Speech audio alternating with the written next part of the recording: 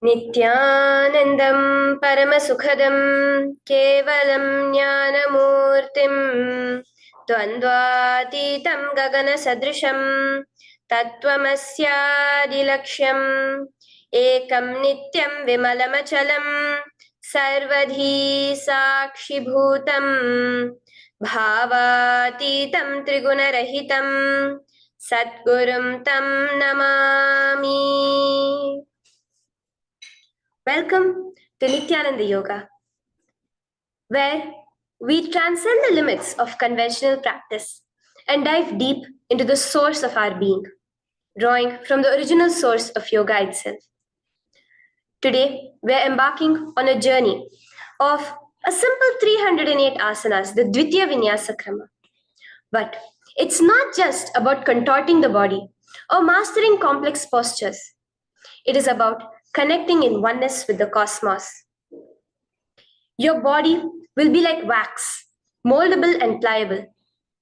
Today, as we embark on this journey, shed the notion of limitations. Forget the boundaries imposed by your bone and flesh. Instead, recognize yourself as the very source material of the cosmos, the consciousness from where we all come from.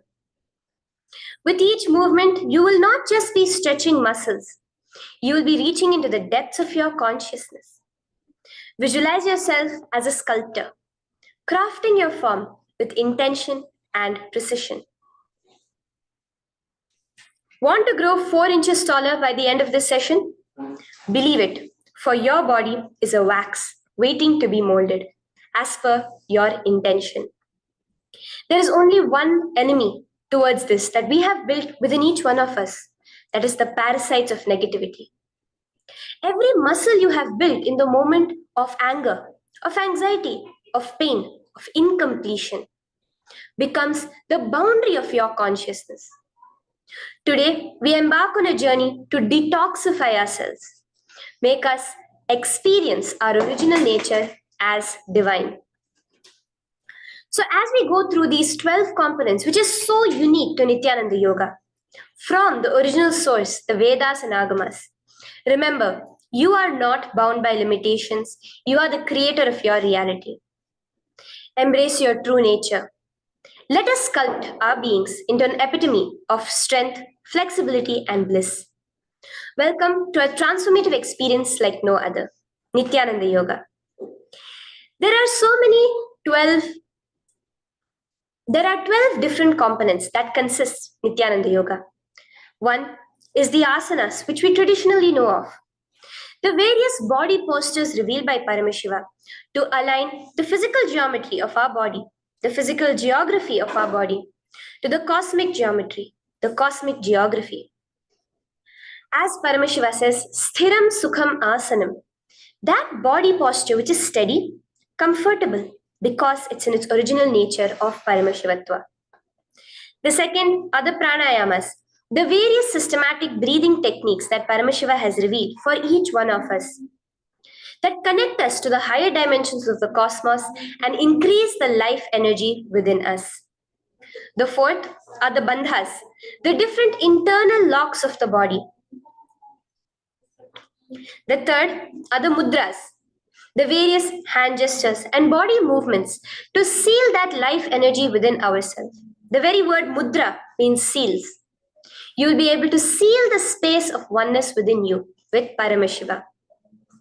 The fourth are the bandhas, the various internal locks of the body to awaken the Kundalini Shakti, our latent potential energy, and make us conducive for the ultimate experience. The fifth are the karanas, the beautiful dance movements of the body, revealed by Paramashiva to put you in the space of ultimate bliss, and which engage all the different parts of your body. The next are the visualizations. As Swamiji says, the intention with which you move your body manifests as your reality. As you hold the visualization within you of the various gods and goddesses of Kailasa, of the various beings of this universe, you manifest the powers of those beings within you. The next are the japas, the various powerful energy vibrations of the cosmos that you will be subtly repeating in your throat center that will cause your very DNA to be bound to the cosmos, to your consciousness with the highest frequency possible. The next are the pramanas, the chanting of the sacred mantras, the original source scripture of Hinduism that reveal the science of Nityananda Yoga, because as Swamiji says, yoga has a source and it is Hinduism. These original verses will manifest the vision Paramashiva had when he created yoga in each and every one of us. There are weights, which is an optional component, helps us to enhance our experience of Nityananda Yoga as revealed from the source scriptures of Hinduism. The next are the mandalas, the cosmic geometrical representation. The Shri Chakra, the Shri Yantra, which is the direct geometrical representation of the cosmos. When you keep that in front of you and gaze at it throughout your Nityananda Yoga, your body will fluidly just align itself to the cosmos. We have the Abharana, the Rudraksha, which we keep on our body, which acts as an energy battery, sucking in, storing the energy that we produce during this Nityananda Yoga and releasing it to us throughout the day to fuel our entire day with consciousness. The last but not the least are the Aushadas, the various sacred herbs that you can apply to, which can be infused with the thought current of Parameshwatva to manifest it within you. With this understanding, let us get right into the practice of Nityananda Yoga, which starts with invoking the presence of Paramashiva himself, the very being of Paramashiva, to witness our Nityananda Yoga today, with the chanting of the Shiva Mula Mantra.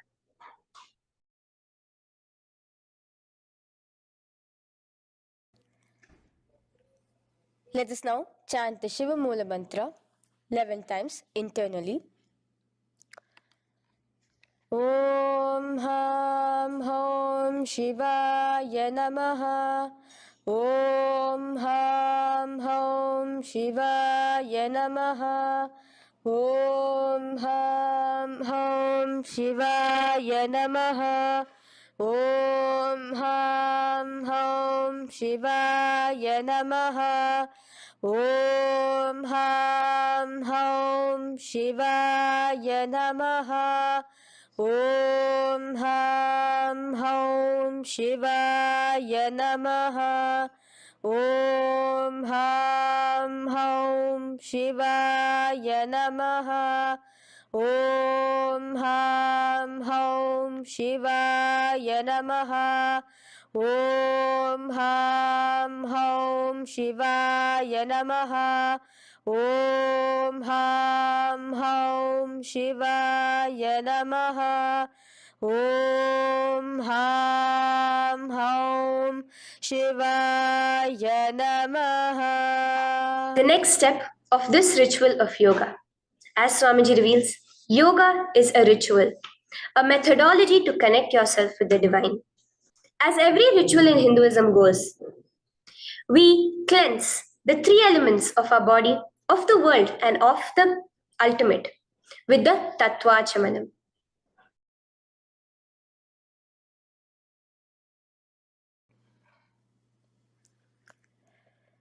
The next is the Tattvachamanam.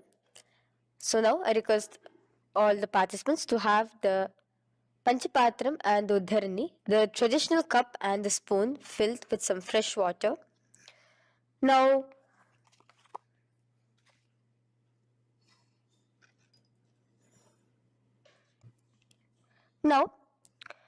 keeping your right hand in the shape of a cow's ear, the Gokarna Mudra, pour an Uddharani of water from the Panchapatram and chanting each of the following mantras internally, drink the water that flows through the base of the palm. Om Atmatattvam Shodayami Svadha. Om Vidyatattvam Shodayami Svadha. Om Shivatattvam Shodayami Svadha. Wash your right hand with water from the Panchapatram. Now, chanting the following mantra internally, wipe the upper and lower lips twice using the base of the right hand thumb, moving the hand from right to the left of the lips. Om Ham Hridayaya Namaha. Wash your right hand with water from the Panchapatram. Now, with the tips of right hand index, middle, and ring finger, touch above the upper lips and below the lower lips. Wash your right hand with water from the Panchapatram. Now, with the tips of right hand index finger and thumb joined together, touch your right nostril, left nostril. With the tips of right hand ring finger and thumb joined together, touch your right eye, right ear, left ear. Wash your right hand with water from the Panchapatram. Now, with the base of the right hand thumb and little finger, touch the navel, right chest, left chest. With the right hand, fingertips together, touch the top of the head, right shoulder, left shoulder, and your heart center. With that, we have the Sankalpa. The Sankalpa, the manifestation of our conscious intention. What is it today each one of us want to manifest through Nityananda Yoga? Hold that in your inner space. Through this conscious intention, which directly happens with the blessings, with the grace of the Supreme Pontiff of Hinduism, Bhagavan Sri Nityananda Paramashivoham, you will just see your intention manifesting as reality.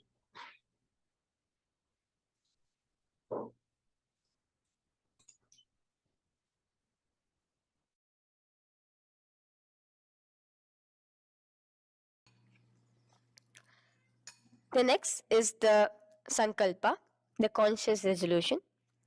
So now I request all participants now to,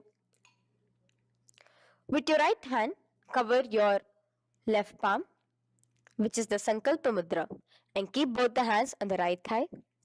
Continue to keep this mudra till the end of the Sankalpa. Om Mamopata Samasta Duritakshayaddvara Bhagavat Shri Nityananda Paramashiva Prityartham Shri Nityanandeshwari Paramashiva Shakti Sameta Shri Nityanandeshwara Paramashiva Prityartham Cha शुभे शोभने मुहूर्ते अद्य ब्रह्मणः द्वितीय पराध्ये श्री श्वेतवराह कल्पे वैवस्वतमन्वन्तरे अष्टाविंशतितमे नित्ययुगे प्रथमे पादे जम्बूद्वीपे भारतवर्षे भरतखण्डे मेरोः दक्षिणे पार्श्वे शखाब्दे अस्मिन् वर्तमाने व्यवहारिके प्रभवादीनां षष्ट्याः संवत्सराणां मध्ये शुभनाम संवत्सरे शुभायने शुभऋतौ शुभमासे शुभपक्षे शुभतिथौ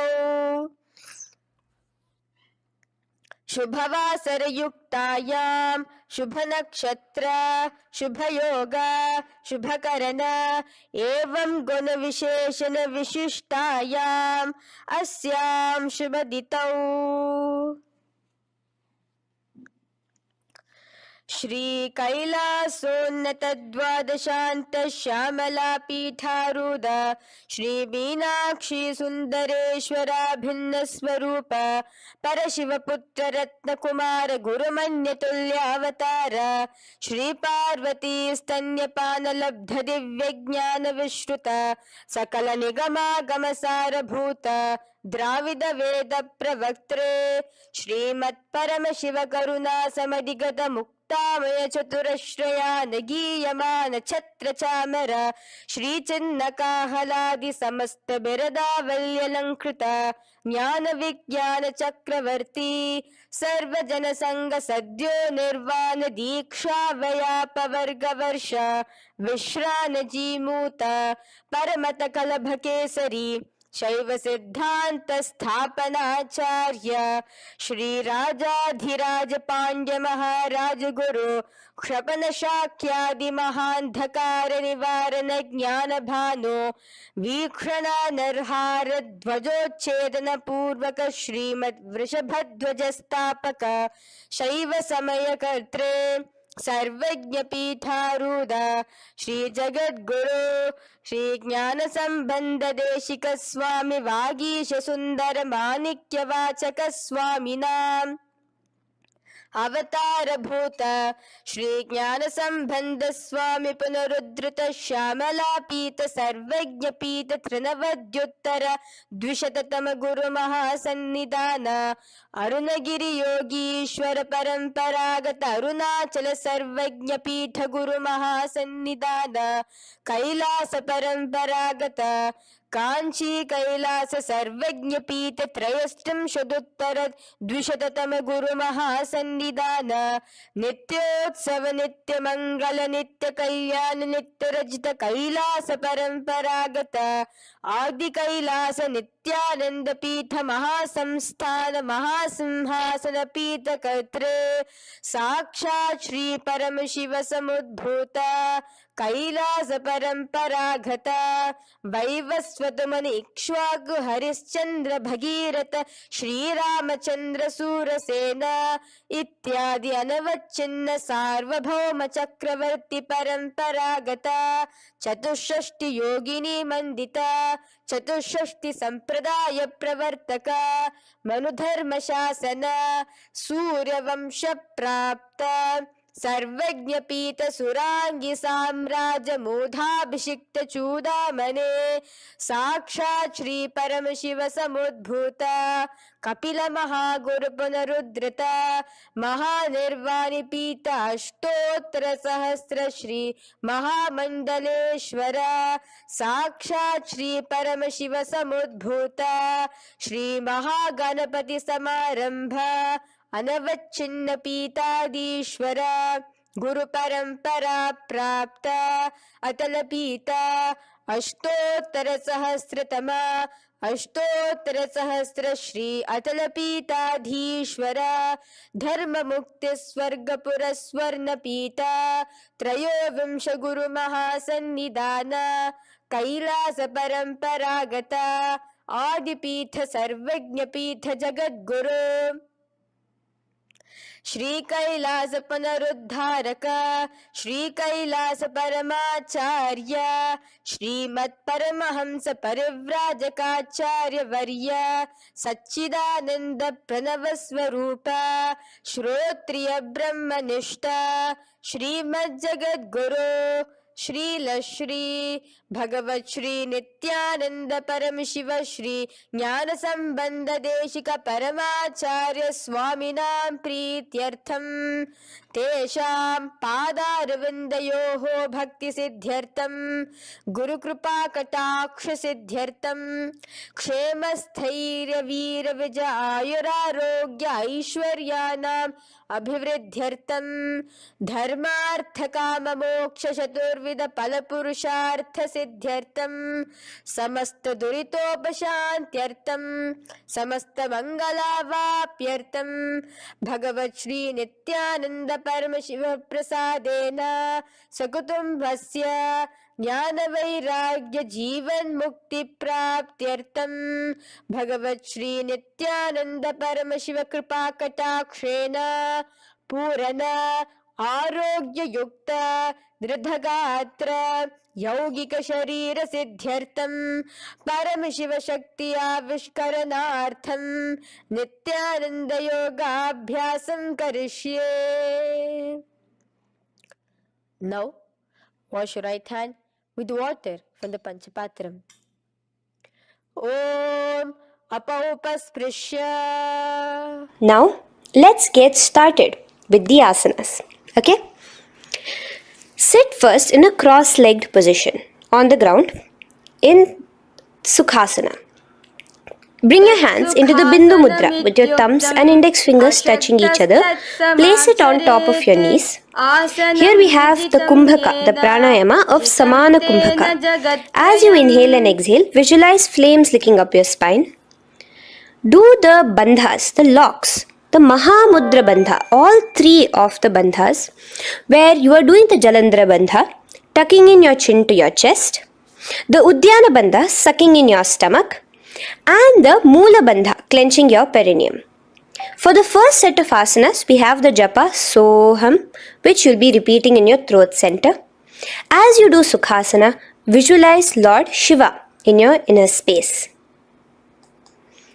The next asana is Parvatasana.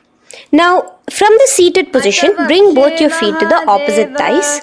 Clasp your hands together in front of your heart center in the Anjali Mudra and raise it above your head. Keep your hands as straight as you can. Continue the Samana Kumbhaka and the Japa of Soham. Remain with all the three bandhas, the chin to your chest in Jalandhara Bandha, the stomach tucked in Udyana Bandha, and the clenched perineum in Moola Bandha. Here, visualize yourself as Mount Kailash. The next asana is Hali Pavasana. Now slowly bring your feet together in front of your body as you stretch it out a little further away. Now bring your hands behind your back and clasp the left hand by your right. Lean forward, placing your forehead on the ground as you continue to engage all the three bandhas. Here, gaze at your nose. Visualize Swamiji, the supreme pontiff of Hinduism, in your inner space. Now, in a similar position from Hali Pavasana, just release your hands, slightly get up and bring your hands in front of your body. Place them on the ground, cupping your hands, making a hollow in Nagi Pavasana. Visualize yourself as a snake, gazing at your nose. Continue the japa, the pranayama, and all three bandhas engaged. Now, raise up. This is Kokilasana. Hold your big toes with your index and middle finger in the Prana Mudra. Stretch your legs straight out and upwards. Cross it into Padmasana. Bring it to your opposite thighs. Lean forward and down onto your elbows. Again, tuck your chin into your chest, suck in your stomach, and clench the perineum in the Mahamudra Bandha. Visualize yourself as a bird in Kokilasana. The next is Neti Asana. Now, raise up again. Bring one ankle to the top of the opposite knee. Hold the elbows with your hands. Hold the respective elbows with the opposite hands. Again, engage all the three bandhas and rotate your arms in a circular motion. Keep the spine completely straight and gaze towards your nose. Visualize Swamiji, the supreme pontiff of Hinduism, in your inner space. Next is Gajasana. Press your hands onto the ground. You can bring your feet a little back as you raise yourself up, your hips up high. Lower your head and then chest, scooping your body forward again and again. Here, engage the Udyana Bandha, where you suck in your stomach along with the Moola Bandha, clenching the perineum. Visualize yourself as an elephant. Gajasana. Now stop the movement slowly. In another dynamic asana, which is Rikshasana, you will start alternatively pressing the heel of one foot onto the ground while lifting the other heel up. Repeat this again and again. The next is Vaishyasana. Now slowly come to a standing position. Stand tall on the tips of just your big toes. Keep your head neck straight line. And bring the middle, index and ring fingers to your heart in the Hridaya Mudra. Continue engaging the Udyana Bandha. Visualize Swamiji in your inner space. Here we have a very interesting movement, which is the Karanas, the dance movements. So the first Karana is Urdhva Janu Karana, which literally means the raised knee. So now stand in the Aramandi position, which is your heels touching together, the toes facing outwards, almost at a 45-degree angle. Bend your knees low And keep both your hands at your chest, elbows parallel to the ground. Twist one knee towards the center of your body. Raise it up, back across the body back to the original position. Simultaneously with the leg movement, follow it with your respective hand, up and across the body. Repeat this alternatively on both sides. Now, in Balalingasana, come back to a standing position straight and interlace your fingers from outside in. This is the Sarva Vashankari Mudra. Hold on to your knee, pulling it up towards your chest. Pull it tight. Continue to keep your spine straight. Engage all the three bandhas, the Jalandhara Bandha, the Udyana Bandha and the Moola Bandha. As you are holding your knee, visualize yourself holding, caressing a baby. Balalingasana. The next asana is Pada Pidanasana. Now the same foot which is raised, clasp it with your hands and pull it behind towards your body, holding it with both your hands. Again, engage all the three bandhas, standing tall. Visualize Swamiji, the Supreme Pontiff of Hinduism, in your inner space.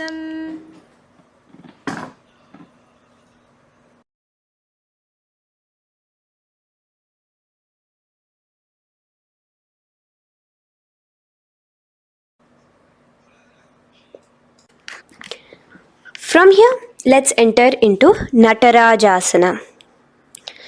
Now, the same foot you're already holding behind your back, twist the same hand of that leg inwards and pull the leg back. Extend the opposite hand forward with the index and thumbs together, again in the Bindu Mudra. Now, pull the foot back and up while leaning forward in Natarajasana. Hold your balance here. Here you will be engaging only the Moola Bandha, visualizing yourself as Lord Nataraja, the Lord of Dance.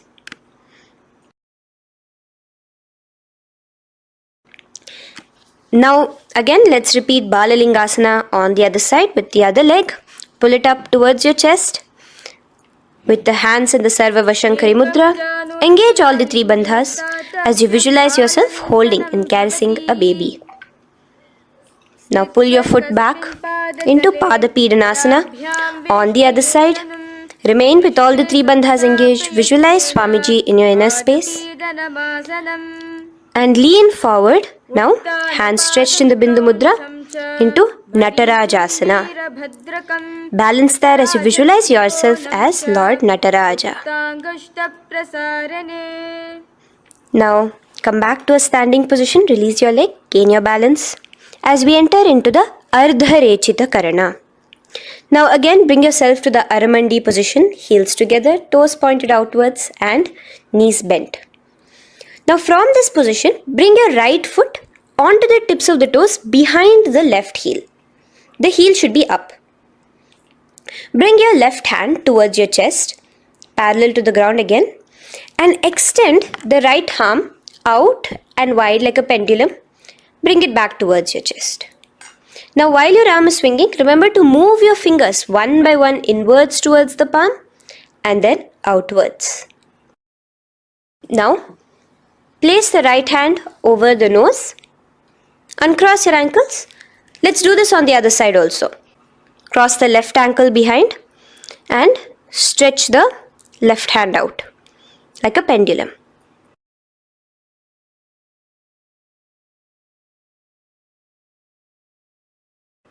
Bring it to your nose and cross the ankles. Now let us enter into the skeleton dance. It's a very powerful meditation. It cleanses the muscle memory. Any patterns which are there within your muscle memory can be completely wiped out through this skeleton dance. Just 2 simple steps. Now stand straight. Visualize yourself as a skeleton. You can close your eyes. Just visualize yourself as pure bones.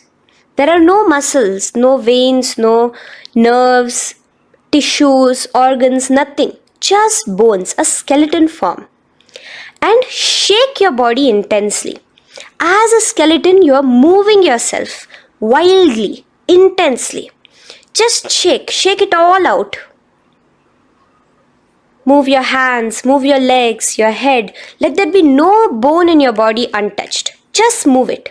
Move wildly. Shake, shake. Literally feel yourself throwing all the patterns out of your system with the intensity of your shaking.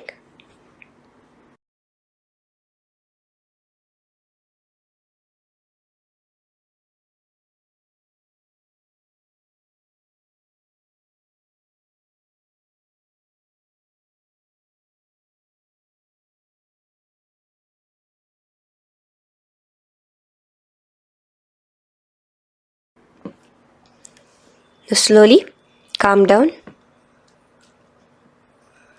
Take a few steps, gain your breath back. That's a powerful meditation we did.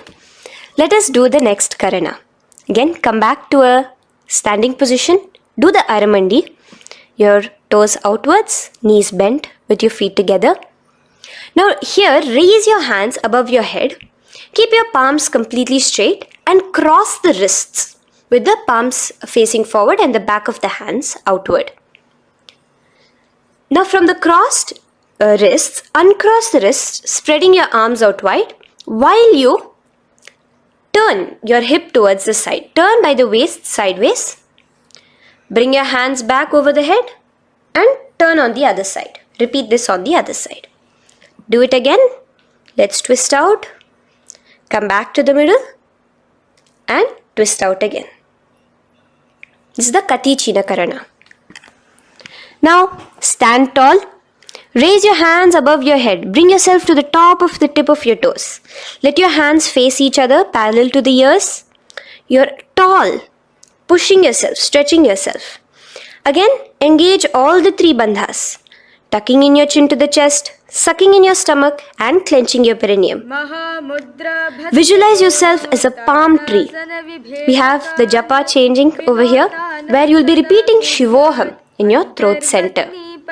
Tadasana. Now, as we enter into Uttanasana, relax and lean forward, bringing your hands on by the ground next to your feet. Keep your palms flat on the ground. Try your best. Engage all the three bandhas. Remain with all the three bandhas engaged as you visualize Swamiji, the supreme point of Hinduism himself, in your inner space. Now jump your feet back into Tarakshvasana, coming to a plank position. Keep your hands shoulder width apart. Be steady there. Chuck in your chin to your chest in the Jalandhara Bandha as well as engaging the Moola Bandha. Now rotate your head while in the Jalandhara Bandha from shoulder to shoulder, side to side. This is Tarakshvasana. Visualize Swamiji, the supreme point of Hinduism, in your inner space. Yes. Now lay flat onto the ground in Bhujangasana. Lower your entire body down. Now point your toes backwards. Keep your hands by the side of your chest and push yourself off the ground. Remember to use the strength of your lower back to hold yourself up. Open your mouth wide. Inhale through the hollow of your throat and exhale through your nose. This is the Bhujangani Mudra. In Bhujangasana, you will visualize yourself as a cobra.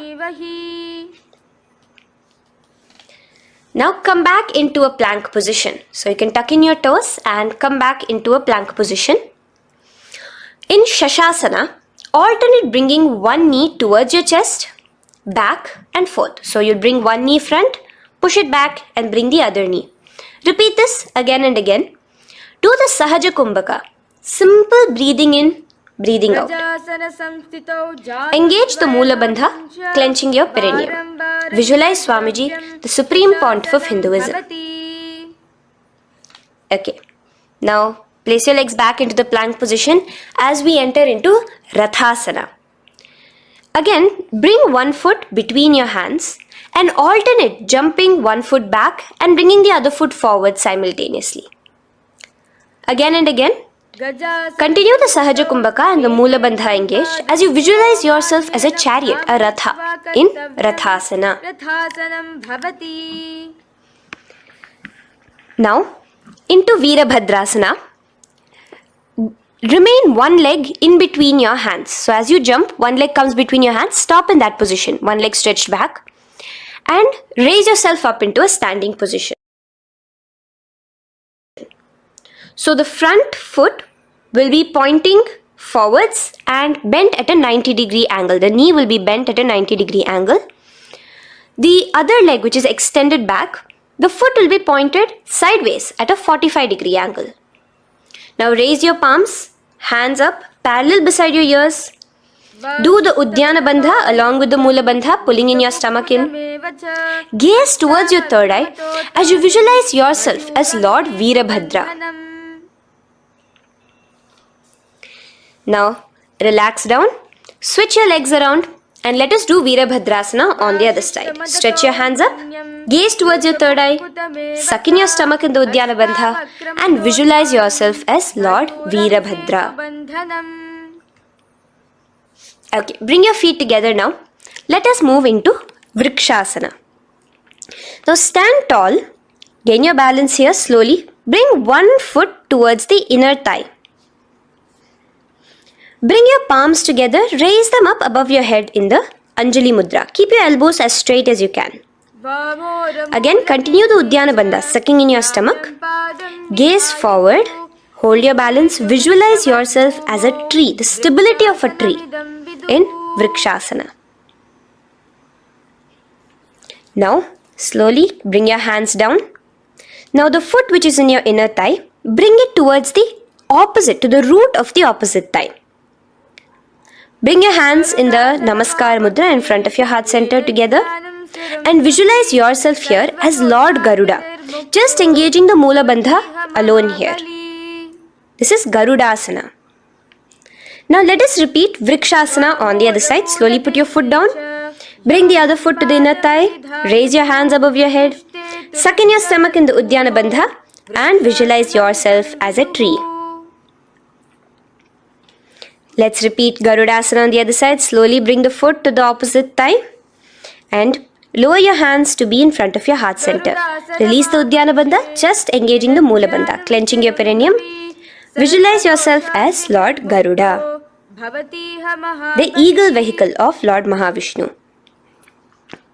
Okay, bring both your feet to the ground now and spread them far apart from each other. Now keep one leg toes pointing forward and the other set of toes pointing sideways. Straighten your arms out parallel towards the ground. Bring your front arm down towards the front foot, beside your foot, while the other arm extends towards the sky. Visualize yourself as a triangle in Trikonasana. Now raise up and let's repeat Trikonasana on the other side.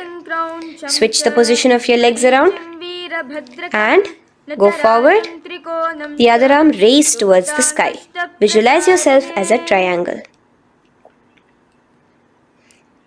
Now come back to a standing position. Bring your feet together. We are having another Karana, the Nikuttaka Karana. Bring yourself to the Aramandi position. Feet together, knees out wide. Here now bring your hands towards your chest, but keep both your palms parallel towards each other. Bring your right foot onto the toes with the heels up. And simultaneously bringing the right hand towards the top. Now drop the right foot, simultaneously lifting the left foot onto the toes and switch the hands position. Now the left hand is on the top and the right hand is on the bottom. Repeat and let us do this repeatedly. Okay, relax now, come back to a straight position and sit down onto your toes. Sit on your heels with your toes on the ground, knees raised up off the ground, together in front of you in Angushtasana. Bring your hands together in the Namaskara Mudra in front of your heart center. We have a very interesting pranayama over here, which is the Bhramari Kumbhaka, where you will be subtly buzzing like a bee as you do this asana. The japa we will be entering into is Sadashivoham. In Angushtasana, engage the Mula Bandha as you visualize Swamiji, the Supreme Pontiff of Hinduism, in your inner space. Now in the same position, slowly bring your hands to the ground. Balance yourself as you stretch one foot forward, sitting on the heel of one foot and the other foot stretched forward, toes pointed upwards. Bring your hands to the Vara Mudra, just the tips of the finger on the ground while the palm faces forward, both your hands. Continue to engage the Moola Bandha, clenching the perineum as you visualize Swamiji, the supreme pontiff of Hinduism, in your inner space. Now, the leg is stretched forward, right? Stretch the same hand, the respective hand forward and clasp onto the big toe of that foot in the Prana Mudra with your index and middle fingers. The other hand, bring it to the back of the respective heel in Vidhunanasana as you visualize Swamiji in your inner space. Okay, bring your 2 feet back together as we repeat Saurasana on the other side. Stretch your left leg forward now. Palms in the Vara Mudra on the ground. Visualize Swamiji in your inner space. And lean forward into Vidhunanasana on the other leg. Clasp your toes. Bring the other hand to the back heel. Continue to visualize Swamiji. Now bring your 2 feet back together as you continue to sit on the heels, getting a nice toe workout here. Balance on your toes, bring your knees together in front of you. Now place your palms on top of the respective knees with the hands facing upwards, the palms facing upwards. Leave a slight gap between your palms and knees. As you gaze forward, engage the Jalandhara Bandha, tucking in your chin to your chest, and look between the gap between your hands. Brahma Jurankushasana. The next is Kapilasana. Now spread your knees wide and place them onto the ground. Keep your hands on the respective knees. Pull your stomach in and up in the Uddiyana Bandha. Gaze towards your nose as you visualize yourself as Maha Kapila Muni, the first man that ever started thinking. In the same position, just release that Uddiyana Bandha. Release the lock of the stomach, but continue to clench your perineum in Moola Bandha. As you switch your gaze to your third eye. So from your nose, switch your gaze to the third eye. Visualize Swamiji, the supreme pontiff of Hinduism, in your inner space. Bhadra Gorakshasana. Next is Suryasana. Now, your toes are tucked. Just lift your knees off the ground, wide apart. Bring your hands together in the Padma Mudra with the little fingers and thumbs joined together. Engage the Uddiyana Bandha, suck in your stomach and raise your hands up tall above your head. Slightly lean back as you look towards the gap between your hands. Visualize Lord Surya in your inner space. Now relax, slowly bring your hands to the ground. Sit on top of your heels, the toes flat.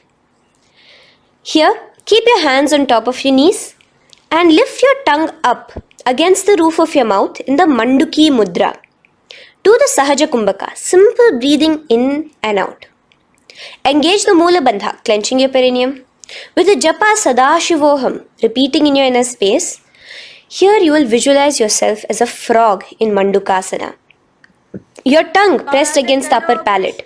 Is your frog-like tongue catching the nectar of immortality dripping from your Sahasrara Chakra?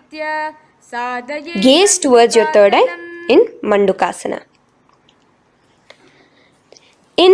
Now from here itself, moving into Uttana Mandukasana. Just bring your hands to the opposite shoulders, remaining in the same seated position. Continue with the Uddiyana Bandha engaged, gazing at your third eye. The Manduki Mudra, tongue pressed against the top of your palate, visualizing yourself as a frog in Uttana Mandukasana. Slowly bring your hands out from behind your back. Now slightly raise up and cross your ankles behind you. Sit on top of your crossed ankles. Keep your knees wide and your fingers spread on the top of your knees, both your hands. Open your mouth wide and stick out your tongue, exhaling forcefully. Gaze at the tip of your nose. Repeat this several times because you're visualizing yourself as a lion in Simhasana. The next asana is Bhadrasana. Now you can release yourself and uncross your ankles. Just keep your toes crossed behind you. Again, sit on top of your heels, keeping your knees wide apart. Cross your hands behind your back, hold on to the big toes in the Prana Mudra with your index and middle fingers. Apply the Jalandhara Bandha, tuck in your chin to your chest along with the Mula Bandha, sucking in your perineum. As you gaze towards your nose, here, resume the Brahmari Kumbhaka, buzzing like a bee subtly in your inner space as you visualize Swamiji, the supreme pontiff of Hinduism, in your inner space. Now, bring your hands out from behind you. As you bring yourself to a squatting position. Keep your feet flat onto the ground as close together as possible, but your knees opened wide. Bring your body in between your knees, your torso in between your knees, and take your arms in and around your knees towards the back, clasping your fingers, interlacing your fingers behind you in the Parashu Mudra. Gaze towards your nose. Visualize yourself as a crow in Kakabhusandhi Asana. The next asana is Kani Pavasana. Unclasp your hands and place them flat onto the floor. Keep them shoulder width apart for good balance. Now, slowly bring your knees to the back of your arms, above the elbows. Lean your chin forward and down. Keep your gaze steady as you lift your feet off the ground. In Kani Pavasana, visualize Swamiji, the supreme pontiff of Hinduism, in your inner space.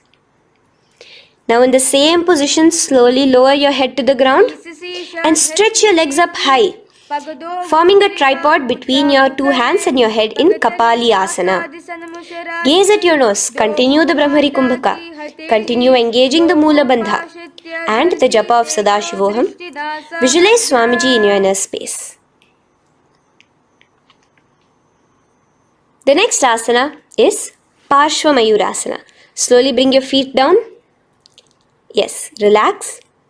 And now squat on your toes with your knees together and twist your body. Place both the hands to one side of your knees. Now bring one of your elbows to the knee and the other of your elbows towards the hip. Lean onto your arms, balance, extending your legs out to the side. Gaze towards your third eye, visualizing yourself as a peacock. In Parshva Mayurasana, as you do the pranayama, the Rechaka Kumbhaka, let your exhalations be prolonged and your inhalations be slightly shorter. Now relax, bring your feet to the ground and bring your body to the other side of your knees. As you repeat Parshva Mayurasana on the other side, lean forward, stretch your legs, gaze at your third eye, visualize yourself as a peacock. Now let's do Bhairaganathasana. Now come again to a plank position. Place your hands down, stretch your legs back and bring one foot around your shoulder to be placed in between both your palms. Gaze at your third eye. Just engage the Mula Bandha, clenching your perineum. Here, this is Bhairaganathasana. Visualize yourself as Lord Kalabhairava. Slowly bring your foot out and bring the other foot in between your palms, remaining in the plank position. Continue to visualize yourself as Lord Kalabhairava in Bhairaganathasana on the other side. The next asana is Unmukha Pithasana. Now from the same plank position, bring your forearms onto the ground. Be steady as you walk your feet closer towards yourself, forming like a slight mountain. In Unmukha Pithasana, gaze at your third eye. Continue the Rechaka Kumbhaka. Visualize Swamiji in your inner space. The next asana is Vishesha. Now, just raise yourself onto one of your hands. So, release your forearms off the ground and raise yourself onto your right arm. And keep your body completely parallel to the ground as you raise your left arm straight above your head. Visualize yourself as Rishi Vishesha as you do the Visheshasana. Gaze towards the hand on the top. Now slowly bring that hand down As you switch the hands, bringing your right hand up towards the sky. Balance there, completely straight on your toes. As you visualize yourself as Rishi Vishesha, the Guru of Bhagavan Sri Rama. Now, bring your feet forward into Anjaneyasana. So here you will be sitting on your hips with your legs pointed forward and sit on top of your hands. So keep your palms facing upwards and sit on both your palms as you tuck your elbows into your body. Do the Rechaka Kumbhaka, continue the Rechaka Kumbhaka. Engage the Jalandhara Bandha, tucking in your chin to your chest, gaze at your nose, visualize yourself as Lord Hanuman in Anjaneyasana. Now, slowly release your hands from under your body as you lean forward into Paschimottanasana. Clasp your respective toes with your index and middle finger. Lean forward and down, bring your elbows to the ground, your forehead towards your knees. Engage all the three bandhas, the Mahamudra Bandha. As you visualize Swamiji, the supreme point of Hinduism in your inner space, with a new japa, Mahar starting here.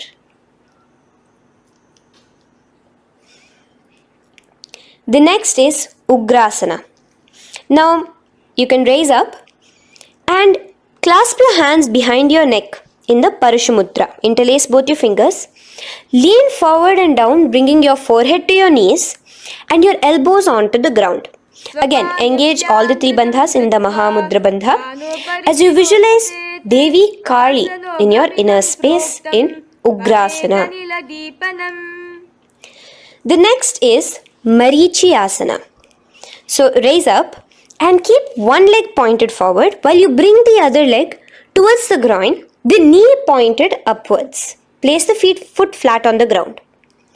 Now lean forward, bring both your hands, wrap your arms around the raised knee, clasping your hands behind the back together. Bring your chest to the thigh with your head towards the knee. Here engage just the Moola Bandha, sucking in your perineum, as you visualize yourself as Rishi Marichi in Marichi Asana. The next asana is Mahamudrasana. Now slowly raise up and the raised knee, let it rest by your side with your leg towards the inner thigh of the opposite leg. Now again reach down, hold your foot, bring your elbows to the ground, your forehead to your knees. Engage all the three bandhas in the Mahamudra Bandha. Gaze at your nose, visualize Swamiji himself in your inner space. Raise up. Let's repeat Marichi Asana on the other side. Bring the other foot straight while the other foot comes into the groin. Knee up. Lean forward, clasping your hands behind your back. Visualize yourself as Sage Marichi. Now from here, raise up, engage all the three bandhas as you let your knee fall to the side. Lean forward, clasping the foot. Gaze at your nose. Visualize Swamiji in your inner space in Mahamudrasana on the other side. Now, bring yourself to a seated position. Sit and bring the soles of your feet together. Bend your knees and keep your heels as close towards you as possible. While try to touch your knees to the ground. Clasp your feet together with both your hands. Maintain a straight spine.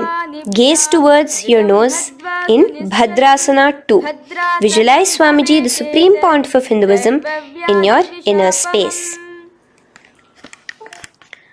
The next asana is Gwali Pavasana. Now, keeping your feet together, just bring your hands towards the respective knees. Just lightly place them there. Tuck your chin to your chest in the Jalandhara Bandha, continuing to engage the Moola Bandha, clenching your perineum. As you gaze at your nose, visualize Swamiji, the supreme point of Hinduism, in your inner space. Now, push your soles slightly further away from you. The joined feet, push it further away from your body. And lean forward, keeping both your hands, the fingers inside of the feet. Hold the soles of your feet. Lean forward and down. Bring your forehead to the ground. Gaze at your nose. Visualize the Yoni Mandala in your inner space. In Joni Asana. The next is Midiki Pavasana. Raise up.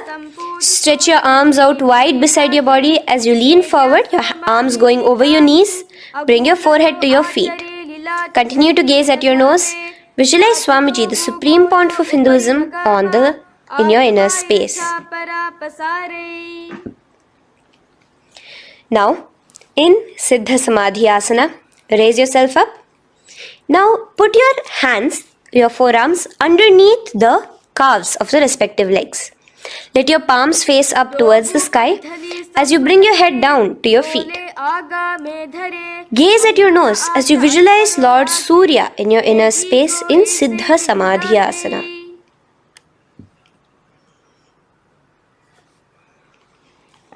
The next asana is Chiniki Pavasana. Raise up now. Bring both your feet together in front of you. Bring your feet back close to your body.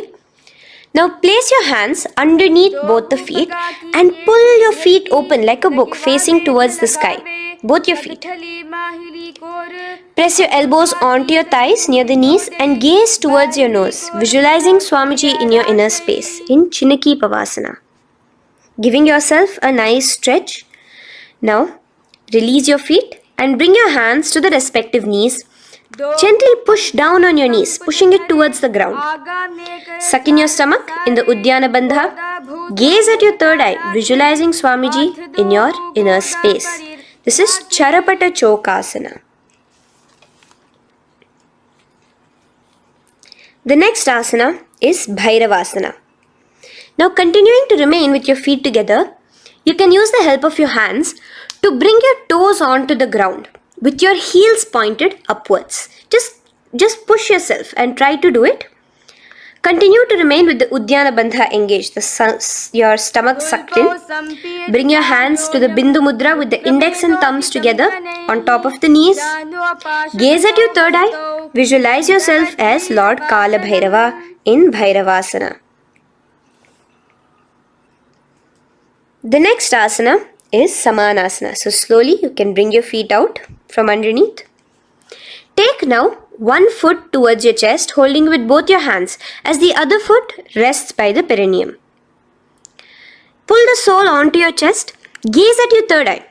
Visualize yourself holding the breath in the Mooladhara Chakra, the Chaturdala, the 4-petal lotus of your body. Gaze at your third eye. Visualize Swamiji, the supreme point of Hinduism, in your inner space in Samanasana. From here, let's move into Apanasana. Now, the foot that you have towards your chest, just bring it over your shoulder and place both your palms onto the ground beside you. As you lift the leg by your perineum, stretch it out and lift it up high into the sky in Apanasana. Gaze at your third eye, visualizing Swamiji in your inner space. Let's repeat Samanasana on the other side. Bring your foot down. Clasp the other foot towards your chest. Gaze at your third eye, visualizing Swamiji in your inner space. And bring the foot onto your shoulder as we repeat Apanasana on the other side. Stretch your leg out straight in front of you, up high towards the sky, gazing at the third eye, visualizing Swamiji in your inner space. Okay, relax slowly. Let's move into Gomukhasana. Now, sitting in a seated position, cross one leg over the other, like over, and align the knees together at the center of your body and the feet by the opposite hips. Place both your hands on top of the stacked knees. Gaze at your nose. Here we have a beautiful pranayama, very cooling pranayama, which is the Sheetkari pranayama, where you will be inhaling through your clenched teeth with your tongue pressed against behind your teeth and exhaling through your nose, creating a hissing sound. The japa will be for the next sequence of asanas. Om Nityanandoham. Visualize the face of a cow in Gomukhasana. Now keep your knees crossed. From the knees, bring your hands towards the respective toes on the side of the body. Clasp the big toe in Prana Mudra. Suck in your stomach in the Udyana Bandha. Visualize yourself as Rishika Anasuya in Anasuyasana. Now in Anusuyasana 2, just bring your hands behind your back, clasp together, interlaced fingers in the Parashamudra. Lean forward and down. Try to bring your nose to touch the ground in front of you. Just visualize yourself as Rishika Anasuya and gaze at your nose. Anusuyasana 2. Raise yourself up now. Now bring one foot towards the perineum, knee resting on the ground. Raise your other foot with the foot in front of the lying down, a foot, knees pointed upwards towards your chest. Place your hands on the respective knees. Keep your spine tall, chest out. Gaze at your nose. Visualize yourself as Lord Garuda, the eagle vehicle of Bhagavan Mahavishnu. Garudasana 2. From here, moving into Naradasana. Now, keep both your hands, bring both your hands behind your neck and clasp them in the Parashamudra. Interlace your fingers behind your neck. Twist outward of the raised knee. Just keep your whole body outside of the raised knee. Gaze towards your third eye, visualizing yourself as Devarishi Narada in your inner space. From Naradasana, let's enter into Matsya Pithakasana. Place one foot on the top of the opposite thigh.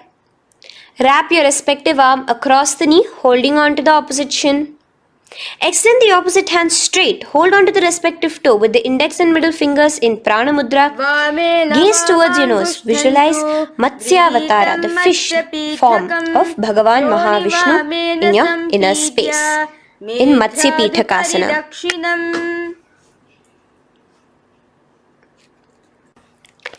From there, let's repeat asana and the rest of the asanas on the other side too.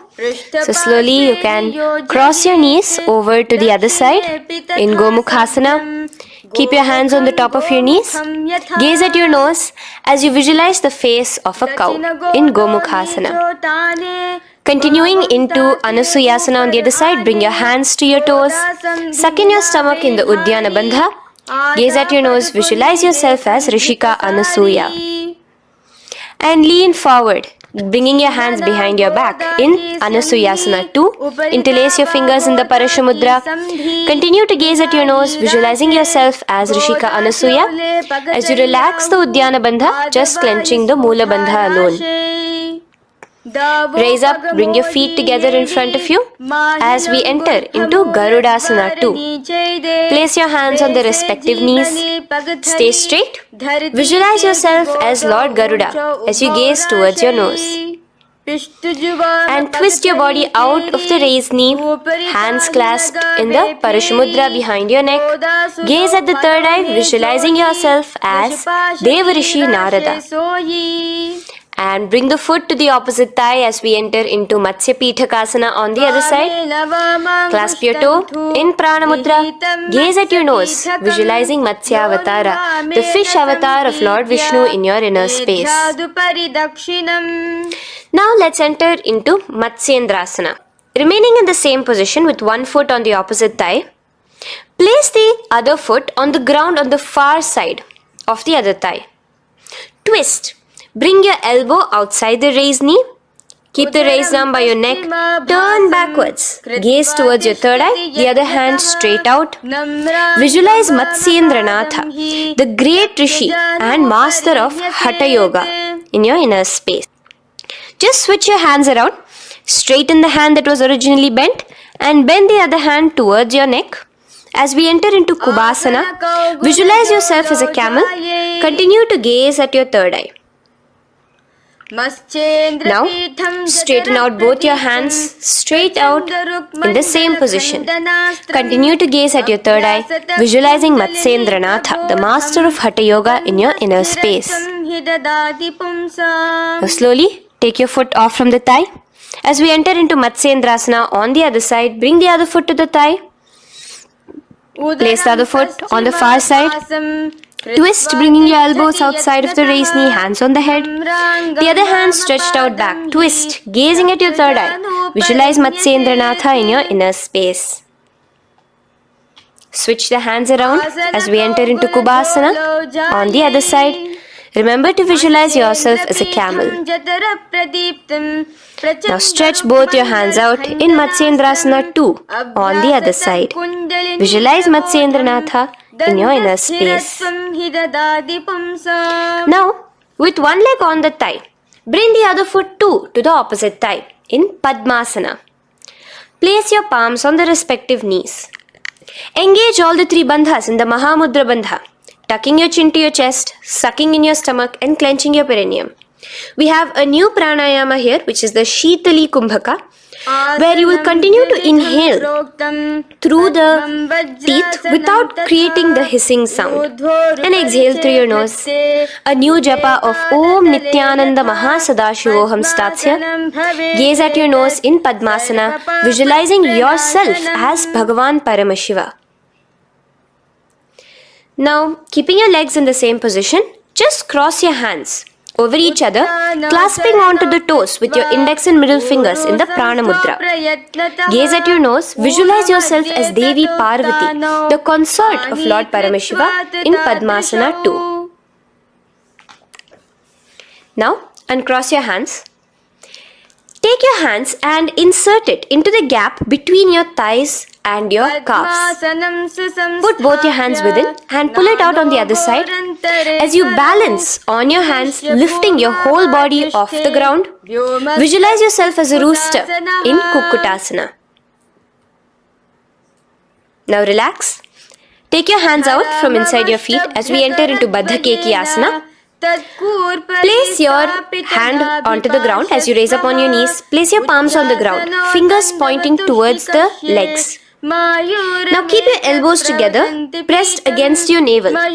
Slowly lean forward, balancing, and extend your knees off the ground, visualizing Swamiji in your inner space. In the same position, stretch your legs out behind you. In Mayurasana, visualize yourself as a peacock. Hold your balance. Relax now. Yes, relax flat onto the ground into Makarasana. Lay down completely flat. Keep your feet pointing outwards, far away from each other. Place your forehead on the mat.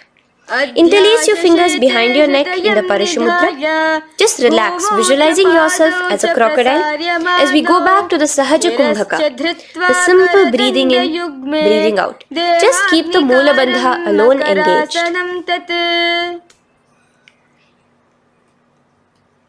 The next asana is Shalabhasana. Now lay on your stomach and place your hands on the ground beside the chest. From the laying position, raise your legs up. Use your core strength to bring your thighs off the ground. Visualizing yourself as a locust in Shalabhasana. Relax your feet down and bring your hands to your feet, pulling your feet down towards the ground beside your hips. In Ushtrasana, visualize yourself as a camel. Now slowly kick your legs back.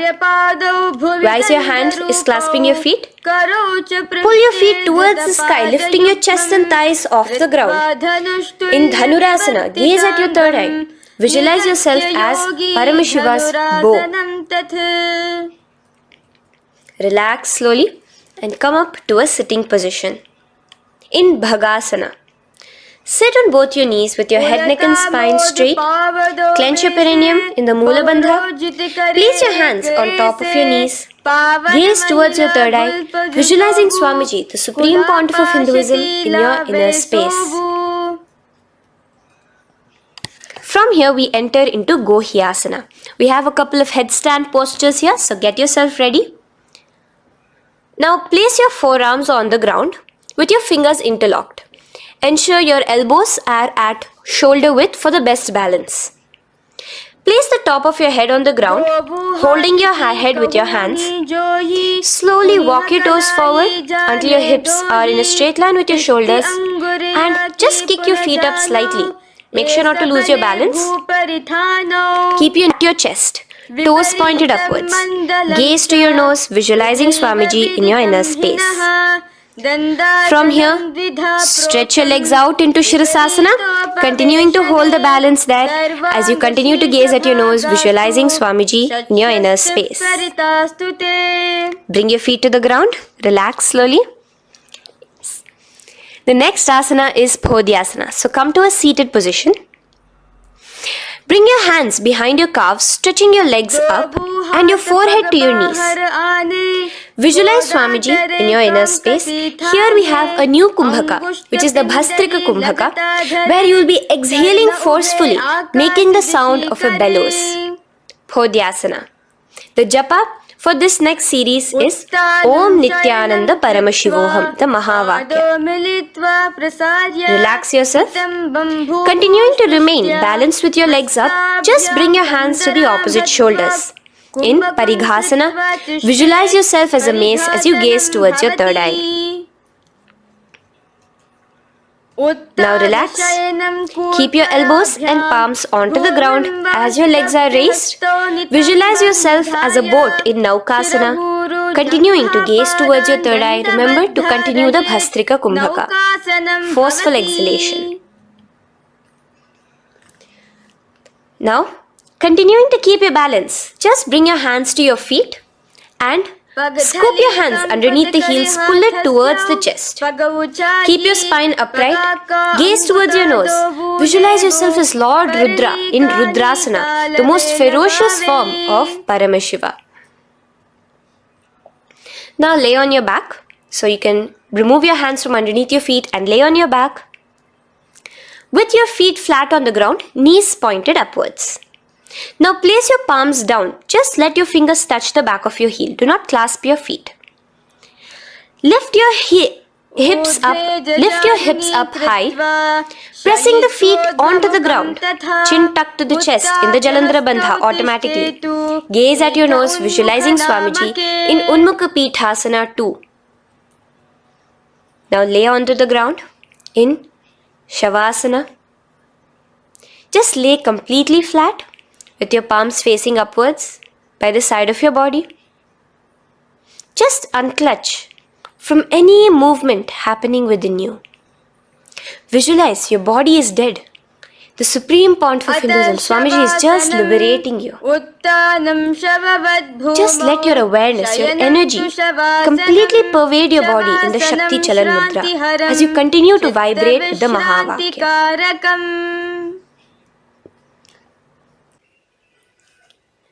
Roll over to one side and come to a seated position. Feel the life entering your body back.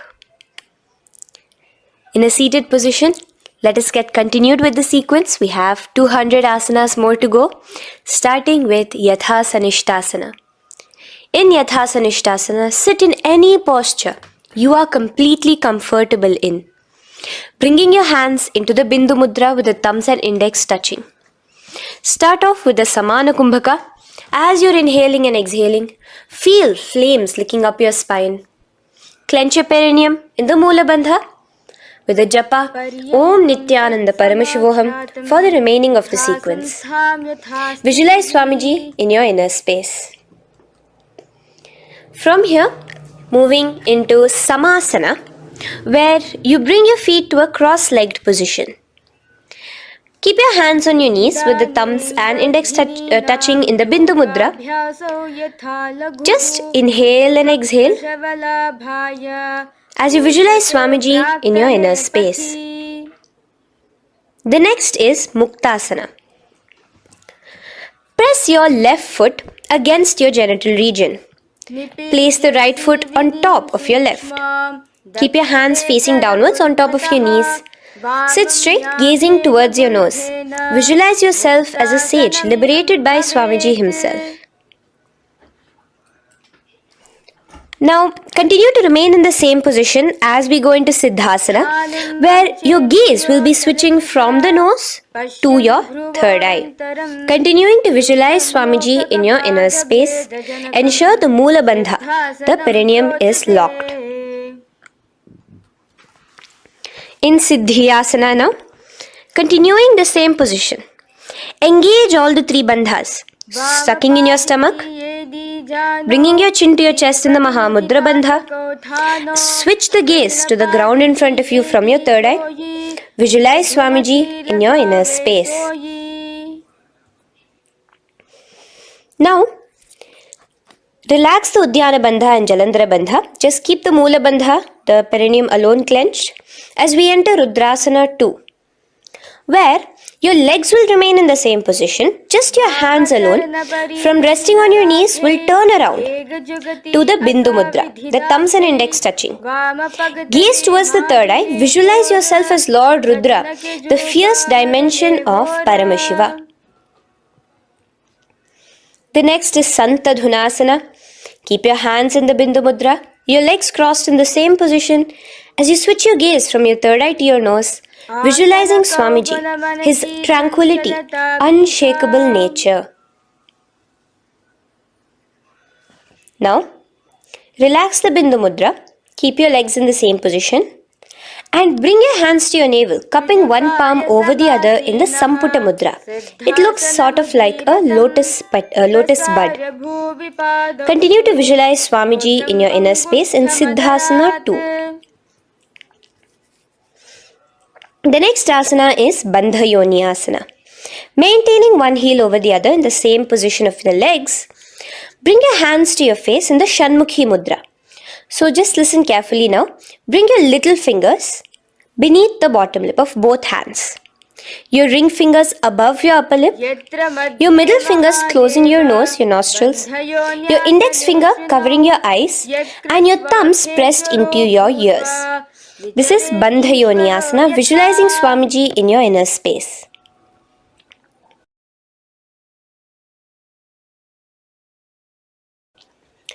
The next asana is Virasana. Now, you can remove your hands from your face and bring one foot onto the thigh, onto the opposite thigh, and the other foot underneath the thigh.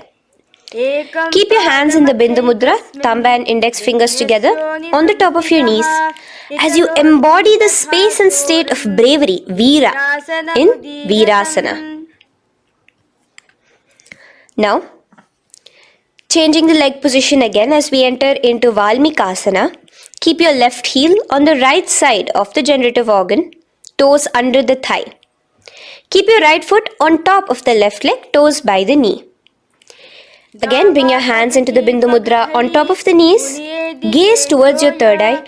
Visualize Rishi Valmiki, the poet, the first poet and author of Ramayanam. The next asana is Joni Mudrasana.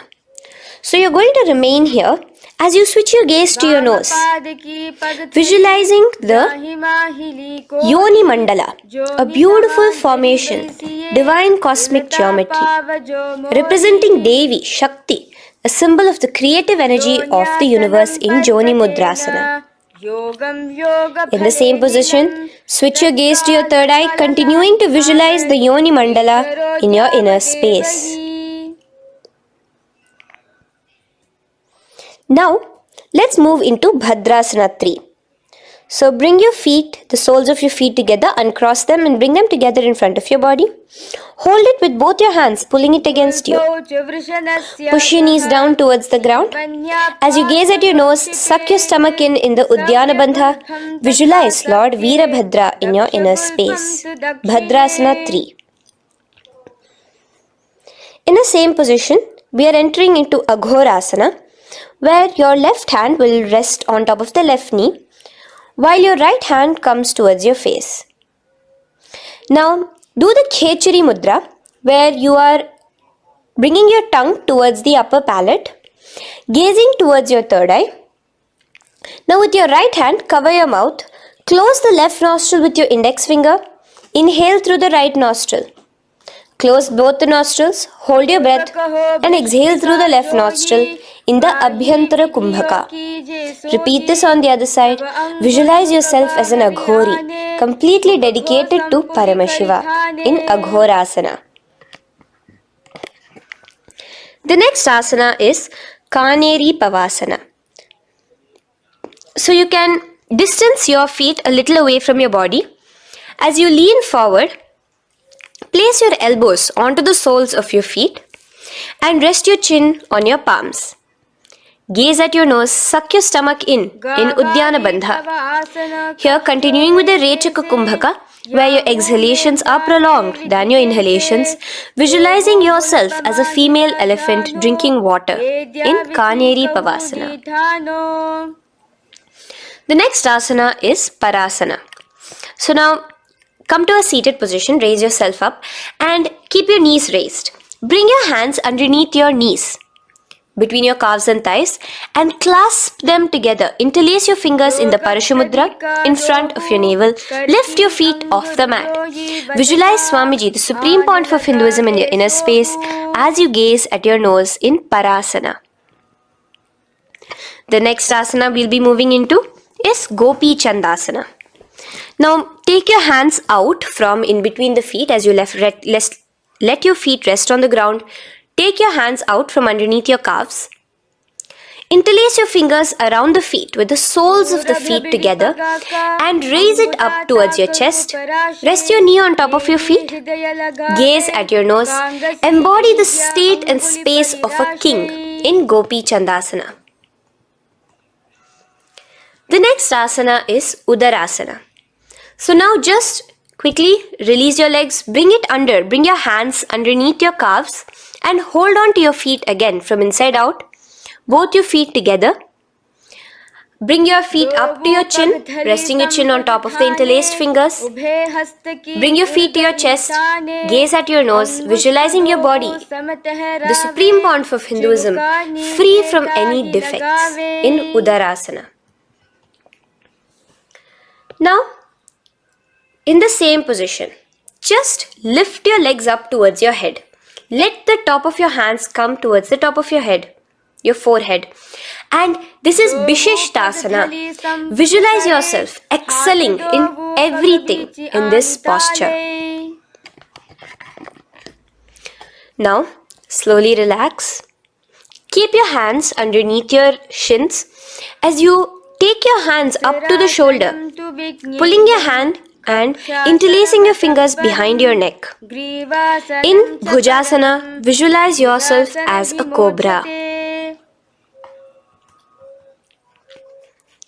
The next asana is Kalyanasana. So in the same seated posture, bring your hands around from behind your neck, remove them and put them around your back, interlacing the fingers behind you. Gaze at your nose. Visualize yourself as a beautiful, auspicious goddess in Kalyanasana.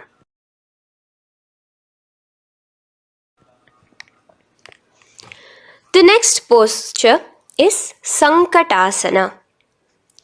So now, uncross your hands from behind you.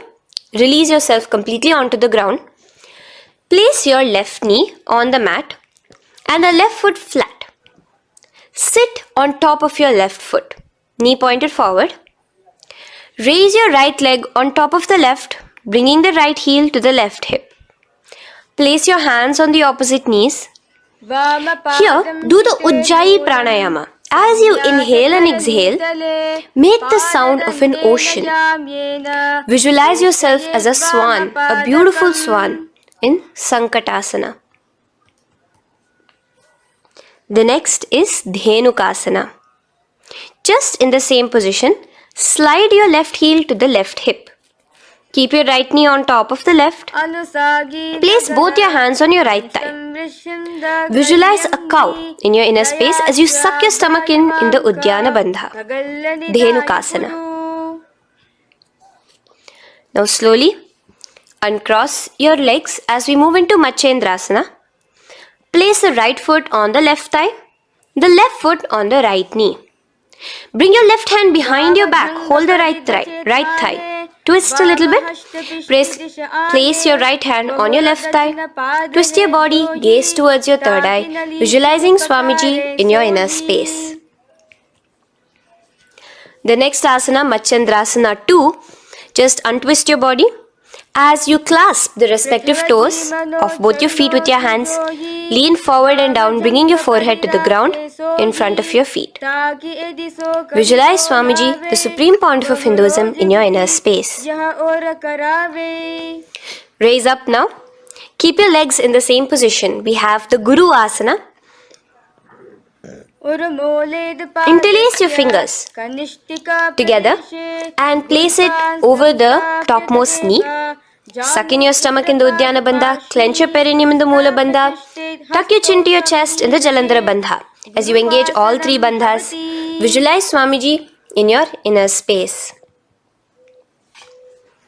Let us now repeat Sankatasana on the other side. So, you can release your hands, your legs as you cross the other leg over. Visualizing yourself as a swan, remember to put your hands on the opposite knees. The next asana, Dhenukasana, repeating it on the other side. Slide your leg out, bring both your hands to the topmost knee. Suck your stomach in the Uddiyana Bandha. Visualize a cow in your inner space. Matsyendrasana again, repeating it on the other side. Bring your legs to the cross-leg position. Twist your body around as you gaze at your third eye, visualizing Swamiji in your inner space. Untwist as we enter into Matsyendrasana 2 on the other side. Hold on to your feet, bring your forehead to the ground, continuing to visualize Swamiji in your inner space. Slowly raise up and let us do Guru Asana on the other side.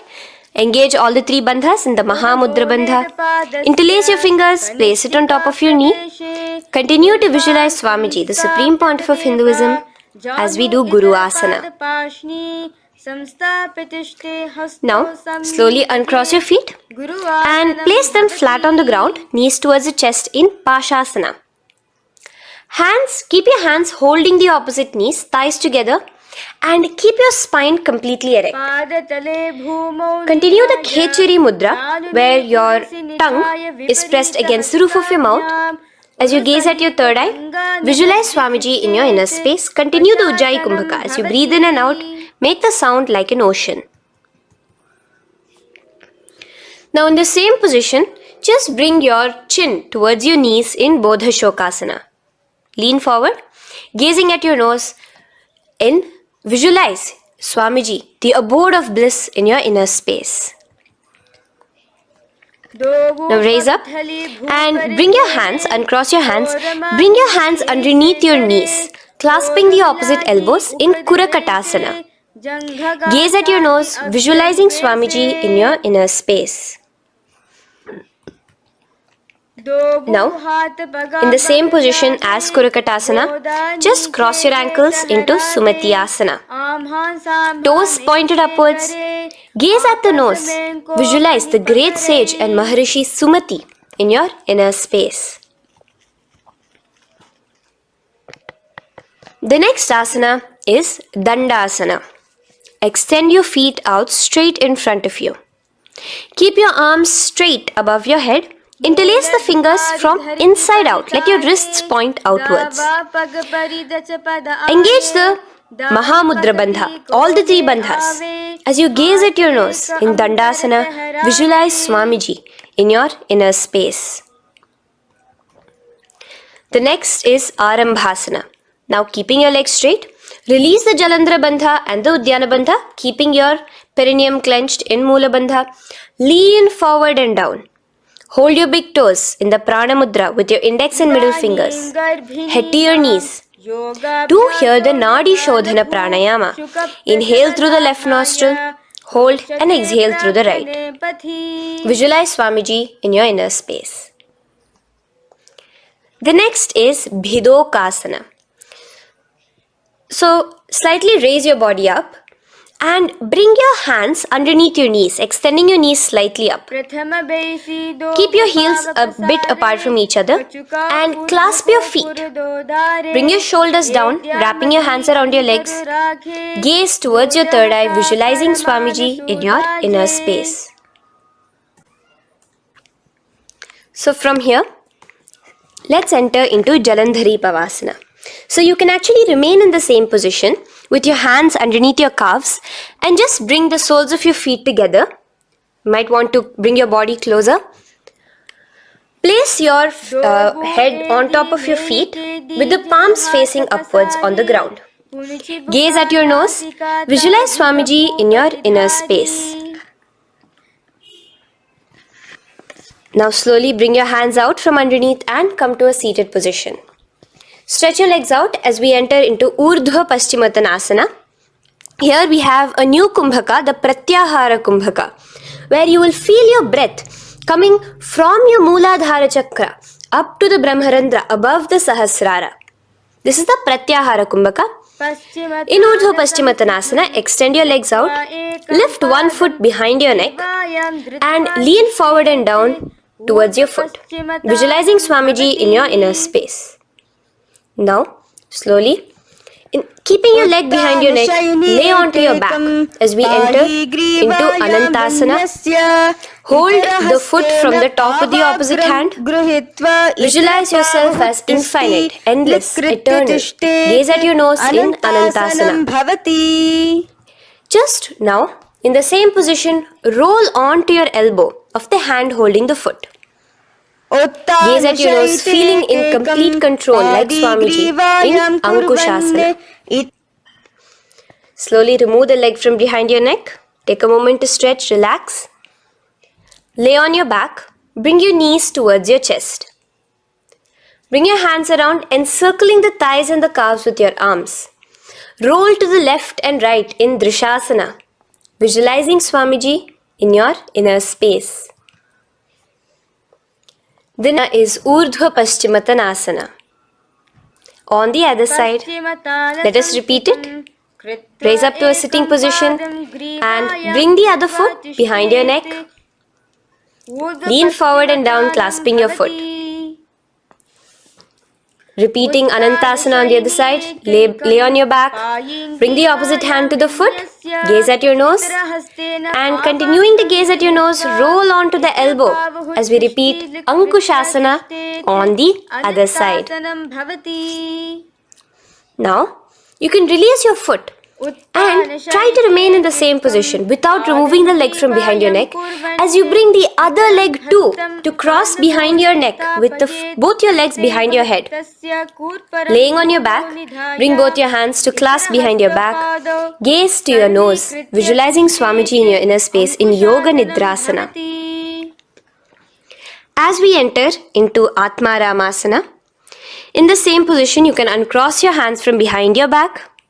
Bring it up, continuing to keep it underneath the legs. Just clasp it behind your neck. So you can bring your legs out from behind your neck. Just let your hands interlace behind your neck, gazing to your nose, visualizing the Atma Rama, Bhagavan Mahavishnu within you as your soul blessing you, as you gaze at your nose in Atma Ramasana. Now, you can release your hands and legs. Continue to lay on your back as we enter into Kochikasana. Bring your knees to your chest with the soles facing upwards. Extend your arms sideways as you gaze towards your third eye, visualizing Swamiji in your inner space.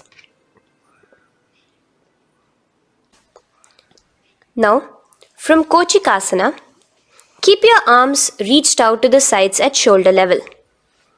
As we enter into Jatara Parivriti 1, keep one knee bent, twist it and bring it to the ground on the opposite side with the other leg extended straight. In Jatara Parivriti 2, keep both the knees bent to one side. And in Jatara Parivriti 3, keep both the legs straight to one side. Throughout this, keep your head looking in the opposite direction. And let us repeat this on the other side. You can bring your knees back to your chest. Let your legs out, go to the other side and do Jatara Parivriti 1, 2 and 3. The next asana is Dvipada Pitham. So now, from Jatara Parivriti, you can bring your feet down, lay on your back with your knees pointed upwards, feet flat on the ground. Extend your hands, holding your ankles. And lift your hips up. Engage the Jalandhara Bandha automatically as you raise your hips up, gaze at your nose, visualizing yourself as a bridge in Dvipada. Now in Paryankasana, so you can lay back onto the ground and place your feet flat. Bring your arms over your head, placing the hands flat near your shoulders with the fingers pointing towards the feet. Lift your entire body up and off the ground in Paryankasana as you visualize yourself as sturdy as stone furniture. Lay back down slowly as you bring your hands out. Keep your knees to your chest here and your hands on the shoulders as we enter into Svottanasana. Visualize you're laying on your back as a playful dog. Move your hips in the circular motion. Do the Sahaja Kumbhaka. Now let us enter into Viparita Karani. First, bringing your arms out from behind your shoulders. Let your arms be extended by the side of your body. Use the strength of your arms, palms flat on the ground, to push your body, your upper body, your lower body off the mat. And keep your legs straight above you, extended. Move your legs around and around in Viparita Karani. Automatically the Jalandhara Bandha is engaged. Breathing during the Jalandhara Bandha is the Murcha Kumbhaka. Visualize Swamiji in your inner space. The next is Viparita Karani 2. In the same position, just stop the rotational movement of your legs. Visualize Swamiji in your inner space. Now, as we enter into Langalasana, just let your feet from the top rest onto the ground above your head. Interlace your fingers in the Parashu Mudra behind your body. Visualize yourself as a plow in Langalasana, continuing to engage the Jalandhara Bandha. भूमिं कर्षयेत् लङ्घलासनं भवति. Now, in Shaita Paschimottanasana, bring your hands out from behind your body and hold on to the toes above your head. Keep your legs and hands completely straight. Visualize Paramashiva as Shaita Paschimottanasana is one of the 84 different asanas directly revealed by Paramashiva himself. Continue to do the Murcha Kumbhaka, inhaling and exhaling with the Jalandhara Bandha. Clasping your toes now, spread your feet wide apart from each other in Supta Konasana. Visualize Swamiji in your inner space. Bring your feet back together as we enter into Chakrasana. Clasp your ankles, keeping your legs and hands completely straight above your head.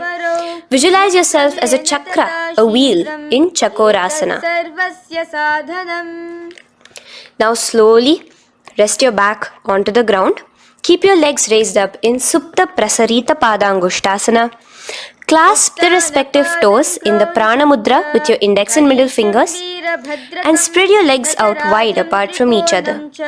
Visualizing Swamiji in your inner space, restart the Ujjayi Kumbhaka where you're inhaling and exhaling, making the sound of an ocean.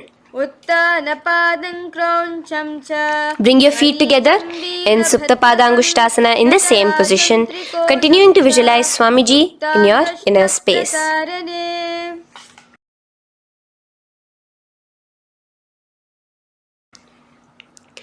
Now, release your feet and bring them into Padmasana. As you lay flat on your back in Matsyasana, hold the opposite elbows over your head, gazing at your nose. Visualize Matsyavatara, the fish form of Bhagavan Mahavishnu. Now in the same position, put one hand over the other, extend it straight above your head. As you visualize Lord Rama in your inner space, continue to gaze at your nose. Now, slowly bring your hands to your hips as we enter into Sarvangasana. Lift your hips and legs up into the sky, crossing your legs in Padmasana. Let your hands support you, your elbows on the floor. Do the Jalandhara Bandha as you gaze at your nose in Sarvangasana.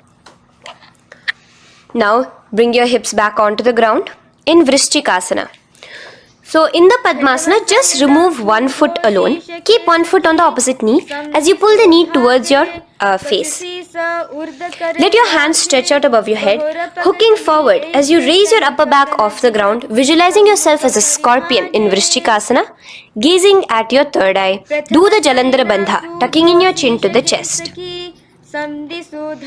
Now just switch your legs around as we repeat Vrishchikasana on the other side.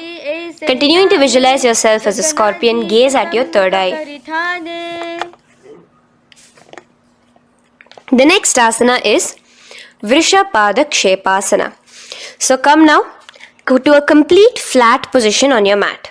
Come down to a complete lying down position and interlace your fingers around your neck. Now raise both your feet off the ground. Extend one leg straight and the other knee to the chest in a bicycle motion. Alternate between extending and raising the knee again and again, bringing your opposite elbows to the respective knees. Visualize Swamiji in your inner space. Breathe in and out in the Sahaja.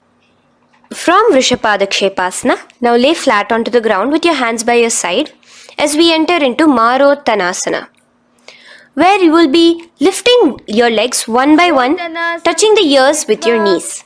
Visualize Swamiji in your inner space. The next asana is Vrikasana. Now what you'll be doing is laying on your back. Bring the soles of your feet flat onto the ground.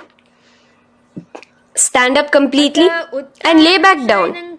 Visualize yourself as a wolf in Vrikasana.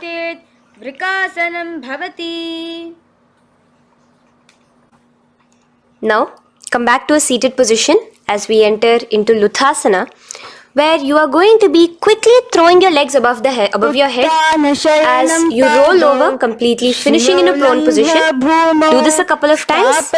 Come forward, roll over. Come forward and roll over again. Visualize Swamiji, the supreme pontiff of Hinduism, in your inner space. Now, take a moment to relax. Lay on your belly with your toes extended in Sarathasana.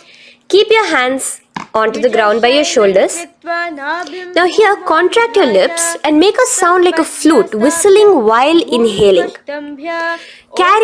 Visualize yourself as a ratha, as a chariot carrying warriors into battle for dharma on your back. Now from Sarathasana, let us enter into Dehalyullanghanasana. So place your palms on the ground and bring yourself to a plank position. Jump your leg forward and back between your arms, visualizing Swamiji in your inner space. Jump forward now. When your legs are between your hands, stand tall.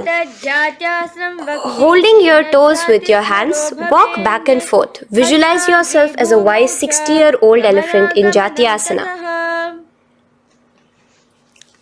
Now come to a standing position.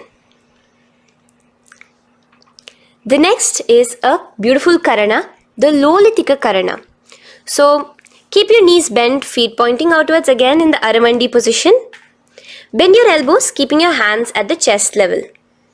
Now swiftly move your arms across the body, bringing it back to the center and tilt your head back. Opening your chest up towards the sky, move your head in all the directions. Now stand back straight as we enter into Sarpasana. So stand erect like a rod with your arms by your side, hands touching the thighs. Visualize Devi, Kundalini, raising up and curling upwards around your body in Sarpasana. The next asana is Ushtra Sadanasana. Lean forward and down, standing on top of your palms. Begin to move and walk like a camel, visualizing yourself as a camel. In the same position, continuing to walk around, switch your visualization to visualizing yourself as a horse as you start to walk around like a horse in Ashvasana. Now raise up tall as we enter into Kapotanitakasana. Interlace your fingers behind the back, pulling them down towards your calves. Open up your chest. Keep your hands in the Parashamudra. Visualize yourself as a soaring bird diving down in Kapotanitakasana. Now, Stand tall as we enter into another karana here, the Tala Pushpaputam karana. Bring yourself to the Aramandi with your hands in the Namaskara mudra. Simultaneously now, open up your palms while raising one heel off the ground, slightly lowering the waist and shoulder of the heel you have raised. Visualize you're offering a bouquet of flowers to Paramashiva as you come back to a standing position, and repeat this on the other side. Let's do this a few times, offering flowers to Paramashiva. Now, come to a standing position. Stand straight and bring your hands together in the Namaskara mudra. Slightly lean forward. Visualize yourself as a rhinoceros. Your hand is the horn as you gaze at your nose in Khadgasana. The next asana is Utthanotthanam. So come to a standing position and sit down all the way as low as you can to the ground and stand up. Do this again. Sit down, stand up, and again. Sit down, stand up. As you gaze at your nose throughout this. The next asana is Musalasana. Now come back to a standing position. Raise your hands above your head, tall as you jump up and down repeatedly. Visualize yourself as a mace. Jump here in Musalasana. The next asana is Uchirshaka. So come back to a standing position. Pull the sole of one foot towards your belly. Now with the other leg, sit down and stand up. Release the leg. Pick the other leg up, pull it towards your belly, sit down and stand up in Uchirshaka as you visualize Swamiji in your inner space gazing at your nose. The next is a Karana, which we will be entering into, the Pashvajanu Karana. So again, bringing yourself to the Aramandi position, bend and lift one knee towards your chest, pointing the toes downwards. Keep your arm around the knee, holding it with the hand in a fist. Let the other hand hang down on the thigh, wrist twisted, fingers pointing inwards. This is the Pashvajanu Karana. Now slowly release as we enter into Tandavasana. Stretch one leg out straight in front of you as you alternate between sitting and standing. Visualize yourself fiercely dancing as Paramashiva. Raise the foot to the inner thigh of the opposite side. As we enter into Brahmanasana, let your hand be resting by the sides. Keep your standing leg erect like a rod. Visualize yourself being blessed by Lord Brahma. Now, you can bring the left foot around the right knee and rotate it, tucking the left toes on the other side of the right calf. Simultaneously cross your left arm below the right, bring your palms together in the Namaskara Mudra. Visualize yourself as Lord Garuda in Garudasana 3.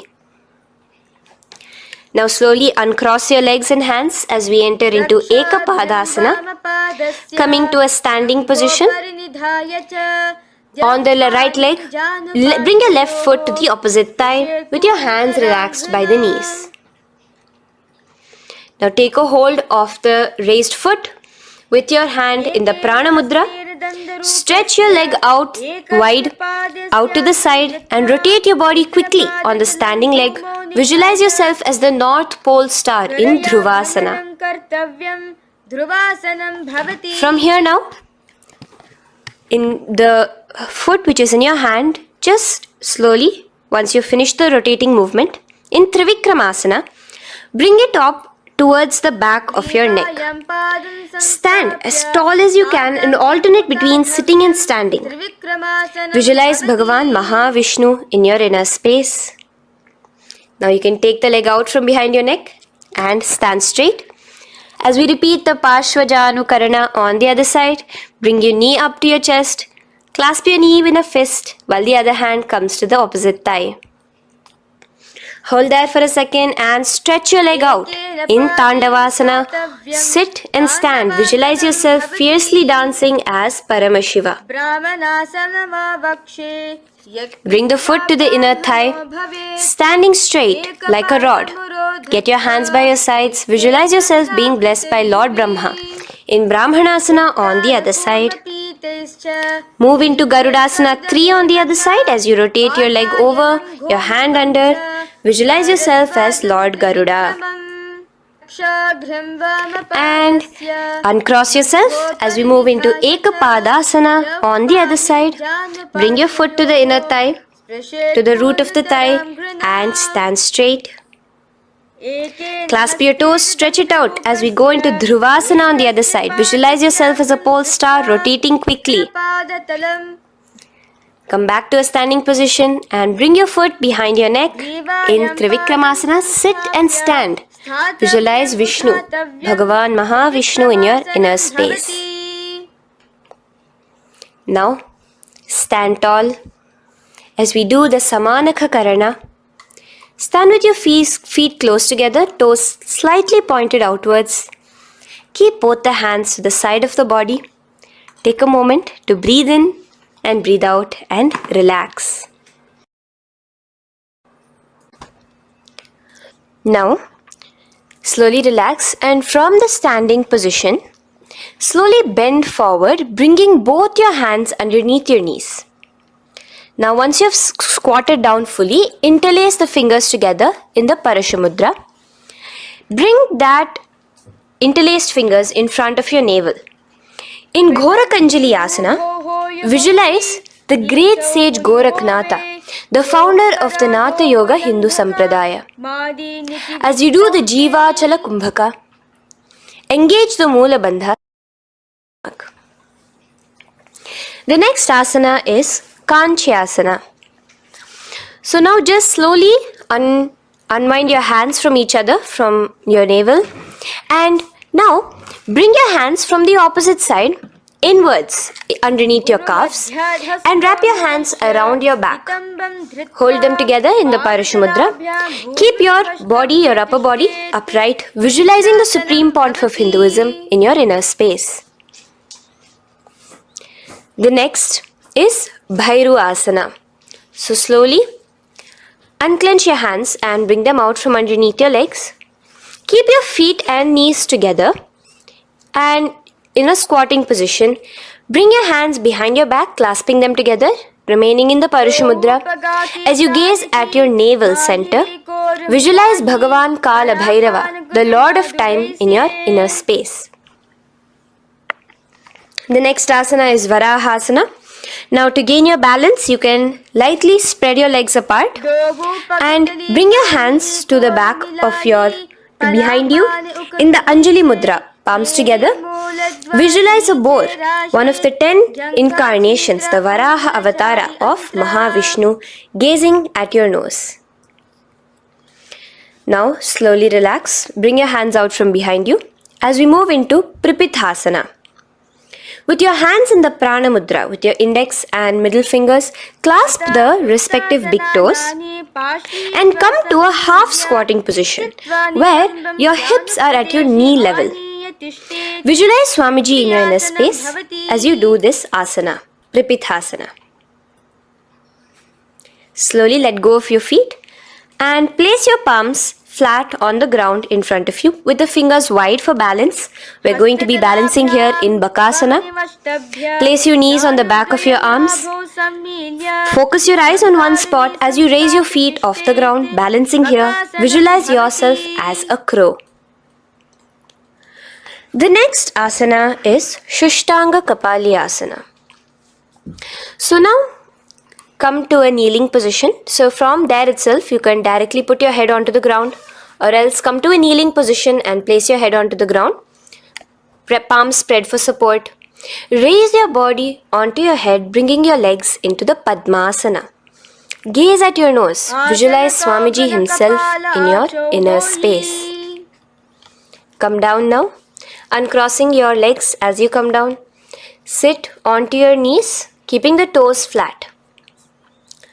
Now, let your heels come outside of the hips Keep your hands on your knees in Guptasana, sit straight.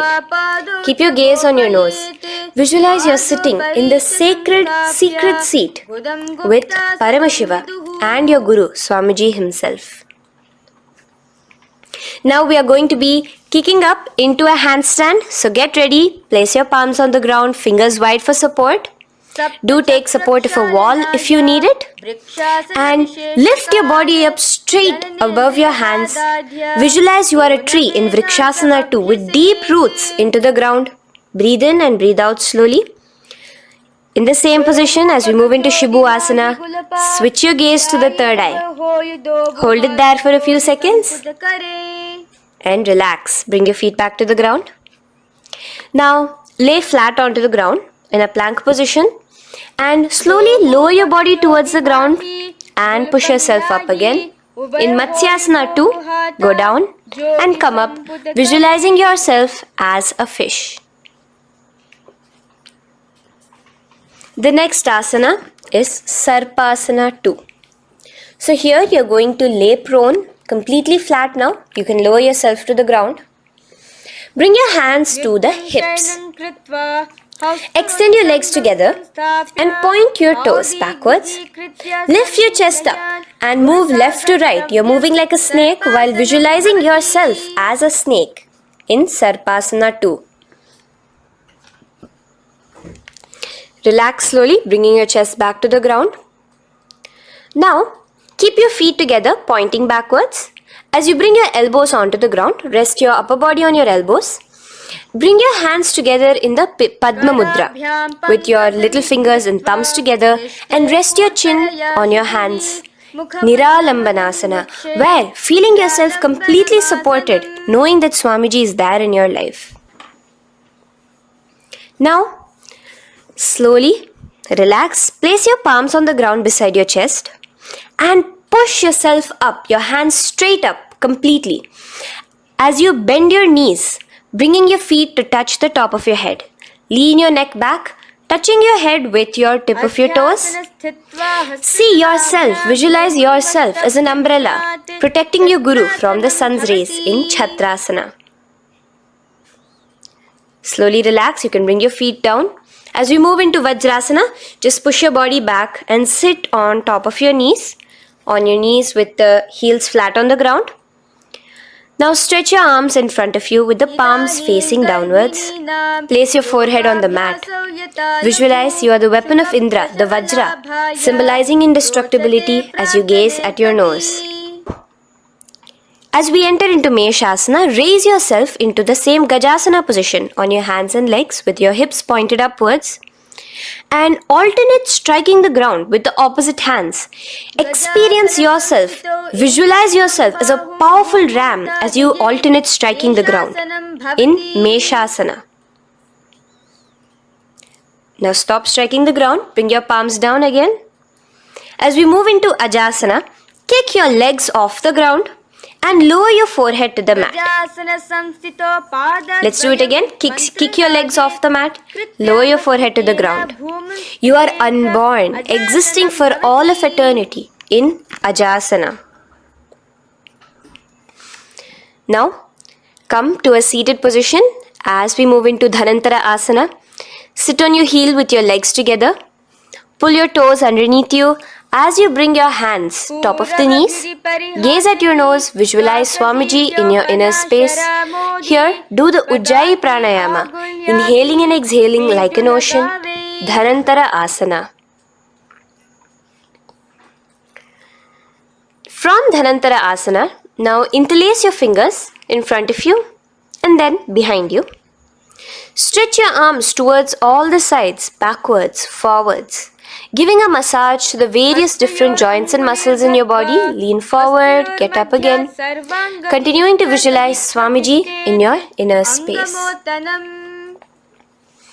Relax your hands and now take your respective heels and point them outwards, outside the side of your hips. Keep your hands on your knees with your thighs and knees resting on the ground, spine straight. Visualize yourself as Lord Garuda in Garudasana 4. You have Mahavishnu and Mahalakshmi on your back as you are flying. The next asana is Ananda Mandirasana.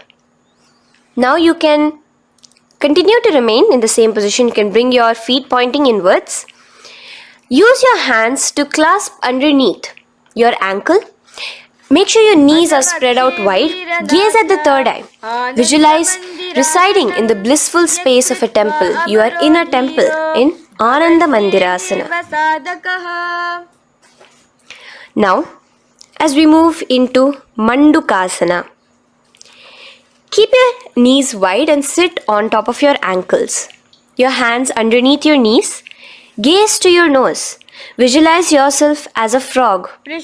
Suck in your stomach in the Udyana Bandha. And remember to do the Manduki Mudra, your tongue, your frog-like tongue, catching the nectar dripping from the Sahasrara Chakra in Mandukasana 2. Now, as we move into Narasimhasana, tuck your toes in and sit on top of the heels.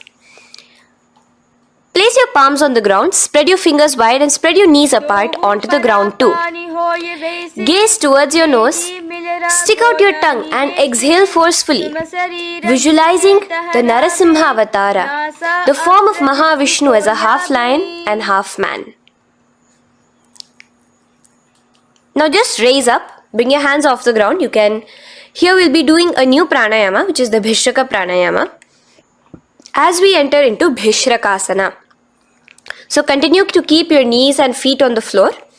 As you bring your hand up to your face, make a hollow of your palms and place it over the mouth.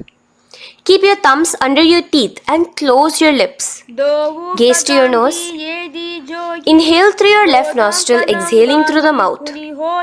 Gaze at your nose again. Visualize yourself as Devi, presiding over any and all minuscule fears you may have within you. Now moving back into the Ujjayi Pranayama, let us do Makadasana. So you can take your hands off your face and slowly remaining in the same position, bring it to your armpits. Bring your fingers to your armpits. Imitate as if a monkey is scratching. As you gaze to your third eye, visualize yourself as a playful monkey in Makadasana. From Makadasana, let's move into Vajra Sangharasana. So you can slowly lift your knees off the ground, just balancing on your toes, sitting on the heels. Bring your hands behind your back and clasp the opposite elbows. Gaze to your nose, embody a diamond. Visualize yourself as a diamond-like strength for yourself and your Sangha. The next asana is Khanjanasana. So now you can uncross your hands. Rest on top of the heels with your knees on the ground. Keep the toes down, ankles crossed behind. Place your palms on the mat to your side. Suck your stomach in the Udyana Bandha as you gaze at your nose in Khanjanasana. Now, you can uncross your ankles and just sit with your toes flat. Keep your knees wide on the floor. Rest your hands on the knees. Just relax the Udyana Bandha, just sucking in your perineum in the Mula Bandha. Gaze at your nose, visualize yourself as a turtle with a stable body and mind to live for hundreds of years.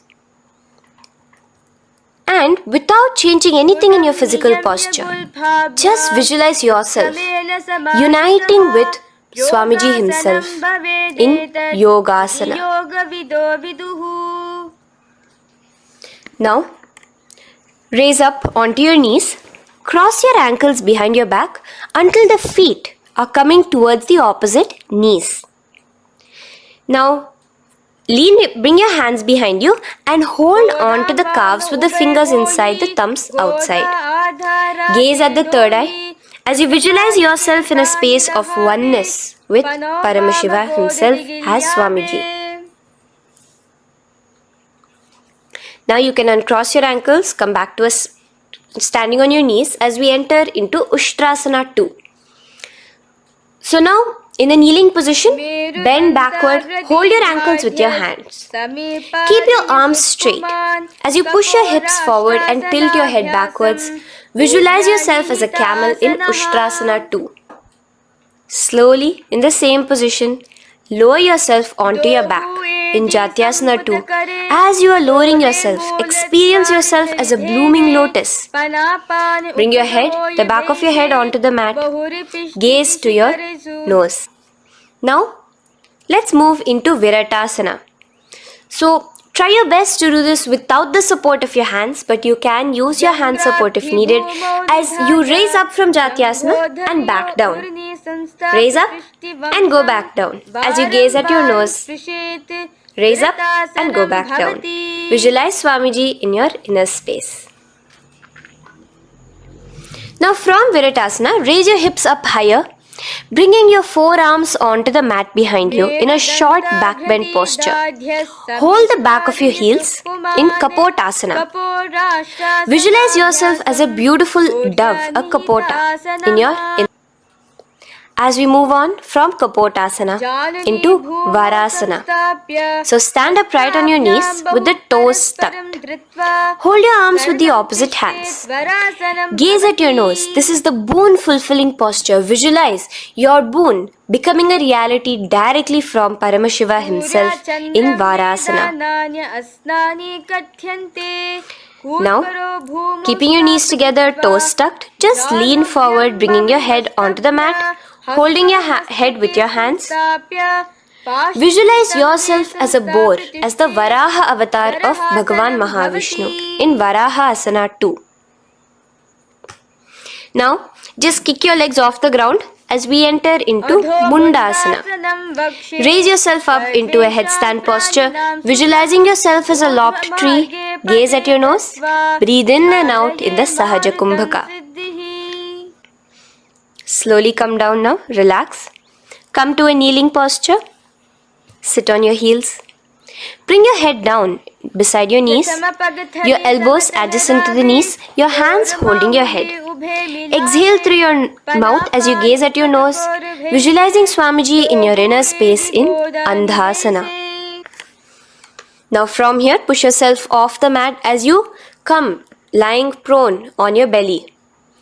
Let your arms be extended straight out and together lift your thighs, arms and chest off the ground, stretching your body, balancing there. Visualize yourself as a locust in Viparita Shalabhasana. The next asana is Kapalasana. So slowly lower yourself back to the ground. Now laying on your belly, bring your arms to your side, palms downwards. Keep your forehead on the ground and your chest on the mat. Only lift your legs up into the air. Only your legs are lifting up. Visualize yourself as a skull. You are a mind with purified thoughts, a strong will to attain enlightenment in Kapalasana. The next asana is Akasha Kapotasana. So now, in the same position as you are, let your arms be straight out behind you. As you kick your legs up and over your head, bring your feet slowly to the mat in front of you. Push yourself, balance there. Visualize yourself as a free and open flying dove in Akasha Kapotasana. Bring your legs back out as you lay flat on the mat. Now push yourself onto your knees. Place your forearms on the ground and your chest down such that your navel is touching your knees.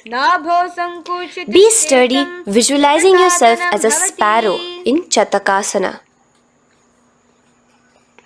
The next asana is Vrishchikasana 2. So your forearms are on the ground. Now slowly raise to your toes and kick your legs off the mat. Slowly lowering your legs to your head. Visualize yourself as a scorpion as you balance in Vrishchikasana 2. Slowly release yourself, coming back to the ground as we enter into Vrishasana. Sit down on top of your right heel and let your left foot remain outside of the hip, the ankle to the side. Place your hands on the mat, visualizing yourself as a bull in Vrishasana. Now, bring both your knees underneath you, sit on both your heels, cross your left leg over top of the right lightly and in Lolasana, push yourself off the ground. Your knees are off the ground, you're just balancing on your hand above the mat. Visualize Swamiji in your inner space. Lower down now Bring the left foot now outside. Bring the right foot out and sit on your left heel now. As we do Vrishasana on the other side, visualize yourself as a bull. From here, let us get into a very powerful asana, Balagunasana. So, place your left toes on the ground, sit on the heel of your left foot. Place the right foot flat with the knees raised towards your chest. Maintain your palms on the respective knees. Be upright. Visualize Balagunahai, one of the 84 siddhas in your inner space in Balagunasana. Now come to a squatting position. Let your feet be flat as you bring your elbows under your thighs and calves, wrapping it around your shins. Hold on to your ankles from the outside in Grahasana, visualizing yourself as an entire planet. Now, you can unwrap yourself as you sit on top of the opposite heel in Balagunasana on the other side. Maintain your palms on the respective knees. Visualize Balagunahai, one of the 84 siddhas in your inner space. Now, sit upon both the toes with the heels up and knees off the mat, knees pointing forward. Now, keep your hands downwards on the respective knees. Keep your spine upright as you visualize Swamiji in your inner space in Utkatasana. The next asana is Vajra Sangharasana. Just spread your knees out wide in Utkatasana. Spread your knees out wide. Clasp the elbows behind your back. Visualize Swamiji in your inner space in Vajra Sangharasana too. The next asana is Anilasana. Now, sit with your feet hip width apart. Bring your hands under the soles of your feet from inside. Your palms facing downwards. Step onto your hands. Keep your arms straight, elbows together at the navel. Gaze to your nose. Visualize yourself able to consume and live off of air alone in Anilasana. The next is Padukasana. So from Anilasana, you can release your hands. Place the back of your hands on the mat with your fingers facing upwards. With your fingers facing towards your body, palms upwards. Step your feet on top of your hands and wrap your hands around your feet like a shoe. Walk around. Visualize you're wearing padukas, walking across the length and breadth of the world in Padukasana. Now bring your palms onto the ground. Stop moving around as we move into Kukutodana. Kick your feet up into the air and let them fall back down. Let's go up again and come down. Kick up and go down. Visualize yourself as a rooster in Kukutodana. The next is Viparita Nrityasana. So as you're kicking yourself up, you can go up into a complete handstand posture, which is Viparita Nrityasana. Do take support if needed. And move around on your two hands as if you are dancing in Viparita Nrityasana.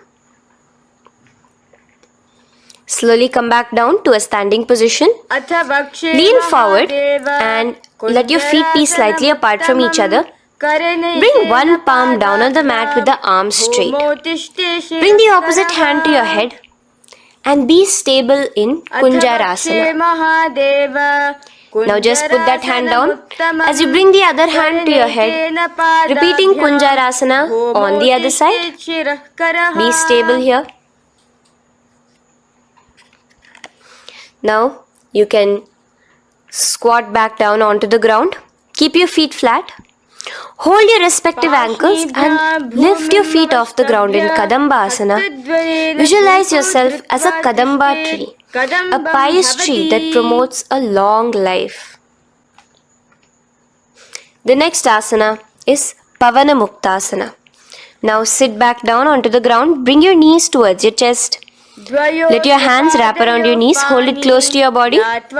Visualize all the excess vata, air, just balancing and releasing in your system in Pavana Muktasana.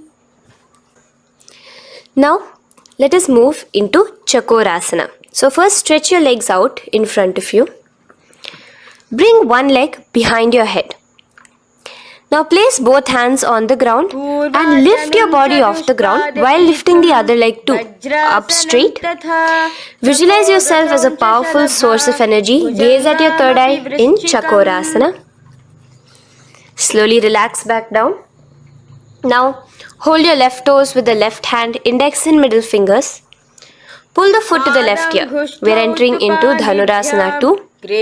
Extend your right leg out, keeping straight. Hold the big toe with your right hand. Visualize yourself as a bow in Dhanurasana 2. The next is Ashtavakrasana. So lift your left leg over top of the left shoulder. After releasing your hands, bring the right foot across and hook it on top of the left foot. Lean forward and down, keep your palms onto the ground. Extend your legs out to the left, lift your head up and chest. You're completely balancing only on your hands as you visualize yourself as a flying crane in Ashtavakrasana.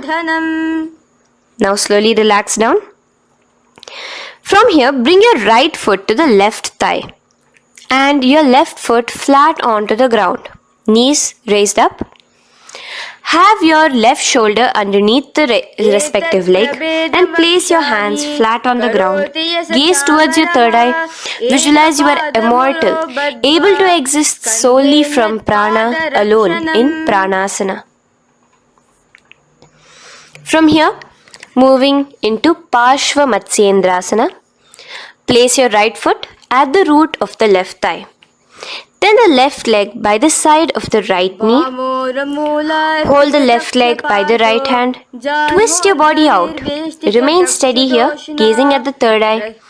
Visualize Matsyendranatha, the great Rishi, Yogi, master of Hatha Yoga, in your inner space. Now slowly unwind yourselves. As we repeat Chakorasana on the other side, lift the other leg behind your head. Place both your hands on the ground and keep your entire body off the ground straight up. Gaze at your third eye, visualizing yourself as a powerful source of energy.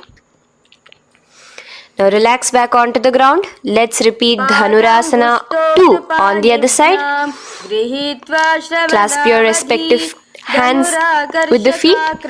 Pull one foot back, the other foot extended forward, visualizing yourself as a bow.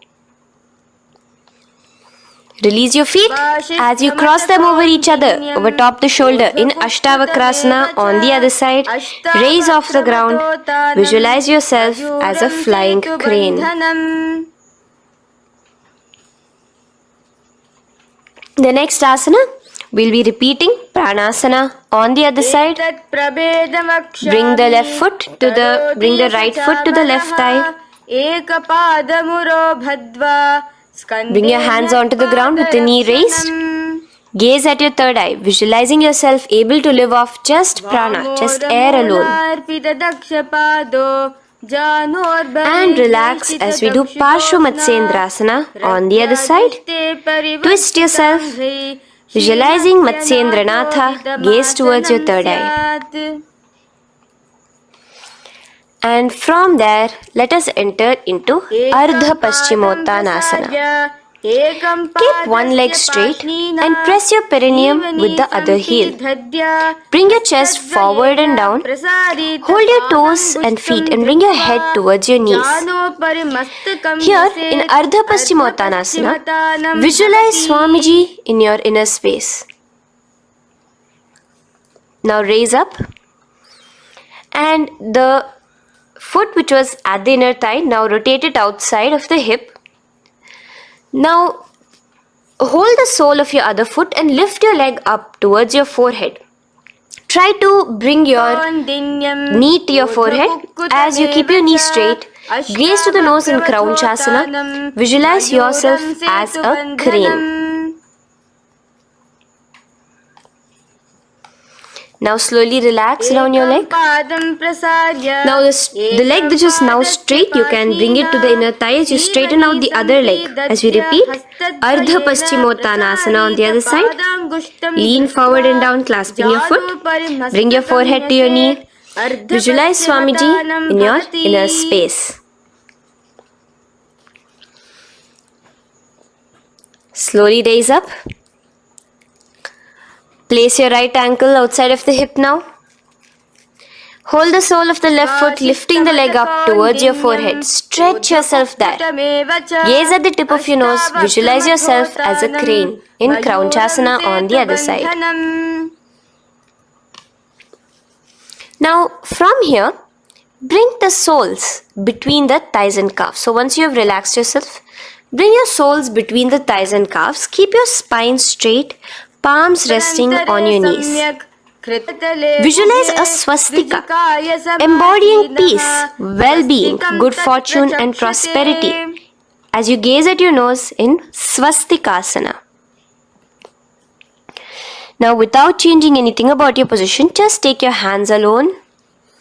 Cover the respective heels with your hands in Gorakshasana as you tuck your chin to your chest in Jalandhara Bandha. Gaze at your nose. Visualize the great Rishi Gorakhnatha, the founder of the Natha Yoga Hindu order. Now release the Jalandhara Bandha. Continue to keep the Mula Bandha engaged throughout the whole sequence. As you raise one foot to the opposite thigh, bring your hands to your face in the Shanmukhi Mudra, closing your eyes with your index finger, nose with the middle finger, ears with the thumbs. Gaze at your third eye as you meditate on Swamiji himself, the Supreme Pontiff of Hinduism. Now release the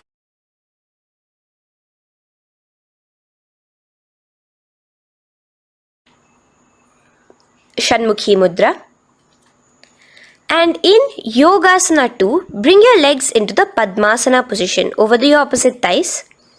Keep your hands flat onto the ground beside your knees with the palms facing upwards. Sit straight, gaze at your nose. Here we'll be starting the Kaka Chanchu Kumbhaka, where your inhalation will be through your tongue wrapped like a pipe, and your exhalation will be through your nose. From Yogasana 2, now keeping your palms beside your body, just switch them around to be flat on the ground and push your entire body off the ground, balancing. Visualize yourself as a rooster in Urdhva Kukkutasana. Now relax down, come back to a seated position on the floor, keeping your legs in Padmasana. Insert your hands through your knees and place them on the mat. Remember, do not lift your body up, just stay seated down there. In Siddha Harituliyasana, gaze to your nose, visualize Swamiji himself in your inner space. From there, let's enter into Hamsasana, where you will actually be pushing yourself off the ground. Lift your thighs up high above your shoulder, above your elbows as much as possible. Gaze to your nose, visualizing yourself as an elegant swan in Hamsasana. Now release yourself. Now, do not take your hands out from between your thighs and calves. Just go onto your knees and reach your hands behind your body with your fingers interlaced in the Parashu Mudra. Bring your forehead to the floor as you gaze at your nose. Visualize yourself as Lord Paramashiva's bow in Karmukasana. Now, slowly come back to the seated position as we move into Kurmasana 2. Keeping your hands in between your thighs and calves, bend your elbows and hold your respective shoulders with your hands. Visualize yourself as a turtle, a stable body and mind to live for hundreds of years. Now in the same position, just engage the Jalandhara Bandha, tucking your chin to your chest as we move into Granthi Bhedasana, gazing at your nose. Rejoice, knowing you are in Paramashiva's secret knot posture. And from there, release the Jalandhara Bandha as you roll onto your back. Keep your hands on the shoulders, laying flat on your back. As you visualize yourself as a turtle on its back, playful, gaze at your nose in Uttana Kurmasana. Now rock yourself back to a seated position as we do Pangu Kukkutasana. Now it's the same as your hands between your thighs and the calves, except you will be placing one hand flat on the mat. Hold the wrist with the other hand. Lift your body up and holding only on one hand. Visualize yourself as a rooster in Pangu Kukkutasana. Now release back to the ground. Hold. Let's do Pangu Kukkutasana on the other side.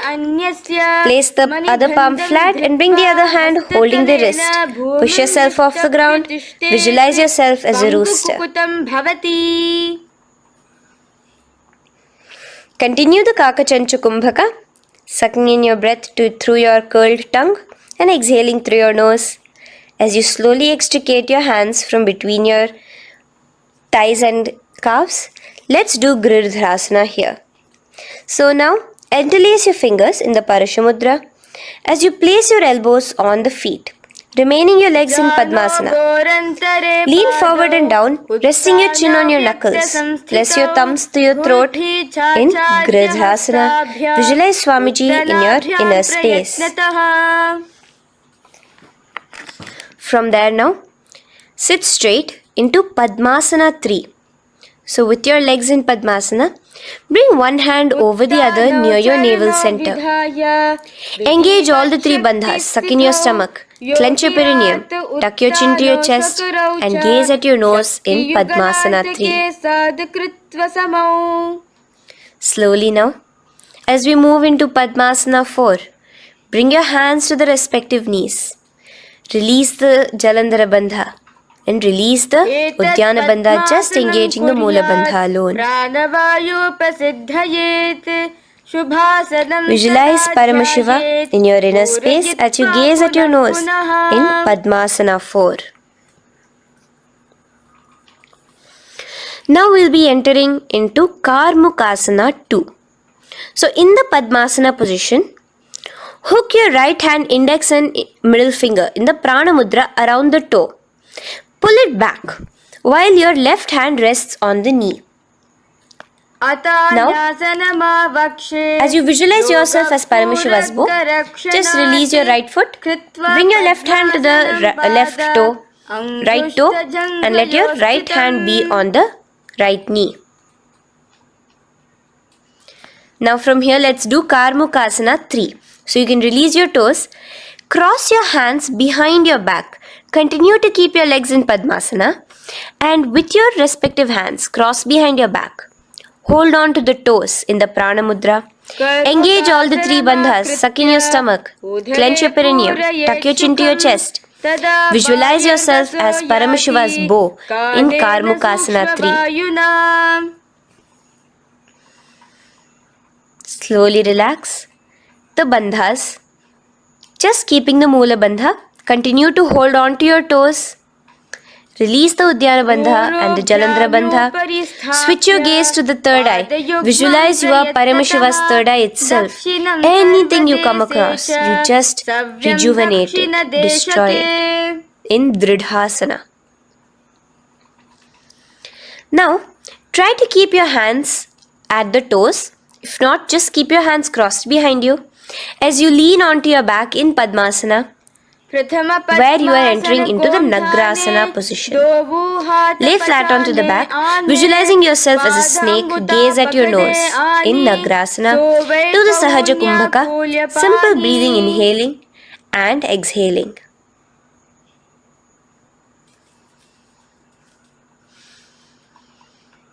Now bring your knees to your chest. Let your hands wrap around your knees. Slowly uncross your Padmasana and bring your knees to your chest. Bring your hands to the Parashamudra, the fingers interlocked on top of your knees. As you pull your chin up to your knees, visualize yourself as a ball in Kandukasana. Now relax. Bring your feet onto the ground. The knees pointed upwards in Urdhva Pavanasana. As you interlace your fingers, bring the interlaced fingers behind your head. Laying down, gaze at your nose in Urdhva Pavanasana. The next asana is Marakata Pithasana. Now, from behind your head, take your hands out and clasp onto your feet. Just step lightly onto your palms. As you push your hips up into the sky, automatically engaging the Jalandhara Bandha. Visualize yourself as a powerful alpha ape in Marakata Pithasana. In the same position now, bring your hands to your hips as we enter into Uttanashiki Pitakasana. Let your weight rest on your elbows as you stretch your legs out straight. Gaze at the nose. Visualize Swamiji in your inner space. From there, continuing to rest on your elbows, kick your feet up high into the sky in Narakasana. Stretch your palms out behind you, flat on the ground. Balance there. Visualize yourself blissfully traveling through hell unscathed in Narakasana. Bring your hands to your hips now as we move into Tiryanaukasana. Angling your legs down at an angle, visualize yourself as a boat crossing the ocean of samsara in Tiryanaukasana. Now from there, come back straight as we enter into Dvajasana. Keep your legs up high above your body, your hands stretched out down behind you. As you push yourself up, visualize where Kailasa's flag respected across all nations in Dvajasana. Hold there for a few seconds and relax now. Flat onto the ground. Palms slightly away from your body. Do not move at all in Mritasana. Your body is dead. Visualize that. Visualize the Supreme Pontiff of Hinduism liberating you. Let your awareness travel to all the parts of your body in the Shakti Chalan Mudra as we do Mritasana.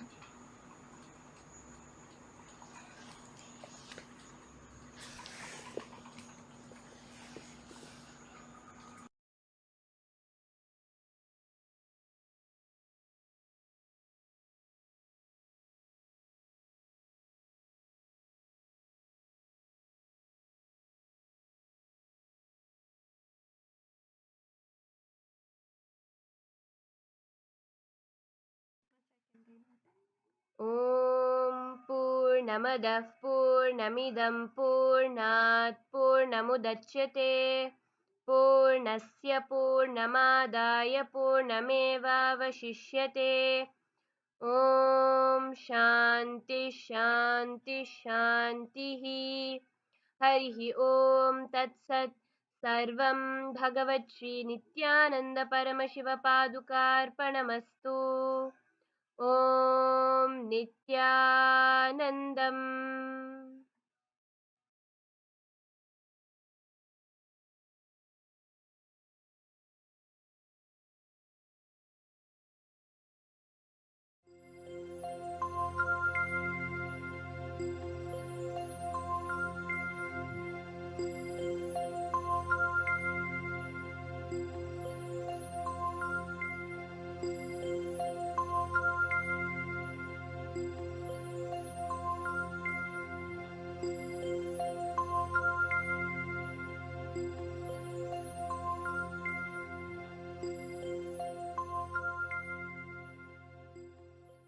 हर हर गंगे हर हर गंगे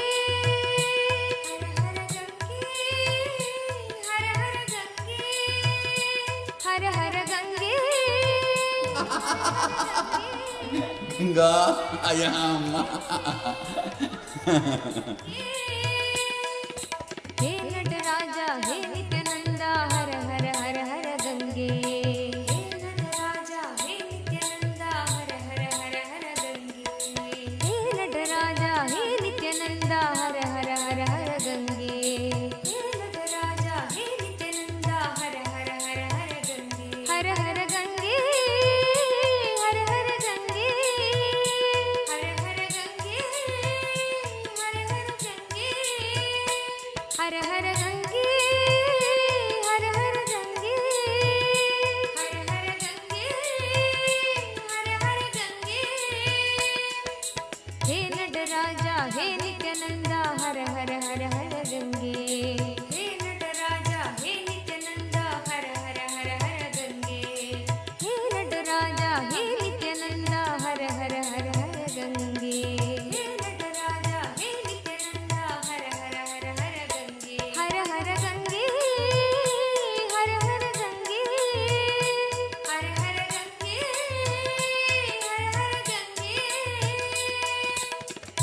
नित्यपुरीश्वरा जय गङ्गाधरा नित्यपुरीश्वरा जय गङ्गाधरा नित्यपुरीश्वरा जय गङ्गाधरा नित्यपुरीश्वरा जय गङ्गाधरा हर हर हर हर गङ्गे हर हर हर हर गङ्गे हर हर हर हर गङ्गे हर हर हर हर गङ्गे शङ्करा शिव शङ्करा शिव शङ्कर शङ्कर नित्या शङ्करा शिव शङ्करा शिव शङ्कर शङ्कर नित्या शङ्करा शिव शङ्करा शिव शङ्कर शङ्कर नित्या शङ्करा शिव शङ्करा शिव शङ्कर शङ्कर नित्या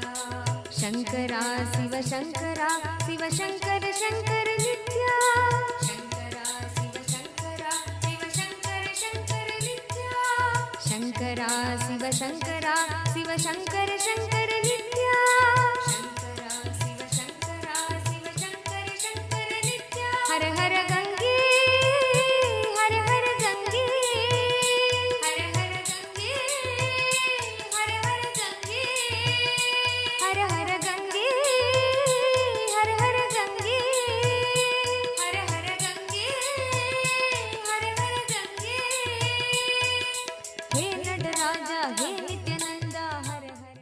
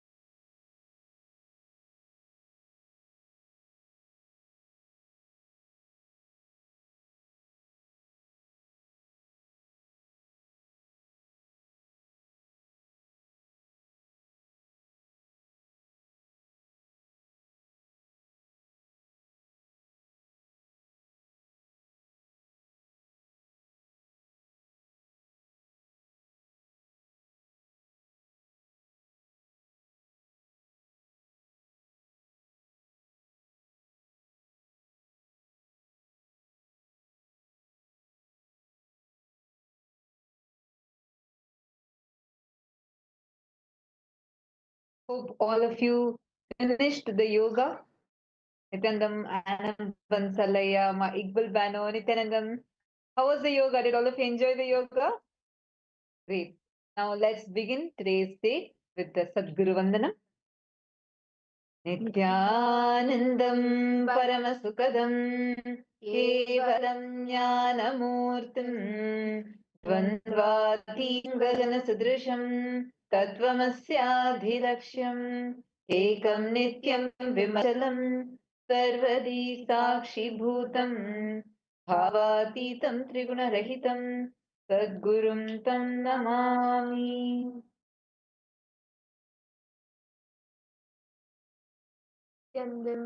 Welcome to today's day. Today, all of us are going to be experiencing the power of feeling connection. What is feeling connection? And experiencing the power of feeling connection with Swamiji. This is what all of us are going to be experiencing today. Nityanand Chandrasekharaya, Nityanand Anand Iqbal Bano. So yes, now after that powerful yoga that all of us just did, we did the Prathama Vinyasa Krama and the Dvitiya Vinyasa Krama. Now we will be entering into the power manifestation. Understand the yoga, what we do during the yoga prepares our body to hold these deep truths that Swamiji is teaching us. See, and actually, yoga means experiencing cosmic union with the cosmos. That is the real meaning of yoga. That is why when you do the Nityananda yoga, see, yoga is not just a few asanas, Not even just pranayama with asanas or some specific mudras with asanas. No, 12 components are there. And those 12 components are what Swamiji has revived in the form of Nityananda Yoga, in the forms of Prathama Vinyasa Krama Yoga, Triti Vinyasa Krama Yoga, Tya Vinyasa Krama Yoga. Now, I see why it smiles so sweet to see all of you today. Now, let's directly enter into power manifestation. See, we're going to do it slightly differently today. How many of you really want to manifest the power of seeing through the third eye? How many of you feel, I really, really want to manifest this power that I can see through my third eye? How many of you want to have a breakthrough in this power? Raise your hands. Great. Wonderful. Now, listen intensely. We'll guide you step by step. I request all of you to just follow along and we will walk you through the process. And actually, you can see here, I'm having some cards. So these cards are random colors. There are different colors behind it. There are different words behind it. And they're like completely random words. You're not going to be able to even guess it. Okay. So what we are going to do is I'm going to be showing the card to all of you. You're going to tie your eyes and exactly in a minute, whatever came, you're going to type and post it. Let's chant the Mahavakya, connect to Swamiji intensely, and just type what exact things are coming. You're going to type and post it. Is this clear? And what you can also do is just keep seeing clear third eye. See, if you have your Atmalinga with you, can I request all the participants to please take your Atmalinga? Take your Atmalingas if you have, and place your Atmalinga in your Ananda Gandha chakra. Ananda Gandha. See, take your Atmalinga and put it on your Ananda Gandha. Ananda Gandha is below your heart center and above your navel center, that region. Then, Ma Iqbal, if you don't have, visualize Swamiji in your Ananda Gandha. Just you'll actually feel like your Ananda Gandha is flowering. Just feel like your Ananda Gandha is flowering and bring your whole awareness now to your third eye. Put the eyes and the whole awareness should be in this region. And completely block the light by tying the blindfold upon yourself. Tie your eyes completely, block the light completely. There should be no light coming in. Completely block your eyes. Chandrasekharaya, Anand Vansalaya. Can I request each of you to tie your eyes before we get into the power manifestation? Bring your awareness, chant the Mahavakya intensely, and bring your awareness to the third eye. We will be doing multiple rounds.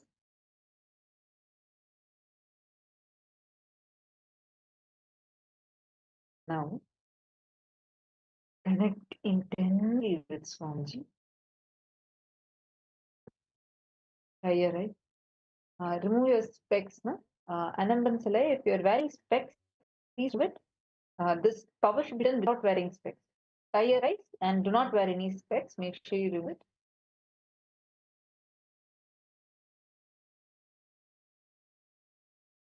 Chandrasekharaya, are you tying your eyes? Could you please keep the camera in the frame in front of you, yeah, so I can see you clearly? Thank you. Okay, great. Now, connect intensely with Swamiji. See through your third eye and describe what is the exact color. What is the exact color of the card that I'm showing to all of you? And what is it that is written in this card? Chant Bhava. Whatever Swamiji reveals to you, let it be revealed. Be aware of whatever is being revealed in your life. Just start verbalizing everything. Chant the Mahavakya for a few minutes. Bring your complete awareness to your third eye. You will start seeing now in your third eye. Chant the Mahavakya. Nityananda Paramashivoham. Intensely connected, Swamiji. Through your three eyes, the color and the words that are exactly shown. Whatever is revealed to start verbalizing it. Continue to chant the Maharaka. Nitya Paramashivoham. Now, I request all of you, please untie your eyeband, and you can post, please remove your eyeband and in the chat. What is the exact color and what are the words that you saw through your third eye? Exactly whatever came posted now.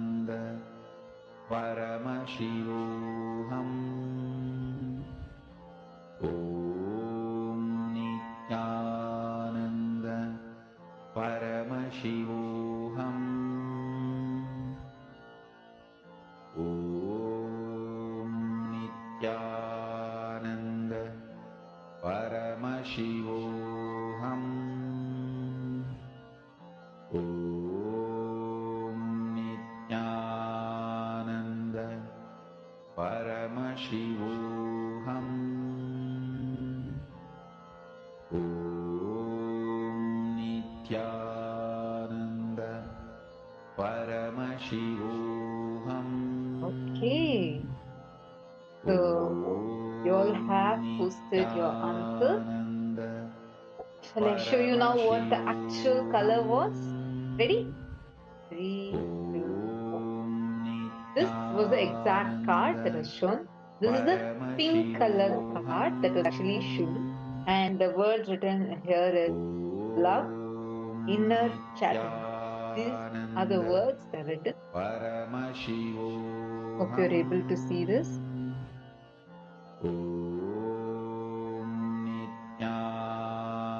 Now shall we move on to the next word, next card? Ready? See, don't worry. Listen, listen, listen. All of you listen. See, don't worry if you're not able to get the answer right. Don't guess. You don't need to be right. You only need to see through your third eye. So right now, do not guess. Just connect intensely with Swamiji. Sit in a space of feeling connection. Once again, bring your awareness to your third eye. Please tie your eyes with an eye band. All of you, please tie your eyes with an eye band. Bring your complete awareness to your third eye. And I'm going to give all of you a few seconds to intensely chant the Mahavakya. Chant the Mahavakya now. Bring your awareness to the third and vibrate intensely with the Mahavakya.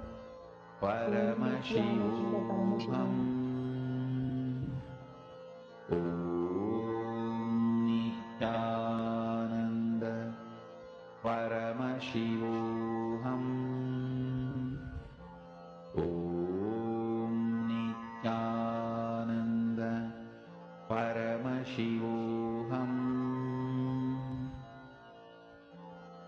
You can also join in the moment.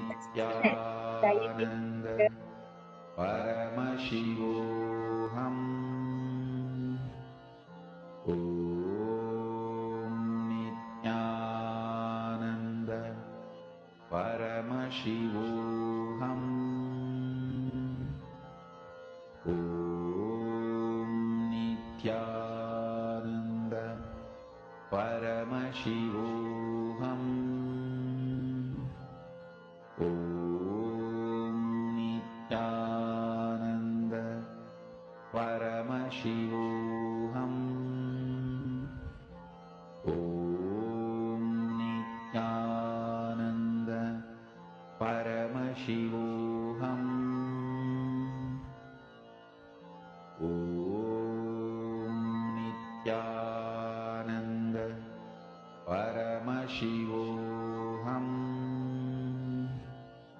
Om Nityananda Paramashivoham. Om Nityananda Paramashivoham. Om Nityananda Paramashivoham. Om Nityananda Paramashivoham. Om Nityananda Paramashivoham. Om Nityananda Paramashivoham. Om Nityananda Paramashivoham. Om Nityananda Paramashivoham. Om Nityananda Paramashivoham. Om Nityananda Paramashivoham. Om Nityananda Paramashivoham. Om Nityananda Paramashivoham. Om Nityananda Connect with Swami. Paramashivoham. And now we are going to be showing you a card and you're going to see through your three eyes. I request all the participants to please say, connect deeply with Swamiji. Anambansalaya, please could you show yourself clearly? Yes, I can see you now. Connect deeply with Swamiji. See, bring your awareness to your third eye. All your three eyes should be focused on your third eye. Bring your complete awareness in the third eye. And Swamiji is going to be showing you in your third eye. Now we are going to be showing you a card. I hope all of you are able to see this card. Paramashivoham. Om Nityananda Paramashivoham.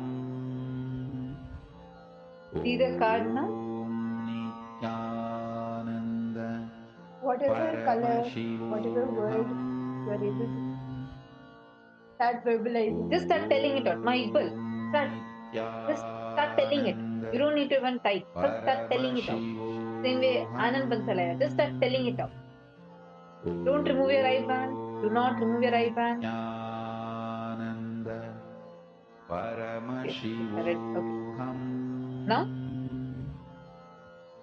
please relax. My equal, it's okay. I think you by mistake removed your eye band. Don't worry. You can do it in next round now. So can I request all of you to remove your eye band now and post whatever Swamiji showed you in your side. My equal, you already saw the card, so now you need to wait. Anambansalaya, Chandrasekharaya, Matthew Veskaraya, what were each of you able to see?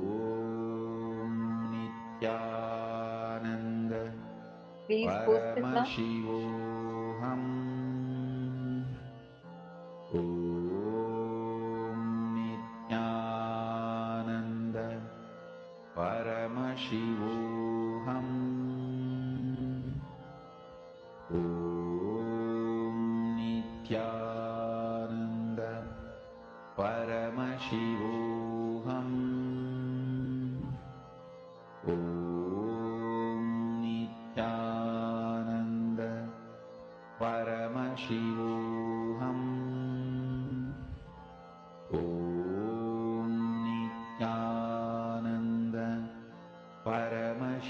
Have all of you posted? Okay, shall we see now what the actual answer is? Ready to see the actual answer? Paramashivoham Okay, pink color card written.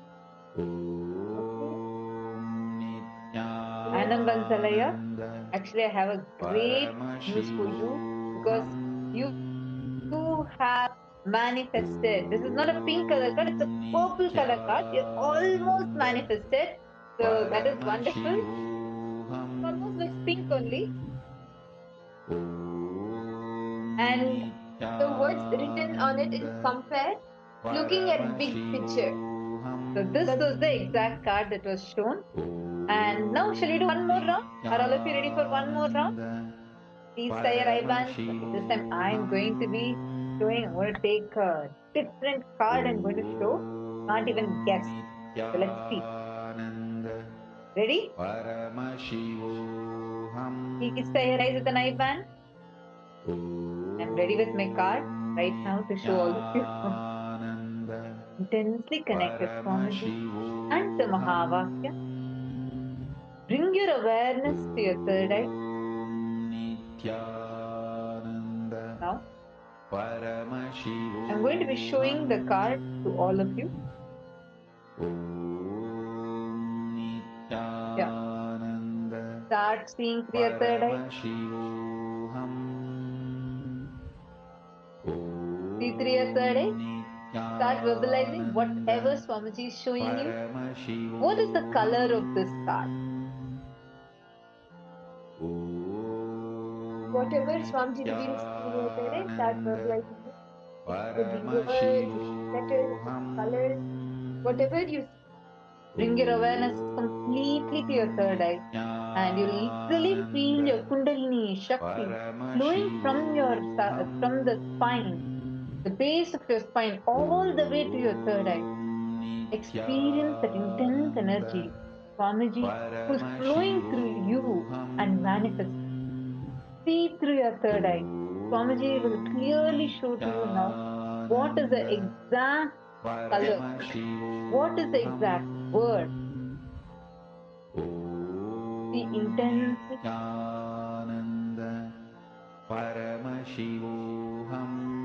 Chant the Mahavakya.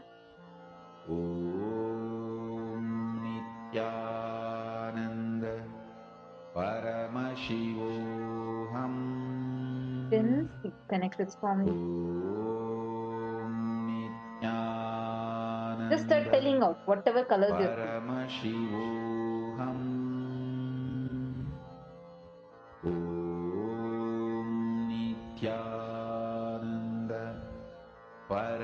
See to your third eye. Now, please open your eyes and post here in the chat what is the exact color and word that you see. Now, even each of you to post whatever was revealed to you in your third eye. Without filtering anything else in between. Maybe 2 rounds it was pink and purple, maybe this round also it could be. So, whatever was revealed in your third eye. See, Swamiji will always show you in the third eye. So whatever was revealed to you, tell only that without filtering it, without any guesses.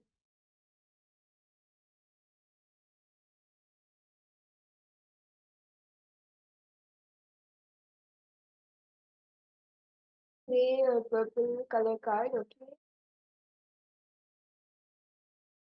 Anand Bansalaya, do not guess. Tell exactly, actually you saw. What did somebody show to you?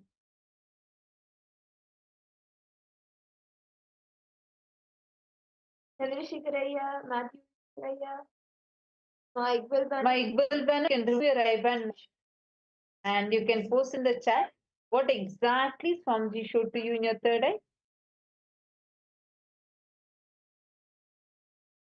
He's so afraid that God, by mistake also, I am not going to see the card again.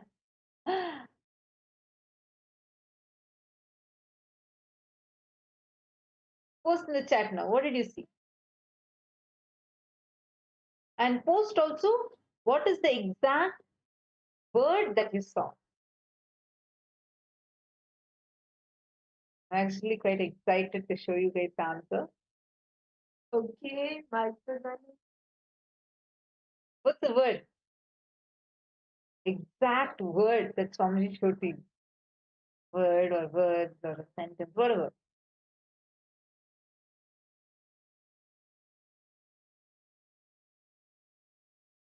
Well, okay. What else do you see? Okay, now it's time. I'm going to be showing the answer to all of you. Okay, this is quite interesting. This is the card. The card was in black color. Both Annamaya and Ma Iqbal, both of you posted it saying it's great. That's so close. Amazing. Annamaya, you're actually manifesting. Last round also you got it. This round also you're getting it. My Iqbal, you're also manifesting. See, now let's do this every day. Okay? Every day come during this time. Do the yoga. See, you have to start doing the yoga and then sit for the manifestation. Amazing way you can manifest it. So the words that were here are and escape. So that's the words that are here. So now let's enter into our first session for the day, and we are going to be learning about Samipya Samadhi. What is Samipya? Let's listen to the revelation now from Swamiji.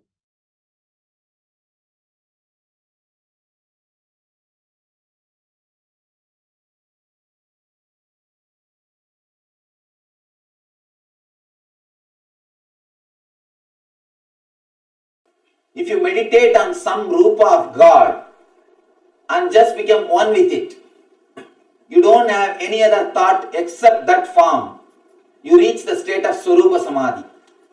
In Swarupa Samadhi, there are few, I can say, types. There are few types of Swarupa Samadhis.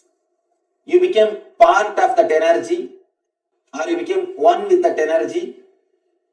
This is called, in Sanskrit they say beautifully, Sarupya Samadhi, Sayujya Samadhi, or Salokya Samadhi, Samipya Samadhi. Salokya means, for example, if you are meditating on Vishnu, if you are given the state, or if you are given the place in Vishnu Loka, it is called Salokya.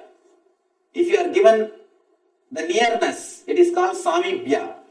If you are given his own form, it is called Sarupya. If you just become one with him, it is called Sayujya. Let me tell you a great story from Bhagavata. A great devotee called Tarangini. She is a devotee of Krishna. The other day, I was sitting with our chief priest, Nasim Bhattar. He was telling me the story, beautiful story. Of course, to tell you honestly, I never read this story. It is he who told me this story. And beautiful story. Let me tell you the story. It's such a wonderful expression of love. And exactly this I and you concept is expressed there. See, this Yasoda, from day one, within 24 hours of Krishna's birth, he was handed over to Yasoda. Within 24 hours, not even 24 hours, 12 hours. Because night he took birth, before the sunrise he was brought to Yasoda. He was brought this side. Because if the sun comes, then Kamsa will come in search of Krishna. Within 12 hours he reached Yasoda. Yasoda brought him up practically till he left Vrindavan. But when Yasoda asked him to sing or play the flute, this guy will not play.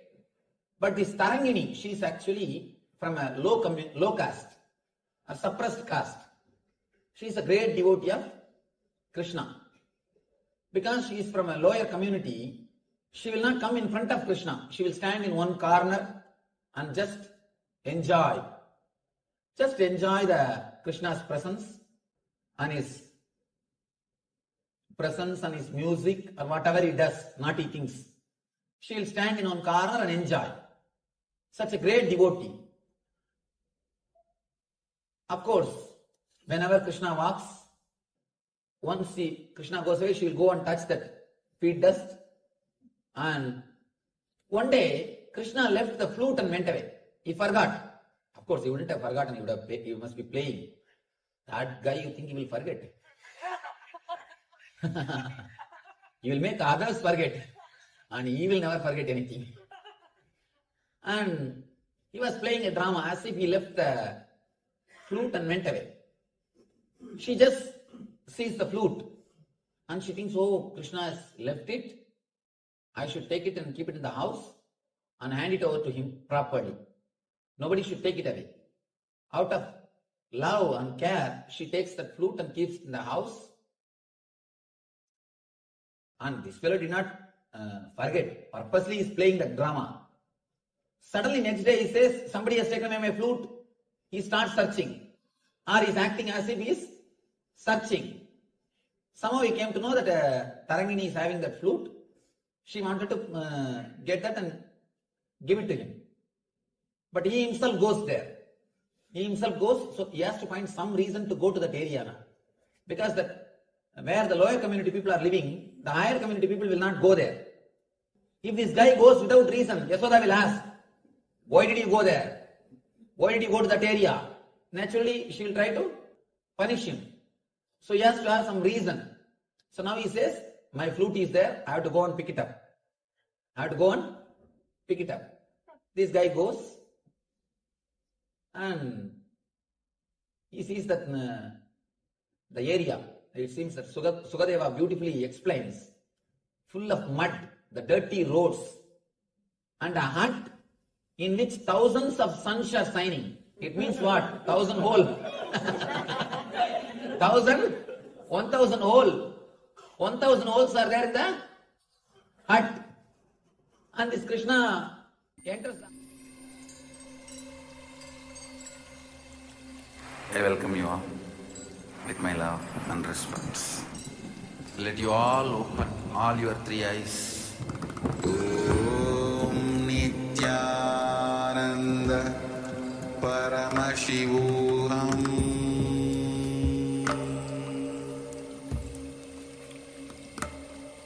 Om Nityananda Paramashivoham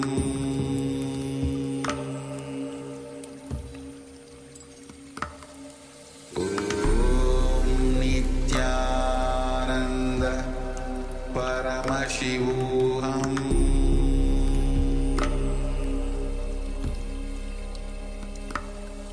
Om Nityananda Paramashivoham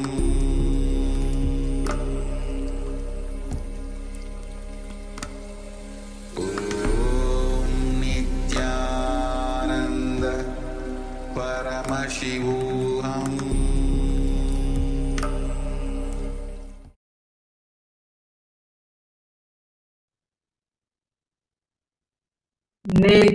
नित्यानन्दं परमसुखं केवलं ज्ञानमूर्तिं द्वन्द्वातीतं गगनसदृशं तत्त्वमस्यादिलक्ष्यम् एकं नित्यं विमलमचलं सर्वधी साक्षिभूतं भावातीतं त्रिगुणरहितं Sadgurum tam namami.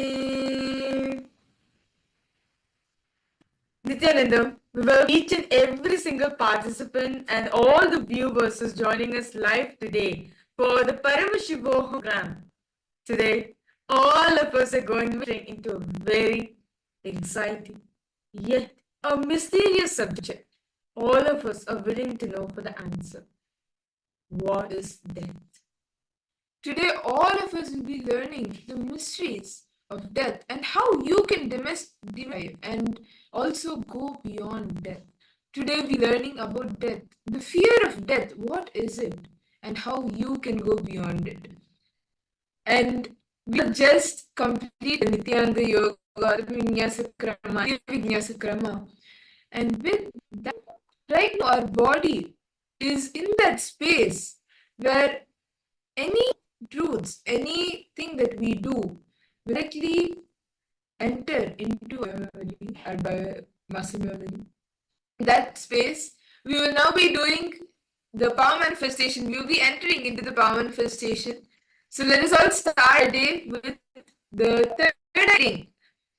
Request all the parents to take a moment and bring your eye bands or a cloth to tie your eyes. Nityandam ma agora rupini ma sharmain. Yes, ma agora rupini ma Nityanandam. Welcome for the program. Ma Kylie Wong, ma Siahu. Nityanandam to each and every single one of you. Like, welcome all of you for today's program. Yes. So I'll get ready for the power manifestation session. We have got very exciting days today. And all the viewers who's watching us through YouTube, Nityanandam to you too. We invite you. We're now going to be entering into the power manifestation session. So we request you to please get your eye and come as we're going to be entering into this beautiful session. And as we are preparing ourselves as we prepare for the day, for today's session, let's now enter the Shastra Pramana, the scriptural reference on what exactly Paramashiva says about the power of the third eye reading. Very beautifully, Paramashiva says in the Vidva Tantra, Sutra number 34, 11, Paramashiva says, Kapalantar manonyasa tanmilita lochanaha Kramena manaso dhardiyat lakshaye lakshamuttamam. Very beautifully, Paramashiva says, fixing the mind of space within the crown center and sitting stably without any movement, having the eyes closed in succession. By that stability of the mind and inner space, through the power of the third eye, one directly sees the ultimate laksham by having the vision of the sight that reveals any object or place, attaining the space of oneness with the source Paramashiva. And beautifully, even in the Bhagavad Gita, like as revealed in the Bhagavad Gita, Bhagavan Krishna, while telling the Bhagavad Gita, while revealing the Bhagavad Gita to Arjuna, Bhagavan Krishna initiates Arjuna into the third eye power to behold Bhagavan Krishna's Vishwarupa Darshan. He beautifully says, Natumam Shakya Serum Anenaiva Svasha Divyamite Chakshu Shogameshwaram. He says to Arjuna that, but you cannot see my cosmic form with these physical eyes. Therefore, I grant you divine third eye vision, behold my cosmic offerings. And the whole Gita, right, the whole Bhagavad Gita, Bhagavan Krishna revealed to Arjuna. Arjuna was able to see the whole Vishwarupa Darshan through his third eye. And Swamiji also experienced at the age of 12. Swamiji was sitting in the public control, seeking the source of the first person energy. Suddenly, something opened up in Swamiji. Swamiji is able to see everything around him. The whole degree vision Swamiji is able to see and feel, experience all as him. And right now, at this moment, all of us are in the state to experience this beautiful thing. So, without further delay, let's now end today's manifestation. Yes, Nityandam, Ma Istak, Ma Ishk Nityandam. Ma Kailam, Ma Agora Rupini. Yes, can I request all the participants, please, guys? And to all the viewers who's watching, Nityanandam to all of you, Chandrasekharaya, Nityanandam. Right, really nice to see all of you on YouTube. So let's enter. So we request you please close your eyes. And today, what all of us will be doing is, myself and Mahabharat, we will be holding different objects for all of you in front of the camera. And what you will be doing is, you will be through your third eye identifying what the object is. So are all of you ready? Are all the participants ready? Can I request all the participants? I still see few of you that the eyes are still not tied. I request you if you could please tie your eyes.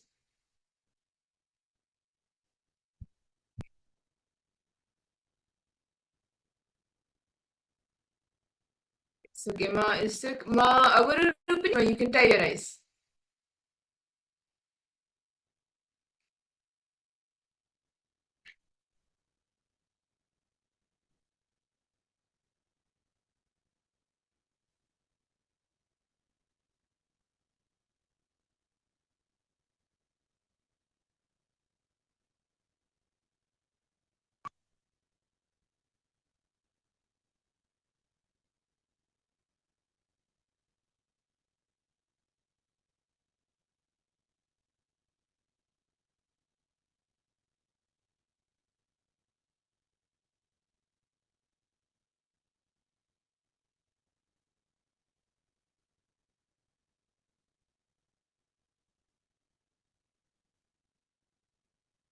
Yes, now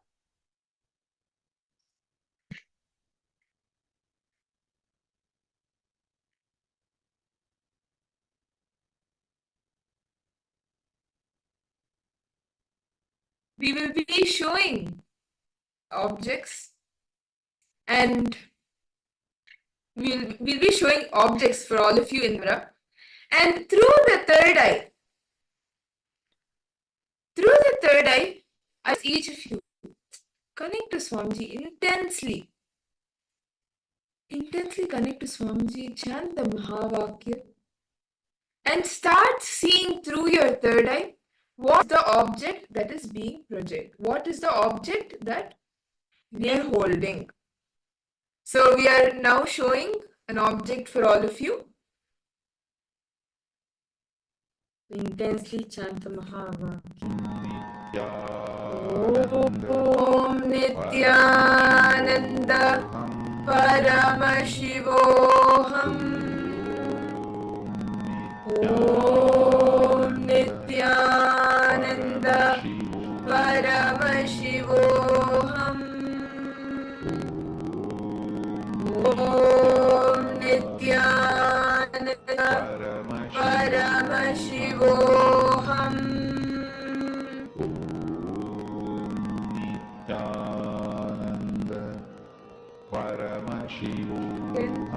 Connect to Swamiji. Just be in that space. Just visualize Swamiji in your inner space. The best form, your favorite form. The best form of Swamiji that you visualize. Just hold that in your inner space. Connect to him. Connect to Swamiji. And what is the object that I am holding? Whatever Swamiji reveals to you, start verbalizing.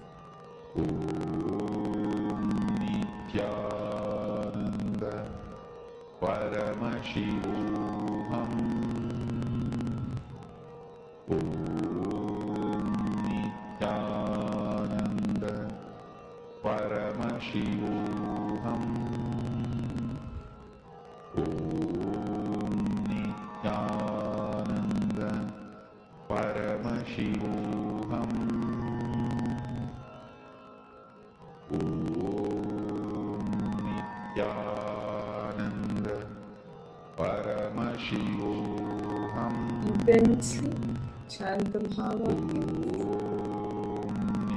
What Swamiji shows you, whatever Swamiji reveals to you, start verbalizing it. Do not create any thoughts.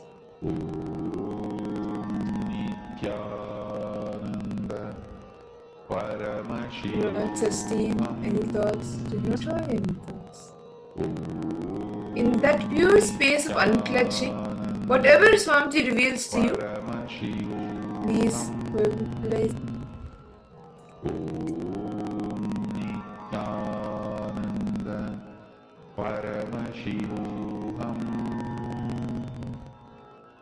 Yes. I request all the participants to now relax. And all of you can detail out in the chat what were all of you able to see. What was the object that all of you were to see?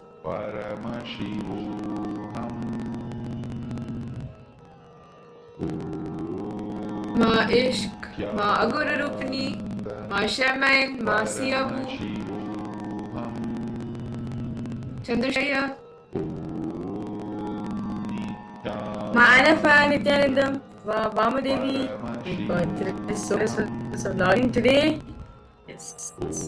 Because all participants start posting whatever Swamiji is showing for each and every one.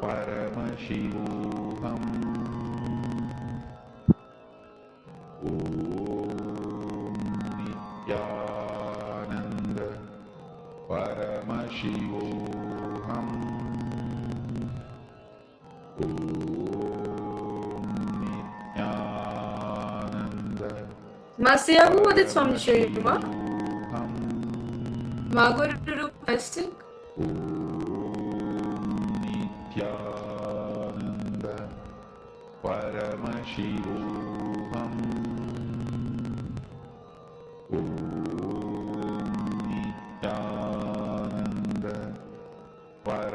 Paramashivoham. Om Nityananda Paramashivoham. Om Nityananda Paramashivoham. Om Nityananda. Yes. So let's all verify the answers now. Okay, Ma, Mr. Houston, Swamiji in Padmasana, Crescent, hairband, ear, headphones, hand. Okay. Masya, they will see something green in color. Okay. Ma, Agora Rupri, you see a cyan ball, a cyan football. Okay, that's nice. Okay, that's the answers for all the participants. How about the viewers who's joining us on the YouTube?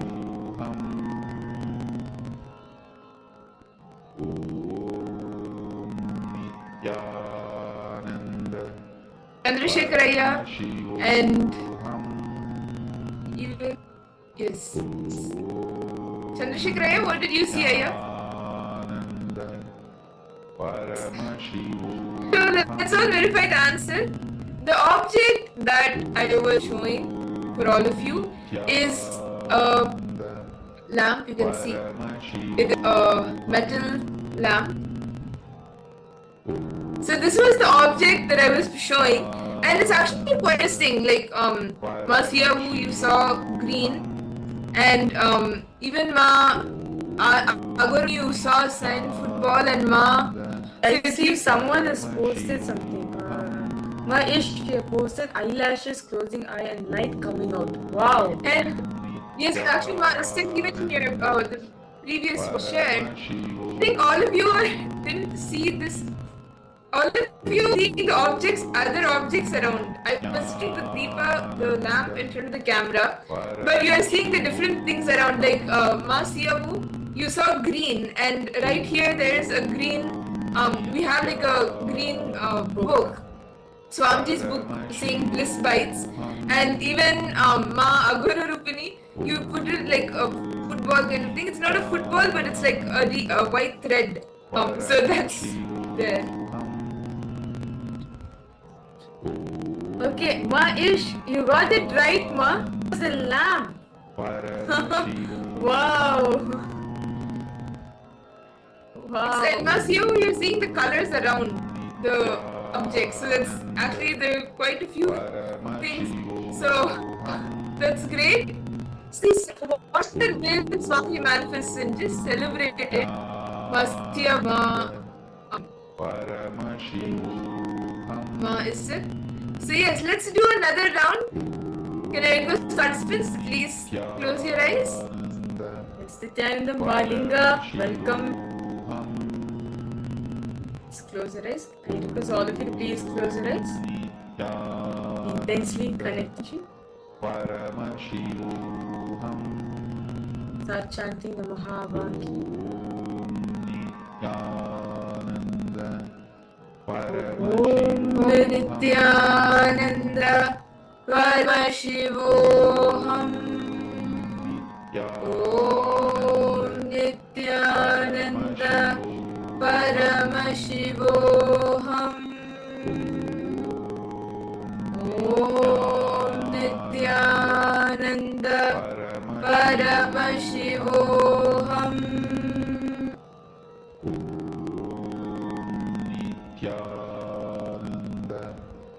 Paramashivoham.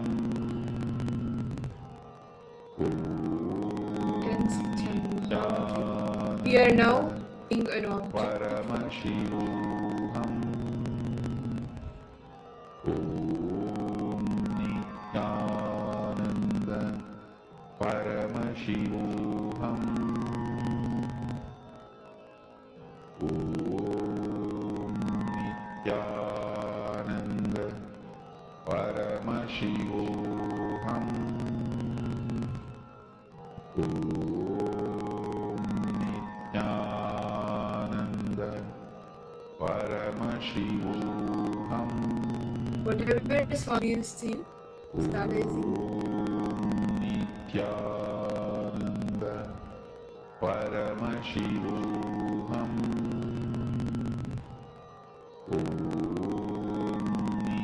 Whatever song you choose, Paramashivoham don't filter out anything. As it is, blessing. Nityananda Paramashivoham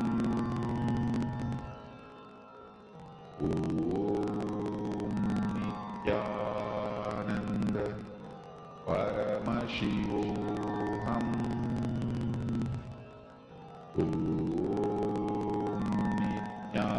Nityananda Paramashivoham.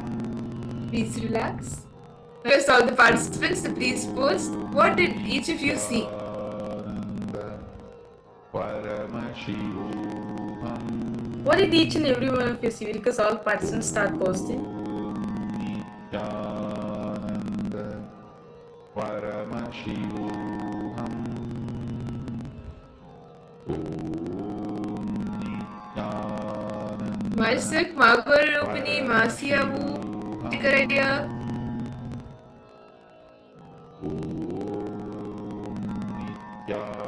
Nityananda Paramashivoham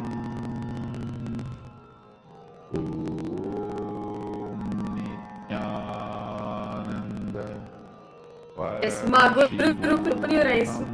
Because all participants posting, what is it that you showed for each and every one of you? Nityananda Paramashivoham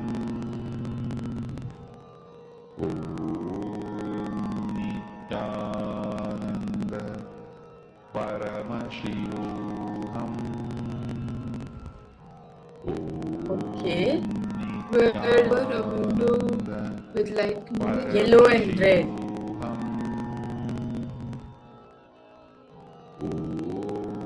Rupini, what did you see? Nityananda Paramashivoham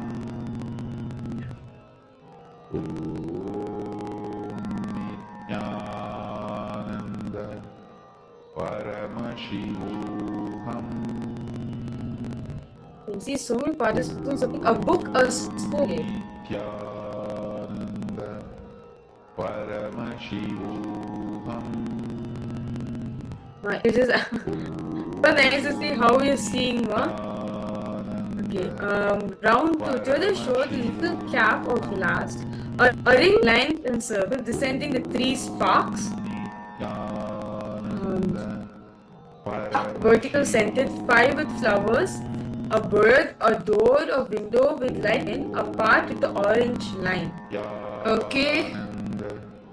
Paramashivoham A part with an orange and okay, given more actually. At the sides, light something with symmetrical shape equal to both sides. Okay, that's nice. So let's now verify all the answers.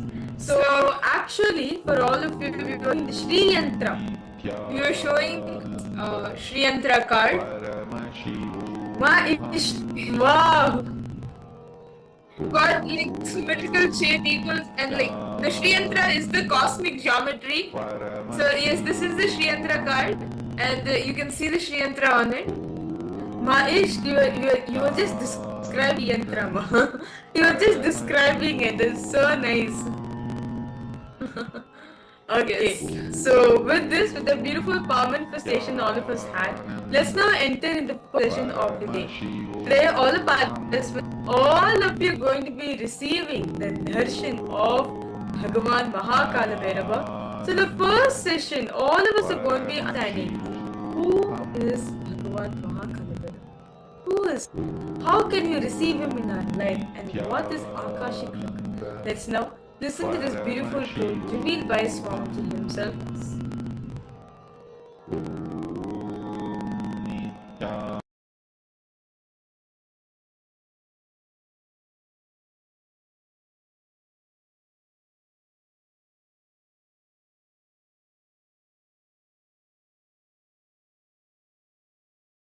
Mahadeva assumed the form of Kalabhairava and removed the false identity of Brahma and gave Shivoham experience to Brahma. Each of Mahadeva's action is considered as one incarnation.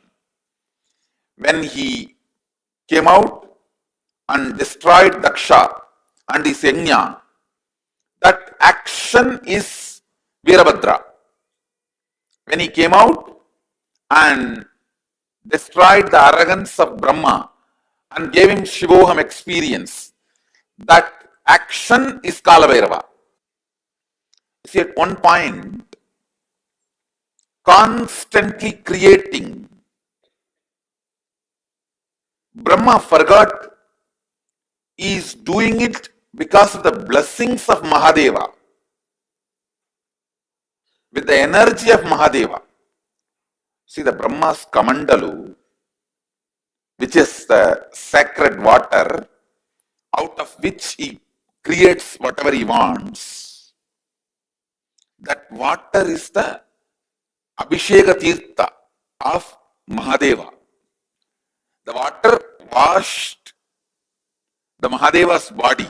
That is why in all Shiva temples, where the sacred water, the sacred sacred bath water, what you call Abhisheka Tirtham, where it flows out, there Brahma will be standing with his Kamandalu to constantly refill his Kamandalu. Go to any Shiva temple, you will see where the sacred water flows from the Garbha Mandir, the Abhishekam water flows, there Brahma will be standing with his Kamandalu, because that is where he refills and creates the whole cosmos. Unfortunately, by constantly creating, he forgot from where he is refilling his Kamandalu. He was also given the 5 head by Mahadeva, but suddenly he became a little egoistic and arrogant and started thinking that he's, see, the Shivoham has to happen from inside out.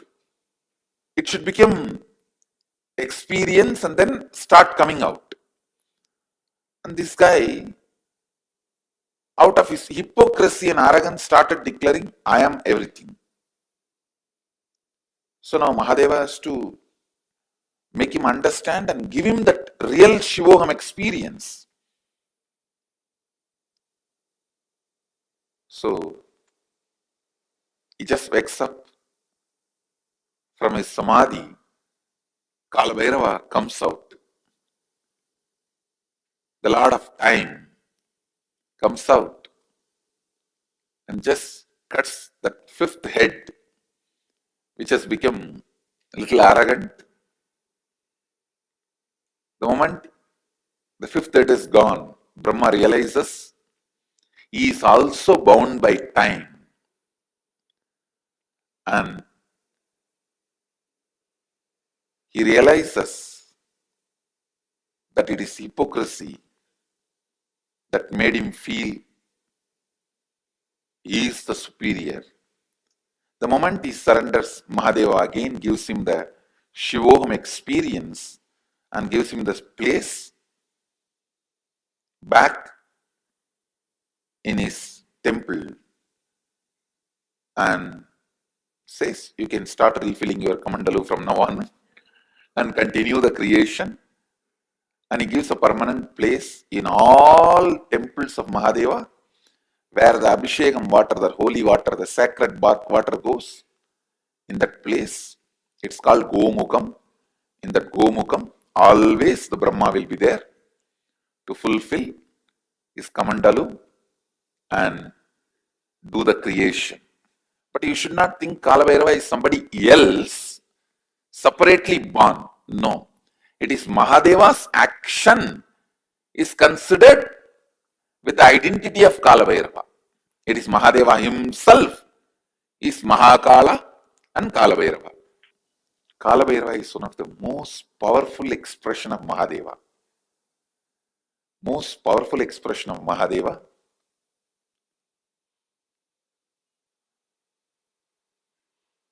He is the energy on which all the memories are stored. All the memories are stored.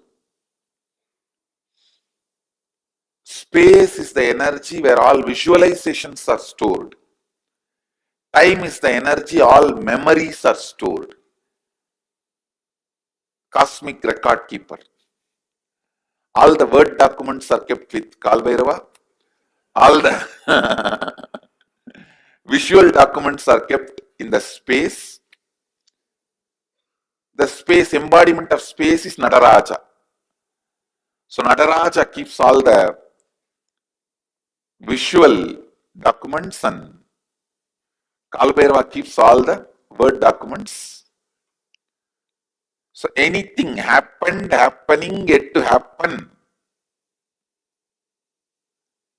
you can just ask Kalabhairava, he will pull it out and give the whole record. And moreover, most powerful expression, easily accessible. The moment you call, he will be there. That's the beauty of Kalabhairava.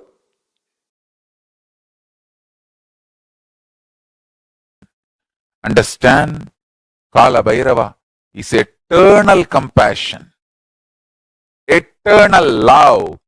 Whenever you express love, even in simple acts, like giving a smile, giving a sweet hug, without calculating, even simple act you do, the strength you feel is Kalabhairava's strength.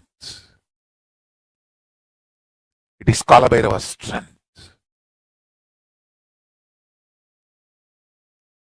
A lady devotee with a mentally little challenged child goes to Ramakrishna and asks, what wrong I did that I have got a child like this? Ramakrishna says, remember the child is God and take care, you will become enlightened. Because the simple act of giving love strengthens your kala dimension, and if you remember, cognize to whom you are giving love is God, it becomes devotion. I tell you, every time you share love, every time you use love as the strategy for your existence, the joy oozes out in your being is the strength of Kalabhairava. Strength of Kalabhairava. Kalabhairava is eternally loving, caring, blissful, ferocious, ecstatic, blissful, ferocious.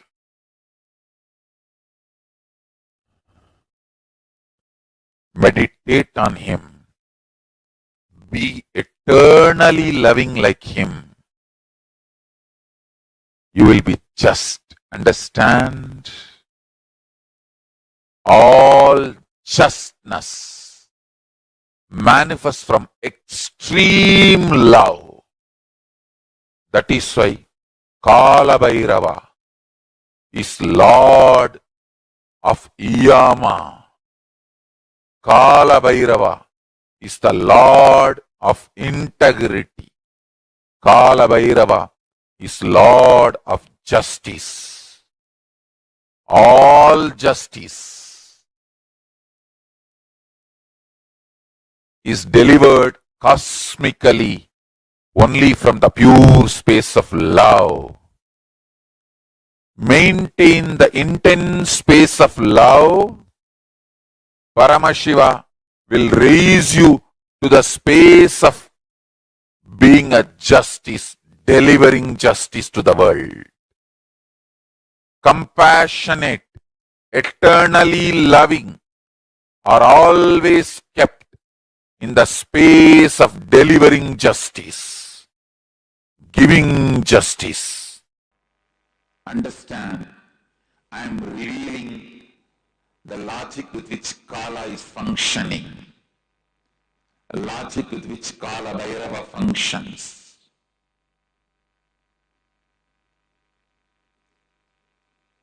Out of completion,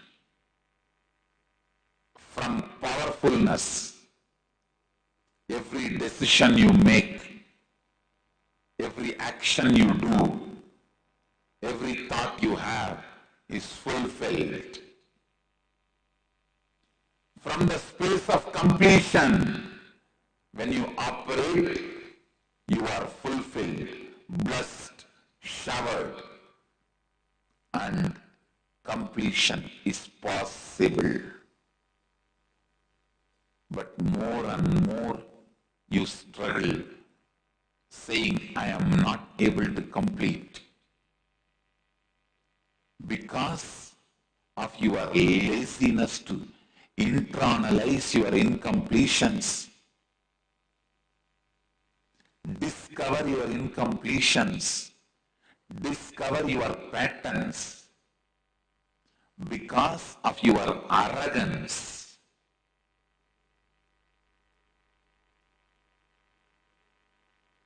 if you don't discover your patterns, if you don't do completion because of your laziness or boredom or uninspiredness or arrogance, whatever may be the reason, the more and more you indulge in the idea, completion is not possible, or I am not able to complete, I am not able to get rid,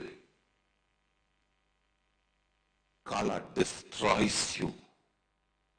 This is the logic of Kala. Go and tell Kalabhairava, all the known incompletions, I commit with you, I will complete. All the unknown incompletions is your responsibility. I am surrendering to you. And I tell you, he really responds and completes. Whenever you ask him to bring completion to you, he is embodiment of compassion. Whenever you associate you with the incompletions, he is the terror. Which side you are standing only decides whether he is terror or compassionate being. He is the most compassionate if you are standing on the side of the completion. He is the ultimate terror if you are standing on the side of the incompletion. He can show the extra teeth and the smile both. He can show the terror teeth and the smile both. He is the only God capable of that. Two terror teeth and a wide smile. If you associate yourself with completion, he has such a sweet smile for you. If you associate yourself with the incompletion, he has such a terror teeth for you. The terror teeth will grind even universes and swallow. The smile can create even universes for you.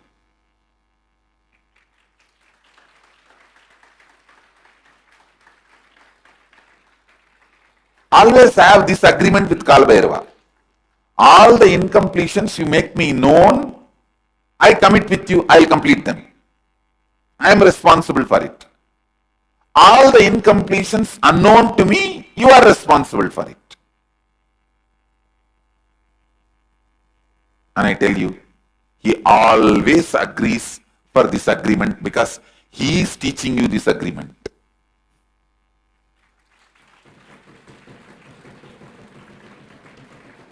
He always agrees for this agreement. All the incompletions known to me, I am responsible. I will complete them. I will drop them. I will complete and drop them. I will never allow them into my cognition. But there are many unknown to me. I cannot do anything about it. That you are responsible. I tell you, everyone who has spectacles or contact lens, today tell Kalabhairava, go and sit and talk to him. Or back to you. You don't even need to talk for him. You just go and talk to him. You will see. He will answer. You will simply listen the answer in his own voice. You don't need to say how you do in the temples. Oh God, please save me. And then you talk for the God also. Oh my son, don't worry. I am here. I will protect you. For our Kalabhairava, you don't need to talk back. You just say, oh Mahadeva, please protect me. He will say, hey, what you are trying to act here?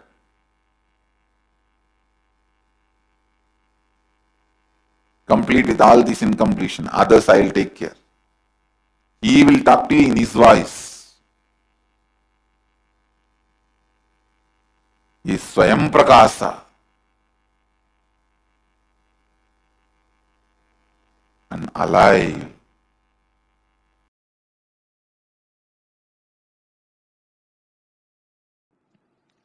First, nothing can be destroyed.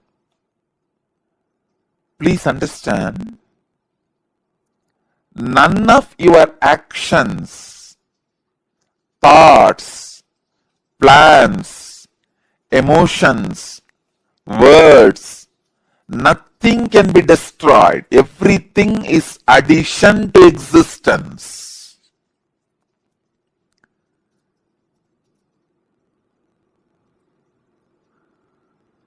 Every moment, every one of our thoughts, words, actions, everything just go on, gets added to existence.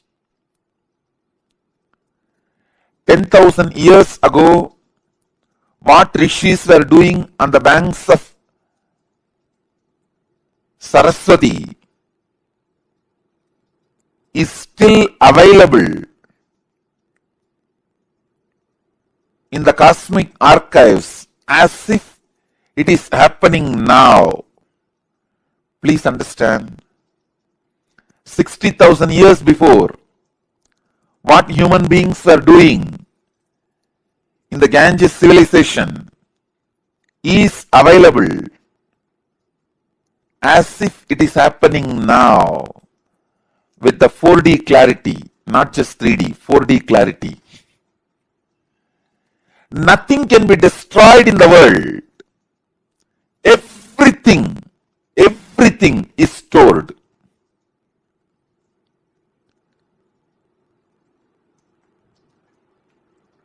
Akashic records are the cosmic archives of everything happened, happening, will happen.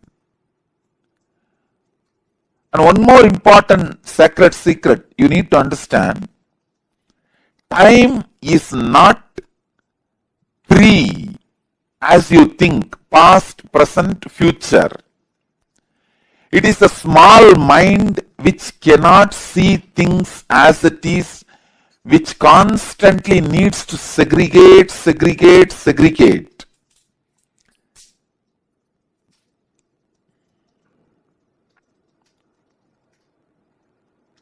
For example, if you keep a fruit basket on the table, ordinarily if you look, you will look in one moment and you know it is a fruit basket and 5 different fruits are there. But for a child, it cannot grasp the whole thing immediately. It will say first, oh, banana, then mango, pineapple, apple. It can understand only one by one. Same way, the past, present, future, in Sanskrit we call it Kala. Only a ignorant mind which cannot grasp perceives as past, present, future, but in truth it is not three different things. An enlightened being sees Kala as one entity, one experience, one reality. Continuously, wise men all over the world, again and again, in all religions, repeat this one truth. History repeats itself. Understand, the patterns are same. So it is not even repeating, it is rebeating. The whole life is certain rhythm with certain beats. That rhythm is continuously moving. Even the word repeating is not right word. Rebeating is right word. History is constantly rebeating itself.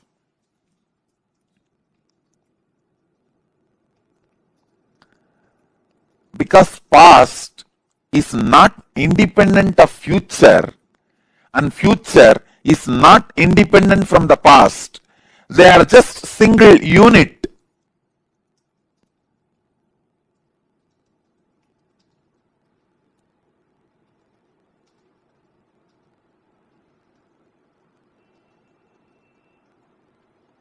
Your innermost consciousness can just experience all three at a time. Simply, it can experience.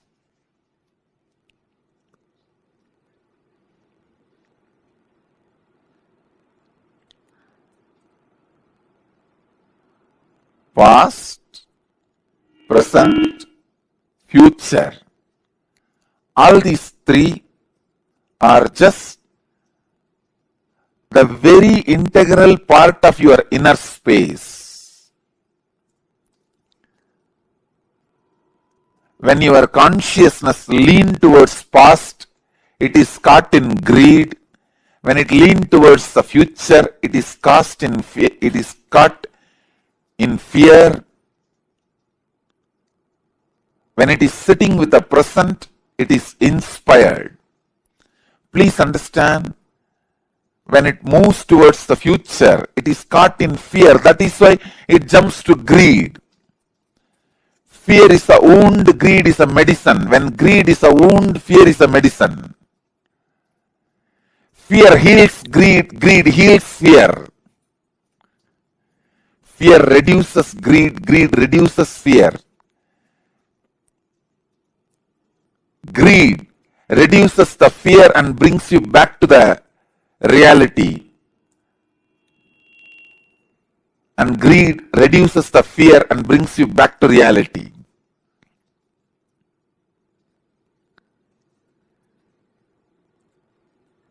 Past, present, future. All three are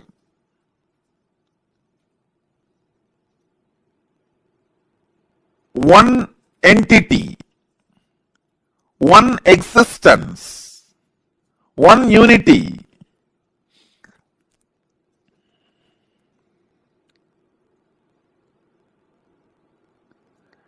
Just with the consciousness which does not get stuck in the fear or in the greed, you can see the whole. You can see the whole. Please understand. You can see the whole.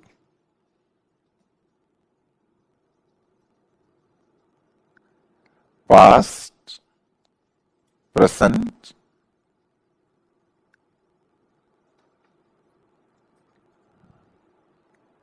and future.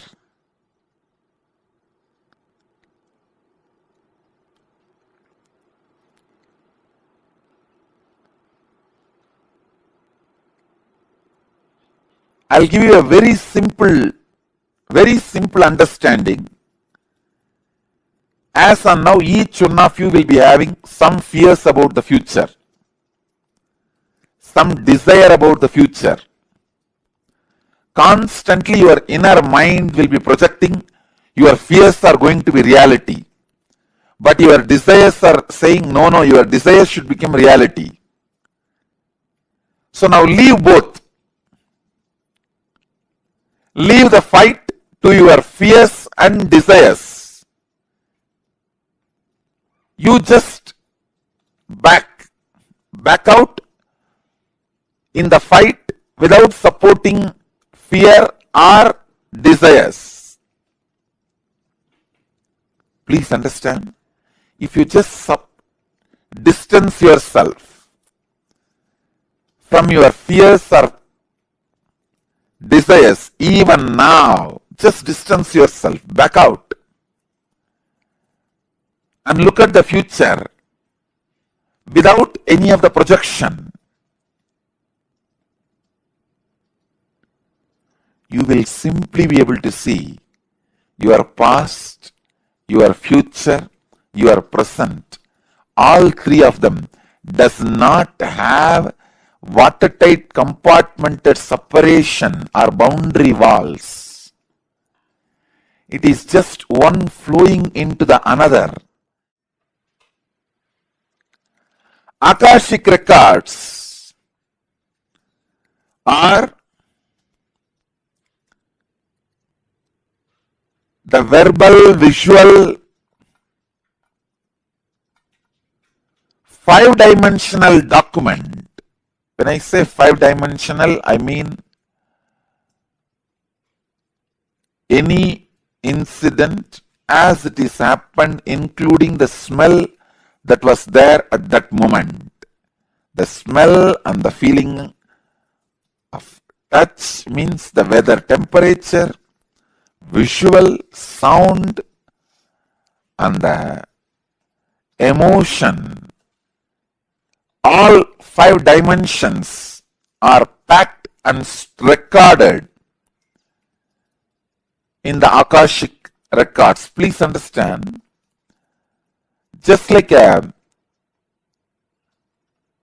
film in the camera captures two dimensions of visualization and verbalization. The video camera, visualization and verbalization both are captured. Same way, the film in the cosmos is a space. In the space, all five dimensions, sound, visuals, smell, taste, and touch, all five dimensions of whatever is happening is continuously getting recorded.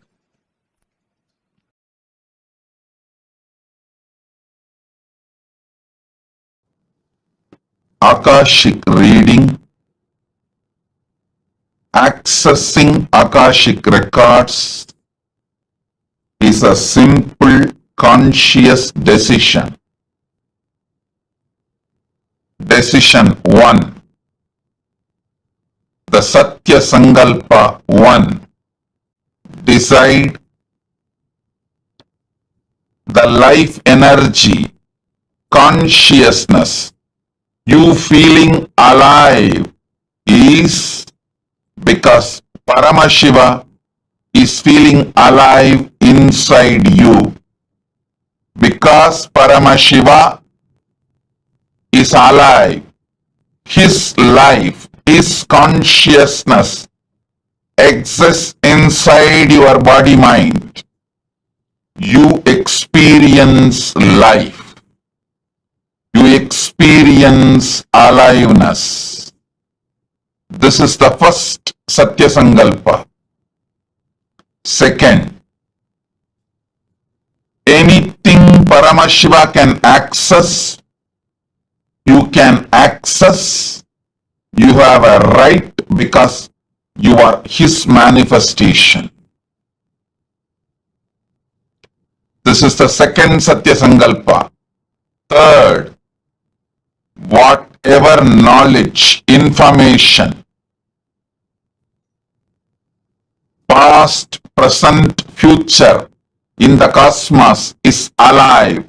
Nothing is destroyed, nothing is deleted, everything is alive, available in the Akashic records. The next Satya Sankalpa, decide Paramashiva is manifesting in you. The life energy you feel inside you is Paramashiva, because of Paramashiva, due to Paramashiva. So let that Paramashiva show you the Akashic records. Give access to you the Akashic records to guide your life, to manifest your life, to experience the ultimate Paramadvaita, ultimate truths. Next Satya Sankalpa, listen carefully.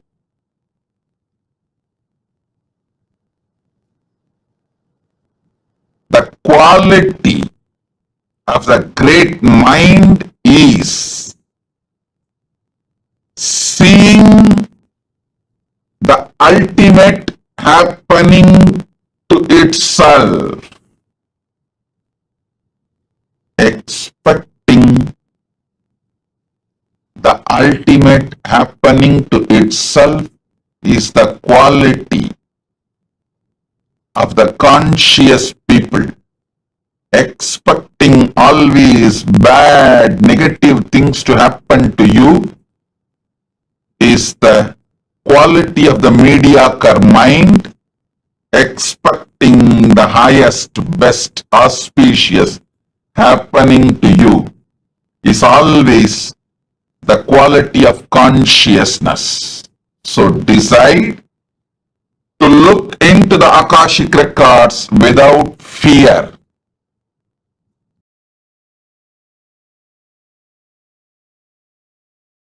It is all about simple understanding. Now, if I have to put it in a very simple word,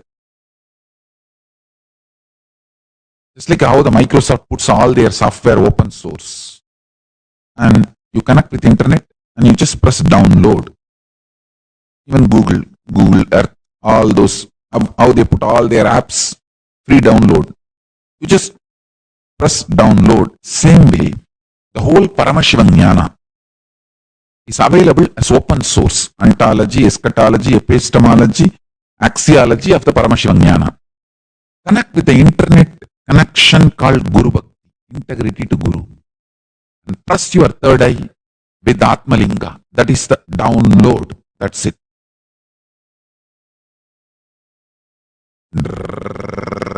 Go on, things will get downloaded.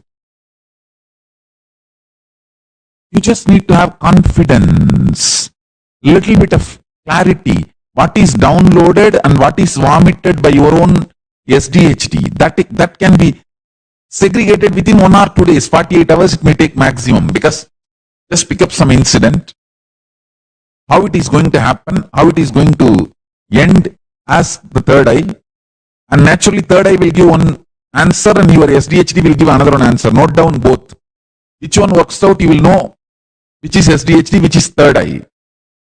Understand that one of the important quality of third eye is whenever the download happens, deep sweetness will be there in your throat, and whole body will feel like a nectar. It will be extremely ecstatic.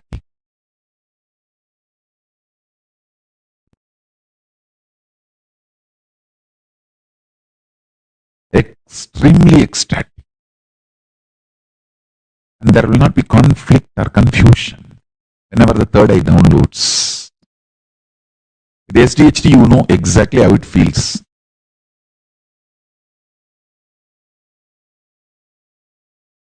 All the time tantrum throwing, calculating, beating yourself and checking, trying to play gambling with yourself. If it happens, I will accept Paramashiva. If not, I will reject. All this bulbul, jiljil, chickbook, you know it is SDHD. It is too simple as I am uttering, especially for my initiated disciples. If you are initiated and received Atmalinga and you are still integrated to your initiation, that is only one point. If you have not abused, you are integrated to you. If you have not abused Guru, Sangha and Linga, Guru, Linga, Sangha, you are still integrated. You can always declare your integrity back and come back to the integrity and start downloading. That is why I am saying integrity to Guru is not a favor done to Guru. It is a favor done to yourself, by yourself. It's not just a favor, it's a power.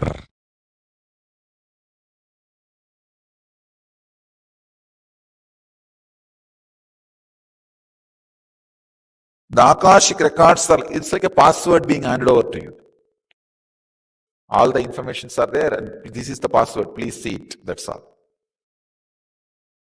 The Akashic records are like DNA of the universe. Each soul has its own Akashic records. And there are collective records of all souls of all journeys. That's what I call all souls of all journeys, is what I call Hiranyagarbha. So now I'll add some of my insights. First thing, understand, all the information you collected through all your births is available in your DNA. Second, you can access some of them just to understand and not to waste the time doing the same actions again and again, thinking you will have the joy end of this action. So it's like if you have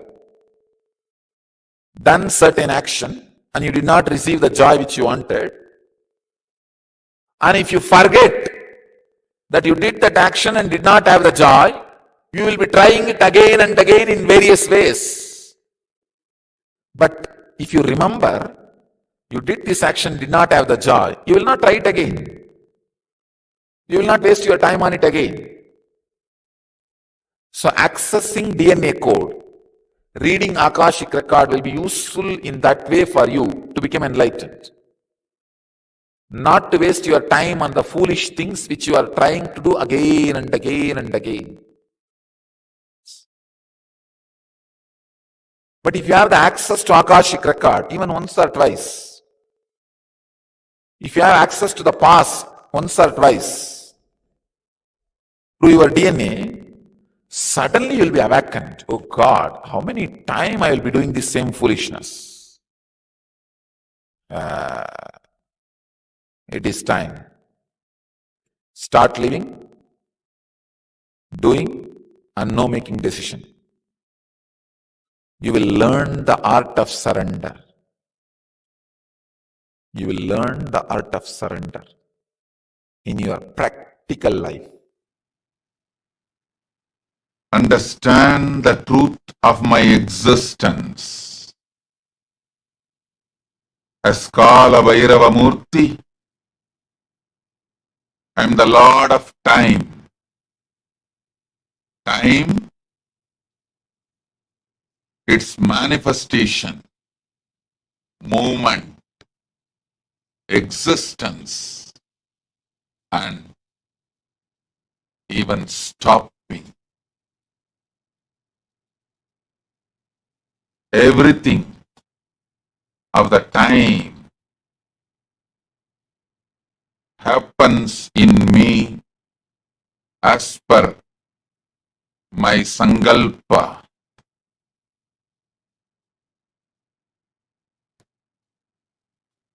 As Kalabhairava Murti, I give you all the boon I manifest in all of you now.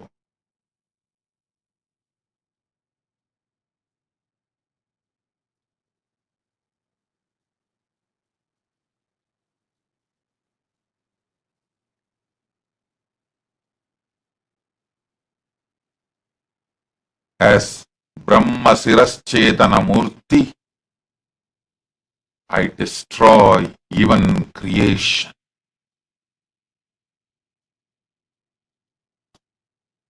I give you all this boon, ability to stop, destroy anything you want.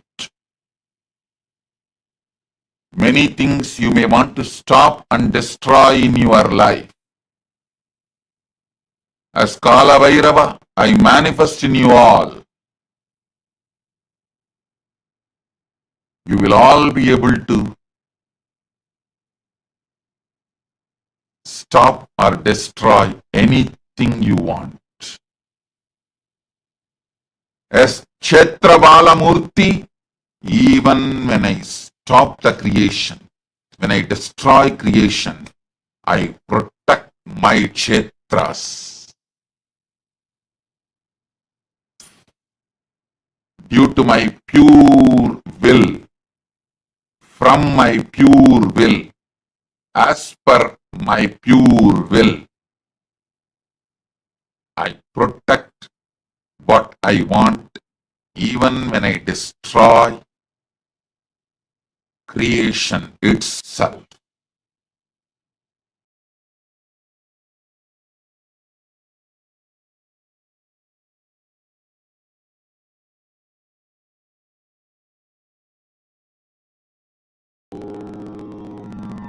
Nityananda Paramashivoham. Nityandam, that was a powerful session of who Kalabhairava is and the Akashic records. What are the Akashic records? See, understand. Bhagavan Kalabhairava, he is the form of Paramashiva that manifested to remove, to destroy the ego of Lord Brahma.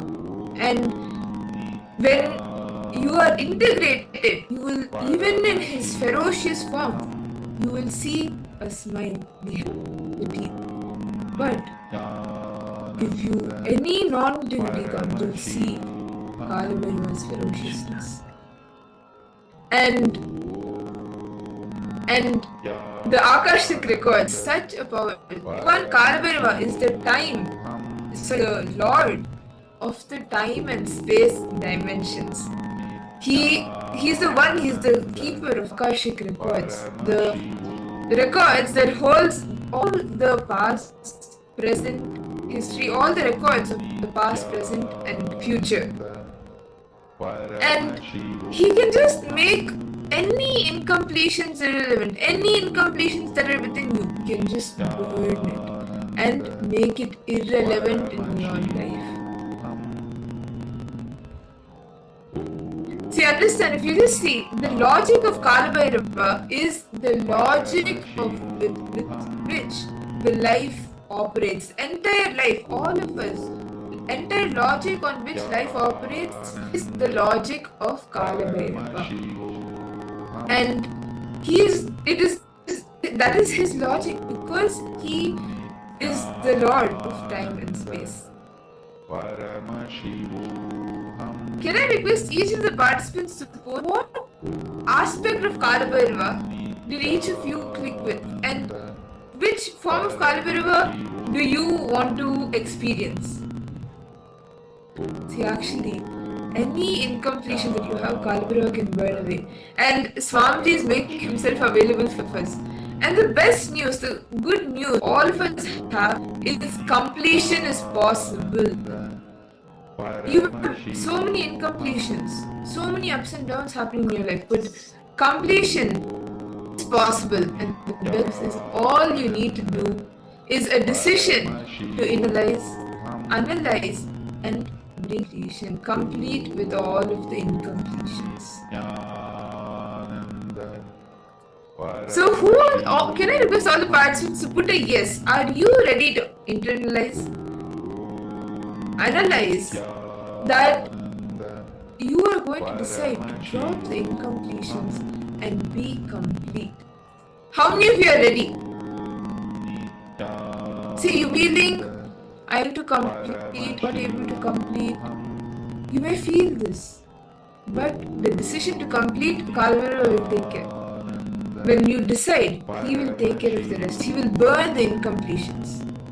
Can I request all the participants to please bring your paper and pen? Let us all do the completion now. Let's all take a moment and do the completion. We request all participants now, so all of you are joined. Now, put down 5 patterns, 5 situations in which you felt completion is not possible for you. For example, I'm not able to come, nor I'm able to get out this pattern. Or how much I try to complete, how much of completions I do in my life, able to complete with it. I request all participants to please start writing down. Where you felt completion was an impossibility for you. Where you felt it's incoming to come out pattern. Master, Shaman, Mastiavu. How many of you have felt this way? Can I take all of the participants? Write 5 incidents or 5 situations. Write this way. Is Fender.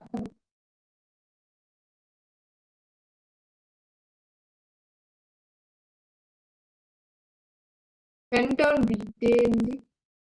The different patterns. 5 different patterns. Situations. Where you felt the completion is not possible for you.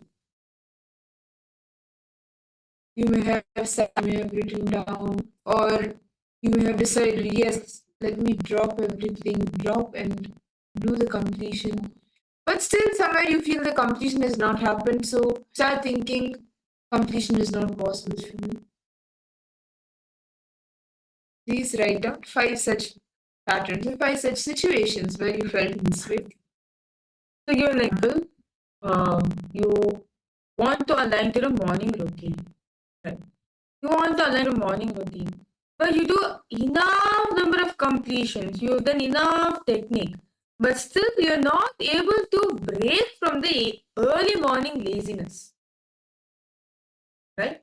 Many times we feel this, why am I not able to keep, why am I not able to like all of us have this incompletion, actually like power manifestation. I'm just taking this as an example. Like when I do power manifestations, I'm not able to do it. What condition do I need to do? And it's seasons after seasons of the Paramashivoham program, but still is not coming for me. Right? All of us would have felt certain ideas like this. These will depend on all the areas in your life where you feel the completion is impossible for you.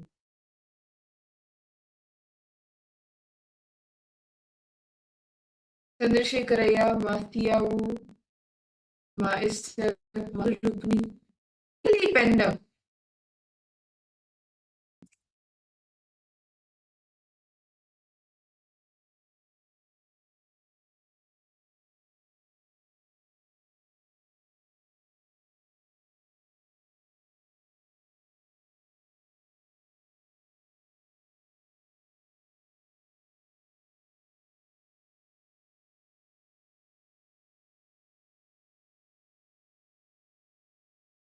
Intensely tender.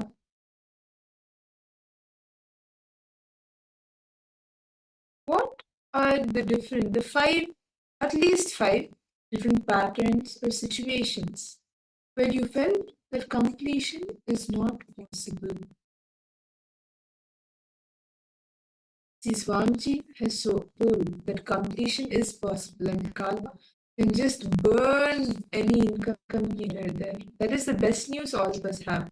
So it is very important for us to analyze, be aware what exactly is, if anywhere we are feeling that completion is not possible, to drop that so we can experience completion.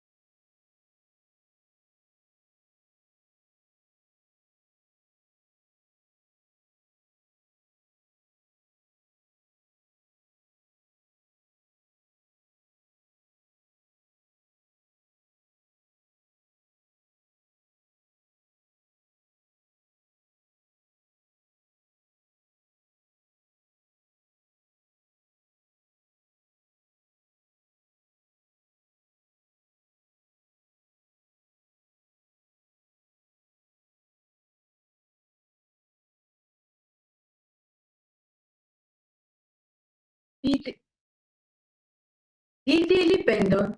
Yes, I request all participants.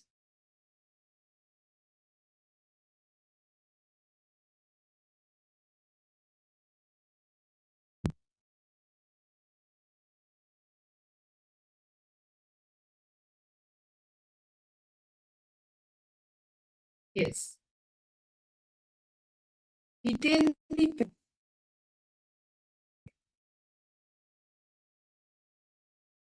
These 5 different situations. And if any of you have any questions, please feel free to ask. And you can post it in the chat.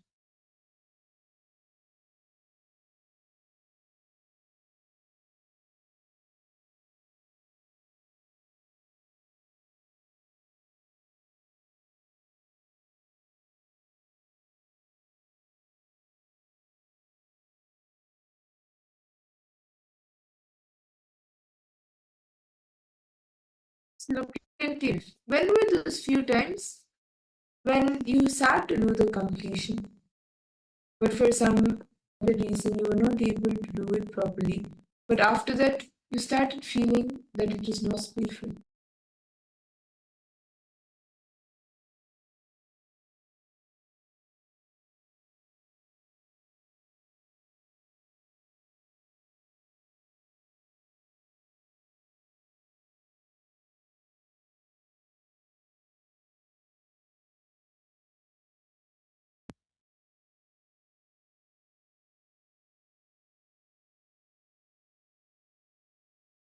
All participants are there.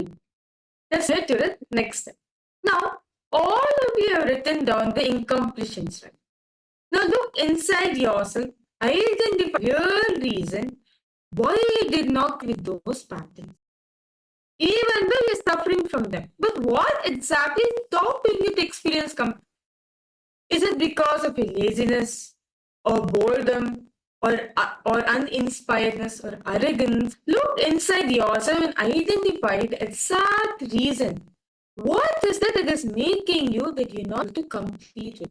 See, many times you may feel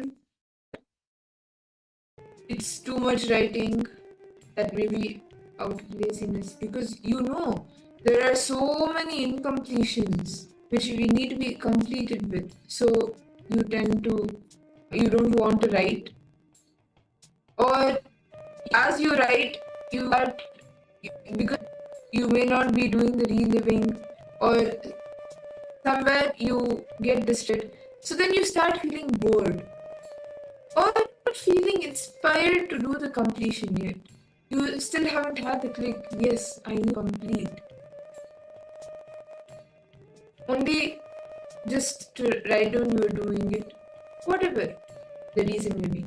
Look into your life and see what was the exact reason why, identify the exact reason why you did not complete with these patterns in completions.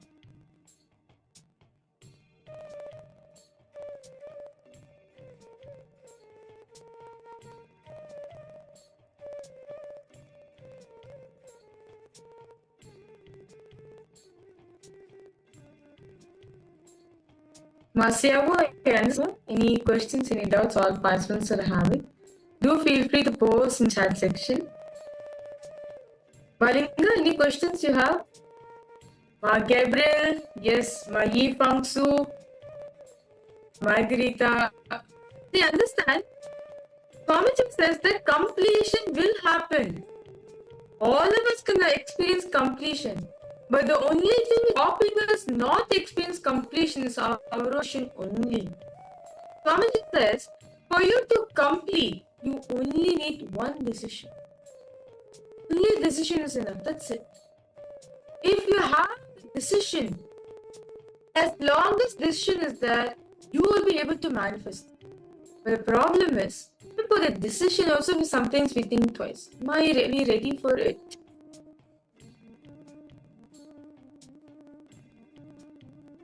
Mangsu, Yajin, Gabriel, Maheshi, Margarita, understand all things happening in your life. The completion, why you're not experiencing, also your decision. Ask yourself the root, the source which is not letting you to complete. Look in, analyze and see. Is it that you were feeling when you were doing the vision that made you start believing that Akashic is not possible or not able to complete? What was made you not do the completion properly? It could have been laziness, tiredness, boredom, whatever it may have been. What is the exact reason? What are the reasons that you told to yourself you did not do the completion properly? And now, right after analyzing the reason, I request all the participants to take a moment and for these 5 patterns or for these 5 incompletions which you have written down, which you have identified down, these 5 are unattended. So what are these unattended? Like what left attended? How have you left it? Which these 5 ones, like I request each of you for the 5 completions which you have left unattended to. Means you have not completed with it. You have not sat and done the completion. Decide now to sit now and do the completion. Do not postpone. Do not encourage any laziness, boredom, anything. Decide to sit now and do the completion. I request all the participants to please do this for unattended incompletions or patterns. Take a moment and decide to complete now. Without encouraging any of the other powerlessness or like the boredom, tired, inspiredness, thing, whatever it may be.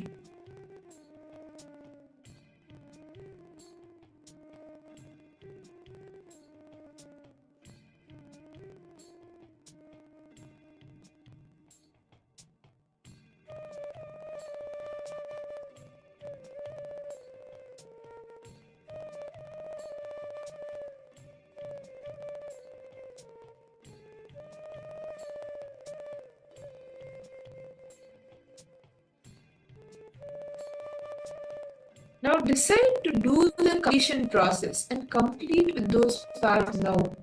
See, even if you complete with one pattern, even if you complete one pattern, you will feel so powerful within you. You will so inspired within you and excited about life. You will feel so excited to even complete with the other patterns also.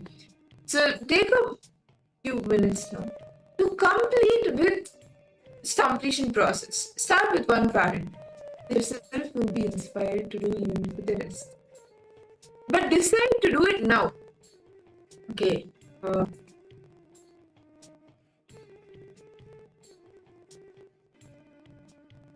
Malinga person. I feel not to complete too much. One after another emerge. Okay. How also cannot write. No logic. One can finish. Cannot catch up 5 times and time is up. I always feel like this is not complete. Do not deepen incompletion. Remember over and over again. Have no power. Place always have people. Feel patient.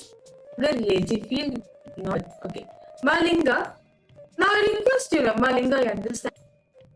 Now this incompletion which you're having, witness it and decide to complete with it. I understand, Malinga. See, can I request you to post what is the incompletion you're having? What is that incompletion you're having? Malinga, can I request you to post them?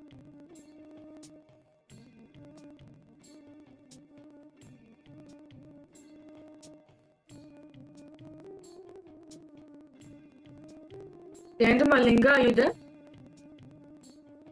See, suppressed completion will not gonna work. Suppress will only lead us to more completion. But instead, decide to see it. Decide to Understanding. See, in any of the completion when you do not to complete, and you just decide to drop the pattern by reliving the first time when you experienced that pattern in you, when that pattern came up in you, got triggered in you, cherished in you, you started cherishing it. Look at that first incident. Relive the incident. When you relive it, it will get relieved. Don't associate with the incident. Thought currents associate incident with leaving you.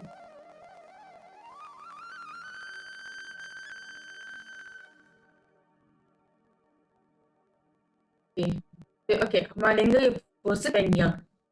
Now go to a particular incompletion. What's the incompletion you like to complete?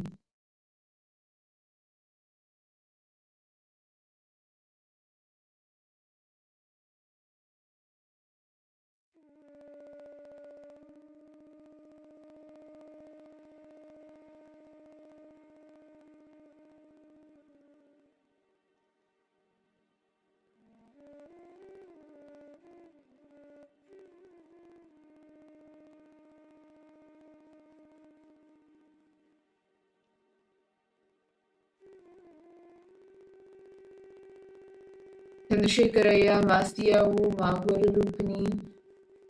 Each of you can write down. Avartharida. Can do one action. Okay. Yes. Yes, ma, you can do now one. And one when you do one, when you decide to complete with one pattern, you will see you will exactly how to drop the other patterns as well. Do one action, one incident.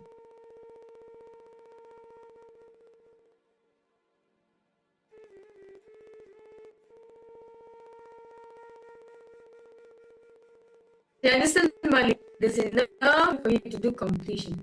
You just need to decide. I request you, what is the incident? I request you if you can post in the chat. In completion, we can guide you. Help you to come out from it.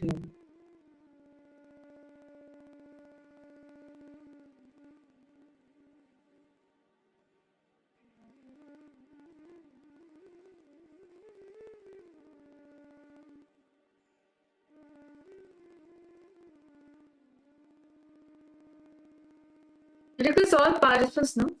This time to open it. This time to complete with it. But only when you complete it, you will feel a relief happening within yourself.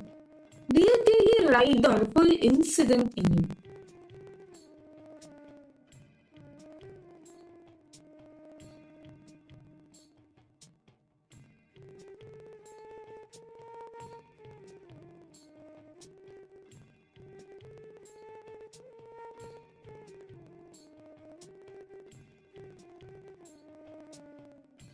And as we do the complete, let us all now enter into the power manifestation. Just a few moments. Continue to do the power, continue to do the complete. Relive that one incident, the first pattern.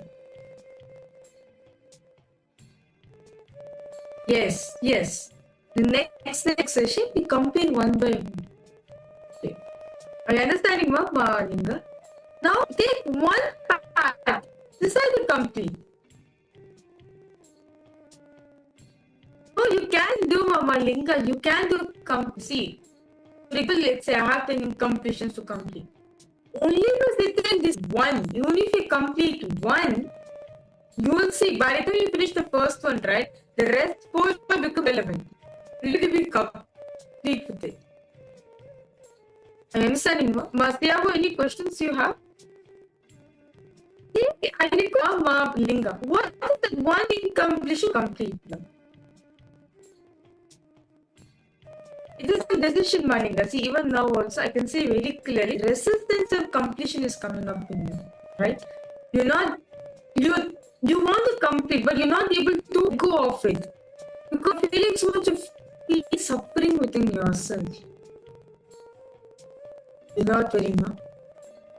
Swamiji is there. Swamiji will heal you completely. I completely understand. Time come now for you to let go.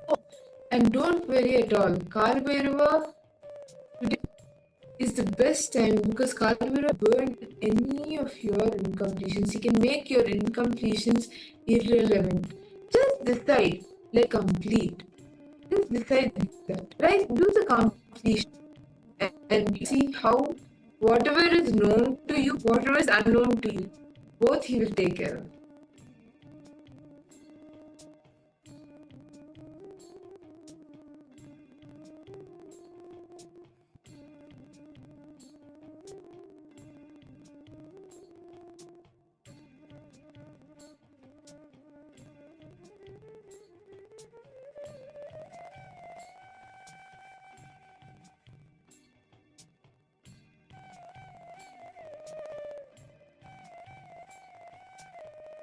Sit, decide to face incompletions.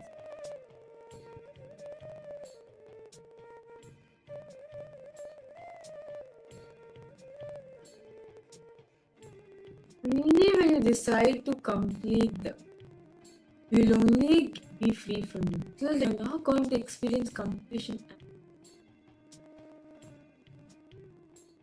Even if it's the first time that you started feeling that pattern come up in you. Complete it. Bring completion.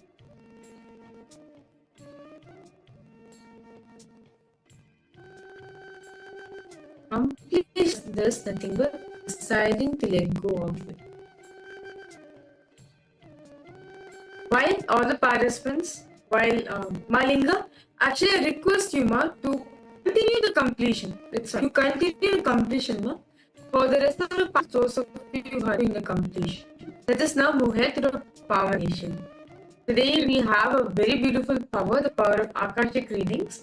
So all are going to be accessing the past, present, and future. This is a very exciting power because, see, many of you always think, what is my past?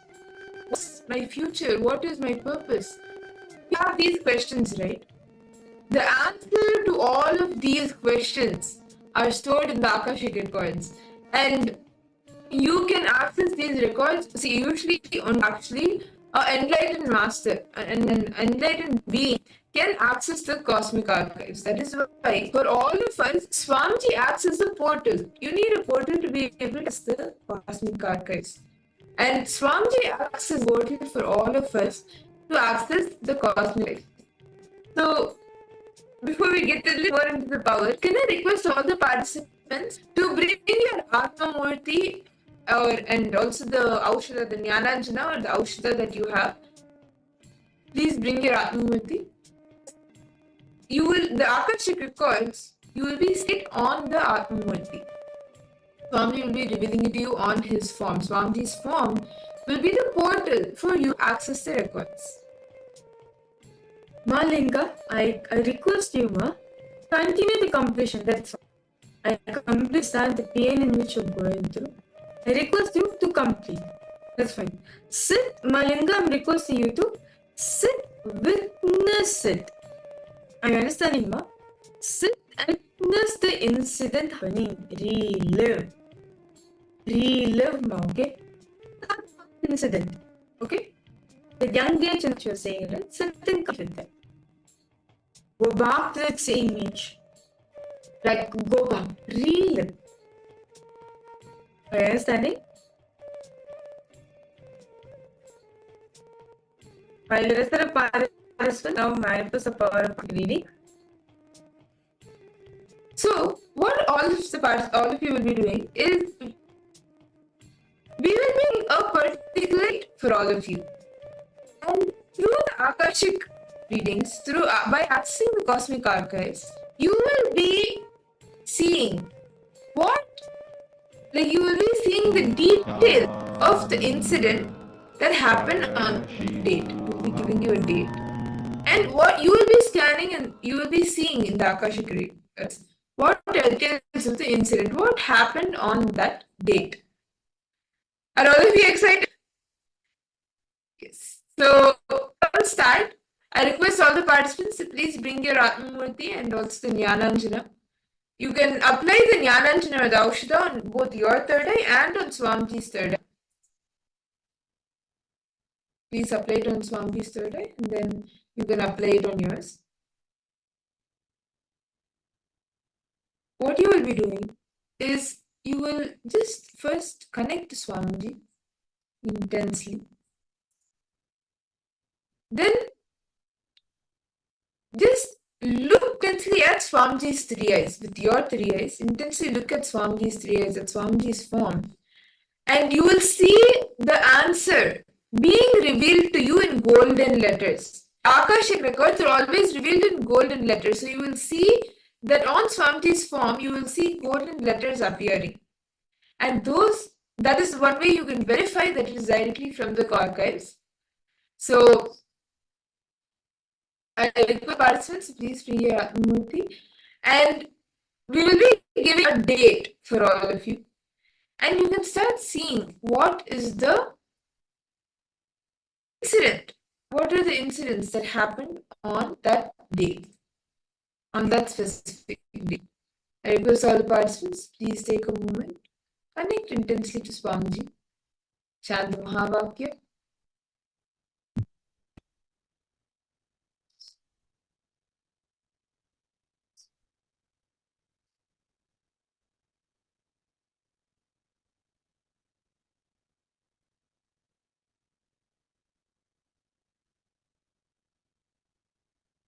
Okay.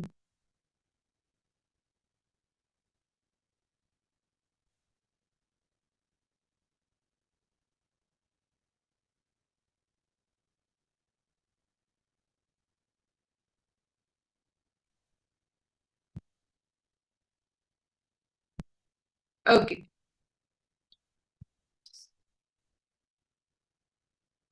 So now I request all the participants to scan the incident, the second incident that happened on July 27, 2013. Can I request all the participants to scan what happened significantly in my life on July 27th, 2013? Malinga, your person, there is also the feeling that don't have a feeling of reliving it, only the feeling of remembering it. And then that feeling comes out, the feeling is still moving.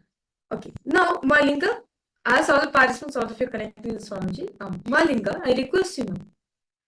Okay, remember the incident, that incompletion which is saying, right, which is haunting you.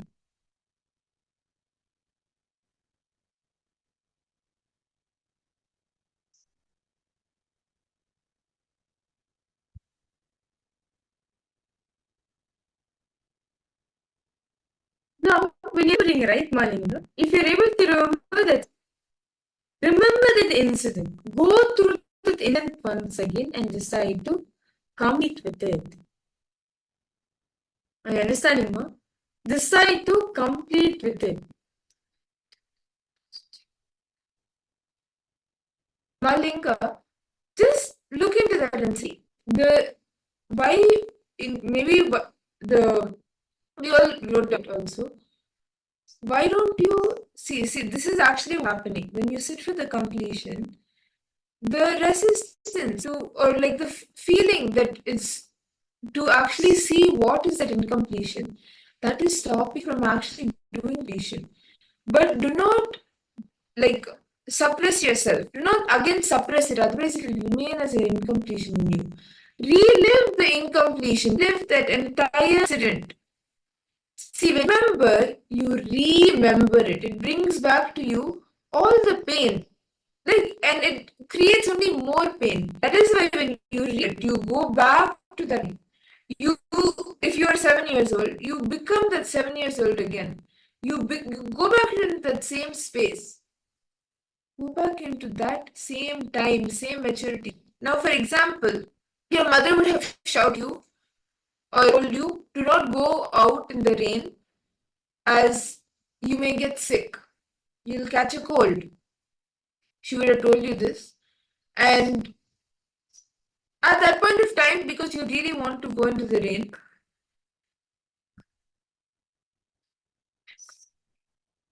you felt okay. There's you would have felt my mother is not letting me.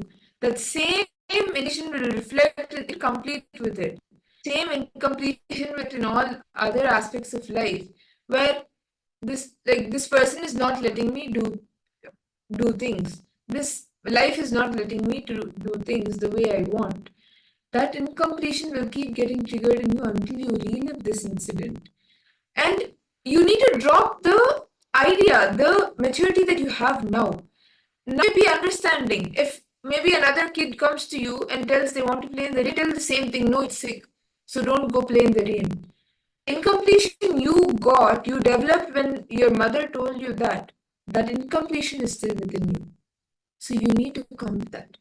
By dropping the maturity that you have right now and going back to the same maturity you had at that time. Let us confirm manifestation. I request all the participants to start seeing, just intensely stare with your 3 eyes at Swamiji's 3 eyes. Look intensely at Swamiji's form. Whatever appears to you in golden letters,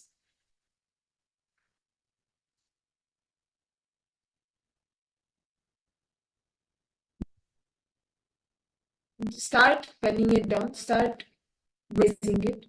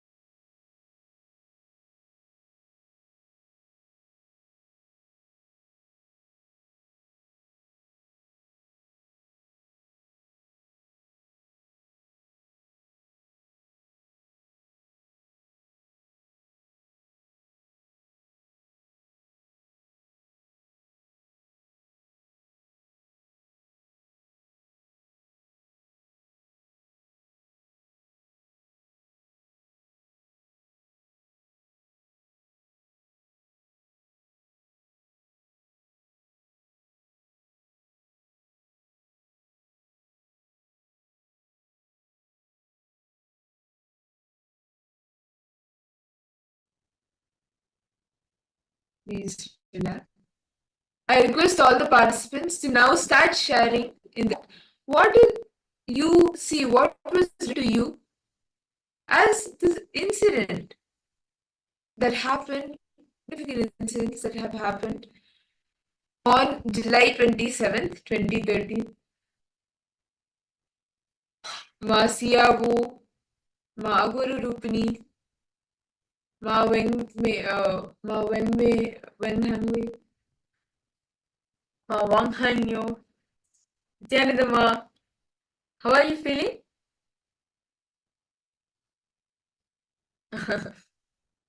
Okay, that's nice. I request all participants now start posting. This is the Swamiji show for each one of you on this date.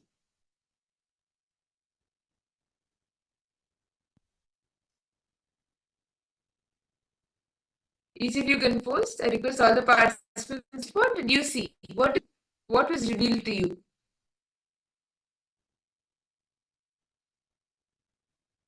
Okay.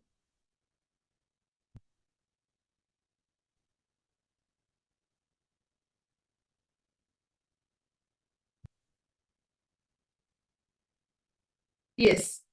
Let us verify the answer. Yes, verify the answer. So this day was Bima and the entire Adi Kailash, all Sanghas, like all the Kailasas around the world were celebrating. But how was a very significant day in my life was this was the day that I was initiated into the Krama Brahmacharya, into the first level of sense. And so this is what happened on July 27, 2013. So, as all the participants, all of us are continuing to do the completion process, right? We're now going to be entering the next session where we're going to be studying the Shiva Diksha. Today, on this auspicious day, all of us are going to be receiving the Shiva Diksha from Swamiji. Literally, you are going to be reborn today. So, let us now listen from Swamiji. Shiva Diksha.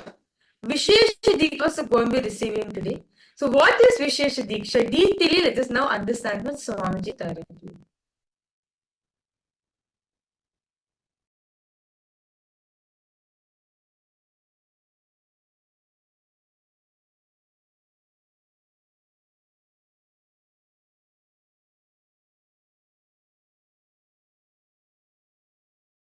Super conscious sovereignty. Listen. Super conscious sovereignty is the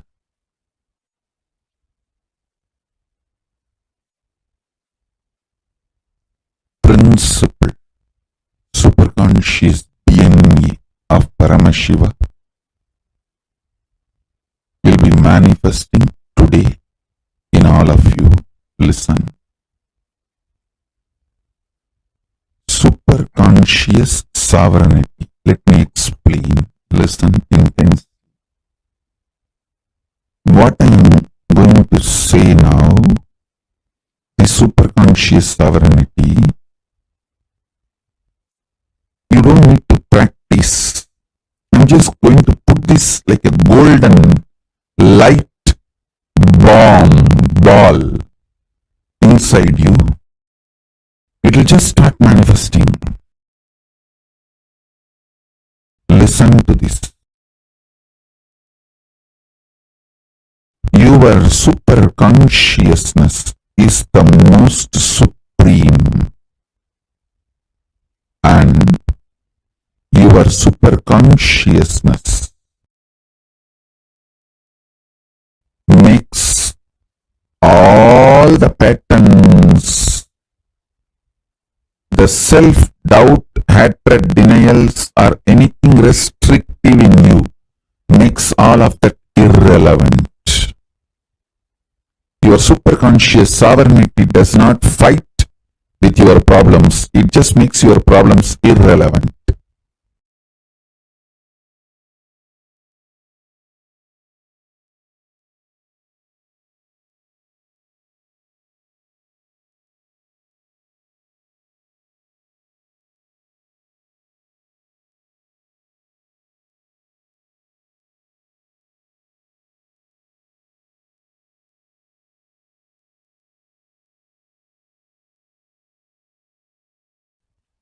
Declare your superconscious supremacy over everything.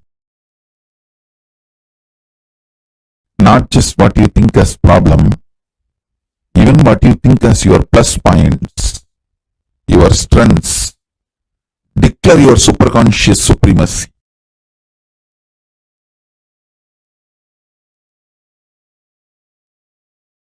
As Paramavatara of Paramashiva, I'll make it happen for all of you. You just declare. Understand?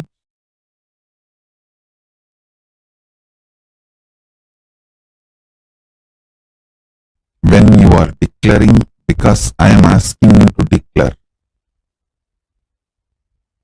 you are just doing Paramashiva's will.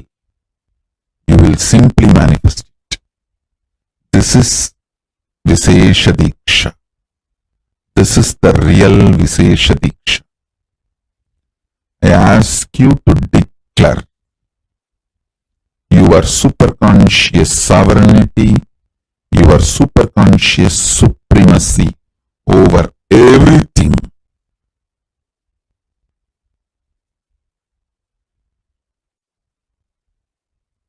you will see your problems and solutions all become irrelevant.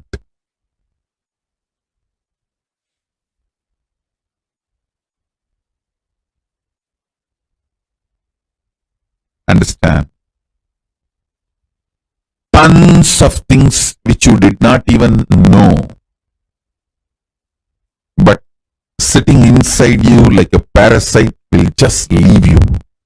They will all be just burnt.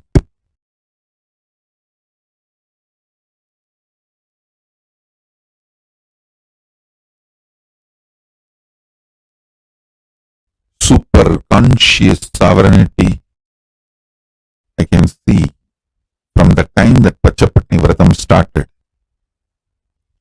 Last 24 hours, I am seeing the way the Samadhi is intensely manifesting. Don't think I was yawning. Actually, when my body yawns, it's like an indication from inside. Body need to be just rested because it's moving into frequency space. The body will not be visible to all of you in a normal way. It will move into frequency space. That is when what you call as yawning happens in my body.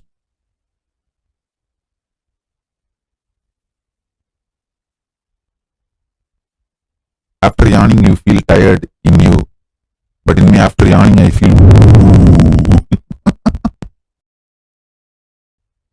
huge power manifesting.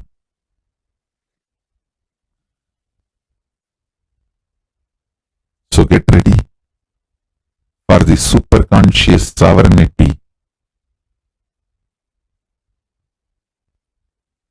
Mutation process. I'll put the super conscious sovereignty DNA of Paramashiva in you and make you manifest it. Listen. Instead of just sitting, if you pen down on what all you declare your superconscious sovereignty and supremacy, your whole inner space will be filled by the Paramashiva's DNA pouring. You will consciously start clicking and manifesting this mutation process. See, if you want, Paramashiva should see how you are declaring, you can type it as a direct message. If you don't want me to see, you just want to do it on your own, at least take a paper and pen and write. When you don't write, you don't organized way declare to yourself. You just start sleeping off those, or you are thinking you will declare your supremacy over your wife and you start thinking, oh, she all the time beats me, fights, all that, and suddenly you will be drifted away. You will be getting ready to get beaten once more.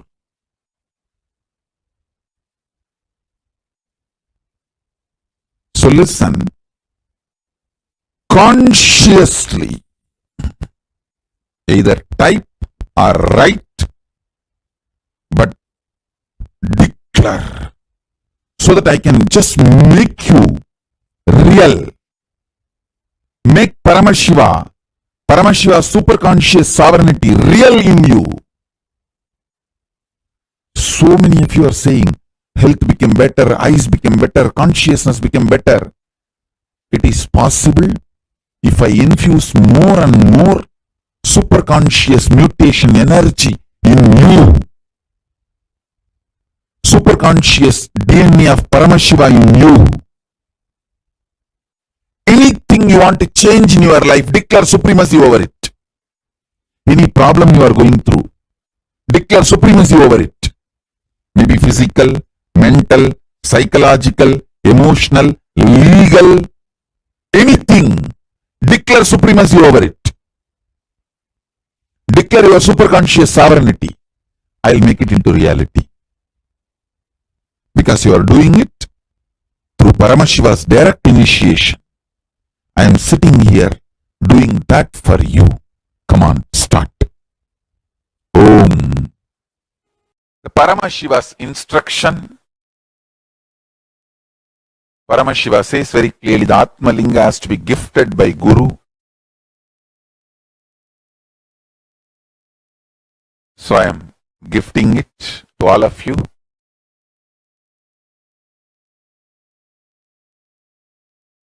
Paramashiva also says, when I give Atma Linga, I am not supposed to charge any specific money for it. But disciples can offer Guru Dakshina on their own. Means you can offer anything you want, but I am not supposed to charge anything specifically. So I follow the Agama as it is. Understand, Vishesha Diksha is giving you superconscious breakthrough. The action now I am supposed to perform. I do not know whether the Acharyas read out Somasambhu Padadi to you. The action I am supposed to perform now on them is taking their old life out and dumping it and putting the Shivatma, means Shiva's consciousness, from my Anandagandha and putting it in them. Read out the whole thing, then they will understand why Vishesha Diksha. Unfortunately, people think Vishesha Diksha means vegetarianism, that's all. No. Shaivam is not just Shaiva meal, Shaiva life. It is initiations you receive and few minutes every day you spend to bring yourself to the oneness. Puja is nothing but bringing you to oneness. For example, I give you my personal cell phone number and tell you every day and one particular time if you call me, you can talk to me directly. Are you going to take that as a load work? Oh, every day I have to call. Or are you going to feel, wow, I have a direct access to him. Every day I can, few minutes, I have a direct access to him. What are you going to feel? Puja is giving you Sadashiva's personal cell phone number. He has committed to me, whoever I initiate. When you connect with him, he is committed to me, he will respond to you. I am authorized to give you his personal number. Puja is nothing but giving you the authorization to call him at particular time. And he has committed to me, he will respond to you. Vishesha Diksha is nothing but giving you his personal number, hotline connection. So every day during the puja, that few minutes you can connect with him in oneness, and he has committed to me, he will respond to you. Understand? I am authorized exchange for him. He has given me the authority. That is the reason I am sharing. One more thing I want to tell you. Sometimes people come and try to tell me, oh, non-veg food is a human right. Being human itself is not right. What stupidity you are talking about non-veg food? Your body is not made for that. I am not talking from the sense of moral. If you want to evolve into the next level, don't eat poison. Vishesha Diksha demands only two requests from you. One, you need to be vegetarian. Another one, every day at least 10 minutes you need to bring yourself to the oneness with the puja. 10 minutes is too less time. It doesn't take more than 10 minutes, I know. It's too less time. Sadashiva is demanding to respond to you every day and keep yourself in oneness. I don't promote any other spiritual practice. People ask me, should I do this technique, that technique? Twisting the eye and looking here and blowing the nose, this corner, that corner. I don't give you any technique. I only ask connect with him in oneness 10 minutes a day. I think maximum it takes 11 minutes.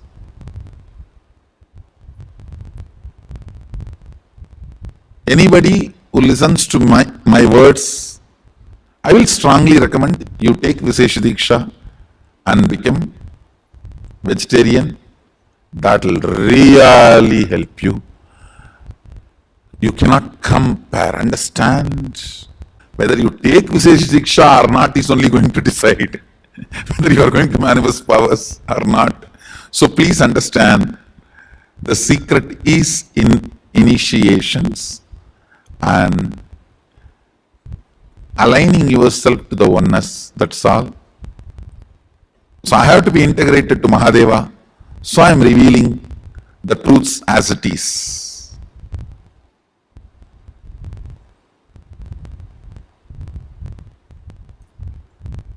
Whatever is said and done, Vishesha Diksha is something extraordinary. Literally the whole system gets upgraded to the super consciousness.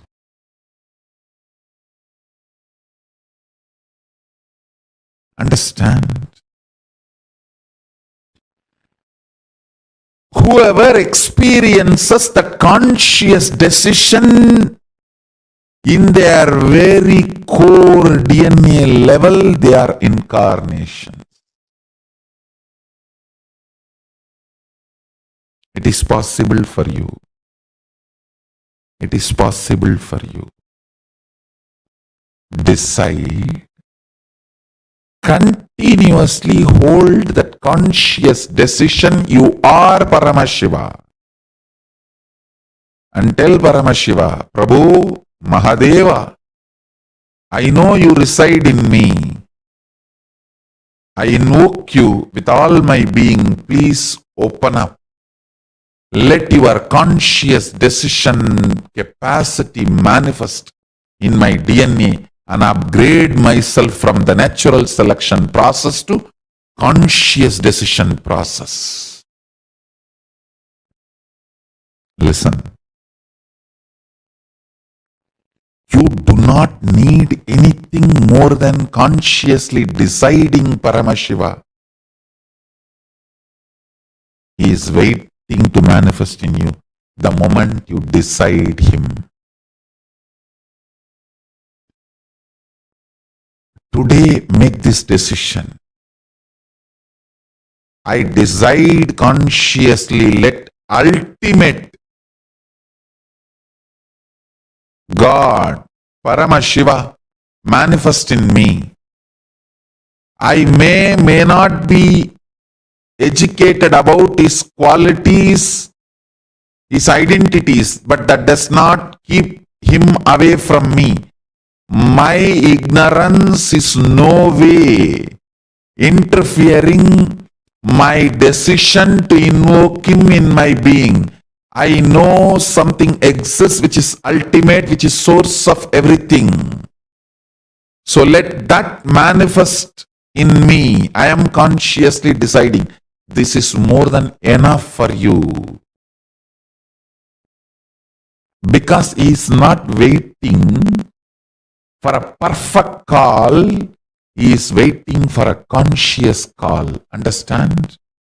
No 911 call can be a perfect, hello, how are you?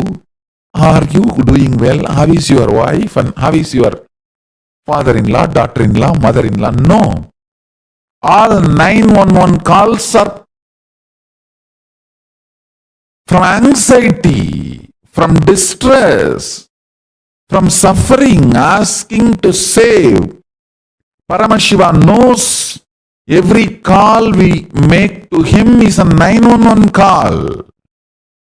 He does not expect perfection. He expects consciousness. That's all. Listen carefully. I'll give you the essence. Your body evolves, goes through the process of mutation and natural selection. That is the way from one cell, your supreme mechanism on the planet Earth has evolved. The body you are carrying has evolved. The consciousness from Paramashiva as a super consciousness, it descends, and you are both together. You are not just body, you are body also. Now, by invoking this conscious being, Paramashiva,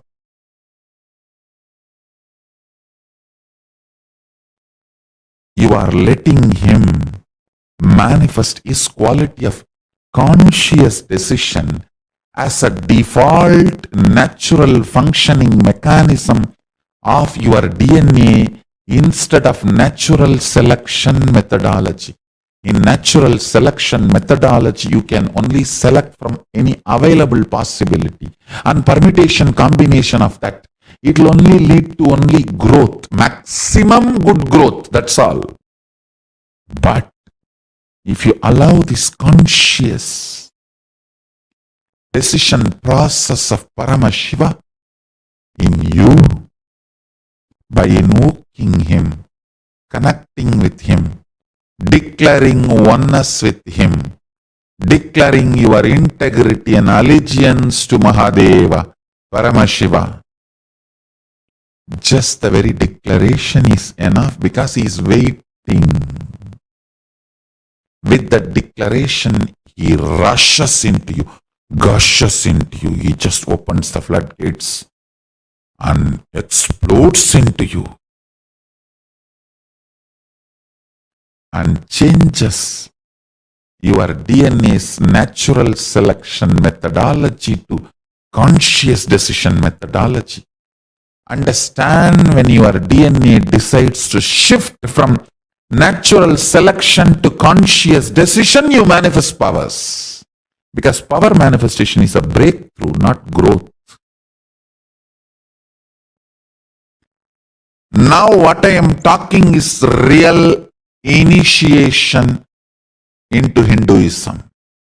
Only when you understand what I am talking now, you are initiated into Hinduism. This is the real introduction to living Hinduism. No words minced. I'm a ferocious guy. Ferocious people doesn't know to mincing the words. I'm Shivagana. I don't know how to mince words.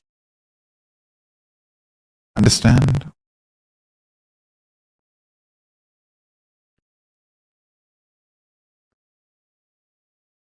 Declare your integrity to Paramashiva consciously and tell him, I really don't know how you look, your qualities, qualifications, identity, all that, but I know something superior exists, something ultimate exists, which is source for everything.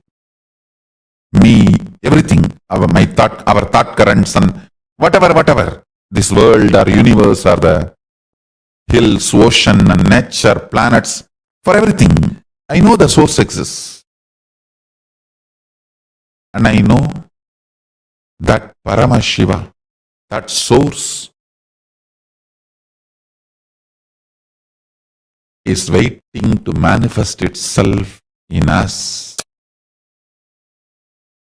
for our conscious decision of choosing him. Understand? A simple conscious decision can really shift you from natural survival process to conscious decision process. And your whole DNA gets upgraded. Your whole system gets upgraded. Your body, your internal organs, your intra-organs, your consciousness, your will persistence, your everything gets upgraded.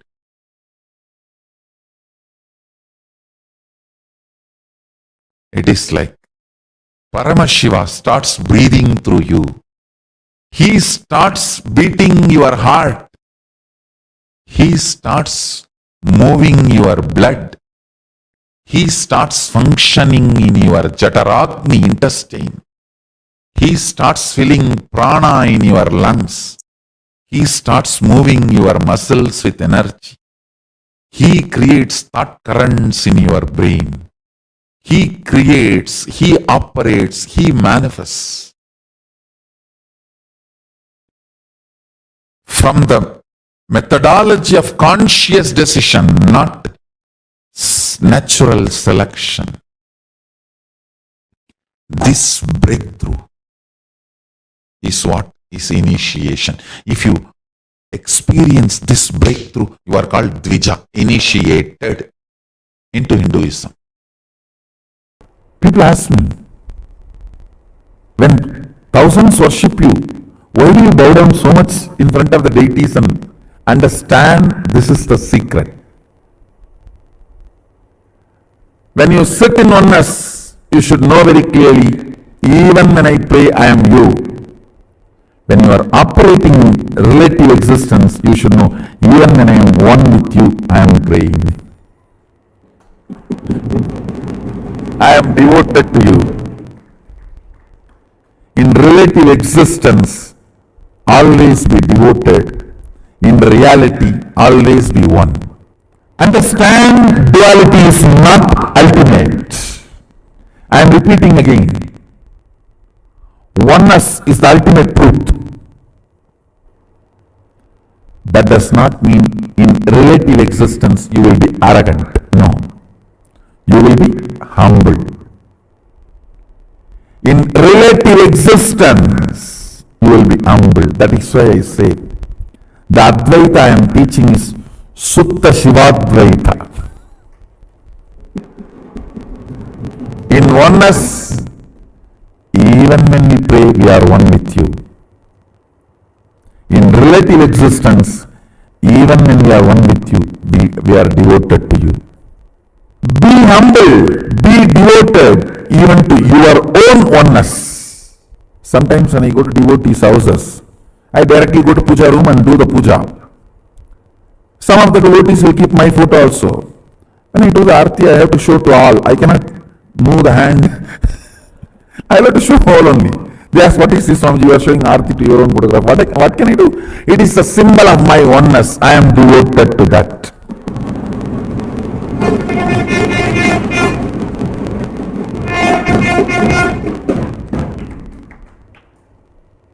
Even I bow down to. See, you have both component. Your oneness, Shuddhadvaita, and your relative existence, to which you are going to be devoted, that is going to manifest in you more and more.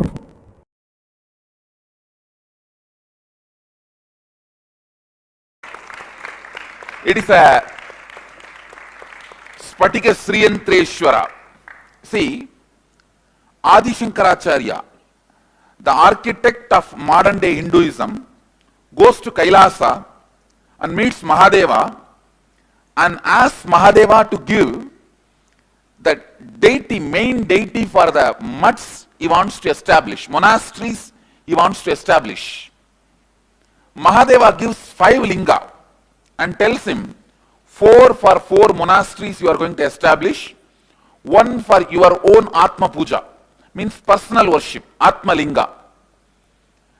The 4 linga, which for the 4 monasteries, Mahadeva materializes 1 from his third eye, 1 from his Devi part, 1 from his Mahadeva part, and 1 from his Mooladhara, and after doing 1 he takes out of his own Anandagandha and gives it to Shankara and says, this is the linga, my Atma Linga, it is for you to worship as Atma Linga, for you to worship as your personal deity. That linga he worshipped as long as he was leaving the body. He leaves that linga in Joshimat, Badrigashrama, in Joshimat, in Himalayas, because he left the body in Kedarnath. So he leaves that linga. That linga is Sriyantreshwara. The Sri Chakra carved on it in this Shivalinga, you can see the lines. How many of you are able to see the lines? That linga is made out of spatika and Sri Chakra carved on it. That linga is exactly this size only, this shape only. So the exact mold, exact thing, I picked it up and made the replica. This is the Atma Linga, the soul consciousness of Mahadeva. And the Kathopanishad speaks about this linga. Angushta Matra Purusha means just the size of the thumb. The soul consciousness which resides in the Ananda Gandha.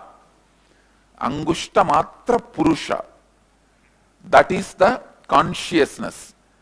This represents the pure consciousness of Mahadeva, and the Sri Chakra drawn on it represents Devi, and the Bindu, the top, there will be one point. That point represents Guru. That point represents Guru. All the three, Nityanandeshwara, Nityanandeshwari, Nityananda, all the three are in one form. And as Mahadeva himself declared this as Atma Linga and shared it to Adi Shankara, I declare this as a Atma Linga of our whole Sangha.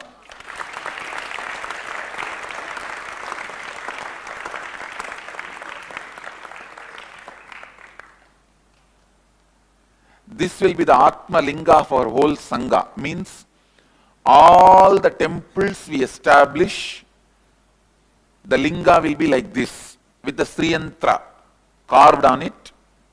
Even the temples which we already established, we are going to be replacing the lingas one by one everywhere with the Sri Yantra on it.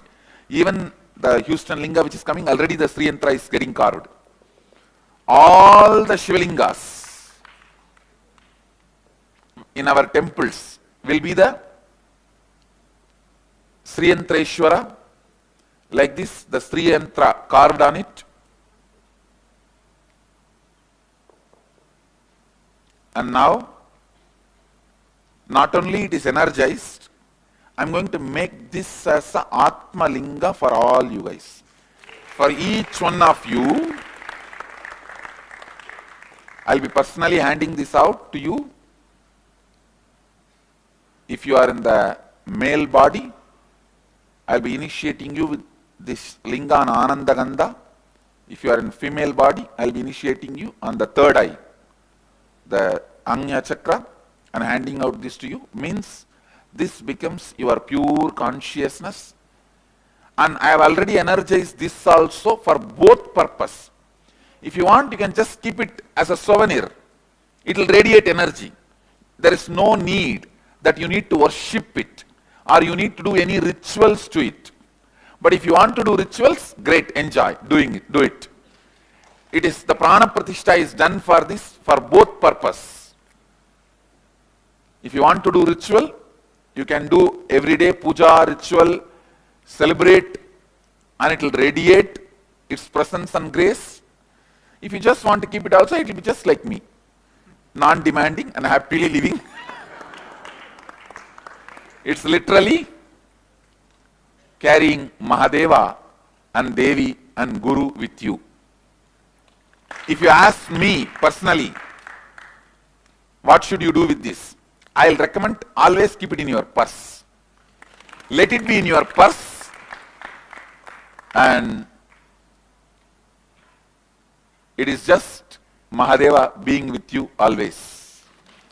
Keep it in the puja room. You can even wear it. You can even wear it as a kandi. See, inside the kandi of all the Sannidhanams, this Atma Linga and the Gauri Shankar, both only will be there. That's why the kandi is so big.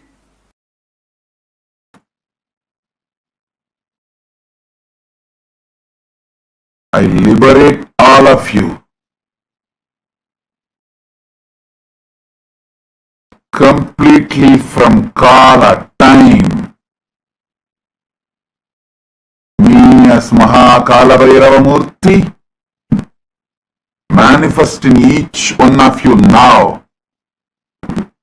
I shower you all with Vishesha Diksha. Shivoham, Shivoham, Shivoham. I pluck all your breathing out of your body now.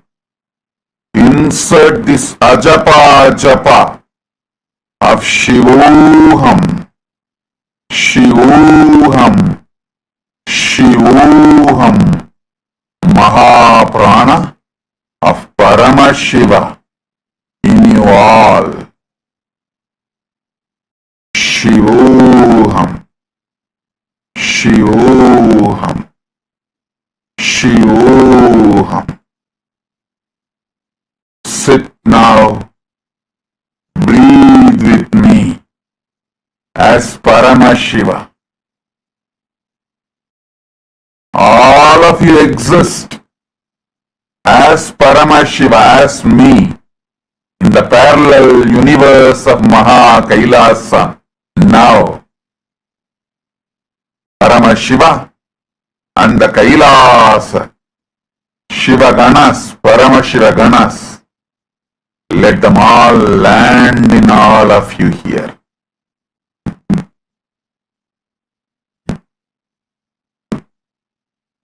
Om, Om, Om. I give you all the Vishesha Diksha. I remove your very breathing pattern and the root of your breathing and replace it with the Mahaprana of Paramashiva. Shivoham, Shivoham, Shivoham. Sit with me, breathe with me as Paramashiva.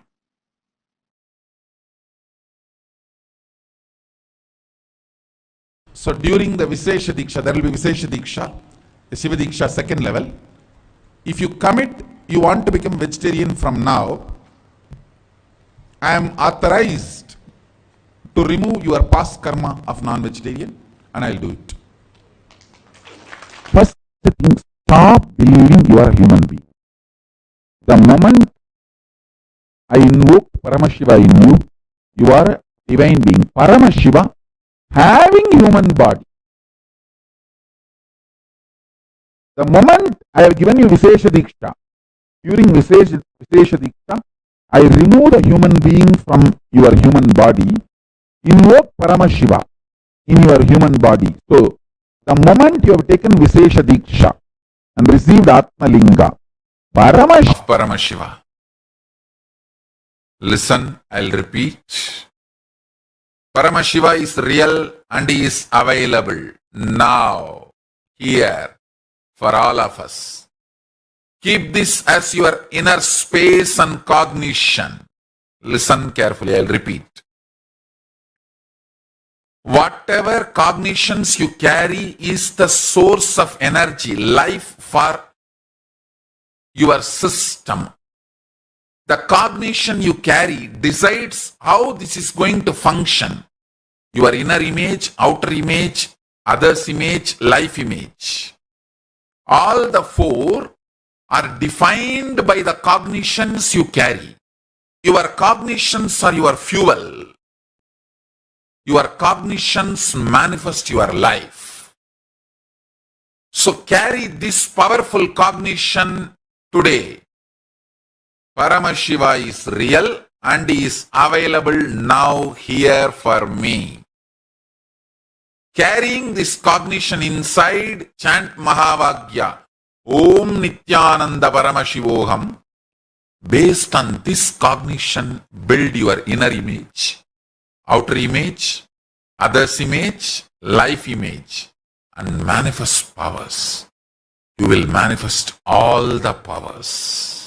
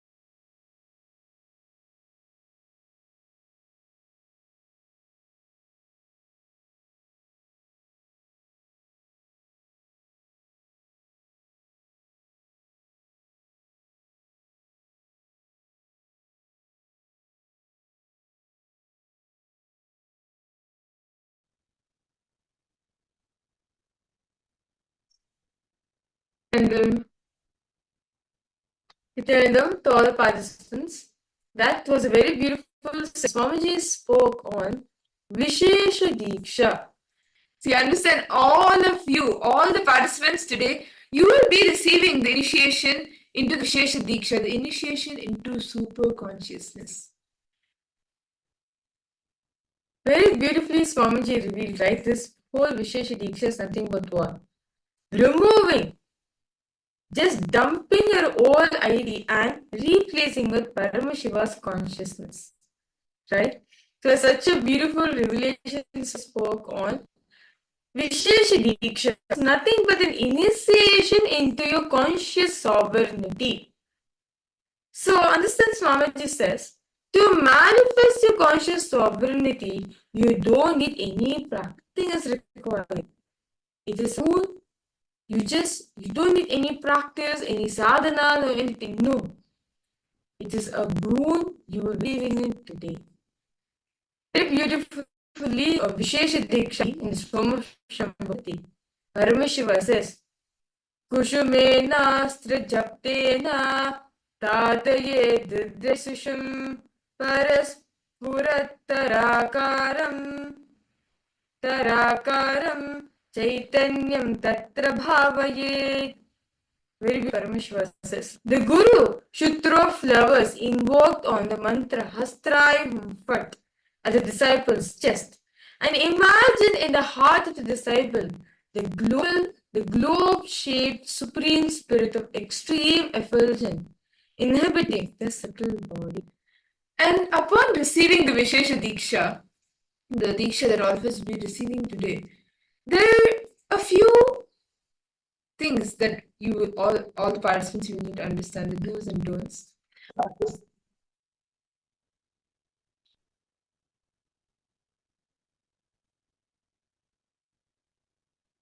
The few, before we get into your super sovereignty, if you just see, your super sovereignty actually makes all the patterns of self-doubt, self-denial, all the STHD, or any restrictive thought currents in you, restrictive patterns in you, it makes all of it irrelevant. And Vishesha Diksha bestows that blessing, the blessing to offer prayers and gratitude at the feet of Shiva.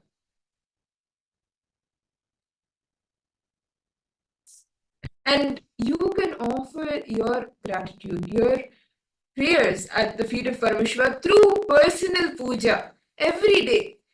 And whatever you share with Parameshwar during the puja time every day, he actually listens to you. Parameshwar listens to you. Any prayer, any boon that you ask Parameshwar, you connect to Parameshwar and speak to him during the puja, he listens. This Diksha, right, is actually a very beautiful thing. So this, understand, Swamiji says, this Vishesha Diksha bestows the blessings to offer prayer and gratitude through your personal puja to Paramashiva himself. Whatever you share with Paramashiva during this puja, every distance, and very beautifully says, as you are the disciple of Swamiji, when you are talking to Paramashiva, he has to respond back to you. He will understand, all the participants, those of you getting initiated today, Swamiji is going to be initiating us into this beautiful science of Shiva Diksha, and all of you are going to be receiving this beautiful session from Swami. Stick, you posted, Swamiji. Okay, do not worry about it, Ma. Just drop everything at Swamiji's feet. You will see, you will manifest for that reality for you. And we can actually, like, one of the team members will connect with you and help. So don't worry. Yes. So today, first will be receive the Vishesha Diksha. And once you, upon receiving the Diksha, every day you can offer your gratitude, your offerings at Parameshwar's feet through the puja. Every day doing the Nitya Puja, every day the Shiva Puja, that becomes daily practice. Make it a daily practice, and anything you tell Paramashiva during the puja time, he listens to you. He answers your prayers.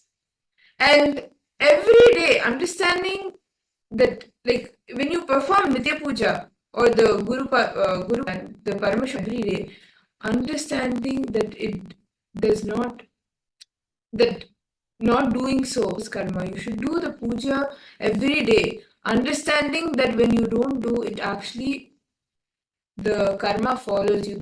A few do's and don'ts, or a few commitments, I should say, that upon receiving the Vishesha you need to follow. So one is doing the Nitya Puja and the Shiva Puja every day, and strictly following a vegetarian lifestyle, not partaking any non-vegetarian foods, meat, fish, eggs, or any other violent items, even non-violent, any kind of food, like non-vegetarian food, even if it has any violence for the processing, do not touch it. And do not engage in any activities of hinsa, means violence. Activities, any type of violence, do not engage in it. Violence any jiva, any living being, including your own self. Do not show any violence yourself and to others. And you should also never abuse Lord Paramashiva, Bhagavan Paramashiva, who is the source of the cosmos. This is the cosmos, Paramashiva himself, you should never abuse. Nor should you abuse the Shastras, the Vedas, Nagamas that are written by Paramashiva, or not abuse the Guru, who is the very embodiment of Paramashiva himself. And another important thing to remember is you should never cross the shadow of Shivalinga. Where a Shivalinga is there and you see the shadow, you should not cross the Shivalinga. Instead, you should go around it. You can go it, but you should not cross it, thinking, okay, it's only a shadow. How normally, like if when you walk across a shadow, but you should not do that. So remember not to cross the shadow of a Shivalinga. And do not eat the food offered to Paramashiva Linga, to Chandra, who is the accountant of Vyasa. Do not eat the food that is offered to Chandikeshwar. You can, the food, once it is offered, the Naivedyam, the Prasadam, you can give it to the plants. You can keep it on near the plants in your garden, even to your pets as Prasadam. But you should not consume it. And you should not abuse anyone who has received the Shiva Diksha. Anyone who has received the Shiva Diksha, whether it's the Samaya Diksha or the Vishesha Diksha, anyone who has received the Diksha, you should not abuse. Until your last breath, remember to continue to worship Paramashiva and the Guru, the one who has initiated you into the Vishesha Diksha. I'll understand. This Vishesha Diksha is nothing but you boldly declaring your conscious supremacy over everything. That you are Paramashiva. You are not just your incompletions or your patterns alone. No, you are Paramashiva. Not just over what you think as a problem, even what you think as strength also. Declare supremacy for it. And I request all participants now, just declare intensely, come in, that I'm going to declare my conscious supremacy. So for those that are participants, those of you who are interested in receiving the Shiva Diksha today, we request please fill up this e-citizen.info /Atmalinga, and you can fill the link over here, and you can over here. You can fill this link and put a request to receive the Atmalinga for doing the daily puja and Shiva Puja.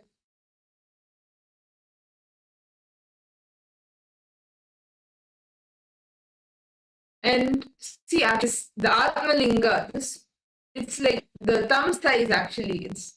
It's just the thumb size that represents. In the Atmalinga, you will see the Bindu, the Shri Yantra, and the Linga itself. The Linga represents Paramashiva. The Shri carved on it represents Devi. The Bindu in the center represents the Guru. It is like literally your personal version. Paramashiva, Devi Parashakti, and Swami. your person that will be with you every day. You can perform the puja, offer your gratitude, and speak to Paramashiva, speak to Swamiji, speak to Devi through your Atma. And with that, let us all now enter into the power manifestation.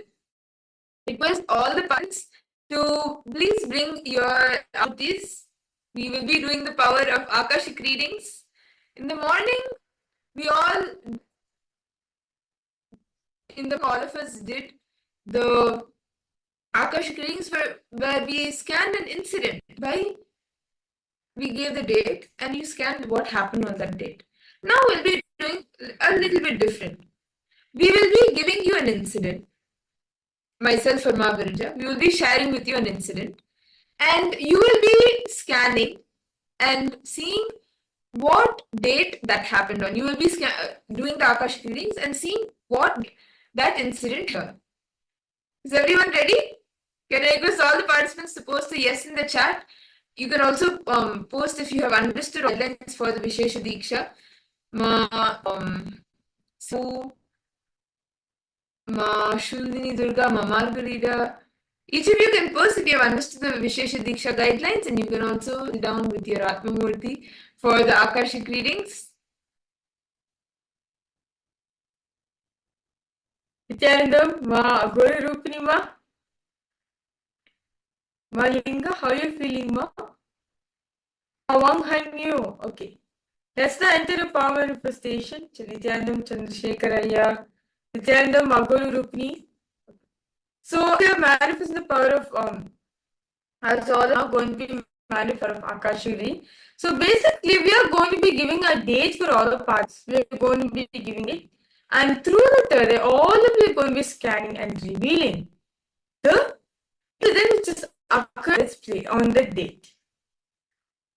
Okay, so the incident that I would like all of you to scan the date is the date when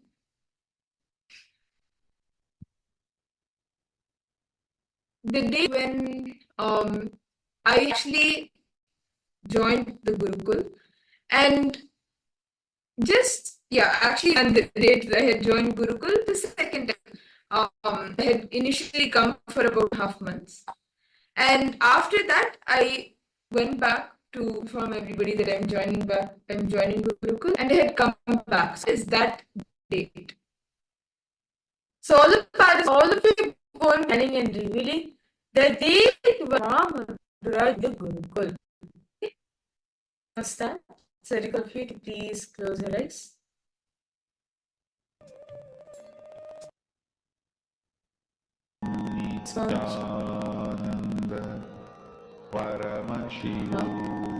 Intensely chant the Mahar Loka.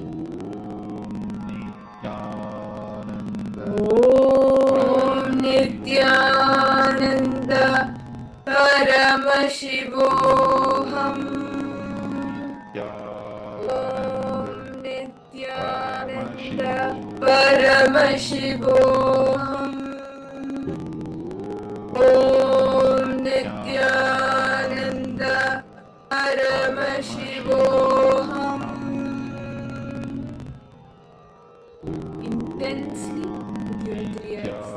Look into Swamiji's three eyes, into Swamiji's, and whatever appears the golden letters, start revealing that, start sharing that.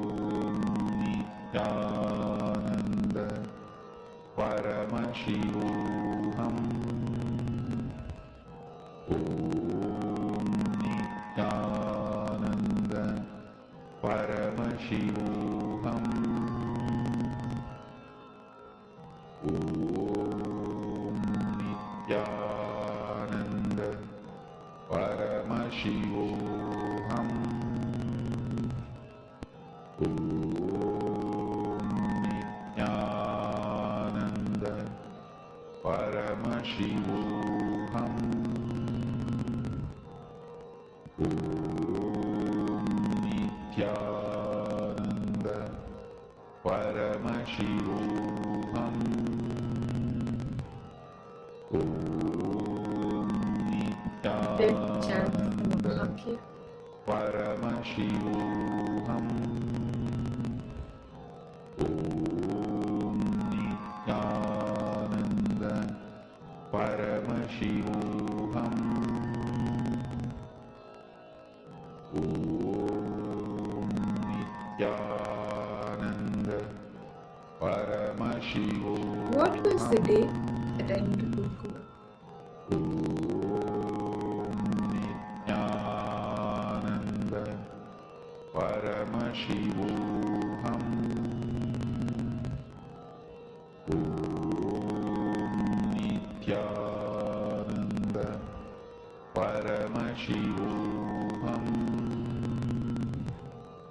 Om Nityananda Paramashivoham.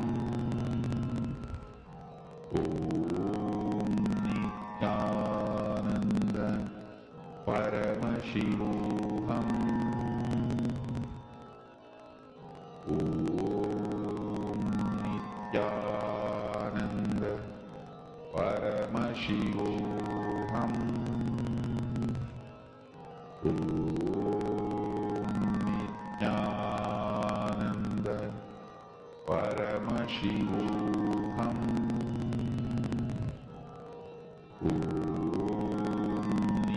Nityananda Paramashivoham.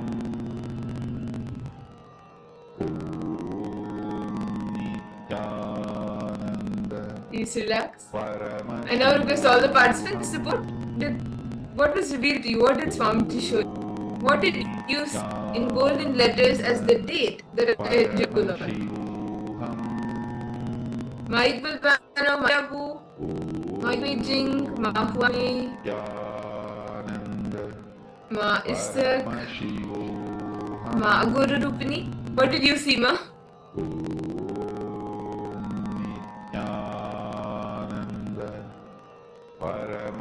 On which day did Madhura join the Gurukul? I request all participants start posting.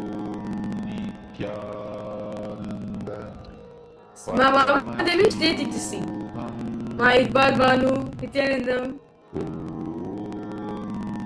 Nityananda Paramashivoham. Om Nityananda Paramashivoham.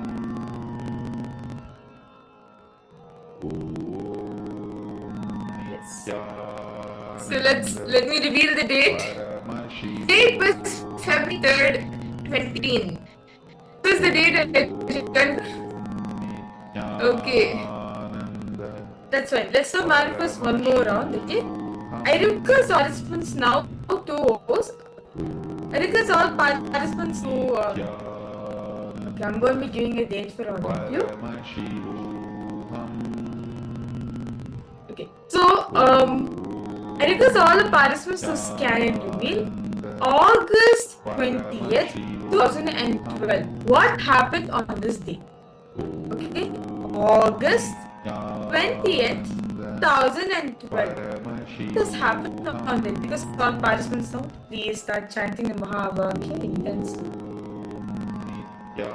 Ask Swamiji to reveal what has happened this day. August 20th, 2012. Paramashivoham.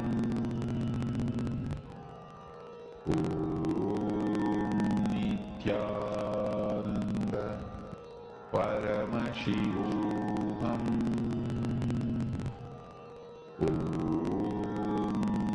Nityananda Paramashivoham. Nityananda Paramashivoham.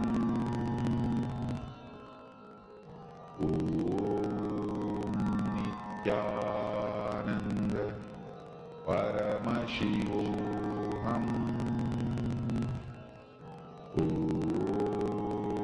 Nityananda Paramashivoham. Nityananda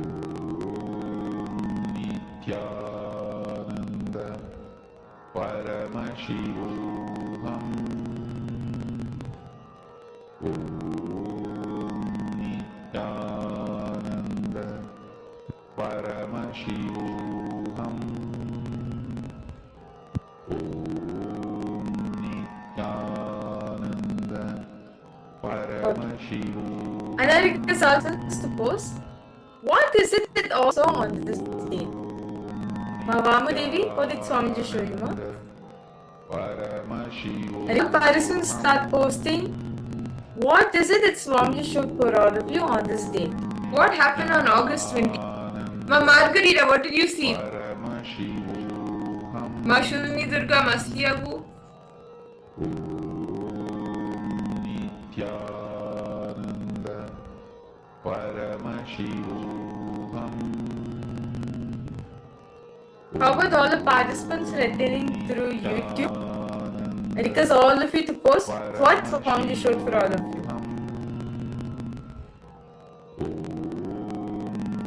Nityananda Paramashivoham.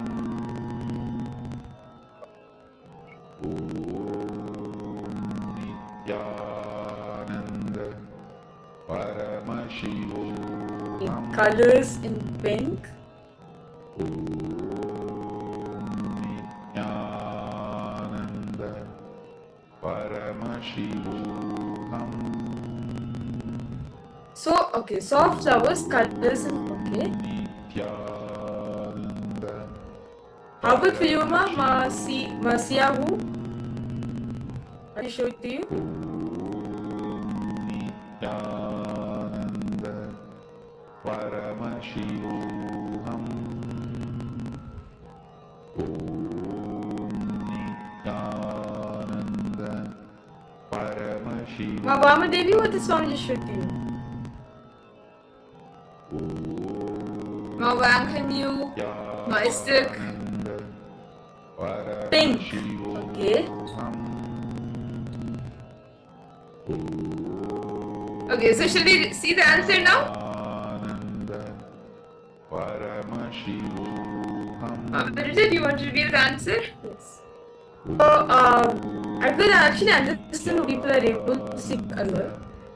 After the day I joined Gurukul, actually, like I had a pink suitcase with me. The day I joined, like this day I joined Gurukul, and when I came to Gurukul, I had a pink color suitcase with me. So that's why I can understand why all the participants are same color, because I had a pink color suitcase with me. That's nice. So I think all of you have gotten the colors of the things related in the incident. Let's try going a little bit more deeper. We'll actually be manifesting this power quite a few times, and even later we'll be manifesting this power. So try, whenever you saw manifestation, go more deeper. If Swamiji is showing you pink, after the pink, what is there? What is pink color? Why is Swamiji showing pink? Ask the questions. Swamiji, is this that is pink? Go more deeper and deeper. Okay? Yes. Now, with that, let us all enter into the next session of our day. In the next session is actually very important for all the participants, as today all of us are going to be completing the fear of death in our life. Today all of us are going to be completing the fear of death in our life. Swamiji says, the first and foremost thing is we need to complete with fear. It is because of this fear all of us all of us have the fear of death. The constant insecurity which is there within each and every one of us. In this session, I request all the participants to kindly take notes and listen to pay attention to this session, as Swamiji is going to be detailing revealing on what is fear. What is fear exactly?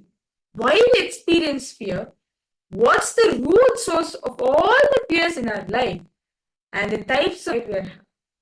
So let's now enter into this beautiful session.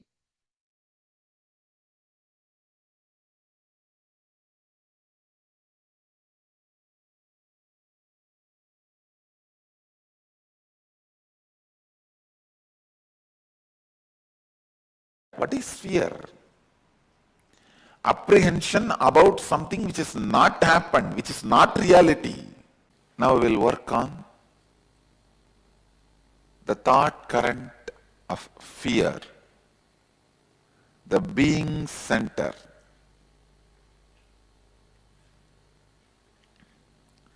It really feels so nice. Now you know, Kalabhairava is alive, living.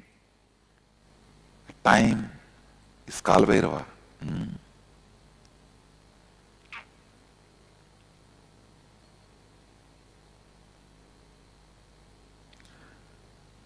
So, everybody is ready? We'll move to the next session.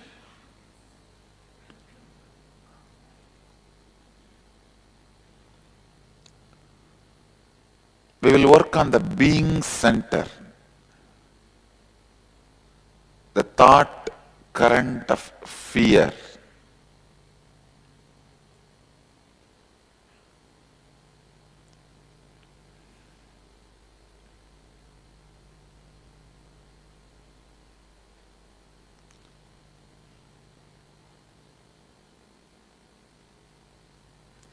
When there is a constant hangover of fear and insecurity inside you, your swadhisthana,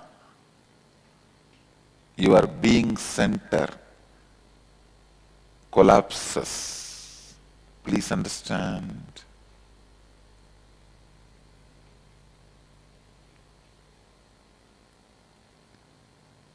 Inauthenticity with your being is responsible for the hangover of fear. Please understand this word. Inauthenticity with your being means if your being is not integrated authentically, hangover of fear remains in you. What is fear, you know? Whenever you utter a word to yourself, the incomplete part of you which is sitting inside you, making fun of you, mockery of you, is fear. There's a big chunk of you, incomplete you, which does not have a confidence over any word you utter to you, because many times you failed, you were out of integrity with you. All of you understand? Listen. Because many times you are out of integrity with you, one chunk of you does not believe you, does not trust you. So whenever you make any word, any plan, that part makes fun of you, mocks at you. That mockery is fear. That mockery is hangover of fear. How many of you are able to immediately vibrate with this truth? What is fear? Emotional shit. What is fear? Emotional shit. So, I tell you, reduce the fear to physical component.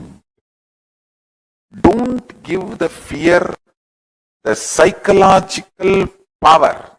Then you can never break fear. Fear is nothing but toxic shit sitting in your lower intestine. Understand? Listen to the lower intestine. Fear is nothing but the toxic shit sitting in your lower intestine.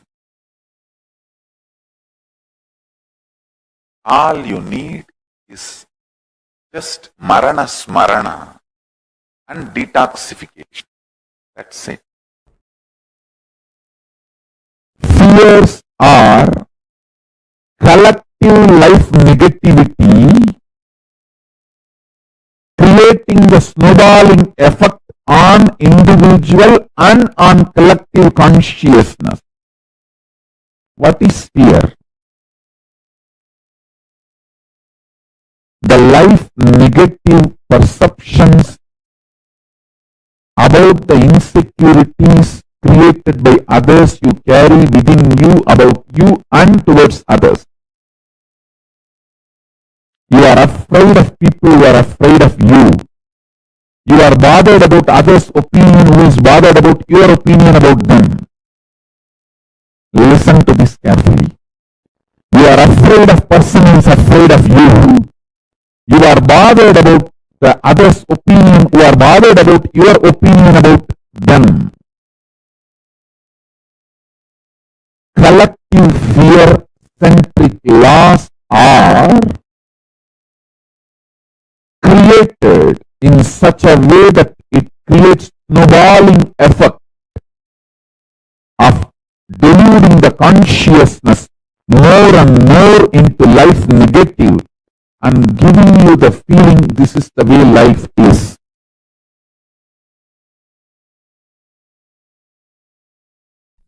What you believe as you is inner space. What you feel is going to be you.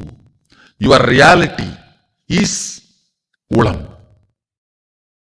If you know your purpose is Sadashiva,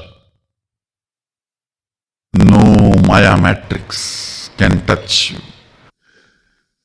A vivid description of all the possible problems without even having one iota of the fear.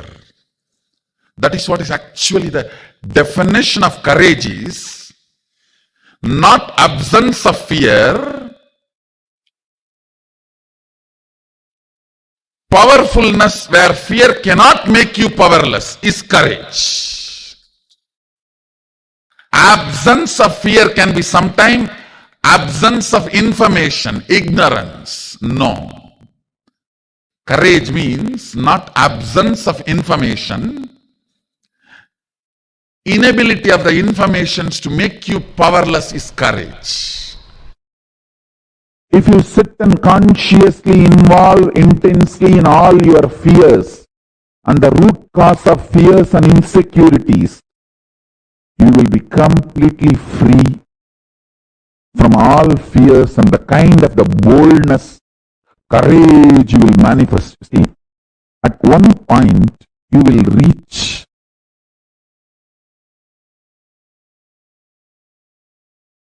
the source of your fears. You will feel everything is over. From this moment, whatever way life happens is a bonus. That's all what can be done. When that shift happens to you, that is the moment Yama, Kala is giving you the blessing of not taking life for granted and liberating you from all the fear-centric behavioral patterns. See, at one point in my life, I reached everything is over. Now, if I am alive from next moment, whatever way I may exist is a blessing, bonus. Understand? Listen to this very carefully.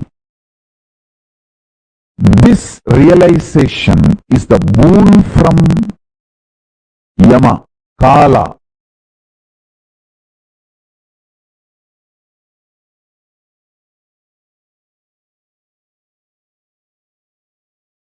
Decision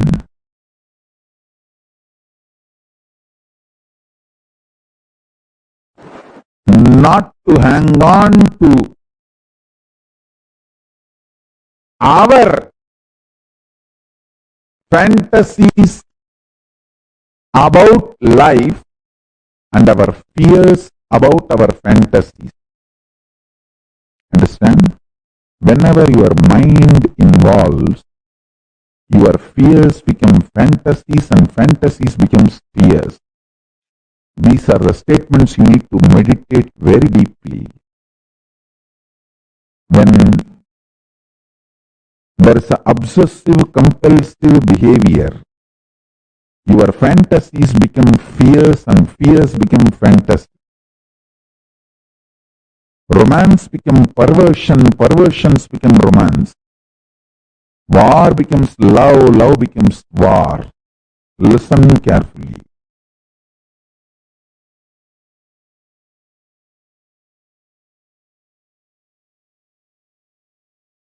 At one point in my life, I reached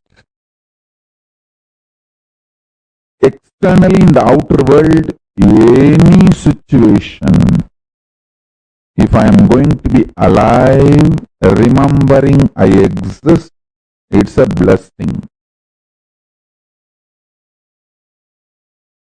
Nothing more can be taken away from me. And internally, if I am still able to consciously cognize I am existing without a mental breakdown, that itself is a blessing. There is nothing more.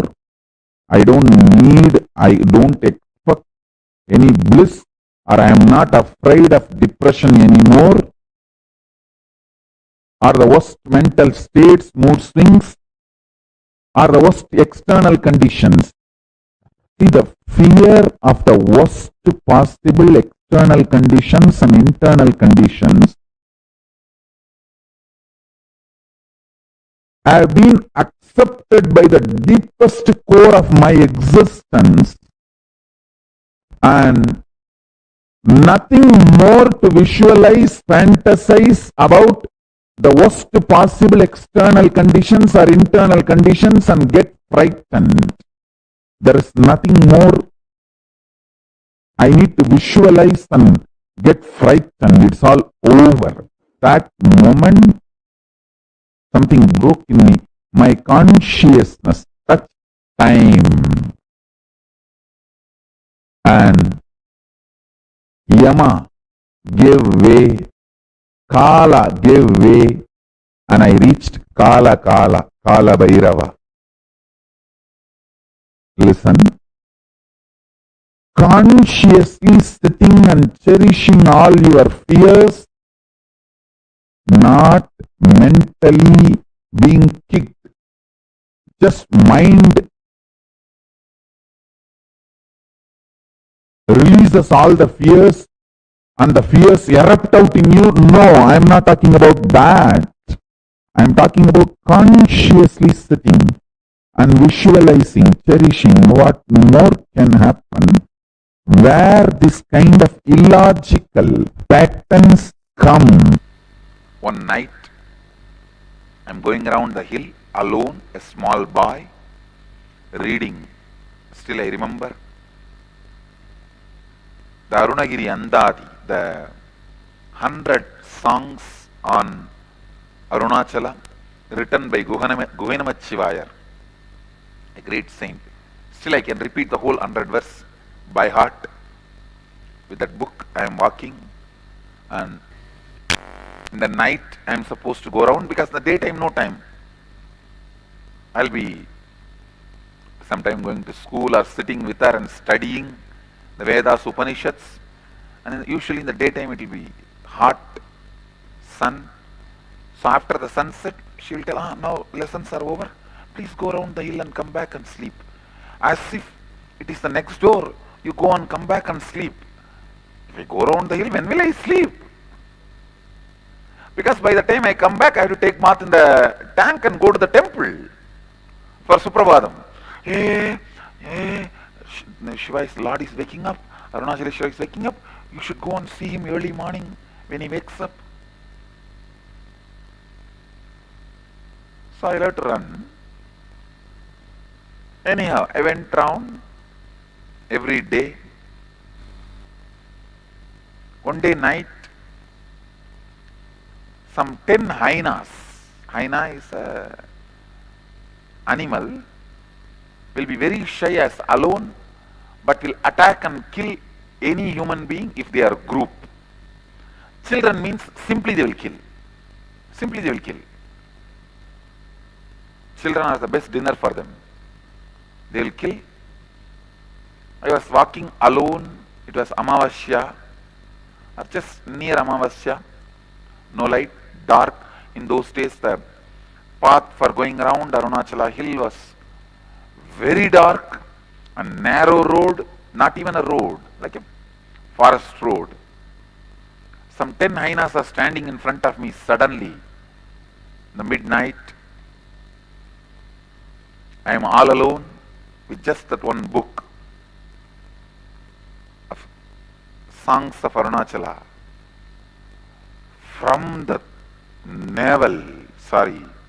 lower abdomen, Swadhisthana, I gave the voice, Arunachala. I don't know whether the whole Arunachala hill vibrated with that. There appeared an old man with a stick, drove the hyenas away. They all ran away. Somehow I got saved. Otherwise, I would not be here. I will not be sitting here. I would have been sitting in their stomach within next few hours. And anyhow, I came back and I narrated the whole story to my Guru Vibhudananda Puri with the deep feeling. From tomorrow I don't need to go to the hill rounding, walking around the hill. And after describing with all the masala and the whole thing, she heard everything. Wow, Arunachala saved you. And I also, of course, Arunachala saved me, no doubt. Next day I expected, see, once Arunachala will come and save, but how can that be a routine? So, next day she said, come on, go for the hill rounding. I was shocked. I asked, what do you mean? Will every day Arunachala come and save me? She just hit at me with one question. Will every day hyenas will come and attack you?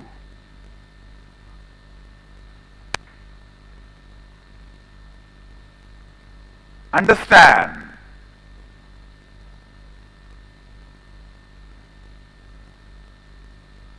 Listen. I asked her, will every day Arunachala come and save me? She said, will every day hyenas will come and attack you? That's it. That's it.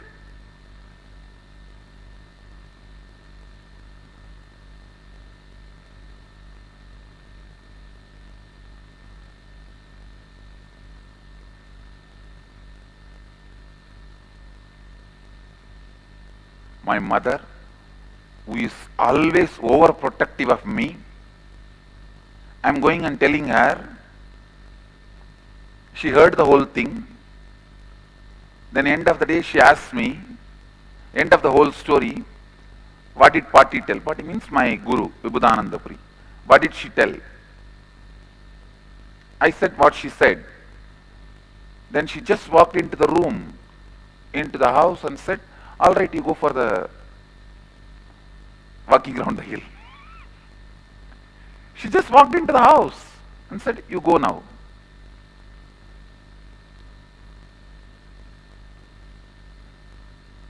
Really, I'm telling you, it was a hit on me. Yes, will every day hyenas come and attack me? Then she said, if every day hyenas come, every day Arunachala also will come. Go. I tell you, even now I am seeing it in my life. Whenever hyenas come, Arunachala comes and protects me.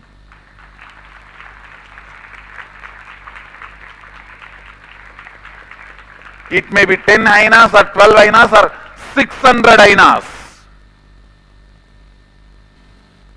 Arunachala comes and protects. You don't cry all the time to your friend. You know what kind of a face you should show to your friend. Show the same face to your own being.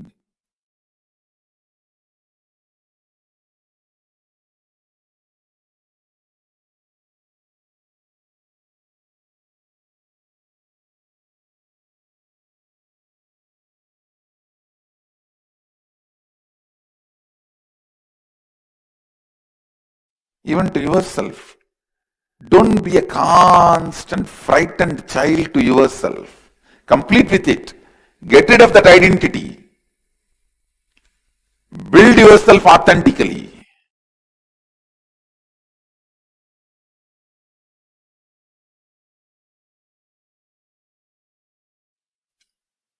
Don't constantly be a frightened baby.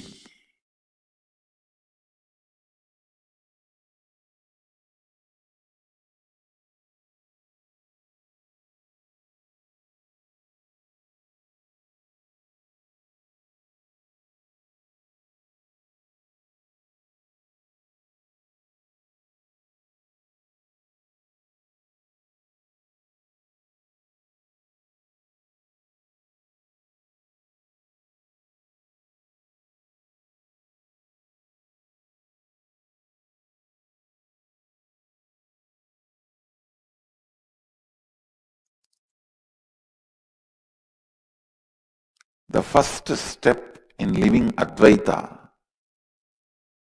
is to get rid of the... Please understand, your fear is not cute. It is nothing but your own violence which you don't want to accept as violence, because you thinking you have violence is too much. Fear is a coat, sugar coat done on violence.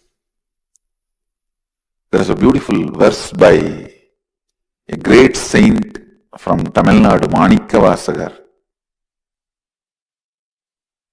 He sings, people who carry inside a deep violence but believe that they have fear, oh Mahadeva, let me be afraid of them and keep them away from me.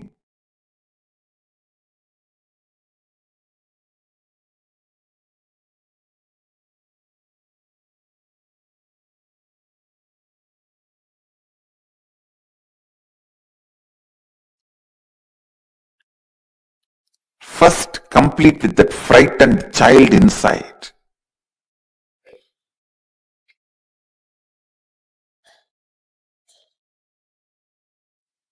Show yourself as a friend to you. Let you seeing you bring tremendous confidence to you. When a man feels insecure, his first reaction is sexual activity. When a woman feels insecure, the first reaction is frightening, terrifying fear and destroying everything, doubting everything around her due to that fear. Understand? In both situations, you just need a little bit of unclutching and relaxing into the truth you are cosmos. Develop this one phase in you. You are cosmos. You will see tons of your reactionary assumption-based destructions will reduce.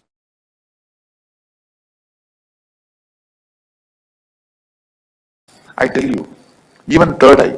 Please listen. The biggest reason why you don't awaken your intuition and third eye, you are always afraid. You will get the bad news and your life will be suffering. You are afraid of intuition because the fear you will have the bad news about your life. And you don't understand, intuition always comes with not just information about future, ability to change the future.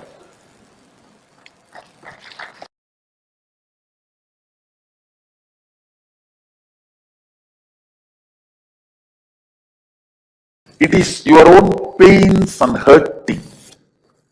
The self-hurting needs to be stopped. You don't need any enemy from outside.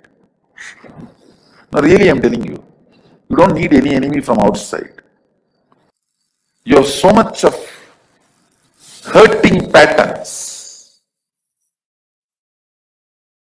Even if everything is going well, you cannot enjoy. Who knows tomorrow what will happen? Usually, whenever everything goes well today, next day I know what happens to me. Strong belief.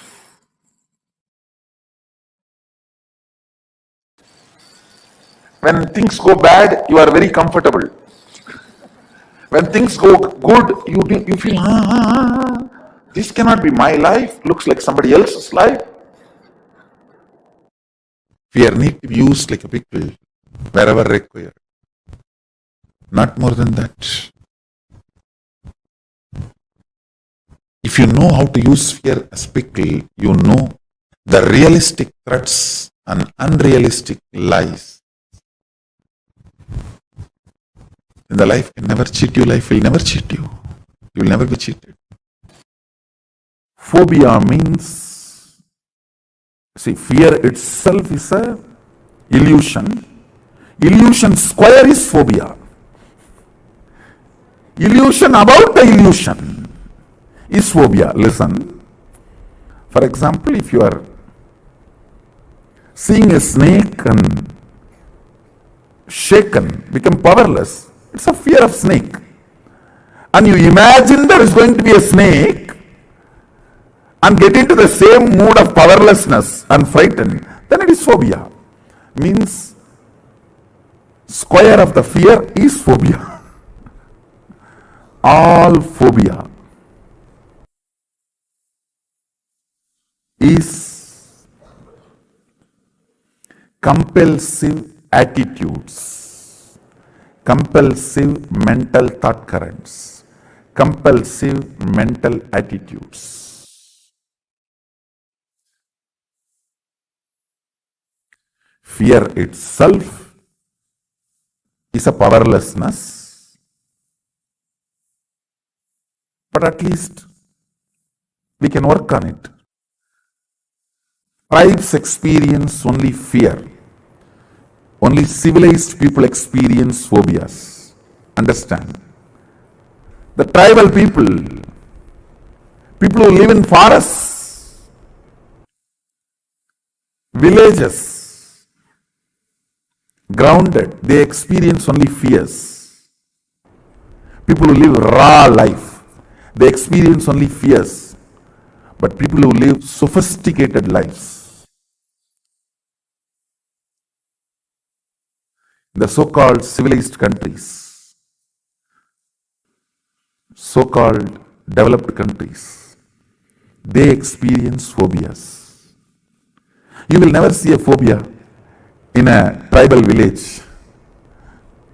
Among the tribes, you will never see phobias. Actually, a person who has never seen snake closely only will have snake phobia. If you see snake phobia will disappear. Snake fear may be there. Fear is 1,000 times more healable than phobia. Understand? Fear is healable. Phobia is only treatable, not curable or healable. Everything which can't be treatable, everything which can't be treated or cured is phobia based. Whether it is your blood pressure, diabetes, whatever Western medicine claims can't be cured or healed permanently, is phobia pattern based. Listen carefully. I am connecting whatever statements I uttered together. Fear breaks your integrity. Phobias break your completion. Listen carefully. If you look in, what breaks your completion? Completion is a state. Integrity is the way you function. What breaks the state of completion? It is always phobias, not fears. Because you already come to terms with fears. With fears you come to terms. It is law of life.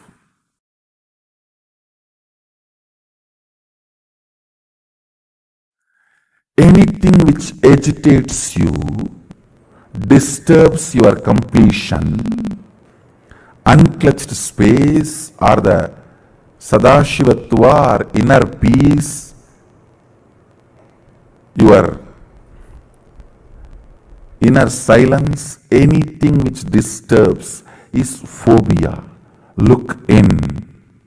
It's not fear.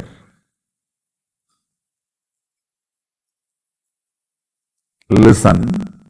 In actuality, you may not come to terms with reality, but in the inner space, you always come to terms with reality. And make it into virtuous circle. Understand? In Kailasa, first thing, I am utterly feeling secured and safe. So I declare Abhayam Sarvabhudebhyo to my first circle. The feeling of security I feel as first person, I transmit it to the second person. And to the second person, I transmit that same feeling of security, Abhayam Sarvabhudebhyo, to third person. I decide to treat you all, experience you all as Paramashiva and make you all feel confident to treat others as Paramashiva, and this ripple effect is called virtuous circle. I am responsible to start this virtuous circle, Dharma Chakra, Jnana Chakra, and make every one of you experience it and radiate this joy, life, positivity towards others from first person. I make it infectious to second person. From second person, I make it infectious to third persons. From third persons, I make it infectious to fourth persons. From fourth persons, I make it infectious to fifth persons. From fifth persons, I make it infectious to sixth persons. This is what is virtuous circle.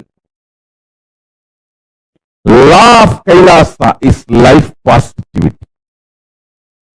The intense feeling, secure, protected, nourished, enriched, loved, I experience from Paramashiva, my Antaratma, Paramatma. I radiate it through my first person to my second person, you, Kailasa government. From my second person, you, to third person, they, the whole world, the whole humanity. From the third person to fourth persons, all the animals, below the ocean, above the earth, below the earth. From fourth persons to fifth persons, plants, trees, rivers, hills, ultimately to the whole universe. Reversing of the fear-based law into love-based existence is the purpose of Kailasa. This is what is all about life. This is what is all about Kailasa. This is what is all about superconscious breakthrough. In the society, all laws are made with the principle, you are afraid of me, I am afraid of you. You try to control me, I try to control you. But in Kailasa, all the laws are life pro. I love you, you love me. Let both of us love whole world.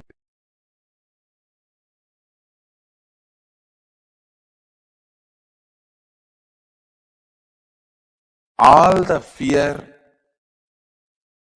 please listen once more.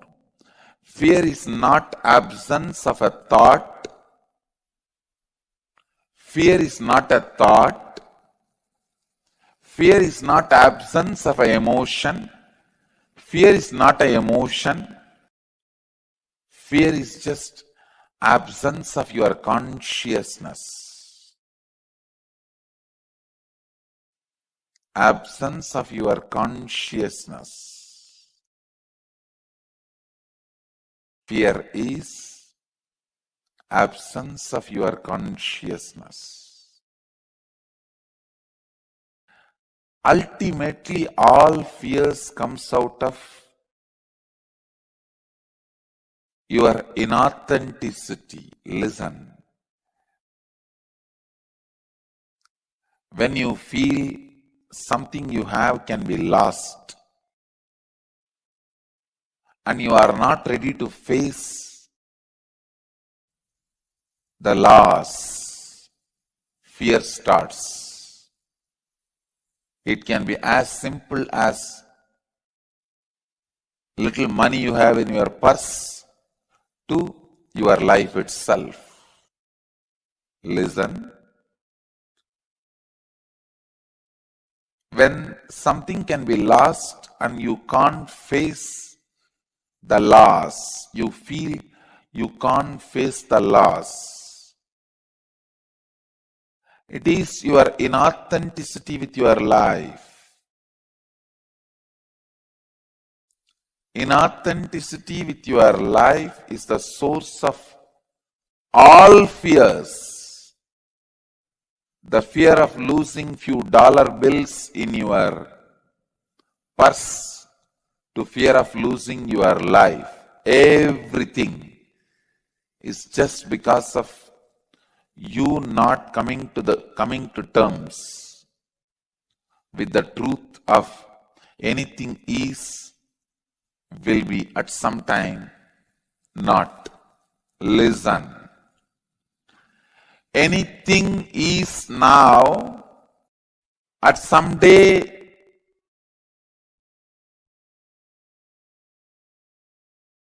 will become non-existence, will not be there.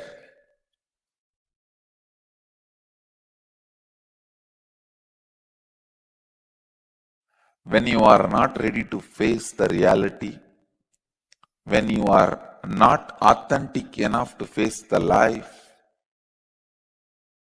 happens inauthenticity.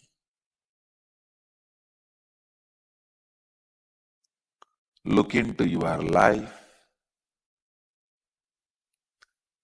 Now, I want you to internalize all layers and layers of inauthenticity, fears in you. Look into your life and list down all the fears you have had and are still having in your life. Look into your life and list down. Internalizing means analyzing for the purpose of internalizing.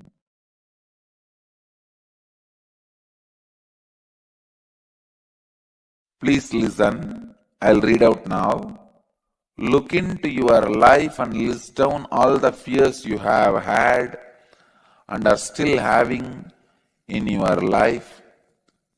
For example, fear of loss of health, loss of wealth, loss of name and fame, loss of love of people around you, fear of ghosts, fear of God. Please note that this includes both your own direct experience of these fears and your experience when you observed others going through these fears in their life. Identify the out of integrity and inauthentic thoughts, words, actions that exist in each of these aspects. Write the earliest concepts, all your childhood memories and beliefs you received about death in your life. You may have received these ideas from your parents, teachers, relatives, church, temple, etc. Describe your experience when for the first time in your life you face the death of someone close to you. Make a list of the top 3 people who are currently alive in your life and whom you never want to die. Describe the impact their death will have on you. Examine and identify the various out of integrity and inauthentic thoughts, words, and actions that exist in your relationship with each one of them. Please answer these questions. Then I'll help you to face your major fears, inauthenticities, ultimately death fear itself. We'll gather for next session so that we will experience the process of death, going through the fear of death. So let's gather for next session. Thank you.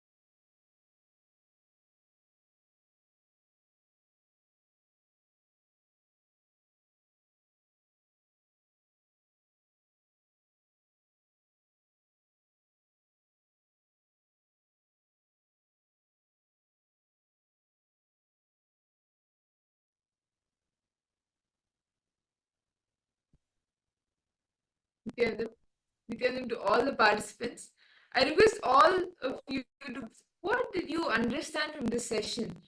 See, we all understood the fear and the different types of fear. What did each of you understand and how are you seeing it in your own life? How you against fear and the different types of fear? Actually, like what I click with the most in fear is that when like fear is all there, but going beyond fear is facing fear and like going beyond it. Facing the fear is what is beyond fear, and something that I have really understood and clicked with in fear. And one more thing, like in what is fear, types of fear, like when you face fear, like face to face, that is when you go beyond fear. And like if you know that you will have fear when you feel somewhere that you can do something, there is the possibility. When you feel the possibility, you will have it. But if you have a desire which you know in whatever happens, it is impossible to achieve, you're not going to have it. Or if you feel, if you're 100,000% sure, like you're 100% sure that it is going to manifest, even then you will not have fear. For example, if you feel, if somewhere the desire pops up that you want to rule the universe, you're not going to have fear about that because you believe within you that that's never going to happen. Or in the second scenario, you feel that you have the desire, okay, let me walk. It's a simple example. Let me take a walk, a stroll. You will not have fear on that because you know, okay, it's just walk. So you go to place B. There is no fear. in what.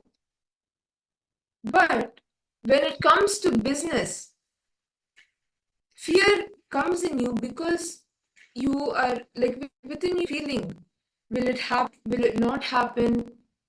Will I be successful? All of the when you know that there is a possibility, but also there are contradictions to where the impossibilities are coming up. That is when fear arises. Arish, if you're understanding, and also I request you also to share your clicks, your understandings from what you stood. What are the types of fear, as Swamiji explained?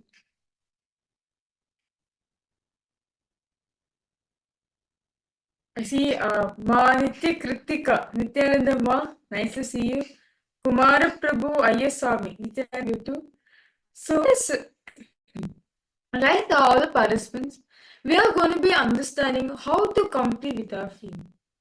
See, Swamiji says, first and foremost thing we have in our life is deep insecurity, fear of the unknown.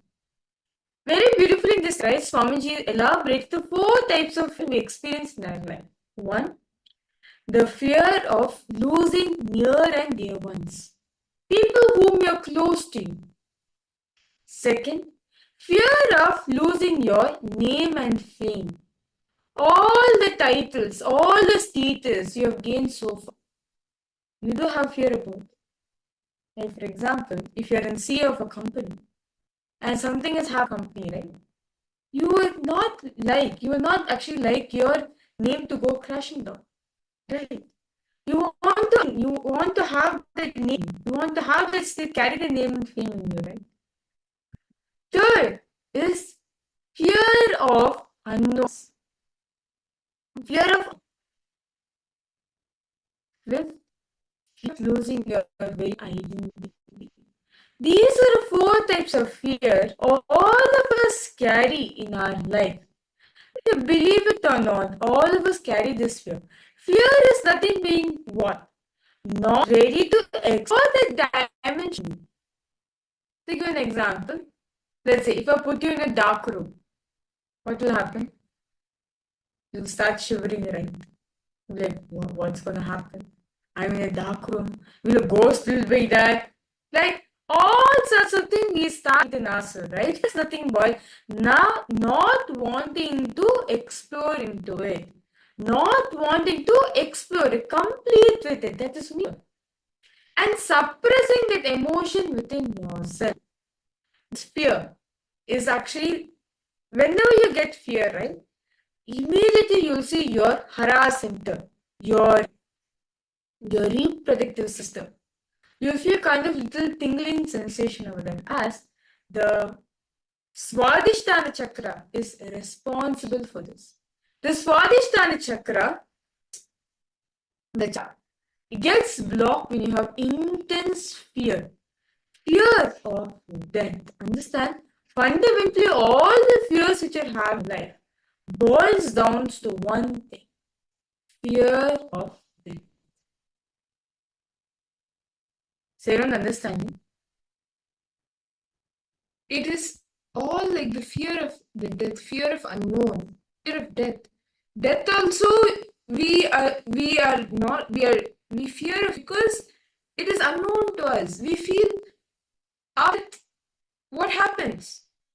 What is going to happen after death? You don't see till some point in your business you may have fear, but at some point okay, if this happens, this may be the possible crisis that may happen, so you can stay prepared. But when it comes to you do not know what is going to happen after that, it remains unknown to you, it remains as a mystery for you, and that is the fear. Can I request all the participants to take a few minutes and write down these fears that you have? What are the different fears that you carry about losing your name, your fame, your identity? Participants understand the only way to face any fears in our life is the only thing which you can help you to complete everything, all the fears in your life, completing it, deciding to face all the fears. And all your participants love, request all of you to please come on camera. Banu, Ma Kritika, Ma Huashi, Ma Yifangu, Ma Nityashulini Durga, Ma Siyavu, Ma Ishq, Ma Wanhanyu, Ma Yoganyana, Ma Linga. All of you that post your understanding, and if any of you have any questions, understand this topic, death, is something that all of us want to know. Like, what is the mystery of death? What lays after death? What happens after death? Is a question that all of us ask, and we seek the answers for. And today we are seeing that. So I request all the participants to take a few moments to analyze. Let us take a few moments to analyze what are the different fears we carry in us. What are the different fears of the unknown that we carry in us, or the fear of losing things that we carry in us? Can I request all the participants take a few moments and recollect the earliest memories of your life and write down the incidents and the different conversations that you had about fear of losing your name, fear of losing your identity. For example, when maybe your shouted at you and would have said that you're a bad boy. During that time, what had happened in you?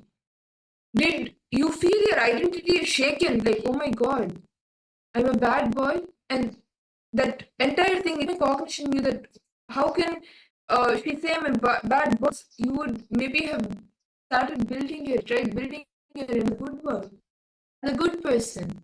But immediately when she said, you're a bad boy, it affected you, it shook you, saying, how can that happen? What was the fear? What triggered in you that made you feel? What was the first incident where you started the fear of losing your name, fame, and identity? Then I request participants, please take moments to analyze this. Look into your life, look back at life, and see what was the first time you had the fear of losing your name, fame, and identity.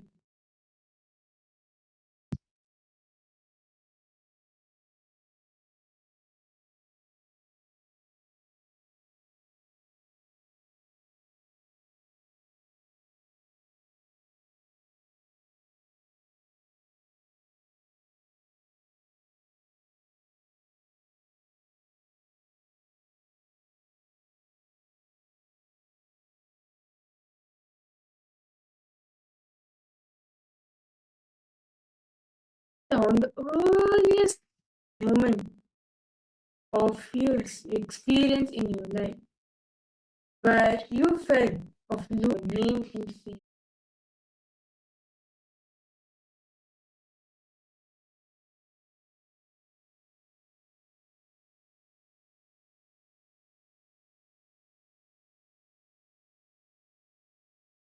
Look back into your life, into the earliest incident when you felt.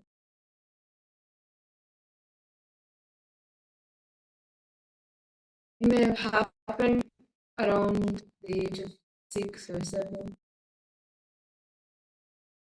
as usually that is when I pick your identity and having building thoughts in you.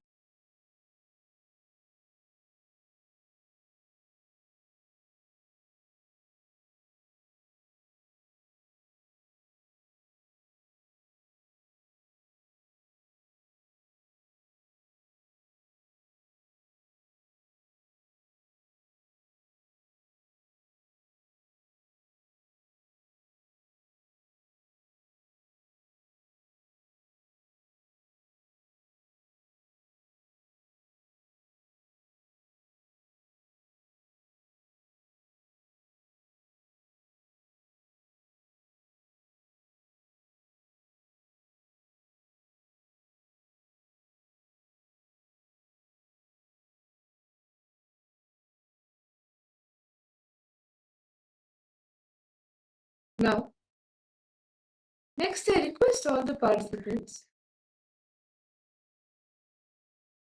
continue to write down the different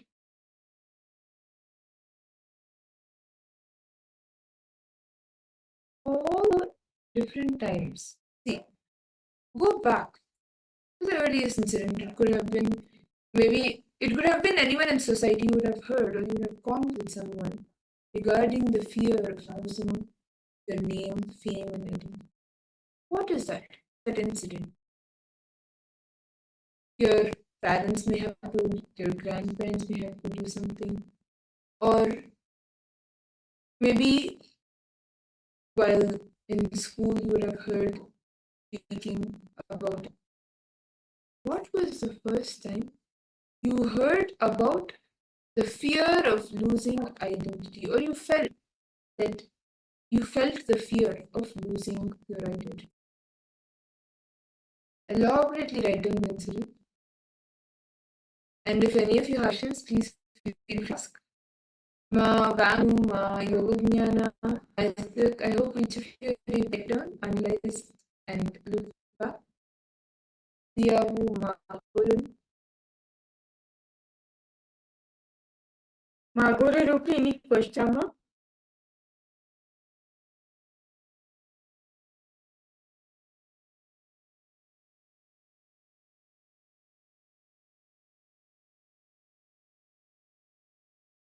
Detailedly write down the first time you experienced this, where you felt like you're losing your very identity.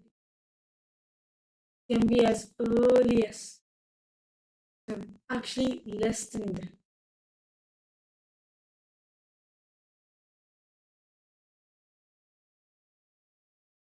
When did you feel shaken? Like, oh my god, this could affect my identity. This could affect the name I have built for myself. It's the first time you felt.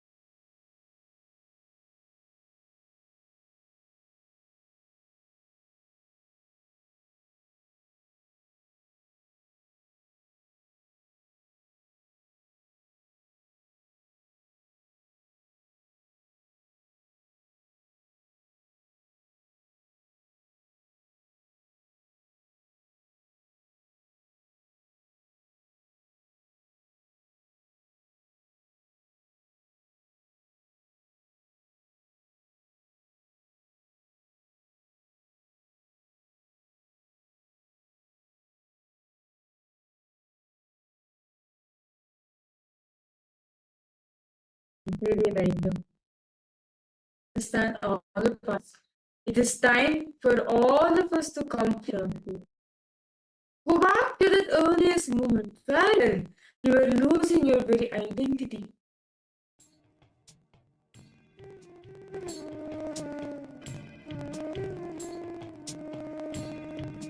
It can be as simple as shouting at you with your whole family and you feel like, my God, why did it stop? It really depends.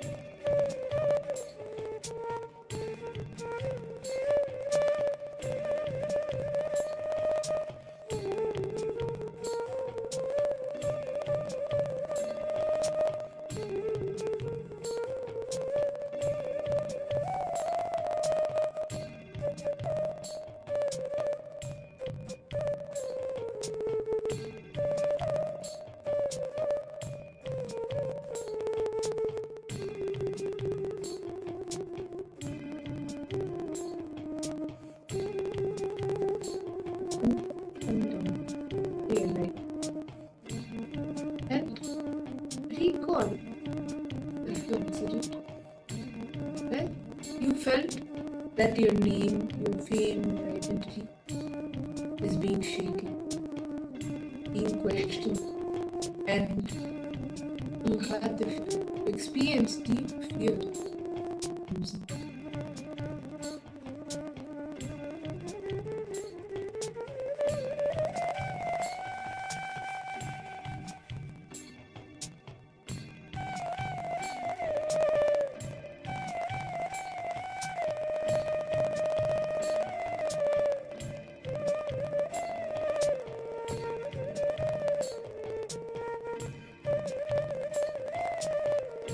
I request all participants equally random fixing the program.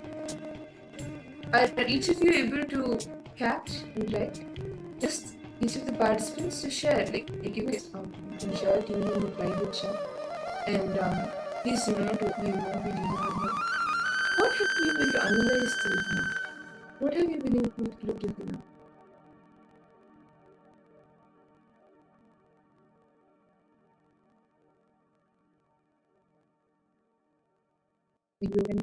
Isaac,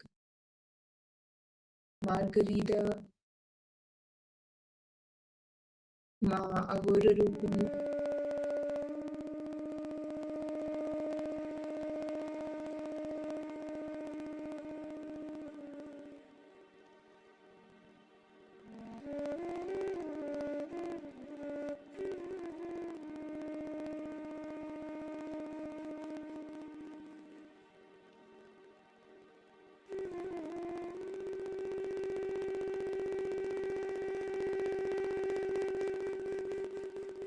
Right?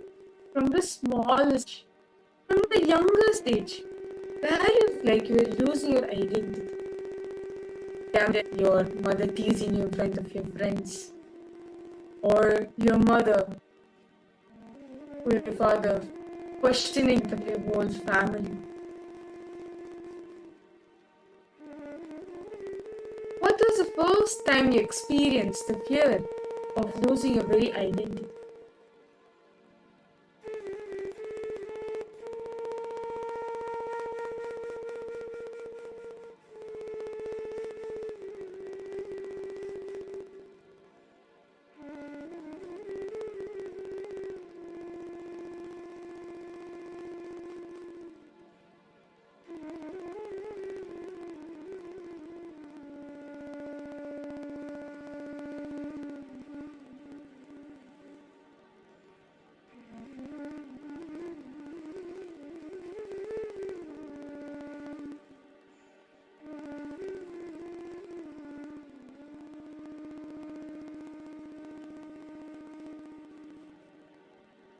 Marianne, Houdin, Yahoo. Each of you can look back.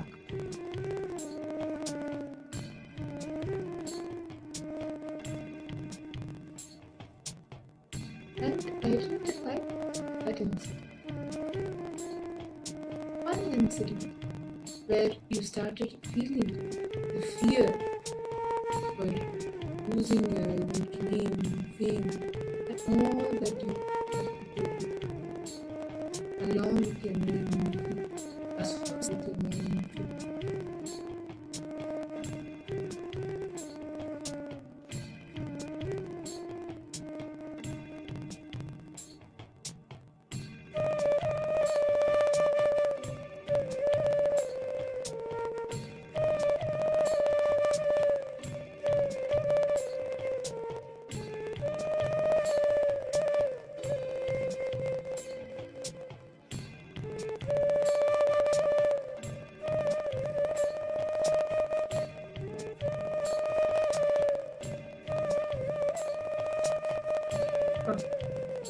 Have all participants done writing? I request you, why not you have some water and come, you'll actually feel better. Where are you to join Amma?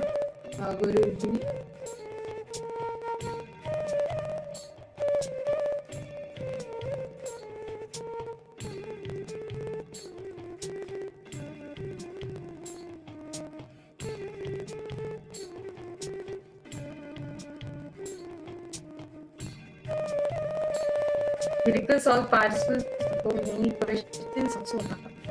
Do feel free to post in the chat section. I request all of you, Ma Siavu, Ma Margarita, Ma Shoni Durga, Ma Kritika, Ma Ish, Ma Linga, Nityaninga, Ma Guru Rupini. Request all of you to post in the chat. What is it that you have written?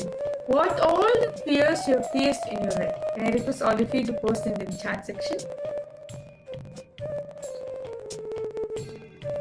What are the fears you've been able to identify? Events you've been able to identify?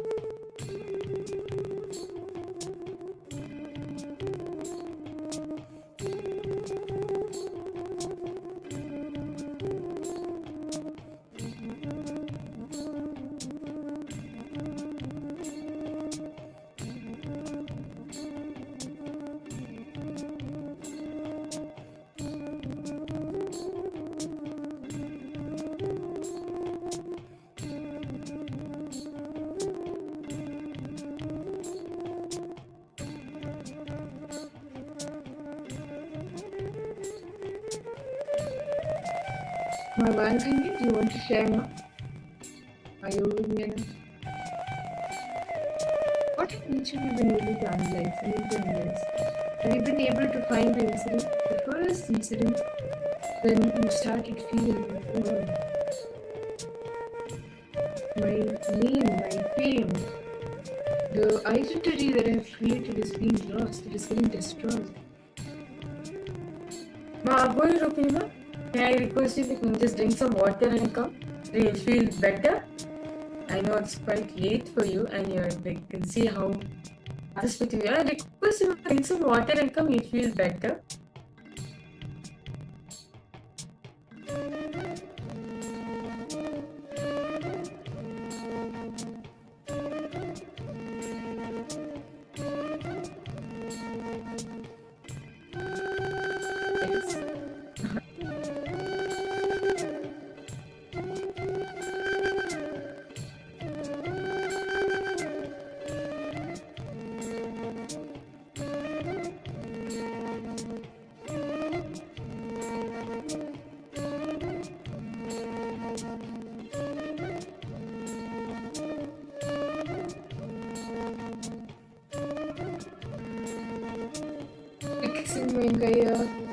And Michael Banner, Yanni. Each of you can post. I still.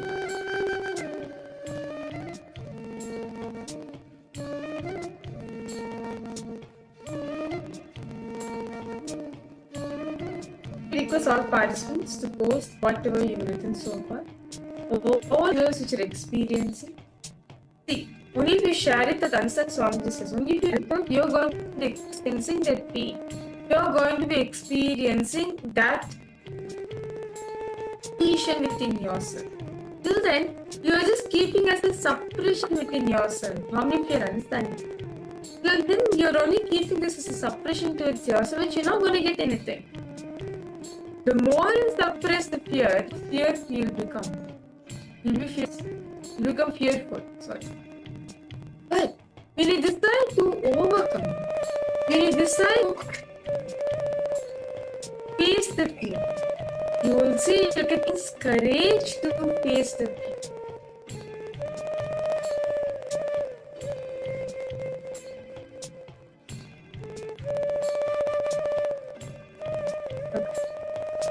I hope all participants have done writing. So with this, let's now move on to the next.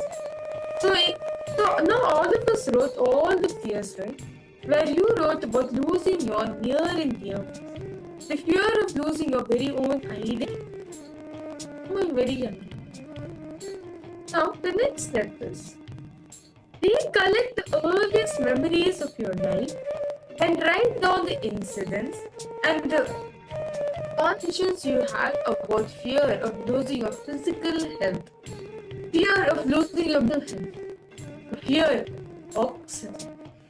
For example, just like a common thing, right? If you don't eat, you'll feel fatigued. If you do not take it, you'll crash. Many times, like if as a child you don't eat properly, they say, if you don't eat properly, If you don't eat properly, you won't grow tall. No one respect you. We carry all these different types of fears we carry in our lives, right?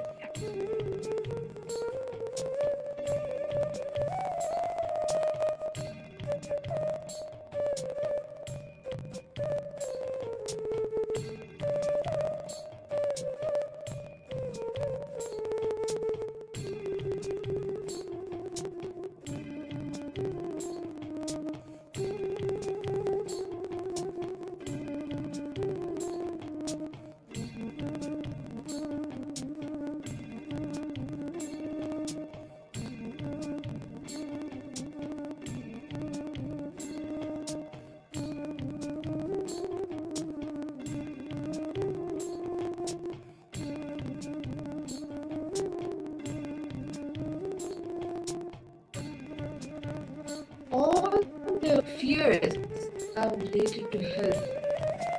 Anything related to health, whether that like there are a few common things like if you don't eat, you will fall sick, or if you go into the rain, you will catch a cold, or if you take your medicines on time, then different you get sick.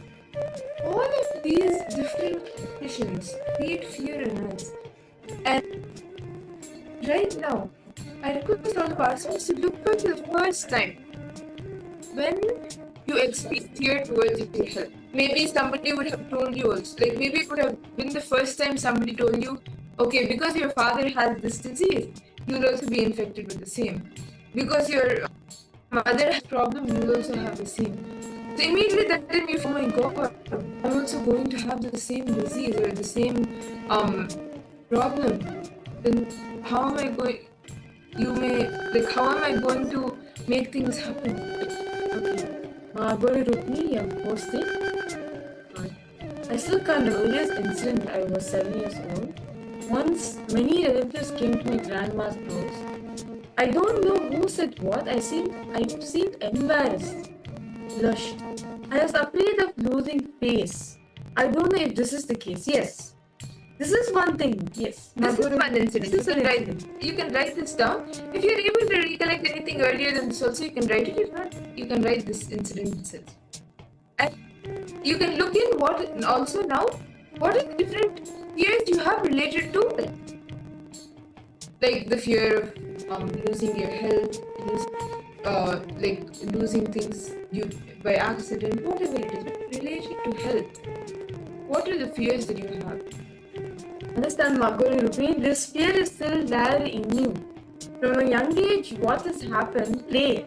Is someone embarrassed in front of the people? You don't like embarrassed in the public at all, right? You don't feel that thing.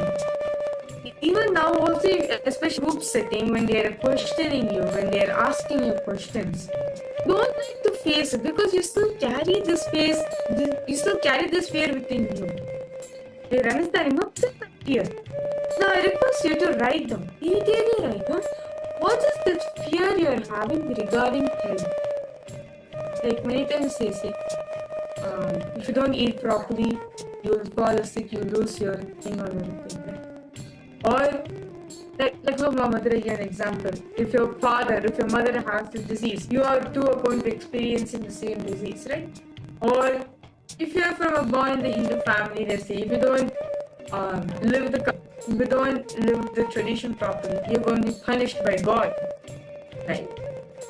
Study properly. If you don't respect your parents, you're going to be punished by God. What are all these insecurities, fears you're carrying about your health? Request you to please detail, write it down.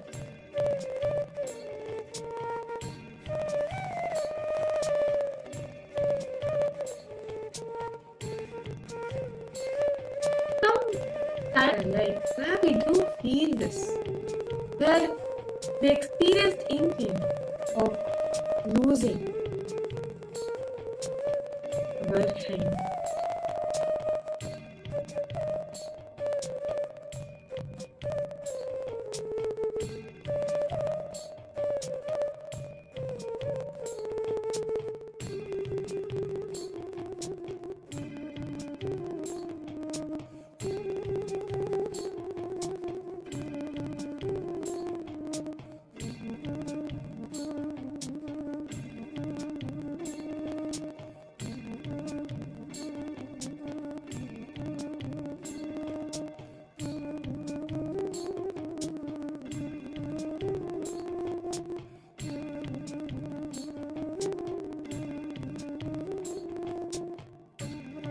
rising.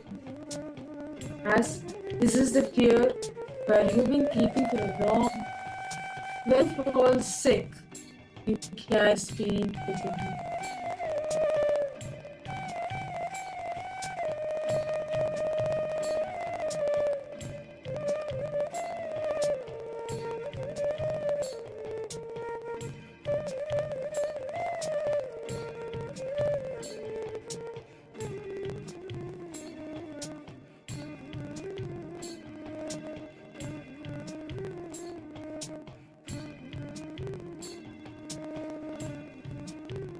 Whatever you are really got, obviously to consider when you started feeling that fear regarding health.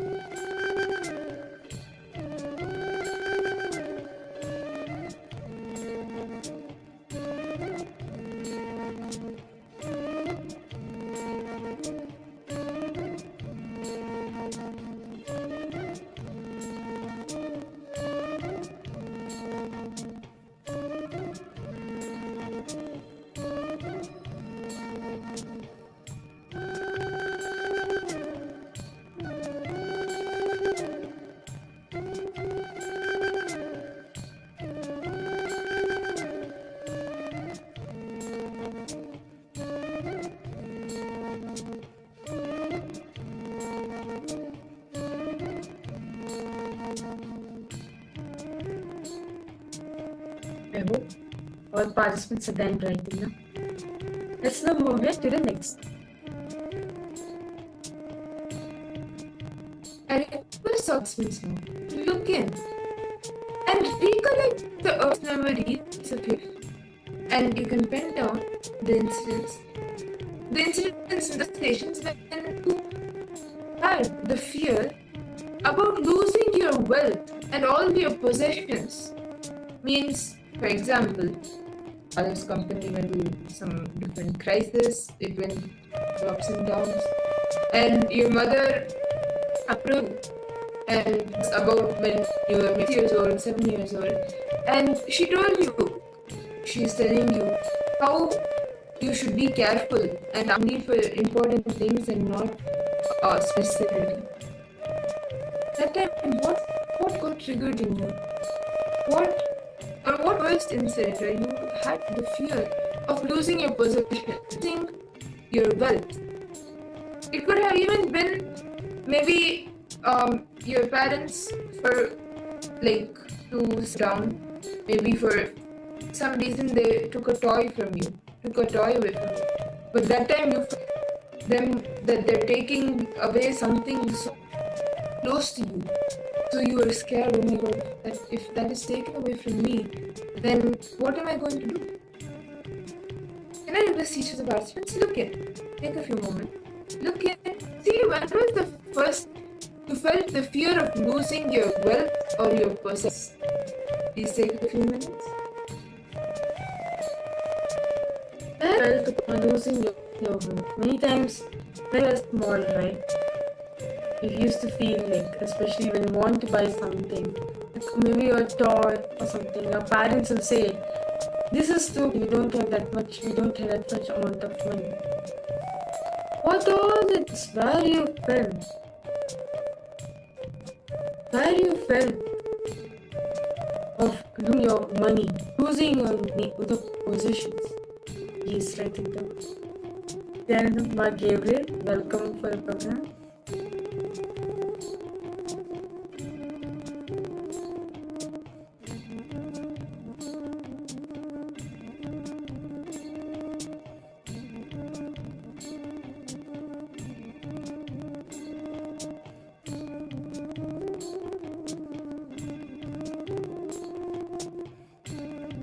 What is the opening note? Alishari?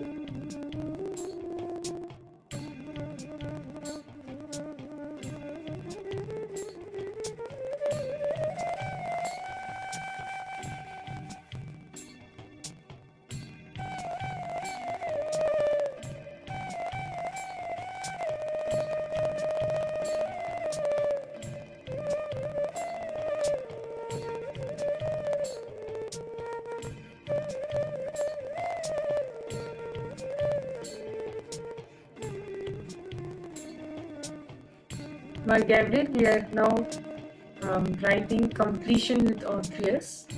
I request you to the participate more. So we are going now. I request write down. When was the first time you felt fear of losing your health? Fear of losing your wealth and position. Where you felt it? Like when we are small, right? Our parents will be of what you're asking for. Or take care of the things which you're having. Ask for important things as we don't have money. When was the first time you felt? When you felt like insecure about health? Please write this down.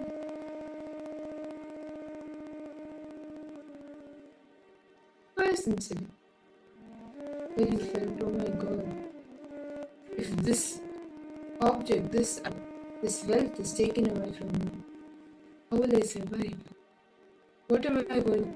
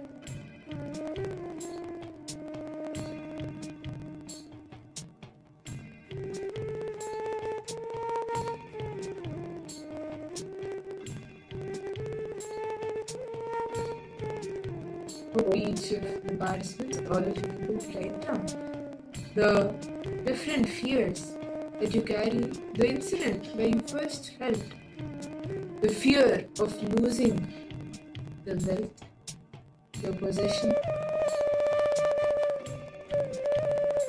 Now, I request all the participants to look in the earliest memories and conversations, incidents of your life which you had about the fear of losing your loved ones, the fear of losing the love of your loved ones, both losing your loved ones and the fear of losing the love of loved ones.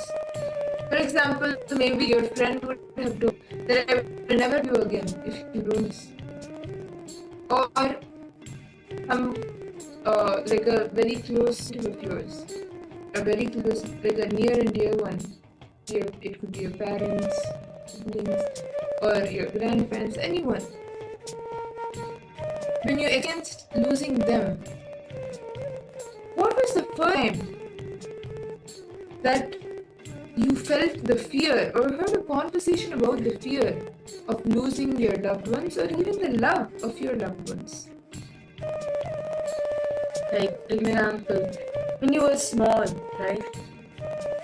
Like if you don't do anything for your friend, then the friend will say that if you don't do this for me, I will not be friends with you.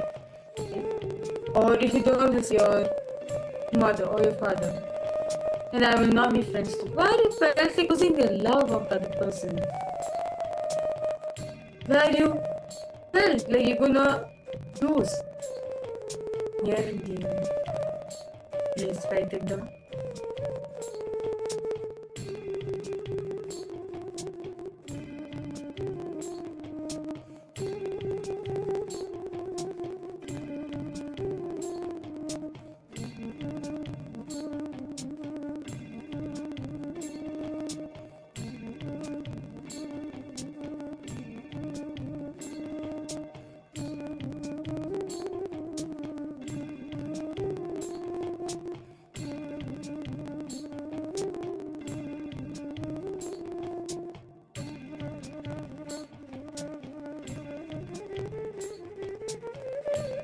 What all the earliest memories you could keep within yourself? What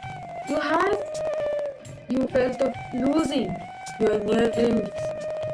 That love, like for example, when you were small, your mother is your father is away from you, far of you, you are really young. How would you feel? My God, she's gonna go away from me. She's gonna go far away from me. Right?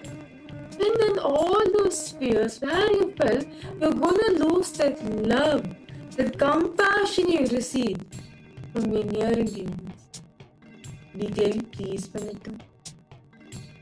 What was the first times you felt that could hold either fear of losing your loved ones or the fear of losing the love of your love? What happens if your friends, your closest friends, stop talking to you? What will happen? My yoga jnana, Vixen Gaya, and Yanwin, Harleen, Shulani Durga, Margarita. Each of you can post, Gabriel. Look at yours and write. Urge of conversation.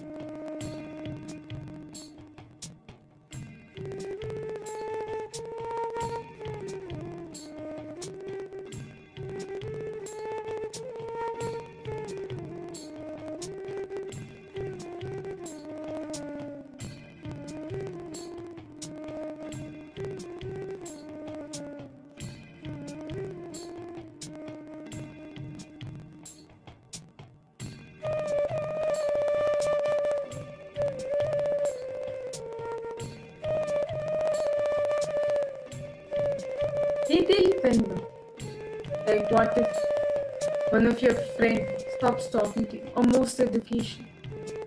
The fear of losing that person, right? Please write it down.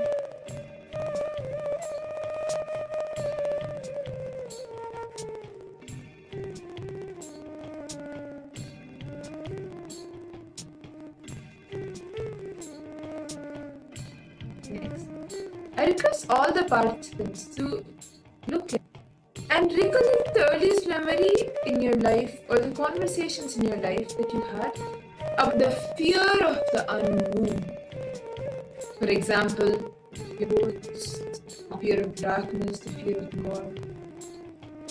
Maybe somebody would have you that there isn't or somebody would have told that you'll be left alone in a dark room. But is that incident where for the first time you felt the fear of the unknown? Maybe you would have gotten stuck in a dark room, or you would have heard the story of someone sharing about the fear of the unknown. I request each of the participants to know what was the first time you experienced or you heard a conversation about fear of unknown. Example, in the middle of the night, the curtain starts to move. What will happen, right? We do think ghost is there, right?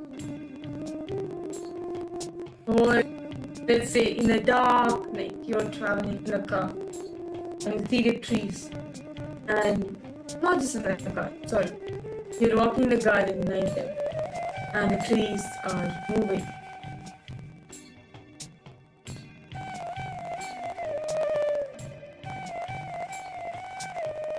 we have all these different types of fears in life. Because all particles fears, right? What are all those fears you're carrying about unknown? Fear of being unknown. It can even be fear of someone investigating you, someone inquiring about you. I have no idea about this. Or fear of just closing your eyes, witnessing the darkness.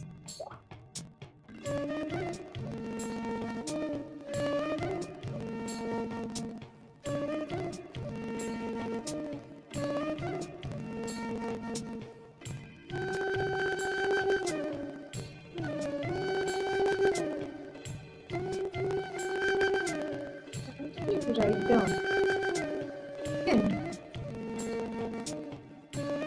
What is that fear of the unknown? The first time you felt fear of the unknown, engulfed, not knowing what is going to happen next, not knowing the next moment what is going to happen. Please write down elaborately.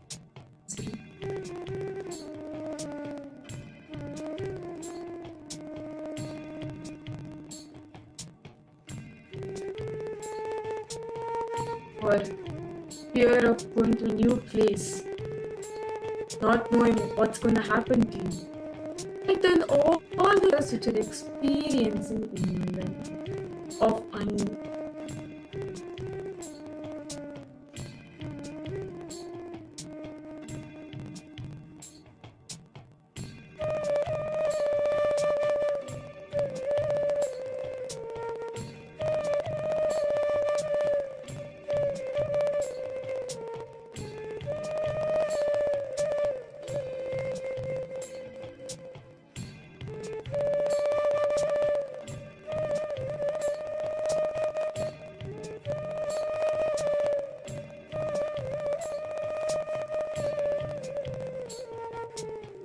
Can I request all the participants?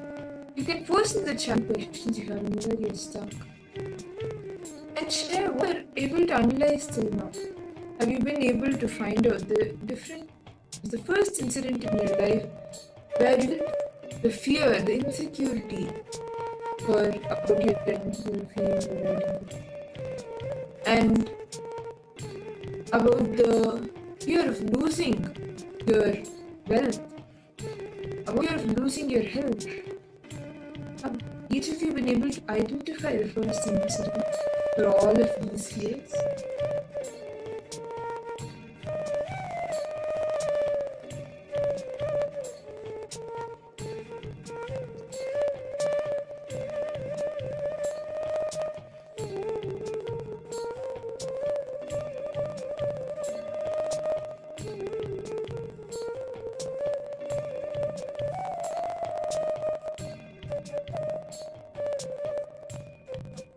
Papers of the parts compose. If you've been compose, yes, if you've been able to internalize and write down in detail the first incident. Guru Rupini, Masiyahu, Margarida, Pilsen Venkaya.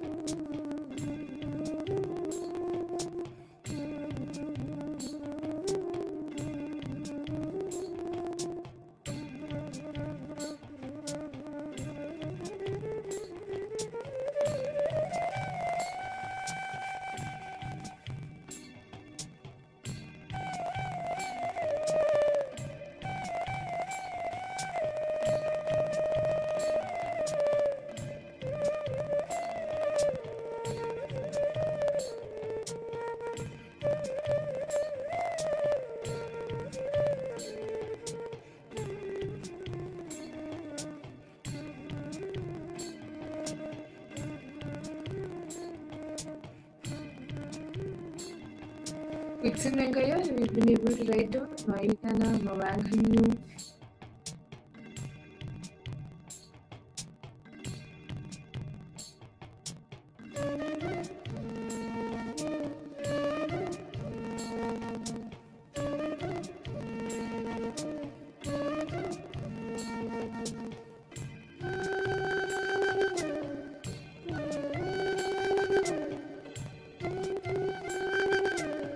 Now, I take a substance.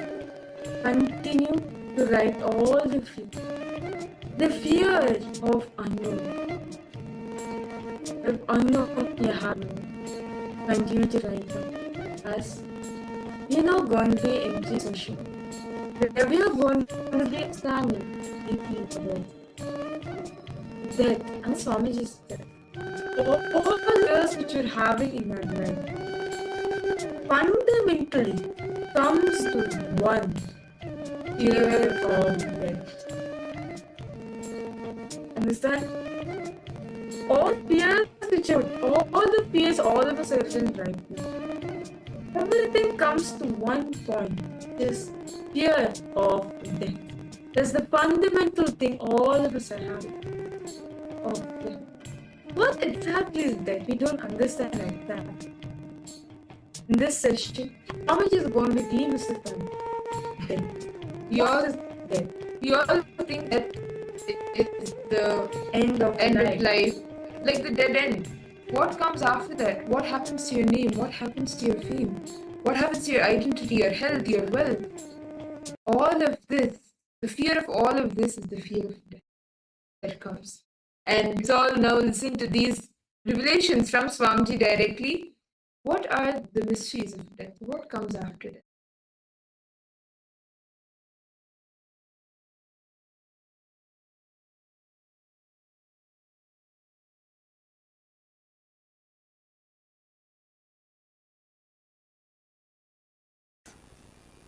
Listen.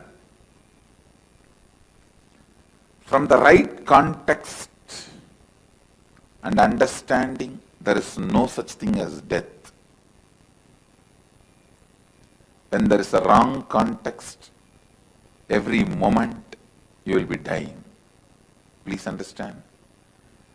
When there is a right context, even what you think as the so-called death is not death. With a wrong understanding and wrong context, every moment, even a small ant. Sometimes you don't even need to see the ant. Just the thought, will this roof fall on my head? Is enough to put you into a panic attack.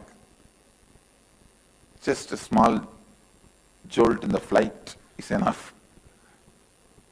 Sometimes it is not even required, just your thought, a jolt in your thinking is enough to put you in the fear of death and make you go through death. First thing you need to know about it, first thing you need to know about death is the actual happening has no significance at all. Imagination about the happening plays all the chaos, havoc in your life. Please listen. Actual happening has no significance at all. When I make this statement, I am responsible for it. Please listen. With all my integrity and authenticity, to Mahakala, Kalabhairava, I am making this statement. Actual incident, what you think as death at one day, you will suddenly disappear. Your body will be taken and burnt or cremated or buried, disposed. After that, you won't exist in the form you are existing now. That is what is actual incident. You call it as death. It has no significance. Please understand. It is nothing but a job change, profession change or career change. It has no significance. Just like you change your jobs, change your career, change your profession, sometimes change the city you are living in, sometimes change your spouse, sometimes change your house, you just change your body. I know. Immediately you say, no, that means too much. Listen. Please listen. The incident really has no significance at all. Changing your body happens so regularly in your life, it has no significance. Just today morning when we were walking towards satsang, I was with one of my Gurukul kid who was in the Gurukul. None of my Mahants and Sri Mahants are able to recognize him because he has grown so tall.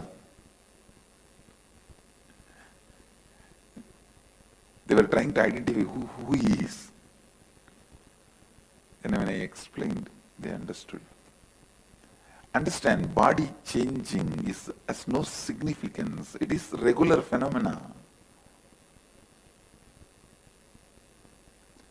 Then what is that? That makes death so frightening, fearful. Listen. It is cleaning of all the memory. Please listen. There is only one thing in the death actually happening which you are not seeing during the life. That is you forgetting the whole memory. Cleaning of all memories. But I tell you, that is the beauty of death. Never try to demystify that.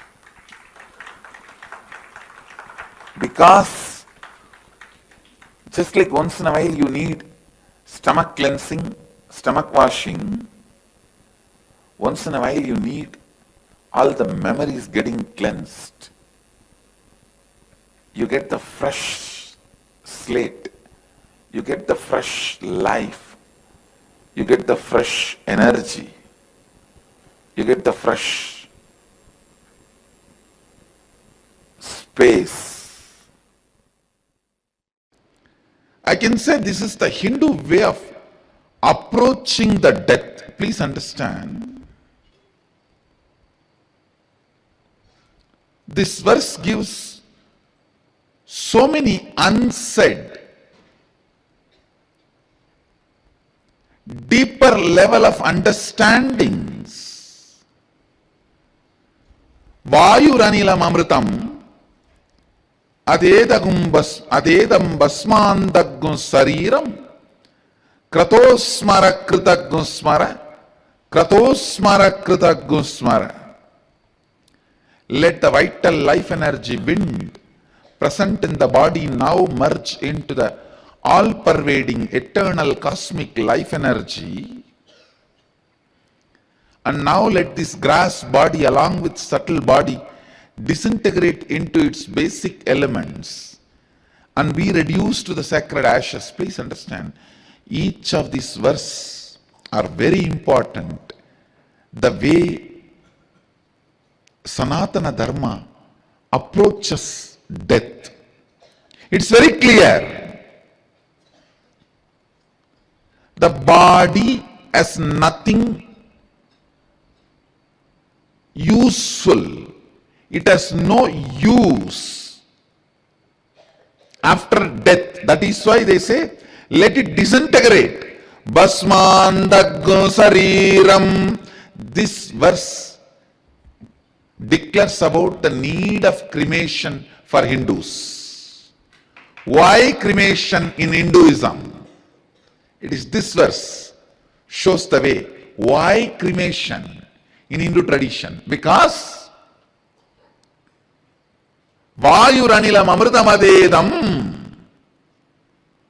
Let the prana merge with the cosmic prana. Basmandaggo sariram. Let the body go back to its basic elements. No use. After you leave the body, it has no use. You don't need this after that. If you want, you will have one more body. You will take a new body. But this itself is not required. Vayuranilam amritam. Basmandagum Sariram Om Kratosmara Kritagusmara Kratosmara Kritagusmara. Please understand the sacred secrets, truths about life and death. Our Upanishadic rishis know is clearly presented in this verse. Body assumes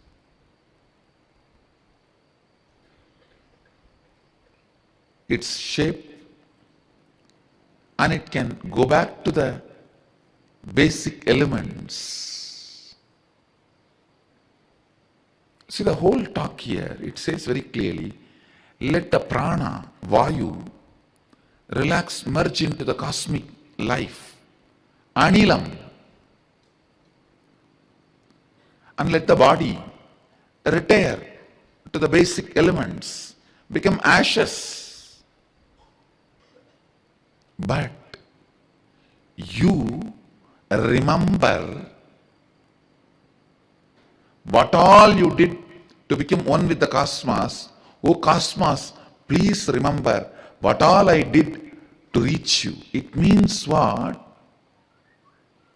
There is something beyond your life force, prana and body, which is inside you. Whatever that did during the life, only that matters. Understand? There is something beyond your breath and your body. Whatever that did during its existence, stay inside the body, only that matters.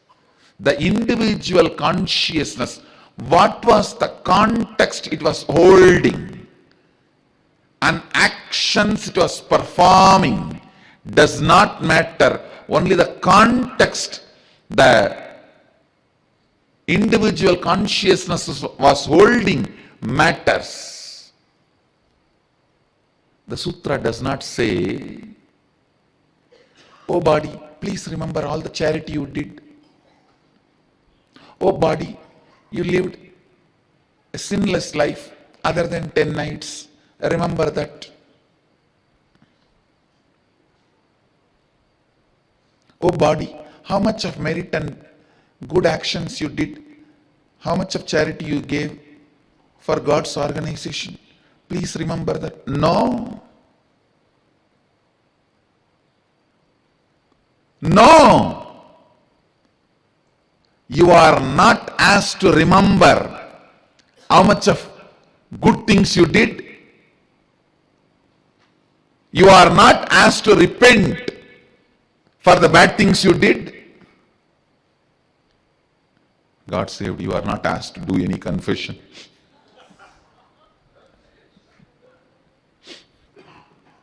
You are only asked to remember what all you did to achieve the oneness.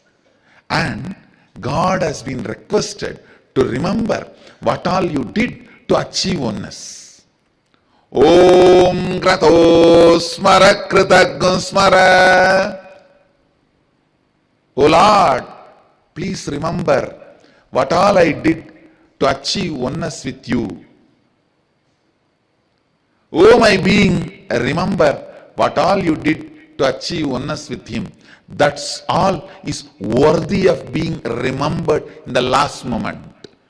Do not ever do, oh, whatever sins you did, please repent for it. This is the last moment. And based on the sin, put charity.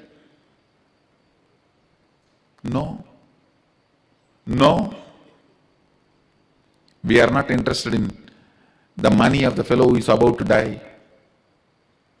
We are interested in liberation of the fellow who is leaving the body. A real Hindu priest will not stand next to the dead body and plan for harvesting his property. asking him, if you have done so much sin, and if you give all this property to these people, all that sins will be forgotten. A Hindu guru can never do negotiation. The Upanishads does not teach you to remember sin or merit while you are dying. It only asks you, remember what all you did to achieve oneness with him.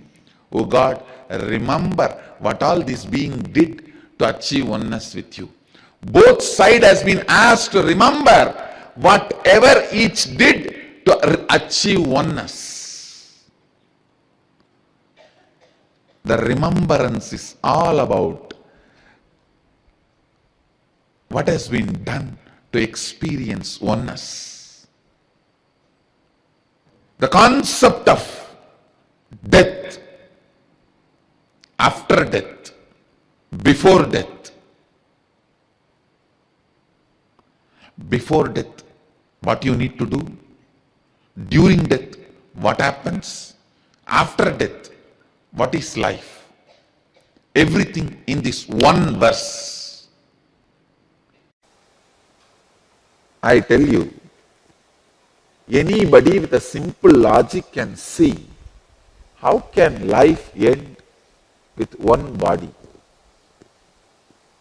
Just to do this drama of 100 years, I don't think you need so many tools and weapons and instruments like a mind, intelligence, consciousness. No.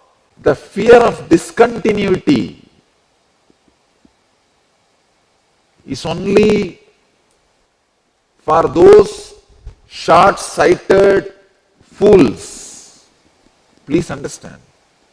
Krishna is not promoting any religious concept or philosophy. He is not teaching any theology. He is talking to his close friend who is in a big crisis. He is counseling his personal friend who is in a big crisis. He is naturally not only honest, too straight. Come on, Arjuna. Just as the consciousness goes through the tenderness of the boyhood and bloom of the youthfulness and infirmity of old age in this body, in the same manner, it takes another body.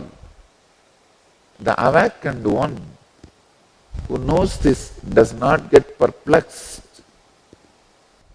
I am not able to add one word in this verse and delete one word. There are many other translations which says very blindly, oh, just like a spirit passes through a childhood, youth and old age. No, the spirit does not pass through childhood, old age and youth. It goes through the tenderness of boyhood, bloom of youthfulness and infirmity of old age. Please understand, it goes through only the characters of boyhood, youthfulness and old age. The awakened one who knows this does not get perplexed by these changes. Krishna is so straight. Drop all the fears you carry about the discontinuity. Whether the wealth, money you accumulated in the outer world, or the wealth, all the great qualities you accumulated in the inner world, does not get disconnected due to your death and next birth. The sacred secrets move from one body to another body, just like how you move from boyhood to youth, from youth to old age. Same way you just move from old age to death and death to again birth, next womb, next birth, and from birth again childhood, then youth. Death continues to happen multiple times continuously in your life because you carry multiple identities. You just need awareness to perceive, experience, live through all the multiple deaths happening. When you have the awareness, consciousness, experiencing multiple deaths in your life, you go through conscious deaths continuously. Going through conscious deaths continuously does a great conscious cleansing in you. Continuously having conscious cleansing is living enlightenment. Once you are completely cleansed in your consciousness and remain pure, you are Jivan Mukta, you are radiating enlightenment. Understand the truth.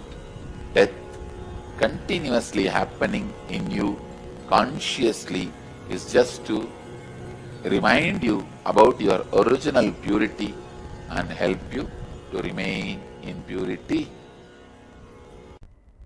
In South India, there is a place called Valangaiman. The deity name is called Padagatti Mariyamman. Means, if you are in deathbed, you offer your prayers to her, that Mariyamman, my family deity. You pray to her that if you give me life, they will bring my dead body, like a dead body, they will bring me and we will go around your temple. It's a very unique offering. You will see on the day of festival, not just few hundred, few thousand, tens of thousands of people lying like a dead body. And how in India we carry, see, we have a unique tradition of carrying these dead bodies with a huge flower decoration, with all that special vadyam, dance and everything. How we carry the dead body from home to the cremation ground for burying or cremating. Exactly the same way they will decorate you. You have to lie down like a dead body and they will carry you around the temple. And I tell you, I was laughing at that ritual till I went and personally watched once. Only after I went and watched, I understood, oh God, this is what I am doing as a death meditation. What we are doing as a death meditation process here, traditionally practiced. I tell you, I spoke to few people. They all literally go through that death meditation and the rebooting by the grace of that Mariyamman, Padagatti Mariyamman. She is actually a Adishakti herself, came and walked on planet Earth and blessed that whole area with her breathing space. Anybody does this ritual. I'll show you a small video clip.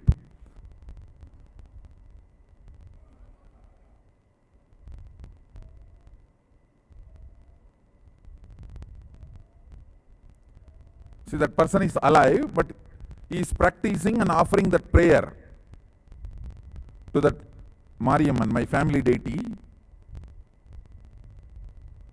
The place is called Valangaiman. Literally, this is the way in Hindu tradition, a dead body will be carried to cremation ground. They will put that coin, and she is the wife. Wife is giving the Vakarisi, means she is declaring him as a dead by giving that rice and giving farewell to him. All the relatives have come and they are giving farewell to him. And his dead body is now being carried. He is actually alive. He is alive. You can see now. He will come back and he will get up. Now around the temple, they will carry his body. Not one or two or few hundreds. Understand? Tens of thousands of people. See, all of them are alive. Nobody is dead. It is not one is dead body.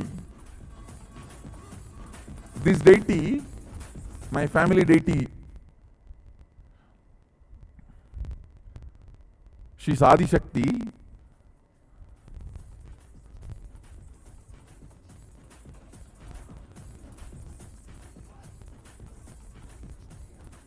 So now the ritual is done. They offered that final piece. Of course, he is not dropped. He came out. He walked down. Understand, actually I spoke to some of them. They all shared, Swamiji, the moment I was put the neem leaf of that Devi, prasadam, which is given in the hand. Did you guys observe? In the hand he was holding that. That neem leaf and that turmeric on the face is from Devi. They bring that and give it to that person. The moment that is put, I felt I have switched off. Whole being and all the relatives completely go through the completion with death. Understand? What an amazing way of teaching.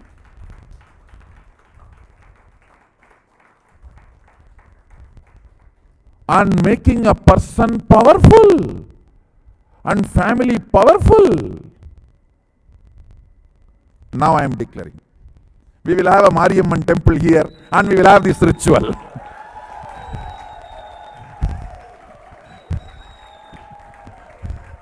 We will have Mariamman temple here and we will have this ritual done.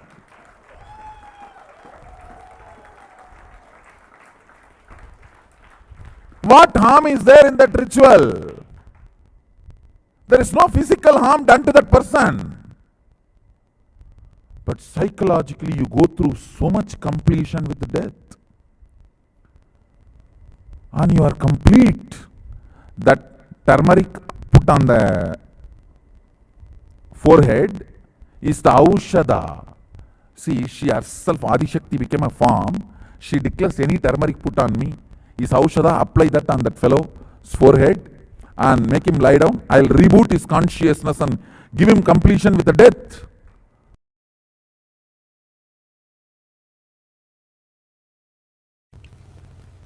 Focus on fire rising through your form from the toes up until the body burns to ashes, but not you.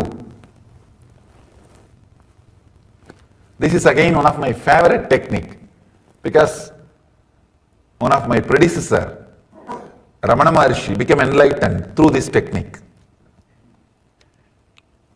Let me describe Ramana Maharshi's experience in his own words.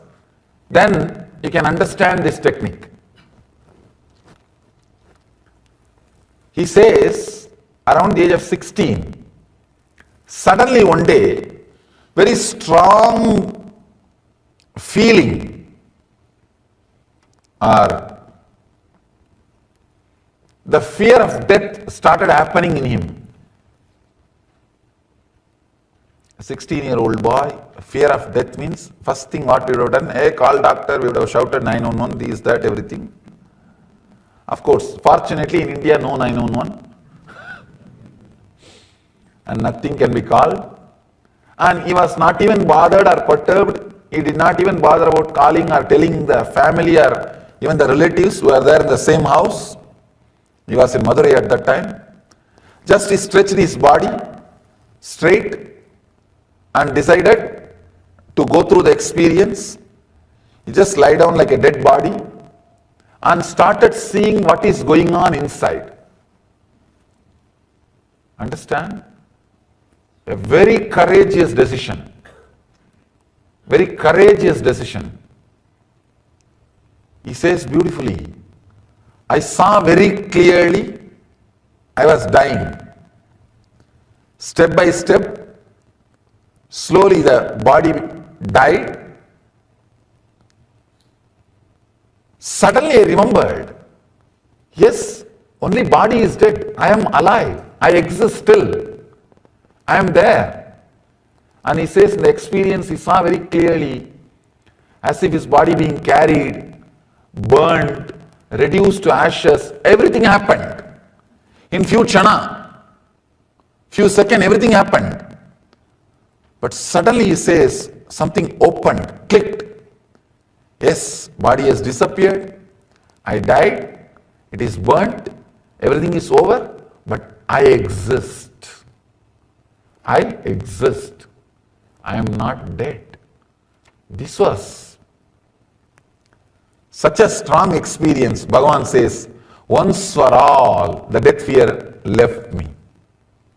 The fear of death has left me. And that experience, I exist, stayed forever, once for all. Understand? In half an hour you can become enlightened. That is what Bhagavan is saying by expressing this. All it takes is half an hour. Logical mind, an ordinary mind, very difficult for the mind to understand. How can just one simple experience give so much of clarity and courage? An experience transform the whole life. He says within that after that experience happened, within few days he left the house all alone and traveled and came and settled in Arunachala and never left the Arunachala after that. Maybe Ramana Maharshi should have practiced this technique for many janmas before that birth. Whatever he practiced, that experience only just automatically opened up and pulled him inside and gave the truth. Let me repeat the sutra and we will try to understand. Focus on fire rising through your form from the toes up until the body burns to ashes but not you. Of course, in Vedanta, this is one of the, I can say that most used technique in Vedanta for enlightenment is this death meditation. Kathopanishad describes this technique wonderfully. Most used technique in Vedanta. Everybody before taking sannyas has to go through this technique. And in Buddhism, anybody who is initiated into sannyas, first thing he has to do is he has to go and sit in the graveyard for 3 months and see continuously dead bodies being burnt and visualize that he is also being burnt. If you have that much courage, it's good. You can go and sit in graveyard and see the dead bodies being burnt every day. Of course, unfortunately here in this country you can't see. It's all electrical. In India you can see it's a open burning. Natural process. They will arrange the wood and put the body and burn. I have seen, I myself personally had this experience in Varanasi. Let me describe this sutra, then I will add my personal experience. Focus on fire rising through your form from the toes up until the body burns to ashes, but not you. Mahadeva says, visualize the fire rising out of your body slowly, step by step. Let your form be burnt. He is saying beautifully. Let your form be burnt. Let your body turn into ashes, but not you. Let me describe exactly what happened with me when I had experience with this technique. I always used to think I should have the experience of death or face death directly, face to face. But somehow that thought never became a priority. See, any thought has to become priority. Only then experience can happen. If it is just in corner of one mind like a 100 and work, it should become priority in your laundry list. Not last. It should become priority. Usually in our laundry list, washing, cleaning and cleaning the house and paying the rent and phone bill. If time permits, enlightenment also. If time permits, meditation also. That's all. But here, that way things will not work. Only when it becomes top priority, when urge becomes urgent, things starts transforming in you. Otherwise it is okay, but nothing much can be done.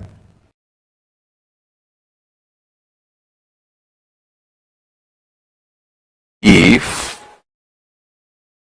you feel your death is going to take away lot of things from you and you are terrorized, afraid, frightened, don't know what to do about death, the same thing will exactly you will feel about your past. If you are feeling very threatened, frightened, overwhelmed by your birth, I don't know where I am going to be born, I don't know what will happen to me, I don't know how I am going to grow up, I don't know what kind of body I will get, I don't know what kind of parents I will get, I don't know what kind of people I will be surrounded by. If you have all this about your birth, you will have exactly same thing about your future. Listen. If you feel very calm, cool, comfortable, matured about your death, I know whatever I am integrated to, that cannot be taken away from me.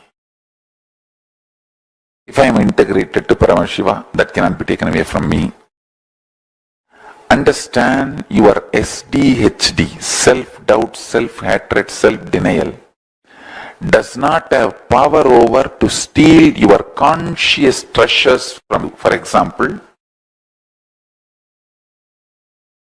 every day you have done sincerely Shiva Puja and lived very joyful, sattvic, vegetarian lifestyle. Suddenly your self-doubt or self-hatred, self-denial cannot take away that whole spiritual understandings and powerful cognitions you had. Maybe this SDHD can cloud your spiritual powers and sun, but cannot take it away. Please listen carefully. I made one statement just few minutes before. Life has nothing to do what you do.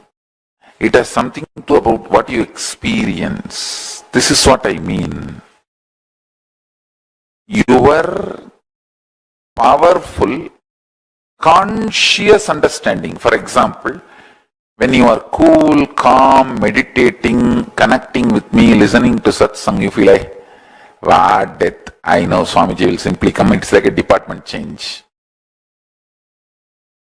And I'll hold his hand and I'll have a private time with him. Now, all the time people are around him. I can't talk to him what I want. I can't spend time with him. I think at least after I leave the body, I'll be just alone with him. If you feel that way, there is no fear instigated in you by the remembrance of the death. Mara smarana, listen to this word. Marana smarana, what it kindles in you is your natural organic existence. Listen. Marana smarana, what it kindles in you is your natural organic existence.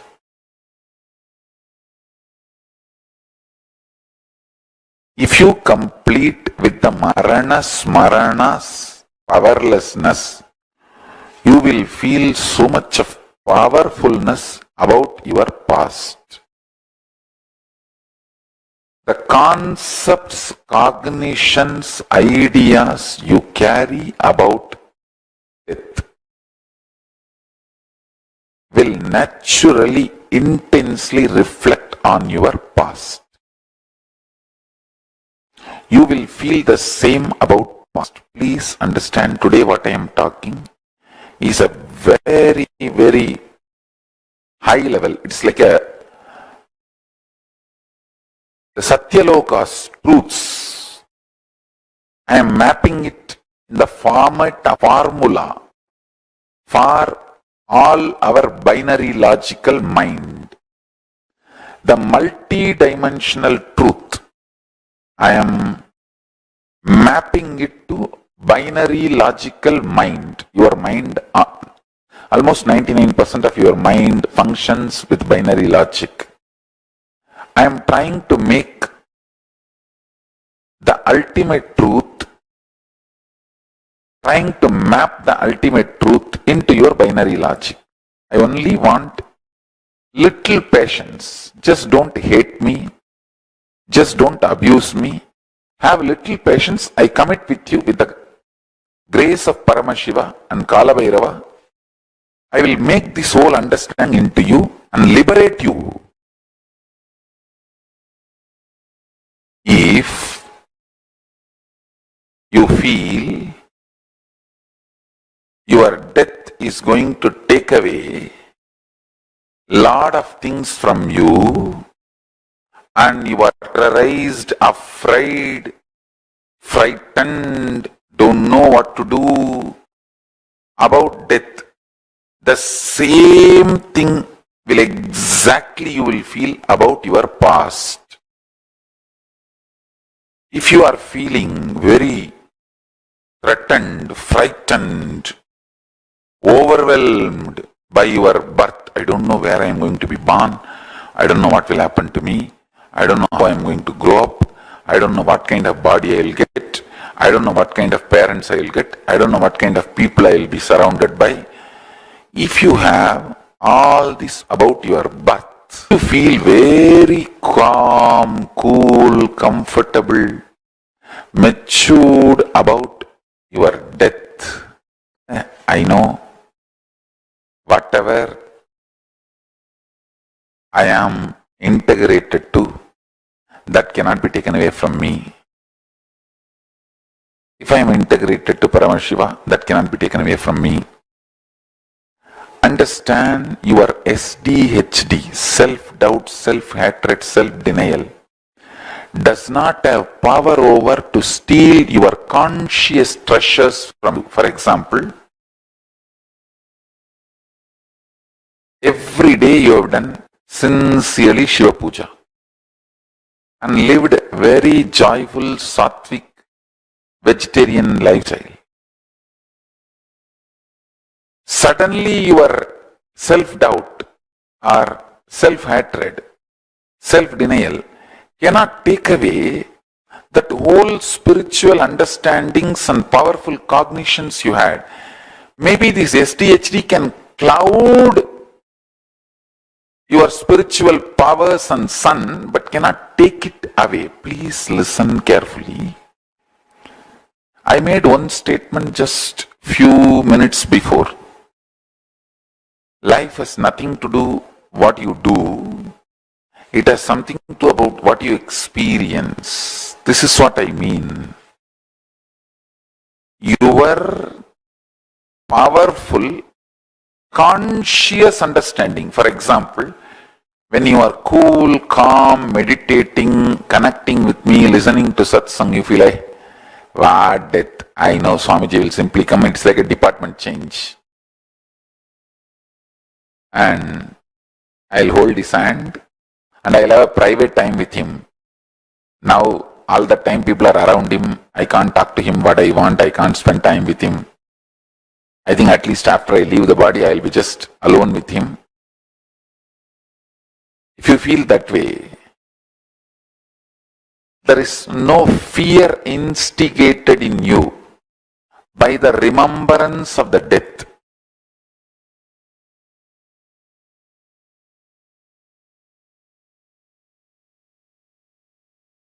I tell you, if you feel these three statements, I think Swamiji loves me. And I know for sure Swamiji knows the ultimate truth. And I think Swamiji tells the ultimate truth to me. If you believe these three statements, or even any one of these three statements, just stand up and do a pradakshina. Namaskar means circumambulation of yourself. Atma pradakshina, just love yourself. Celebrate yourself for being yourself. You are worthy of namaskara, pradakshina namaskara. That's a powerful blessing, I tell you. If you cognize even any one of these three statements, now what I am telling you will straight go into your system. I'll just nail it straight on your brain. Decide, be arrogant, I am disciple of Nityananda. எங்க சாமி எவனையும் care பண்ணாது. அத மாதிரிதான் நாங்களும். With this clarity, deny the existence of all kinds, types, dimensions of pain and suffering. Even if your brain tells,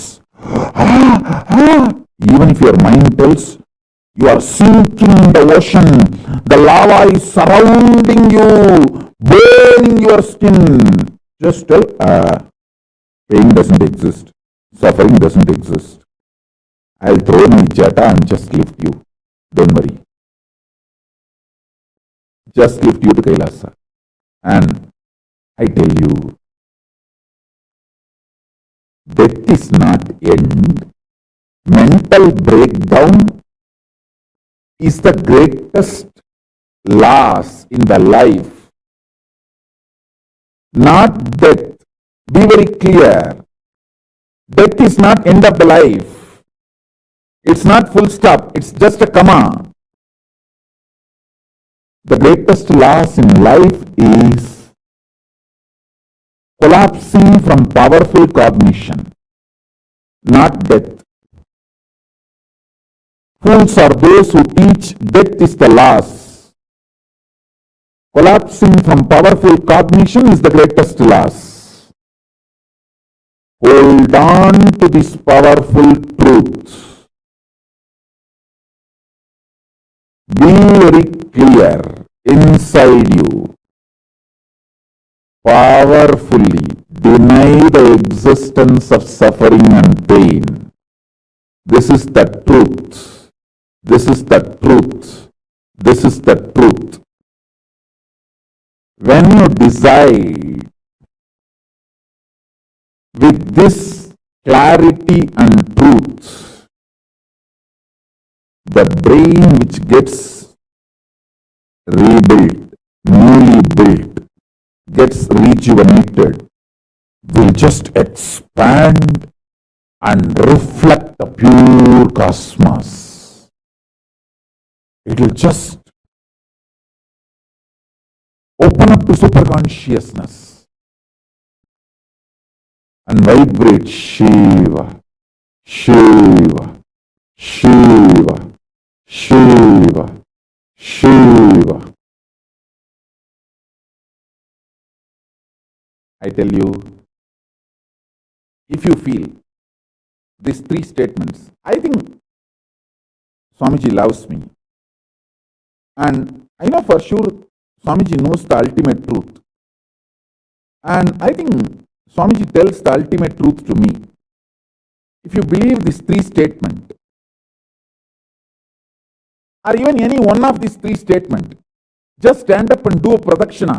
Namaskar means circumambulation of yourself. Atma pradakshina, just love yourself. Celebrate yourself for being yourself. You are worthy of namaskara, pradakshina namaskara. That's a powerful blessing, I tell you.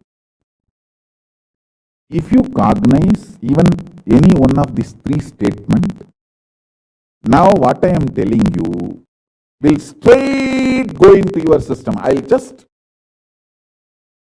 nail it straight on your brain. Hey, decide, be arrogant. I am disciple of Nityananda. எங்க சாமி எவனையும் care பண்ணாது. அத மாதிரிதான் நாங்களும். With this clarity, deny the existence of all kinds, types, dimensions of pain and suffering. Even if your brain tells, even if your mind tells, you are sinking in the ocean, the lava is surrounding you, burning your skin. Just tell, pain doesn't exist, suffering doesn't exist. I'll throw my jata and just lift you. Don't worry. Just lift you to Kailasa. And I tell you, death is not end. Mental breakdown is the greatest loss in the life. Not death. Be very clear. Death is not end of the life. It's not full stop. It's just a comma. The greatest loss in life is collapsing from powerful cognition, not death.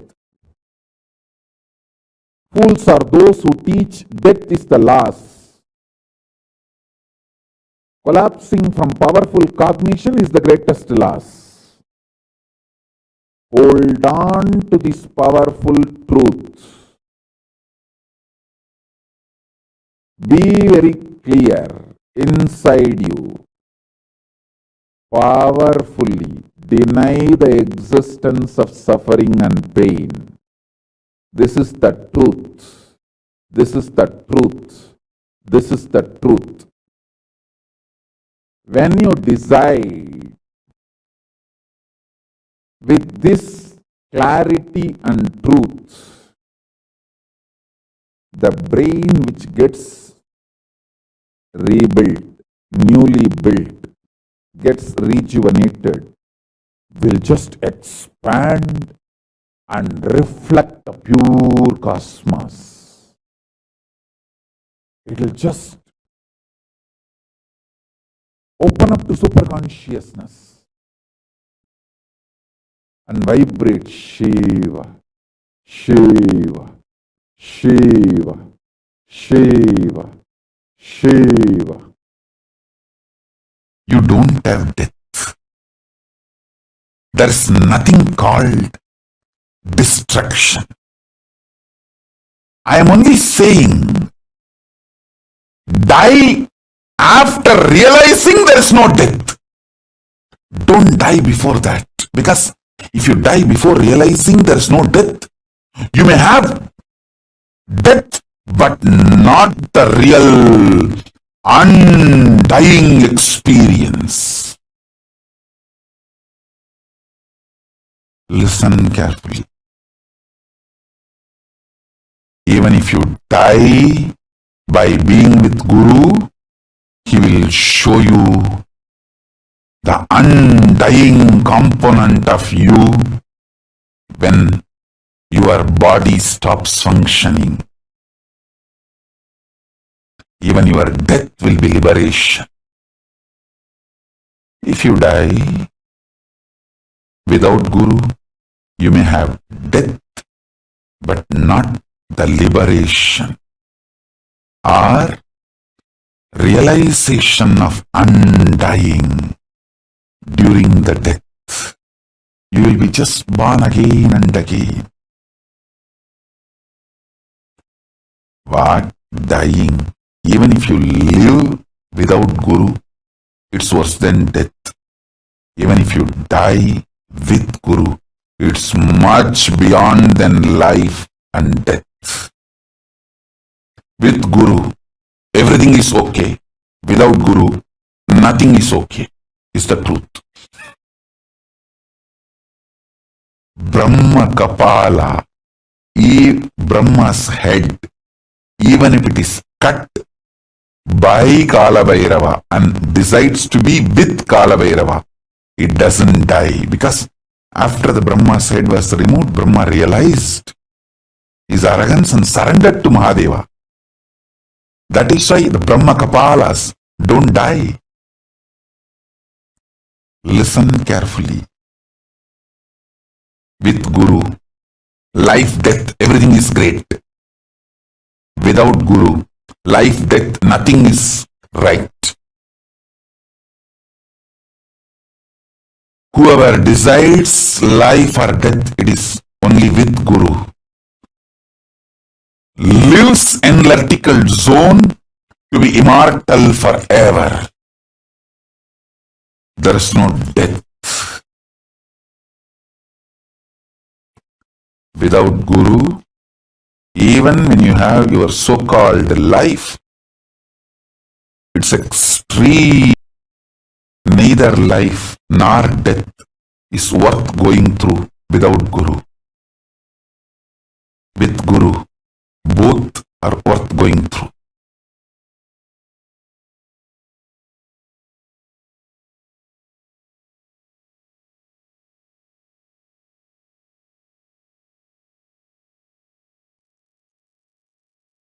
You don't have death. There's nothing called destruction. I am only saying, die after realizing there is no death. Don't die before that, because if you die before realizing there is no death, you may have death, but not the real undying experience. Listen carefully. Even if you die by being with Guru, he will show you the undying component of you when your body stops functioning. Even you are dead without Guru, you may have death, but not the liberation or realization of undying during the death.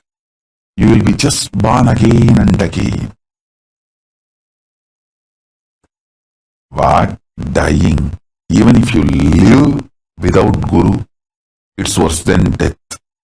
Even if you die with Guru, it's much beyond than life and death. With Guru, everything is okay. Without Guru, nothing is okay. Is the truth.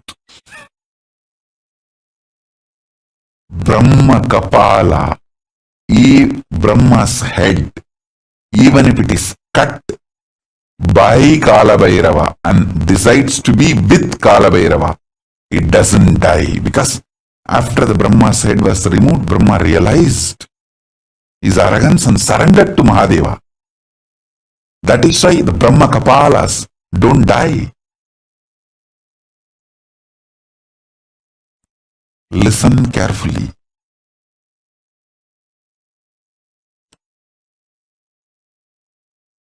With Guru, life, death, everything is great. Without Guru, life, death, nothing is right. Whoever decides life or death, it is only with Guru. Lives enlightened and lives to the vertical zone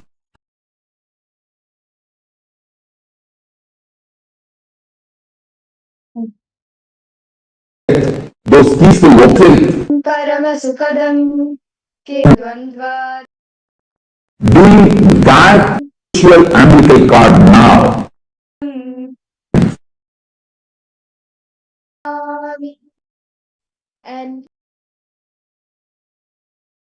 Avatara Din.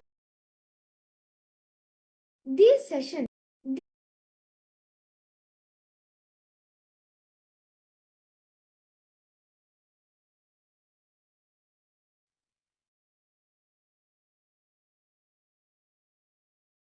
make that when what is no being this fact understand or experience of beautifully. If you want We're understanding about being with a negative is death. So that's what we're saying. We're understanding about being with a negative is death. So that's what we're saying about is death. So that's what we're saying about. that is true. Love is something selfish where love is something selfish where okay I want What? okay I want What is death? What is death? reaction of love or What is death? What is death? reaction of love or the action of love. Many of us All of us to understand deeply. What is a death? Swamiji reveals it very beautifully and how devotees of Paramashiva how Nice to see you. like what is his grace Suppose his grace suppose what to each and every one. it's all now this You have posted like a big thing.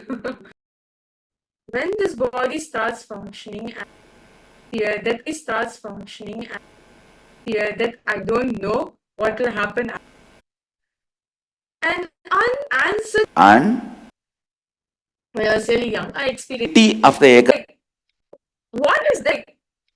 What is that exactly? You may think that is like person's just life relationship and for wealth when Amusing. death is not an end.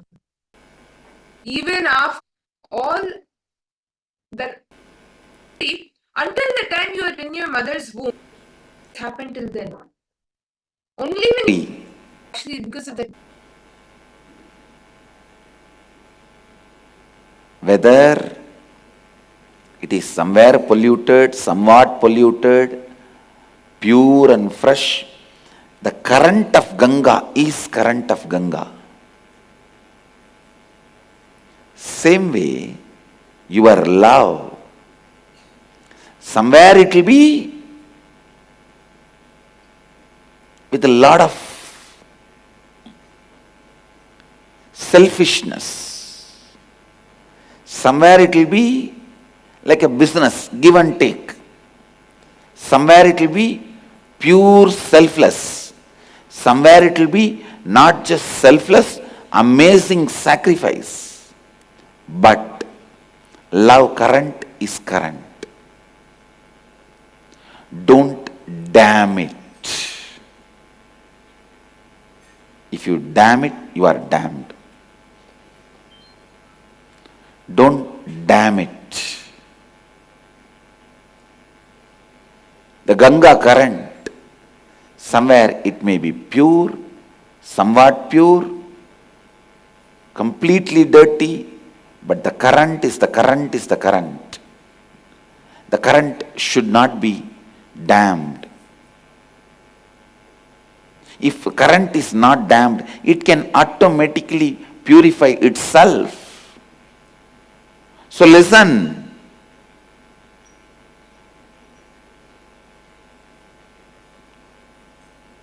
Love, somewhere it will be selfish, somewhere it will be demanding, at some time it will be business, at some time it will be selfless, at some time it may be pure sacrifice. But don't damn the current. Don't damn the current. I am not saying your life, your love should be selfish. I am not saying your love should be business. All I am saying is, even if it is selfish and business, it's okay. Function, move, be active, be alive, be interactive.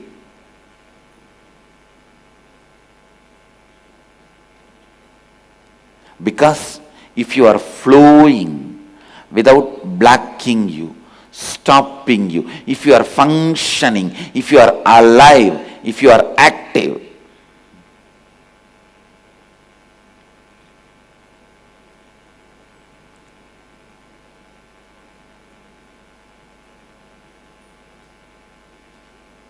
you will see it will become pure. Listen, in the initial level, even if it is selfishness, give and take, if you are active,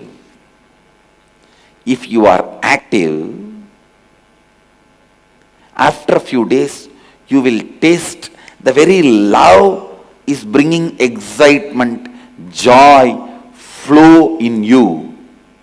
When you taste that, your whole interest will turn towards that love which makes you flow, irrespective of somebody receiving, not receiving, reciprocating, not reciprocating.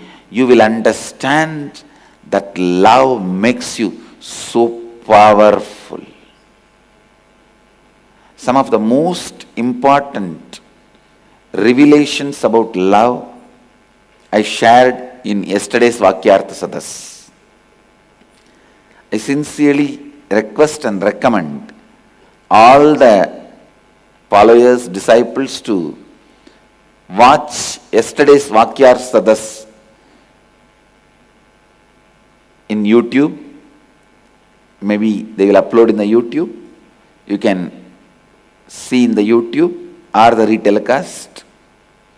Some of the most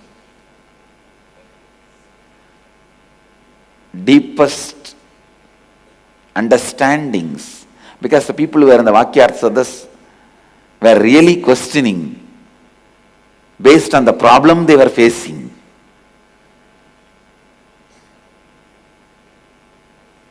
When somebody is really facing the problem, I see to it the problem is solved. So the solution also very straight and practical. Listen, the love current, the current itself should be encouraged, because ultimately many of your definitions like, oh, I think my love is selfish, business motive, many of your definitions are mostly based on self-doubt. It is not even really real.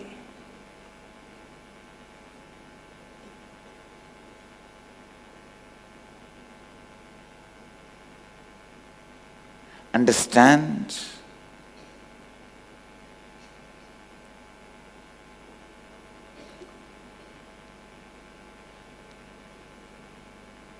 Even if you build a huge empire out of selfishness, what are you going to do? When you die, you are going to leave the whole thing for humanity.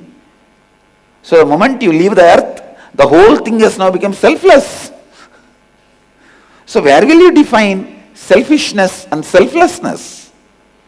And there may be some people in the name of selflessness just sitting and eating, not creating anything. When they die, they have not left anything for the world, so whatever they did is only a selfishness. They may claim it is a renunciation,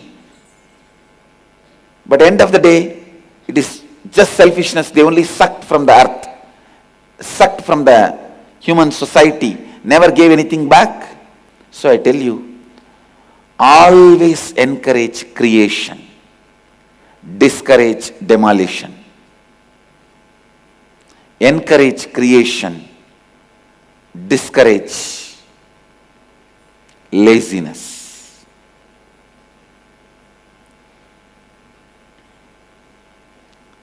The love current of Mahadeva, understand this more precisely.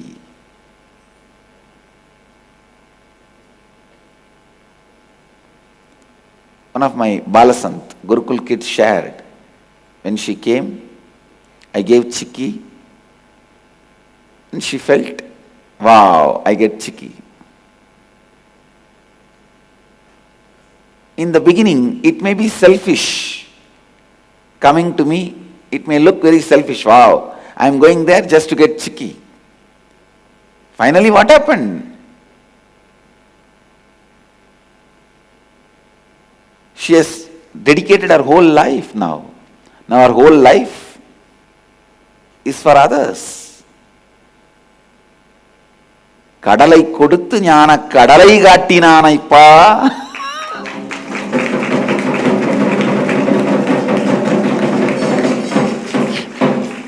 கடலைதான் கொடுத்தான், ஆனால் ஞான கடலை அல்லவா காட்டினான்.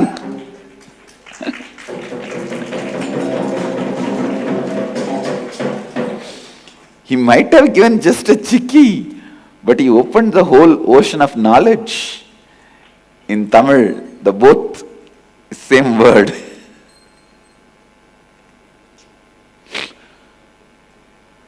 So understand, the essence of what I wanted to convey by speaking about love from yesterday till now, in the morning satsang and vakyartha satas, I am asking you, constantly be powerful and active, creative. Be powerful and creative. You will never be doing mistake. Be powerful and creative. You will never be doing anything wrong.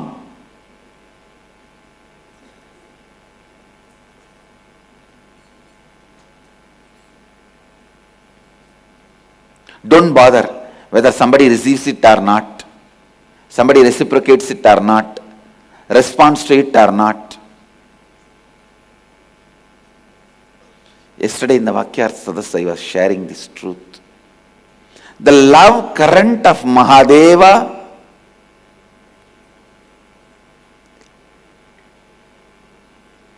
you can see throughout the way he has expressed himself, connected with humanity, whether it is cutting the head of the Ganapati or giving the whole golden city to Ravana,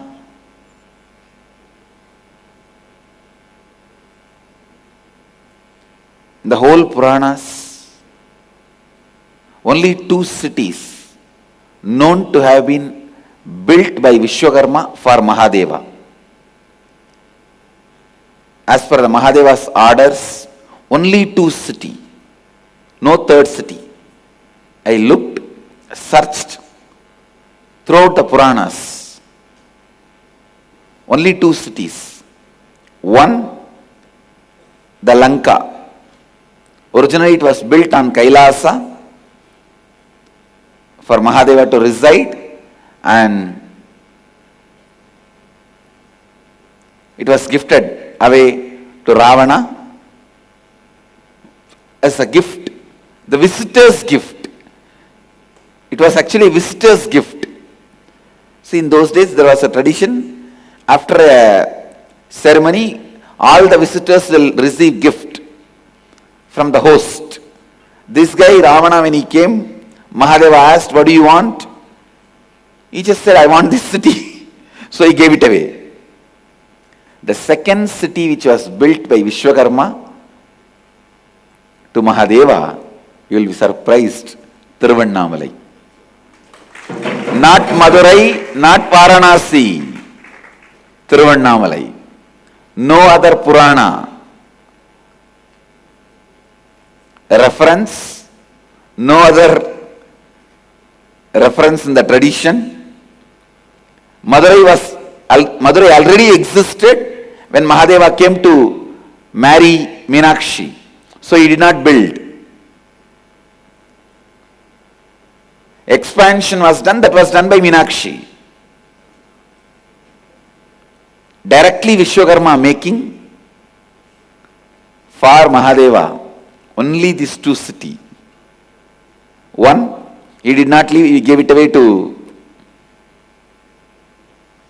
Ravana. Second one is still using.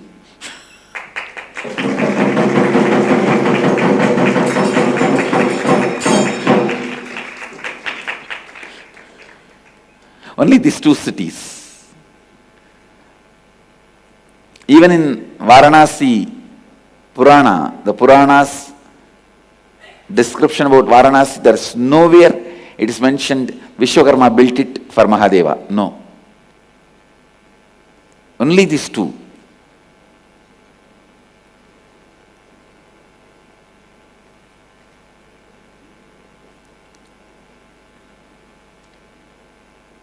Neither Varanasi nor Madurai or any other city directly built by Mahadeva. Only these two cities directly Mahadeva built.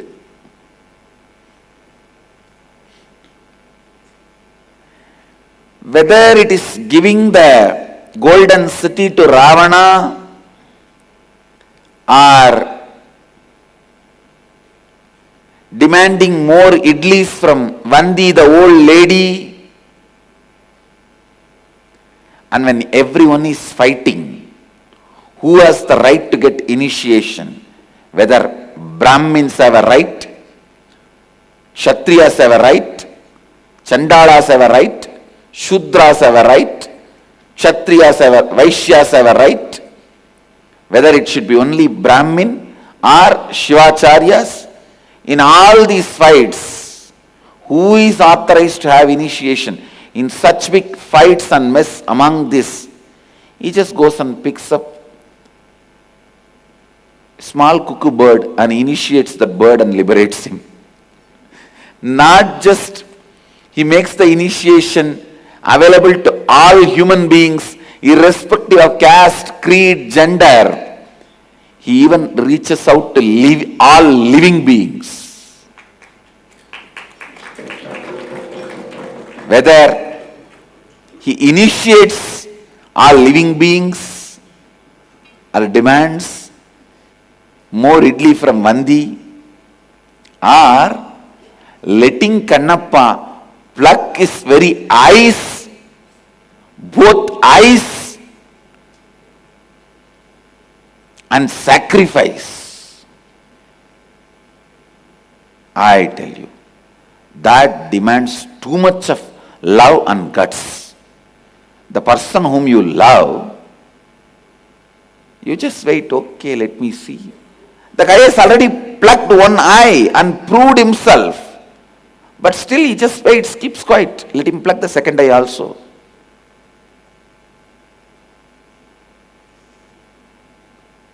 Only after he plucks the second eye, about to fix it, he appears and says, Kannappa, Nirka, stop.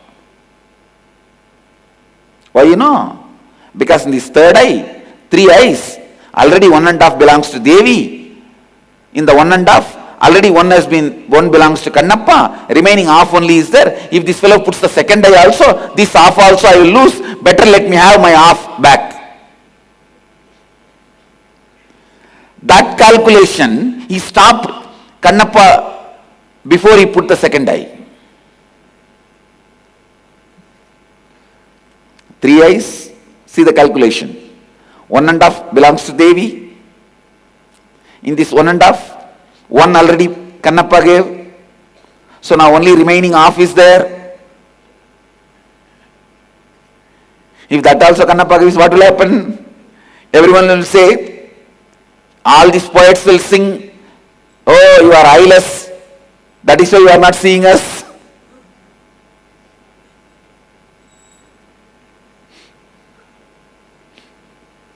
You have no eyes of your own.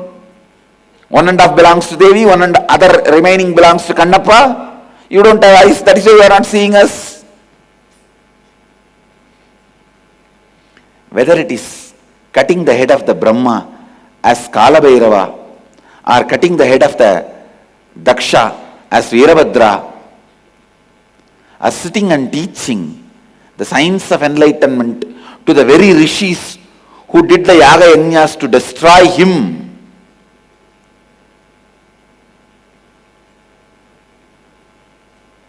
See, all this which Mahadeva is carrying, the Damaru, the fire, and the demon at his feet, all is gift by these Targavana rishis.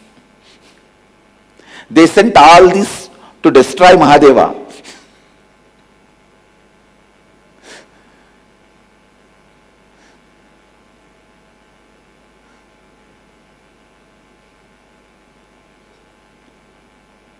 These Targavana rishis, because they can do anything they want through the yaga yajnas, they know the science, they thought they become God, and you don't need for God. They are the ultimate. So Mahadeva has to make them understand. It's like many people telling, oh, I am okay, my life, I am happy, I am okay, why do I need spirituality? Okay, you are happy now, but even one small tatak, imbalance, over.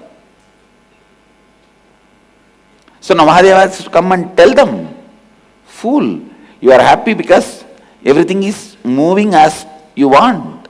But just even a small imbalance, you won't be able to handle that. So raise yourself to the space where there can never be imbalance. So the exact spot where they had incompletion is too much possessive of their wives, these rishis. Mahadeva came down in such an handsome form, most handsome form, a Sundareshwara. He comes down. When he walks as Bhikshadana, house to house,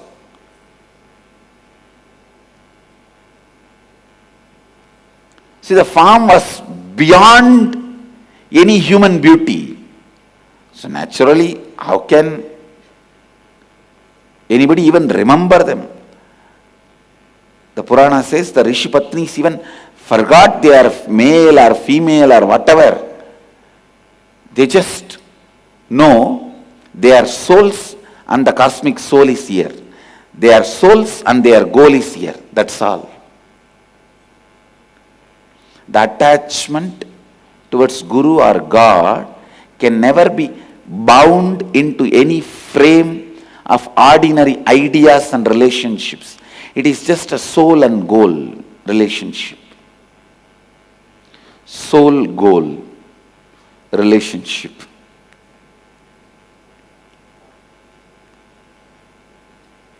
The rishis were shocked when they saw, oh God, all these Rishipatnis are running behind this guy, young guy.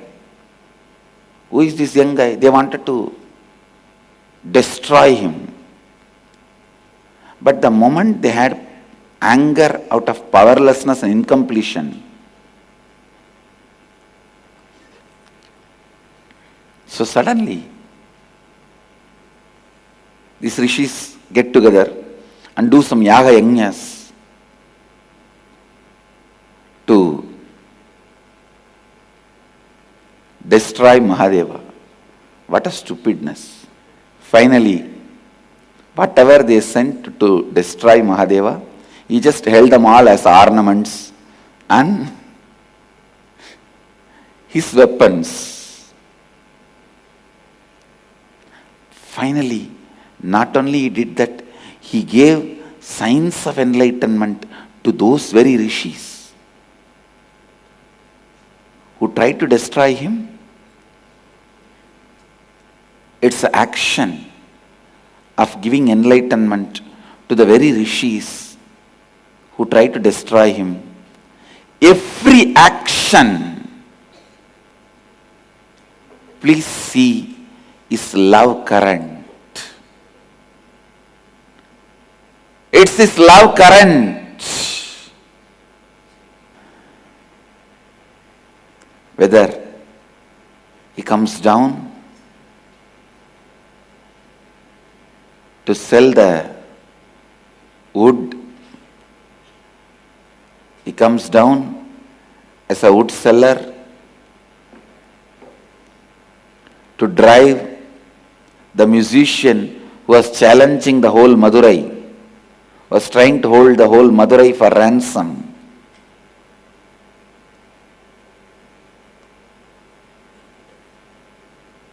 Whatever game he played, whatever leelas he did, whether he came down to protect Markandeya from Yama,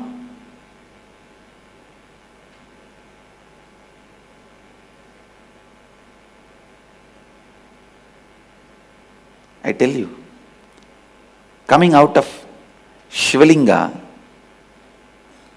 to protect Markandeya from death, and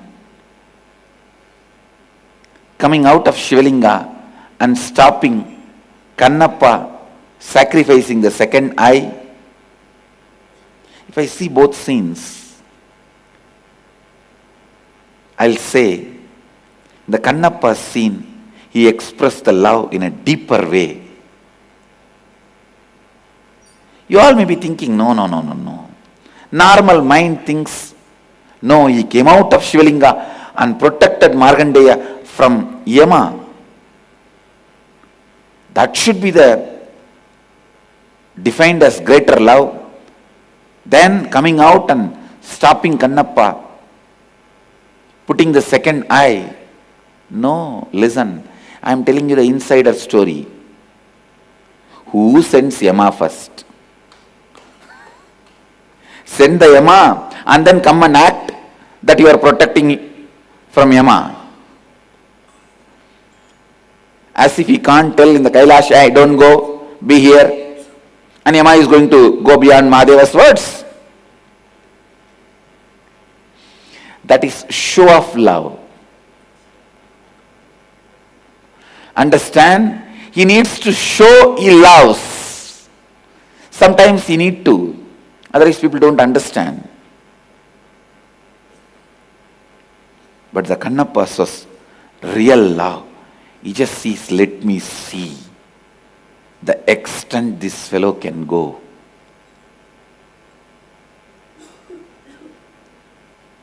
I tell you, after Kannappa plucked the first eye, before he plucked the second eye, Mahadeva would have had blood pressure. I am telling you as an insider, Mahadeva would have had blood pressure. And in the scene where he came out of Linga and protected Markandeya and killed the death itself, Mahadeva would not have an inch of blood pressure. There is no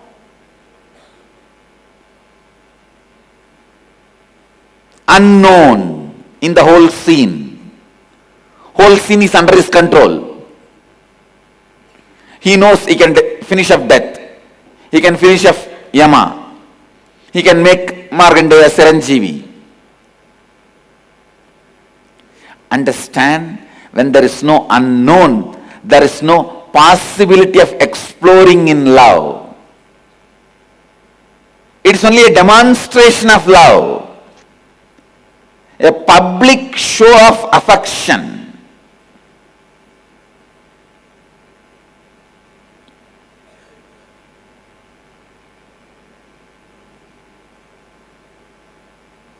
Where the whole scene is in his control. But with Kannappas, the scene is not in his control.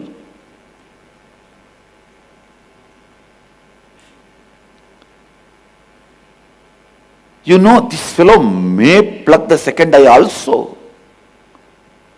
But let me see whether he has that much of guts.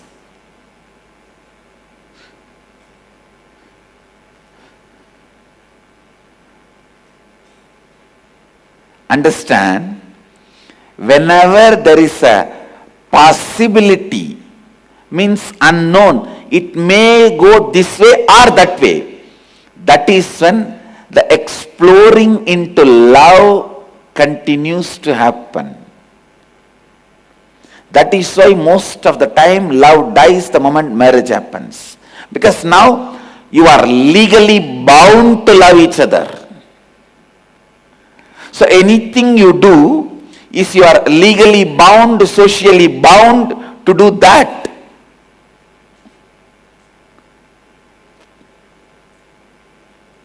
Yes, that is the way it has to be. There is no possibility of yes or no.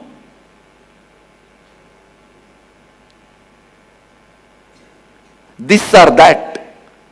The unknown. I tell you, only a man who has a guts to play with the unknown can really love. Only they can love and they can receive love, they can radiate.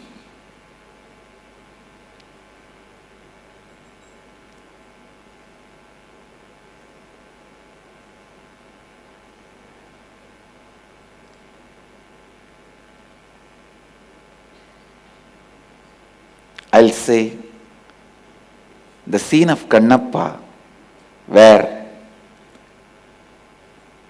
the Shivalinga has bleeding in the eyes and he plucks his own eye and puts it, maybe the first eye transplant surgery.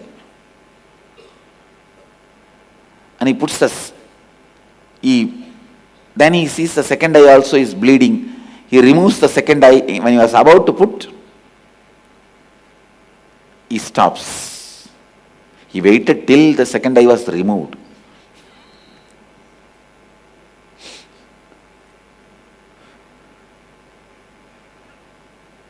He gives the title of father to Kannappa. Because one organ of me is gifted by you, you are my father. He says Kannappa. Among the devotees, only two received the title of father and mother. Karikkalamaya received the title of mother. Kannappa received the title of father to Mahadeva.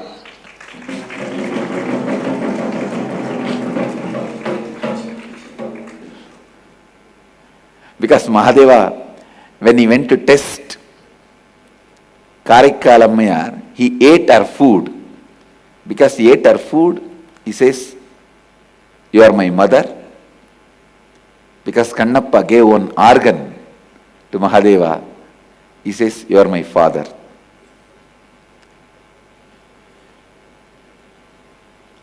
Understand, in the space of the unknown, love is more vibrant, more active, more alive than the scenes which is known. Even in the marriage, the couples who keep the space of unknown alive continues to remain in love.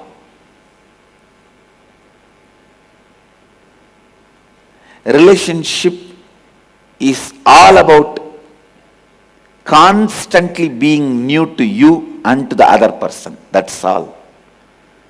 All relationship is all about constantly being new to you and to the other person. That's all.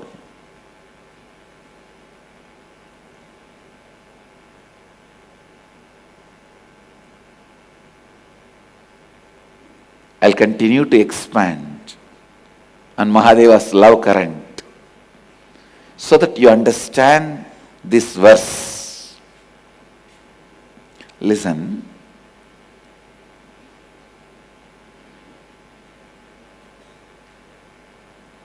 Even when he demonstrates oneness to the whole world by transmitting the blow given on his back to whole world, all beings, he shows in what kind of situation That will become your experience. The situation is, he is sitting and demanding food from Vandi.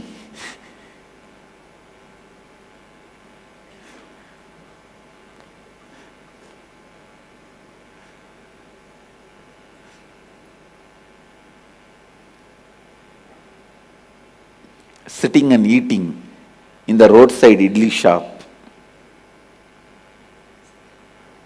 This is what one of my Mahants came to the conclusion yesterday after the satsang. One of my great Mahant, a senior Swami, Sri Nitya Premayananda, his essence of yesterday's satsang, the realization he had, the conclusion he came after yesterday's satsang was, even in Mahadeva's time there was a roadside idli shop. Even Mahadeva ate in the roadside idli shop, so there is nothing wrong in eating in roadside idli shop. That is the conclusion derived by one of my great Mahant, the senior Swami, Sri Nitya Premayananda. I thought, God saved, he is not doing satsangs.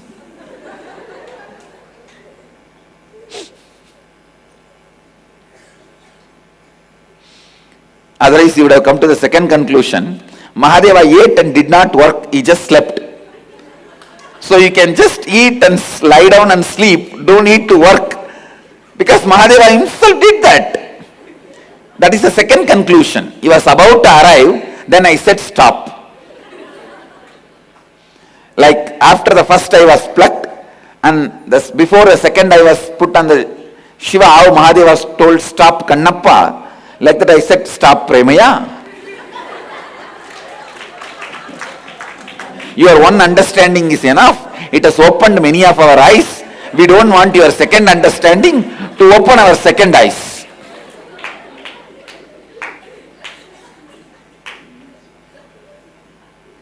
Let me have little eye left.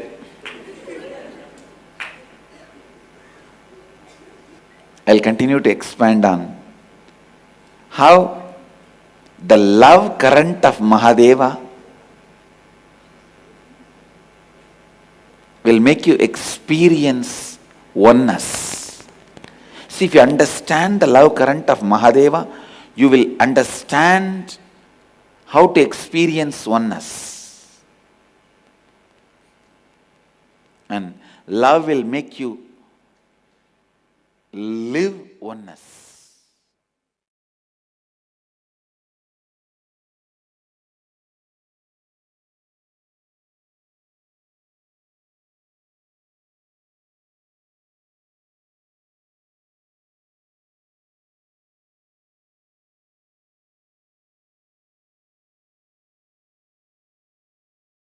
I bless you all. Let you all radiate with integrity, authenticity, responsibility, enriching, causing, living Advaita, the eternal bliss, Nityananda. Thank you. Be blissful. Nityananda Dhyanapītam, Nityananda Nagar, off Mysore Road, Bidadi, Bengaluru. Phone 08027279999. www.nityananda.org, www.youtube.com/Life Bliss Foundation.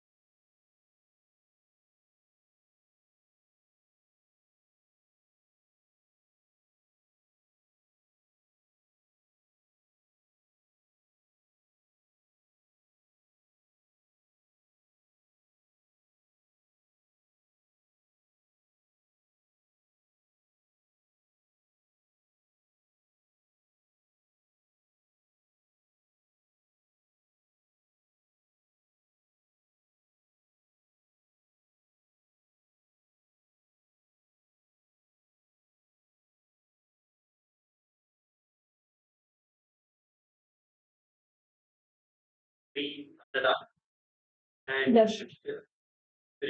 Yes. Yes. There are some. The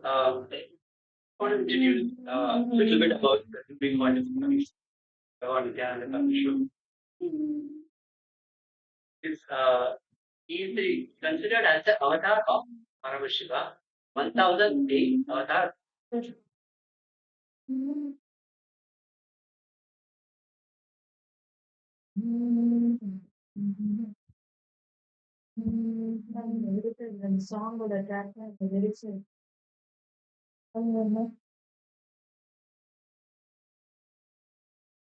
Want to get it back, Rosanna?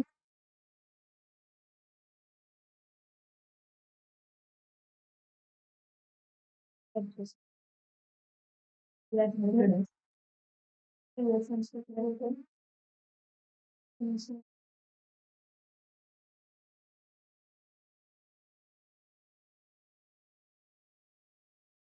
Let me tell you touch of the scheme. Zima.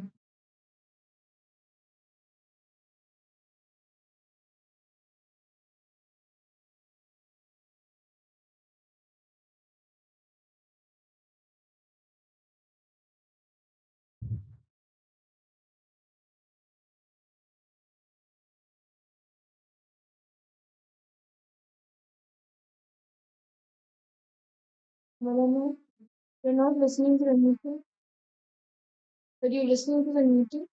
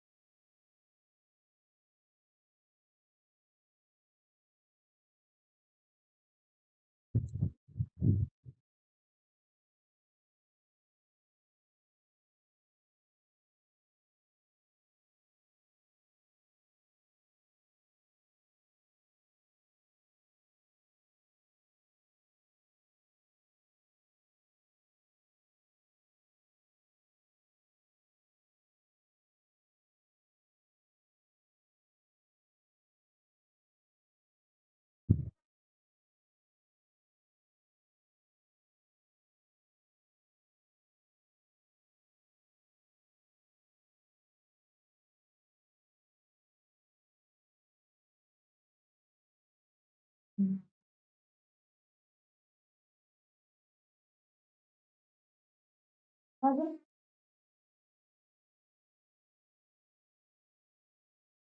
you're going to see the music. You're not ready, you're not wrong for this. Today,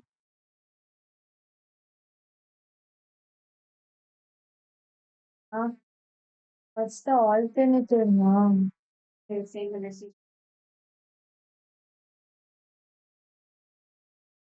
Really, my stomach is burning right now. I don't even do anything. See?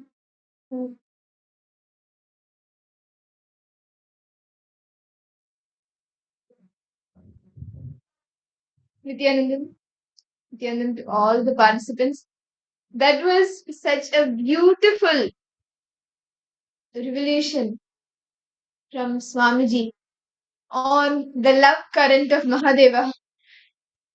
Whether you listen to the satsang one time, two times, or even 100 times, it's so refreshing to listen to it again and again because Swamiji beautifully explains how Paramashiva, Mahadeva, came down and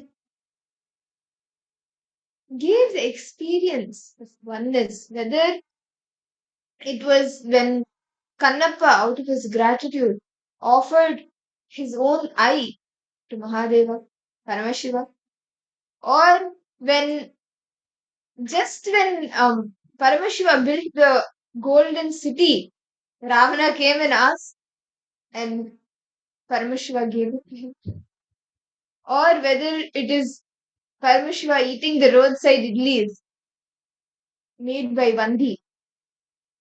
In every way, he only manifests in different forms to give the experience of oneness, love, and just showers us with love to give us the experience of oneness with him. Very beautifully in this satsang, right? Swamiji spoke the love current of Mahadeva. My God. It was such a beautiful revelation Swamiji spoke, right? Can I request all participants to post? What did each and every one of you understand by this? Ma Grazina, what is your understanding from the satsang now? Love current of Mahadeva. Are you able to hear this clearly? I see that all participants are hearing at some sound all of you not able to hear. Are we audible for all of you, Nityanandam? Yes? Okay. Because Ma Grazina, I just read your message saying that the sound is not working properly, so I just want to check whether I'm aware. Like, yeah. Ma Wang Hanyu, Nityanandam.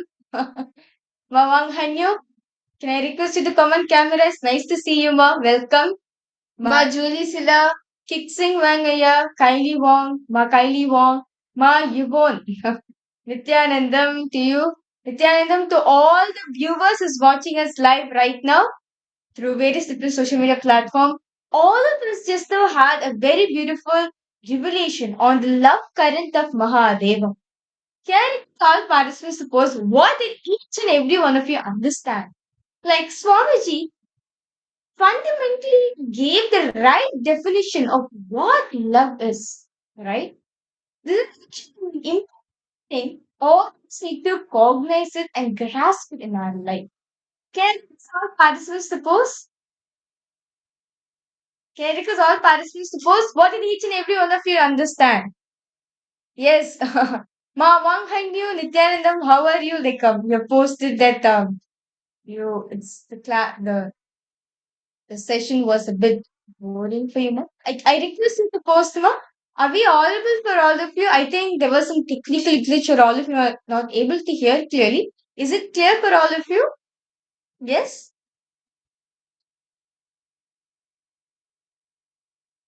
Okay, that's great. It's Kiksing Wangaya Nityanandam. Okay, it's clear now. Okay, that's great. Thank you so much, Mama Grazina. Okay. Okay, can I request all participants to post? What did all of you understand by this love current of Mahadeva? So understand, Swamiji said, the current of Ganga, right? The weather from Ganga comes, she flows from the Himalayas to the point where she merges with the ocean, right? That is called Ganga Sagar, where she merges with the ocean. Gangotri, that's the place where Ganga starts. Ganga Sagar is the place where she merges with the ocean. Very beautifully Swamiji said, right? When Ganga is flowing, whether she's flowing from Calcutta, well, sometimes she's like in Calcutta, she's polluted. In Lucknow, which is Varanasi, she is not that polluted. Or whether it is in Ganga Sagar, where she gets connected to the ocean, she is very clear. No matter which stage of life it is her current which flows, right? It's the current which is flowing. Same way, in all of us, this is one Shiva flows this current through all of us. That is the love current of Mahadev. My God, this satsang, right, gives me so like it's just too intimate. You know, the way Swamiji tells each of the Leelas. My God. Can I request all participants to share your understanding? What did all of you understand from this session?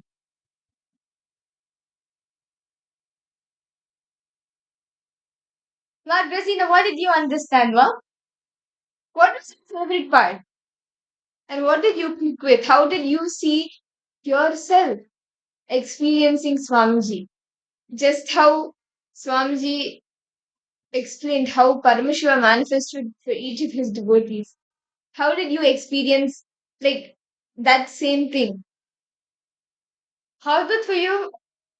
Oh, you just okay, no problem, Madrusina, no problem. How about for you, Ma Wanghanyu? What did you understand? Ma Judy Silla, Ma Yvonne, Kitsing Mania, Kayuvan. Okay. See, understand, love current of Mahadev. It's as Swamiji said, right? That love. And Swamiji says, see, true love is where you don't expect anything. There's no expectation at all. There's a gap of unknownness. That is true love. And Swamiji very beautifully gave the story of Kannappa. Kannappa, actually Kannappa Nayanar. He is one of the saint, uh, Shiva devotee, Parameshiva's devotee.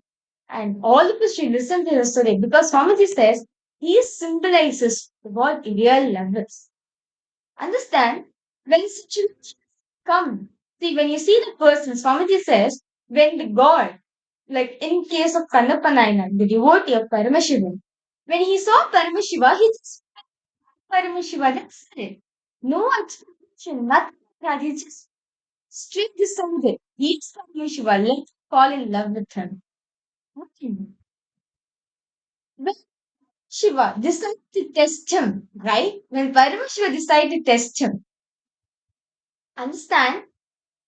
Paramashiva knows for Paramashiva made the situation in such a way there's no expectation at all. There's a gap of unknownness. What's going to happen next? See, actually, the story unfolds beautifully. How so Kannappa, he's a hunter. He's actually a born hunter. Actually, Kannappa Nayanar, that's the name Paramashiva had given to him. Before that, he is called as Tinnan. Actually, Nagan. Nagan was a tribal chief in the forest area of Pottapi. He and his wife, Tattai, didn't have child for a very long time. And they were praying to Parashvasan have a son. And they were blessed with a son whom they named as Tinnan. We look archer in his tribe. He often led people to hunting expeditions. Successful hunter. Of course, he's the son of a tribal chief, right?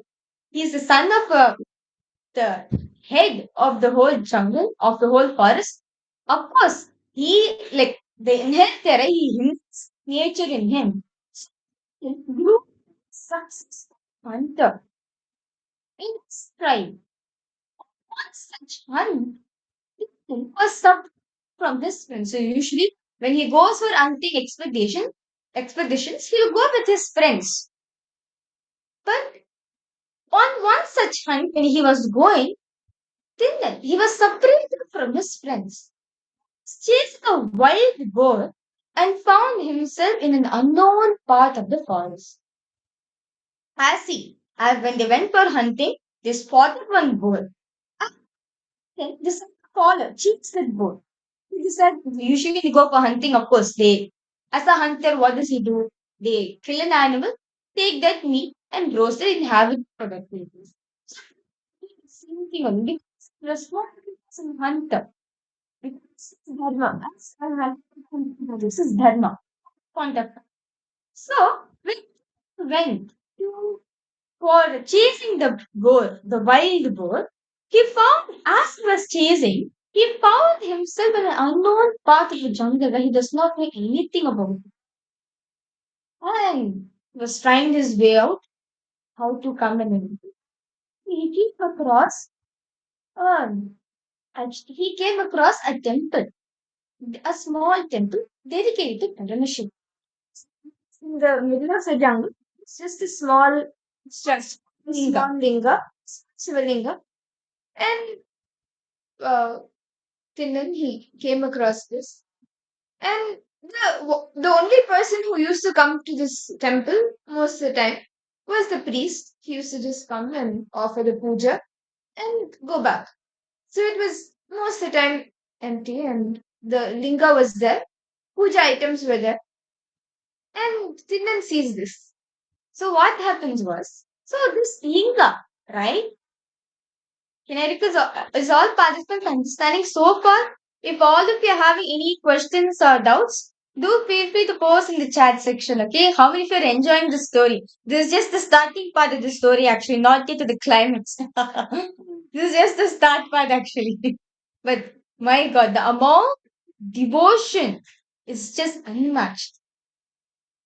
Why does Paramashiva needs to test us? Is it necessary? Well, Grazina, sometimes that question will be answered in this story, okay? So, towards and if there's any doubts after the story, we'll answer you. So, stay tuned for the story, okay? You'll see by the end of the story, you'll understand why Paramashiva has to test us. So, he found this linga, right? Tindan. He saw this linga, very small linga it was. So, but see, Tindan is a hunter, so he saw the deity. Everything around him, around the linga was clean and neat. Found himself to the Shivalinga. Devotion, the pull towards Swami, like pull towards linga. How many of you have experienced this for the first time? When you came across, when you're scrolling through your Facebook, you suddenly see Swamiji's picture, or or you're going through YouTube and you see Swamiji's video, and you felt pulled towards Swamiji. How many of you experienced that? Well, I would say me too. How many of you experienced that, right? We were pulled towards Swamiji. Yes? Yes, all of us held that experience, right? When you just saw Swamiji, like, God, such a graceful being, such compassionate being, you were felt pulled towards Swamiji, right? So it's not felt towards the linga. And he was filled with desire to offer to the Parameshwara linga, to the deity, to the linga, to the Shivalinga. But Tindan as an hunter, he does not have he no idea about rituals at all. The only thing he knows is archery. Because that's his dharma. He had no knowledge on how to do the rituals, how to perform the rituals as per the agamas to Paramashiva.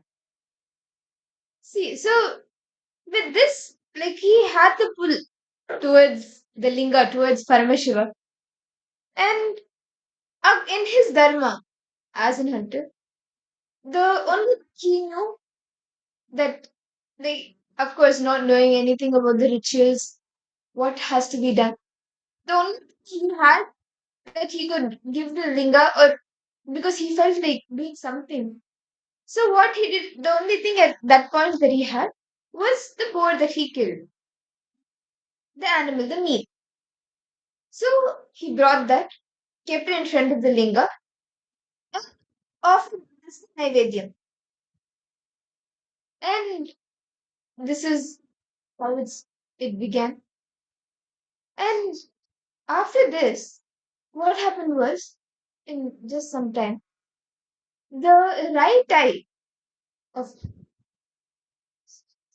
So what happened is, so when Tindan so he was pulled to offer to Paramashiva. So he was pulled to Paramashiva, and he really wanted to offer something to Paramashiva, right? So what happened is he only meet. As an hunter, he only had to meet with him. So he listened to meet to Paramashiva. So actually, this shrine is called Tirukalahasti. Was a very ancient one, and this deity was cared for by a Brahmin who lived in the nearest town, many miles away. This poor Brahmin, who was also a devotee of Paramashiva, he makes a long journey every day. He come to this place, come to where the Shivalinga is in the fortnight, once in a fortnight, bringing the items of food, like all the items for the worship with him, such as the Abhishekam, the water for Abhishekam, all the puja items such as the incense sticks, flowers, sandalwood paste, and the Naivedyam, the Deepa, everything. So what he does every day, he brings all the items to to the linga, cleans the whole area, washes Paramashiva. He does this puja before going to the home. Goes back to his city. Brahman does this. Brahman with shrine right after Tin made his offering. See, Tingan offered to Paramashim and he went. Tingan went. This Brahmin comes. He is shocked to see neat line next to Shivalinga.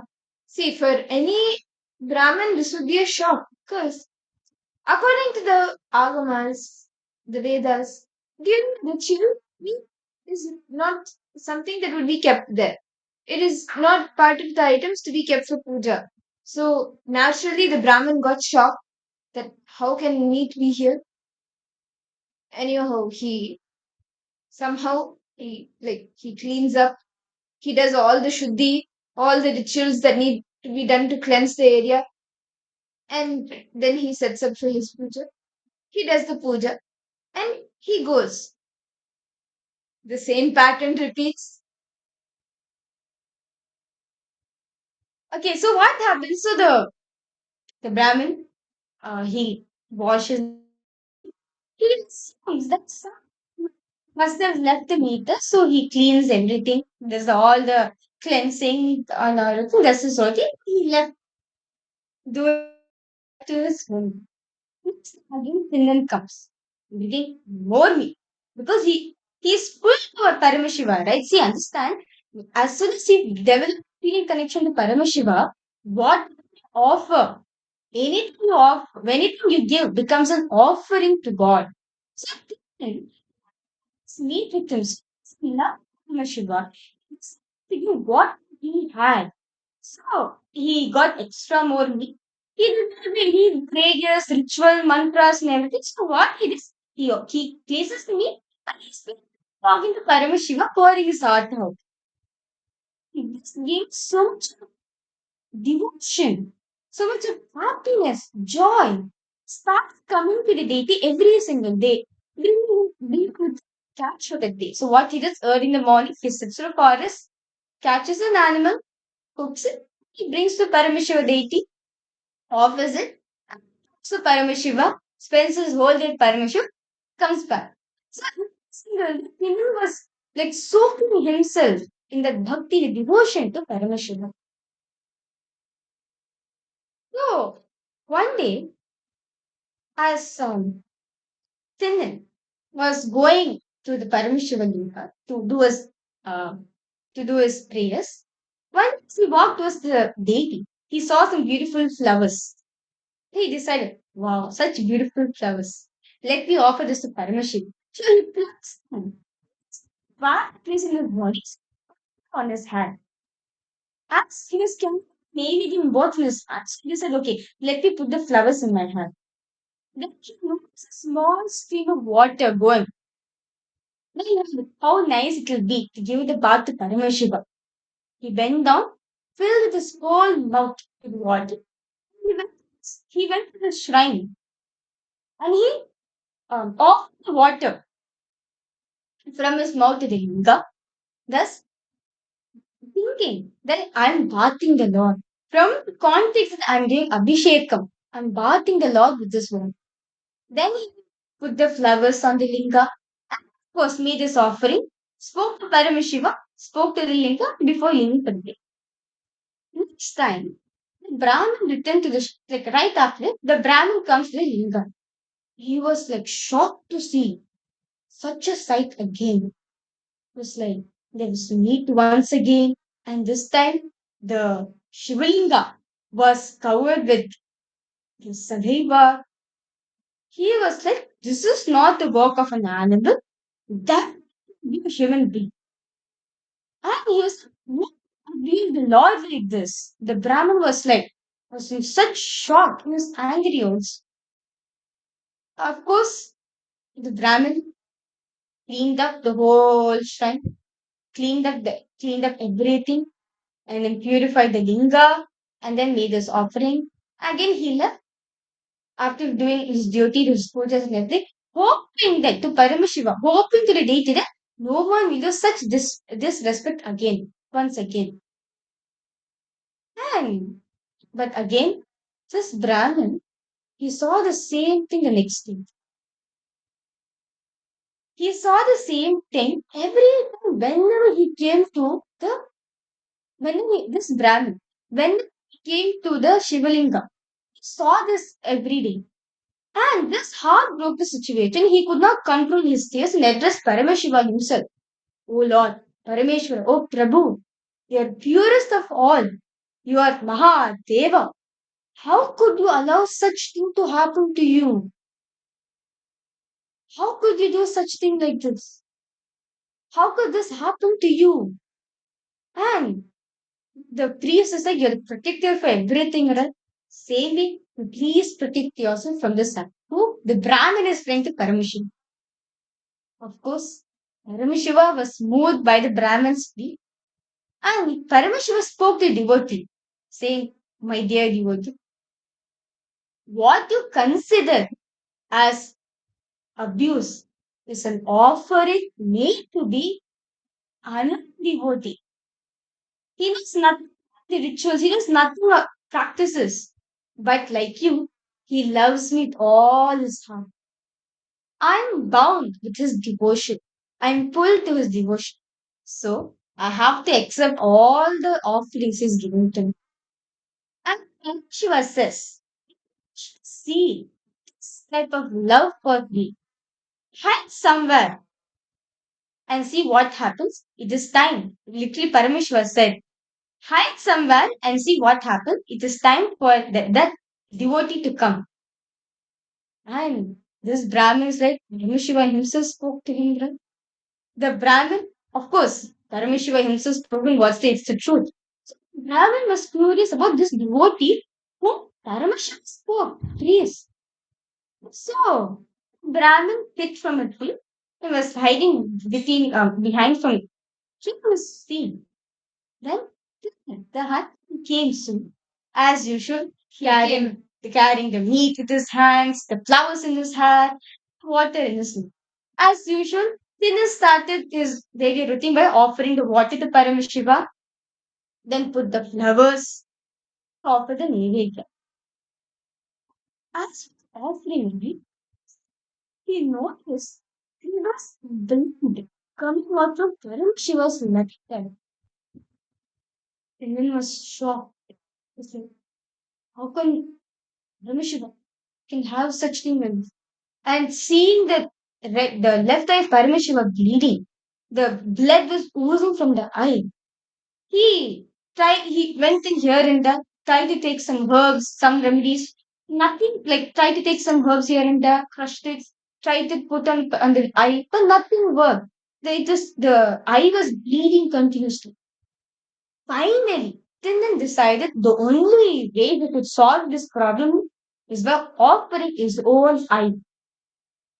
So Tindan, he sits down, takes the knife, and he takes his arrow.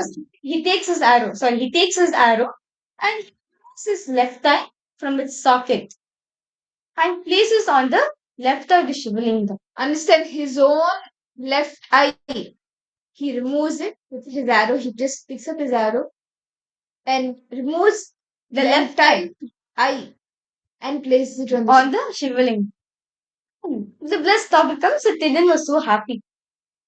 Of course, Paramashiva knows that actually before this, Paramashiva, as Swamiji will say in the story, how Paramashiva wanted to test Tindan's Kannapa's devotion. So, not just the left eye stops, but with the right eye also it starts bleeding. After Kannapa has cut off the left eye and placed it on the Shivalinga, next Paramashiva he was left his right side bleeding.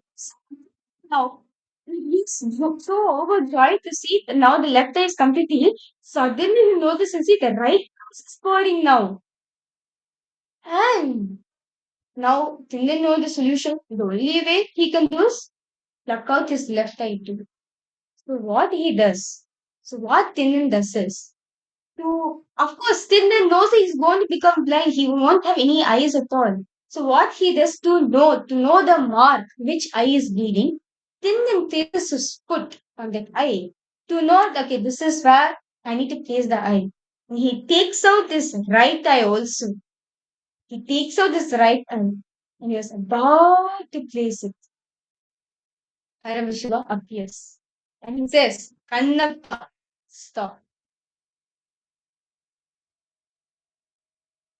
At this time, when Tindin placed his foot on the bleeding eye to give a mark that, okay, this is the bleeding eye, I need to put the eye.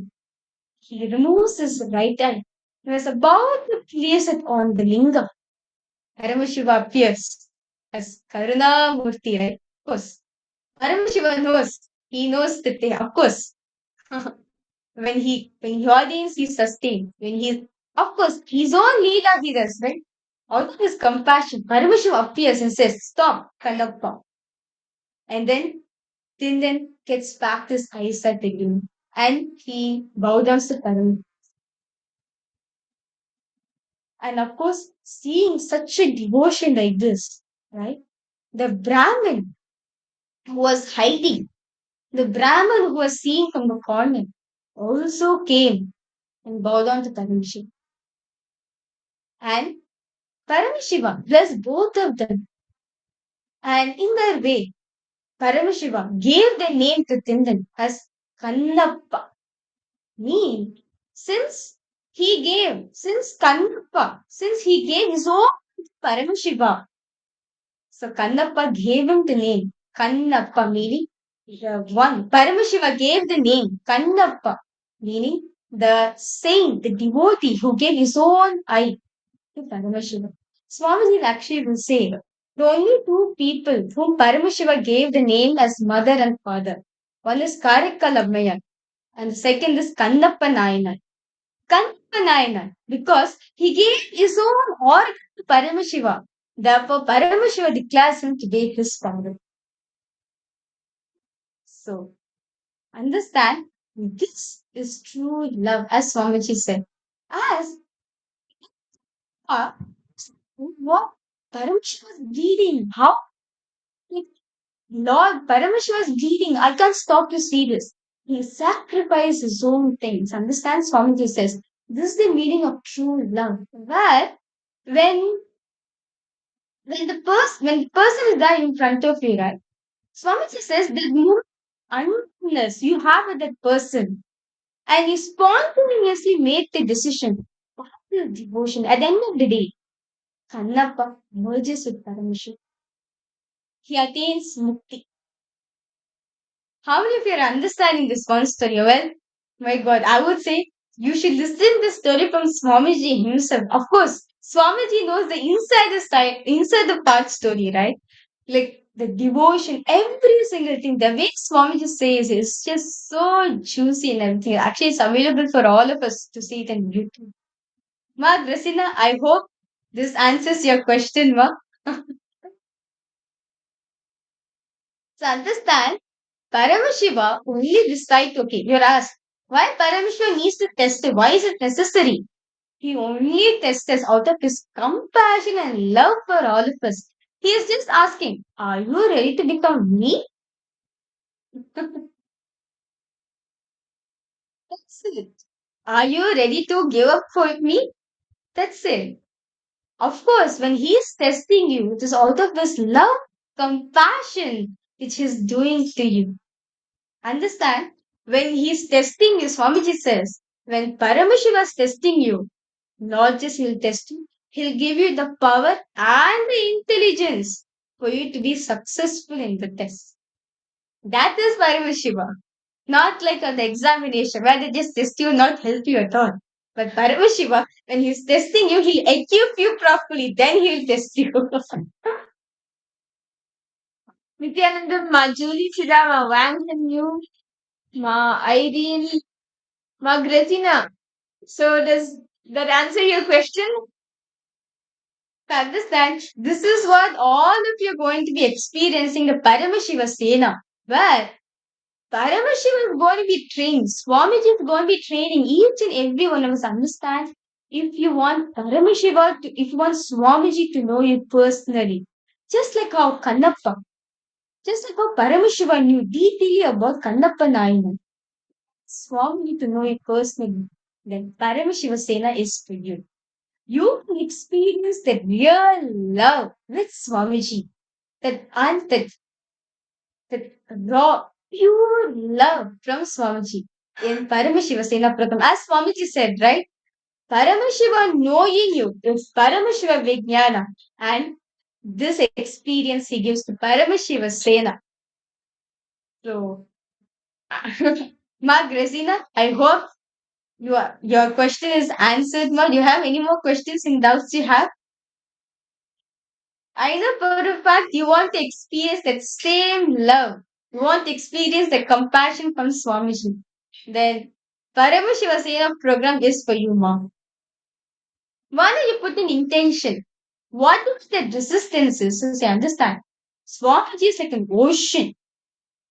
Swamiji is like an ocean. He can cut across all. When you allow in Swamiji's presence to encounter you, he just spills you. He just gushes, just like our ocean waves, right? How the ocean is so vast, and when the tsunami comes, how it just moves everything, destroys everything. Same way, Swamiji's love is like an ocean in our being.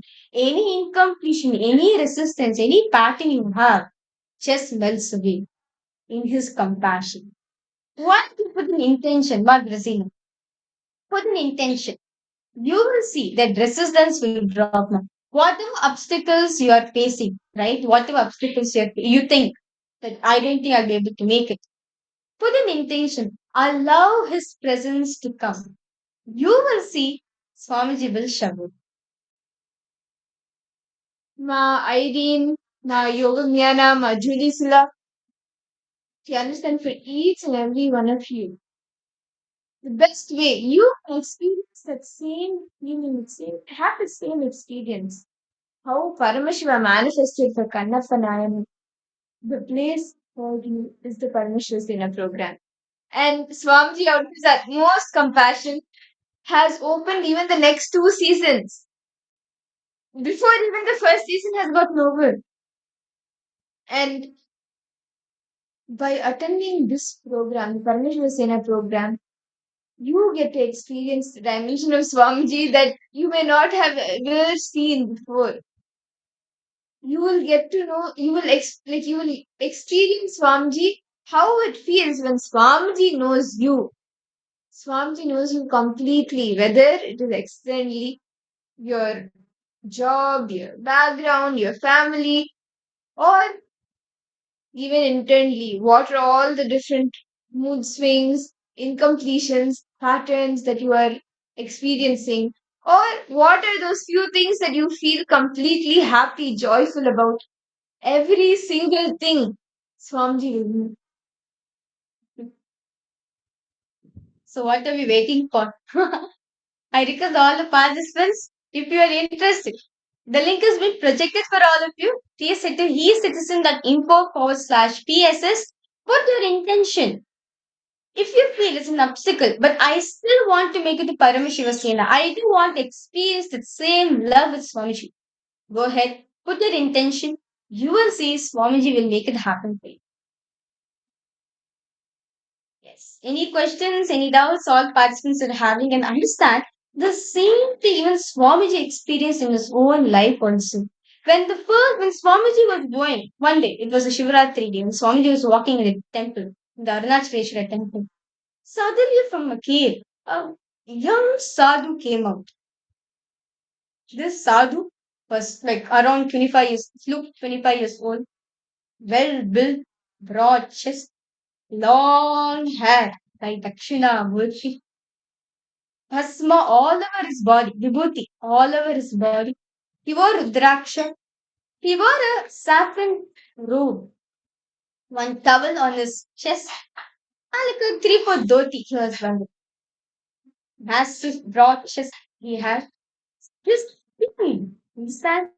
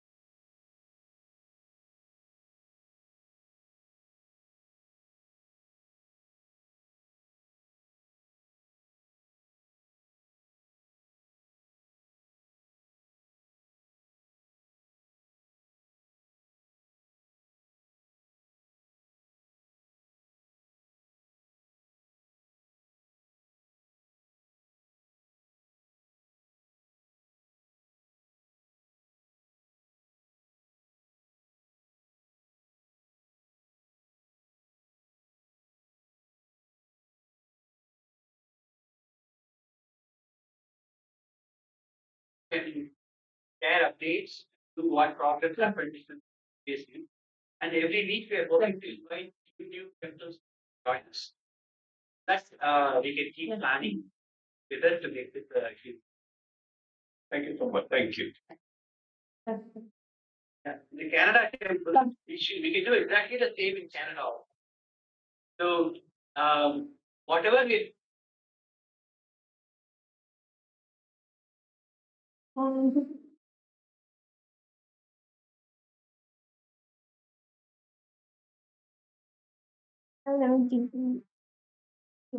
Kanji. Make the wheat ball like the it is yeah.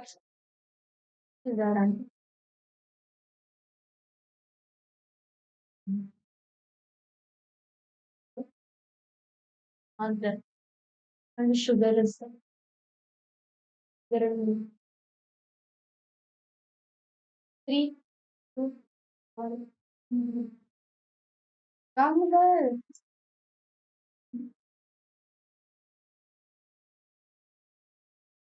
What are you doing?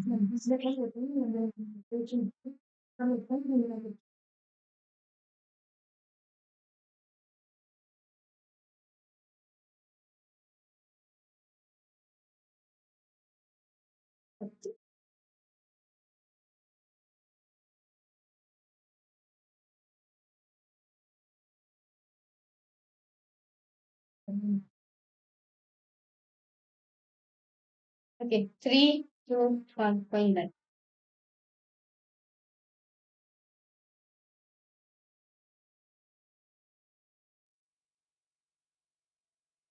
Yes. Canada to all participants. Sorry for a technical glitch. Okay. Are we audible for all of you? Okay, that's great. So, as I was continuing, right? This saint whom Swamiji saw had a broad chest. His skin was shining like gold. But one thing he had was, which captivated Swamiji so much, the white smile. Such a sadhu like this, right? Like, could only captivate people. Literally, like, the moment Swamiji saw him, Swamiji immediately went and ran, fell at his feet. After Swamiji asked his basic questions. Who are you? What's your name? What's your name? Where are you coming from? Have you attained enlightenment? Who's your guru? See, usually to all sadhus, Swamiji asked these few questions. So Swamiji just felt the pull towards Arunavishwa, towards this sadhu. He saw coming out broad shoulders, glowing skin, wearing the tilak, basma, rudraksha, and he falls at the feet and he starts asking these questions. And um, of course, other other than the question by who's a guru, he answers everything. Then Swamiji asks, "What is your name?" He says, Arunagiri Yogeshwar. Oh my God. Not that Swami spoke these different things, such as Advaita, Siddhanta, Veda, Agama, not just like even the recent day, what's happening in the temple also. Aniki Yogeshwar and me are discussing that with Swamiji. And then Swamiji was just like a 10-year-old boy. This happened in the year 1988, around February time, to be exact. And not just all the sciences alone, even what's happening in the temple also. Even like who's doing the puja, who's doing what, the the villagers are like the people if Tiruvannamalai when they come to the temple, what do they do? Every single thing. And after that, Swamiji spent his whole day with him. Then it was night and but Swamiji does not want to leave him and go, right? Such a being, pure, compassionate. It's like, let me be with him, let me dedicate my whole life with him, right? So Swamiji asked, Can I see it tomorrow? Yogesh said, yes, yes, yes. You just call. I live in this cave only. I live in the temple. In this cave only I live. You every day you come here, you call Sami, I'll immediately come out. And of course, so this night time already, so Swamiji, Anigirageshwar leaves Swamiji to go. Swamiji goes back to his home.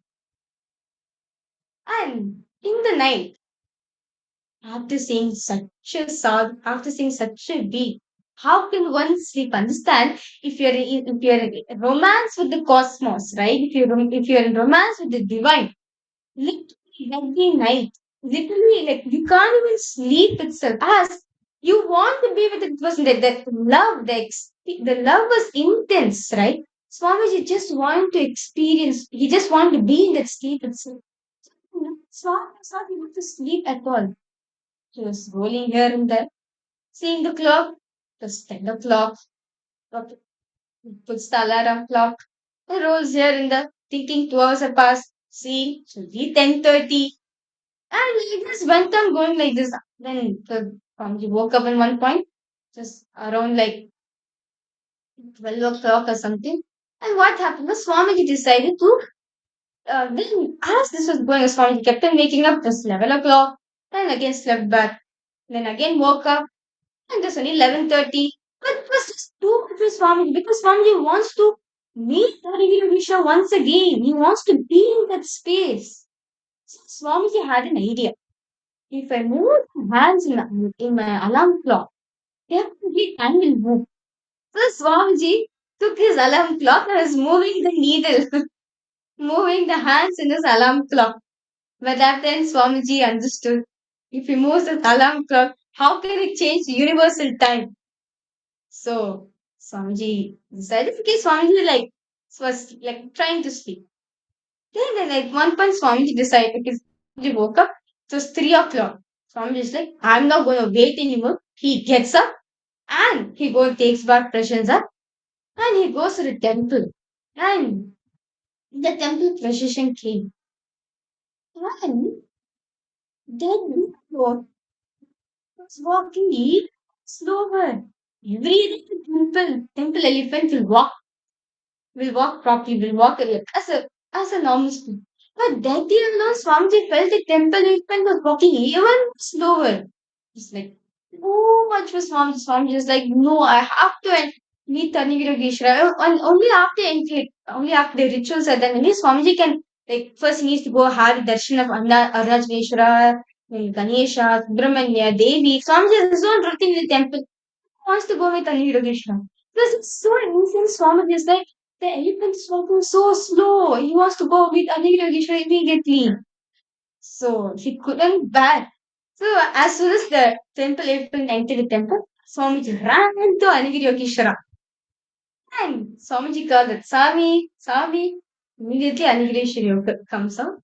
And both of them sit in the Kritika Mandapam. So Swamiji sitting a step below from Anigirageshwara, and Swamiji is holding on to his finger. His left ring arm, pinky finger did. And Swamiji was saying that, I was moving my alarm clock because I want to be with you, so I was moving my alarm clock to be with you.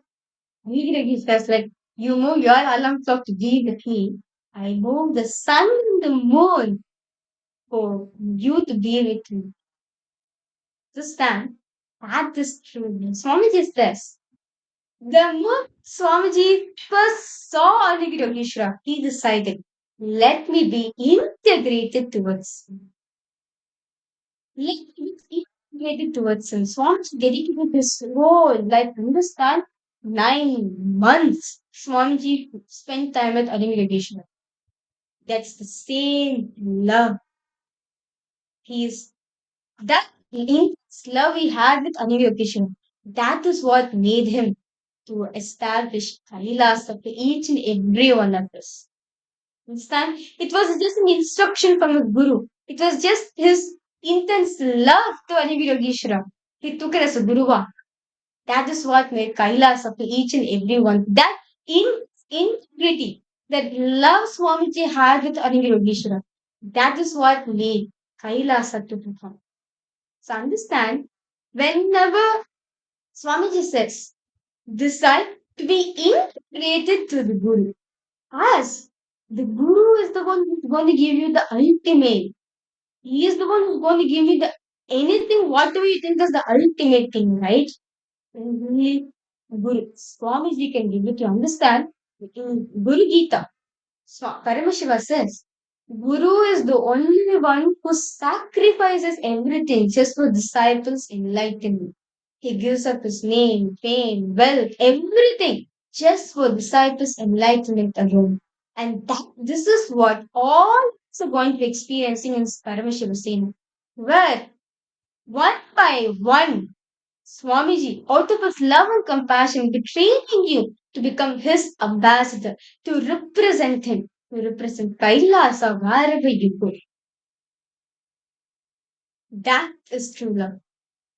Understand? Swamiji says, there's two types of love. One is grabbing love, one is grasping love. Grasping love is as soon as you see a person, you decide to dedicate your whole life to him. You decide to be integrated towards him.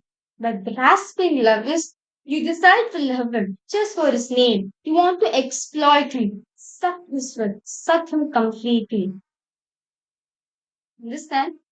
But at the end of the day, when you're in love with God, only He can give you the ultimate. Whatever you think as the best. Understand? Swamiji says, when you give up everything, your resistance, when you give up your, what do we call as a success, right? And decide to be integrated to Swamiji, He will shower. You'll have Guru, you'll have Swamiji's love, and at the same time, you'll manifest whatever you want 10 times more. Understand? This is a commitment Swamiji gives.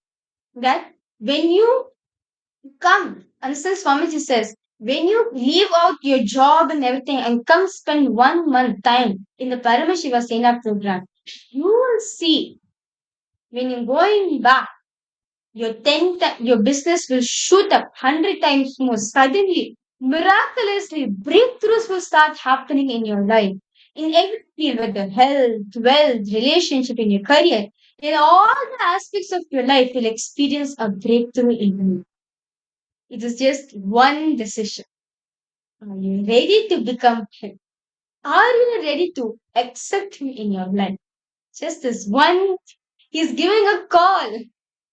Understand? He's giving a call for all of you. It is us we need to decide. Should I take this call or not? Should I accept this call or not? It's that simple. It's just one decision, one yes to Him.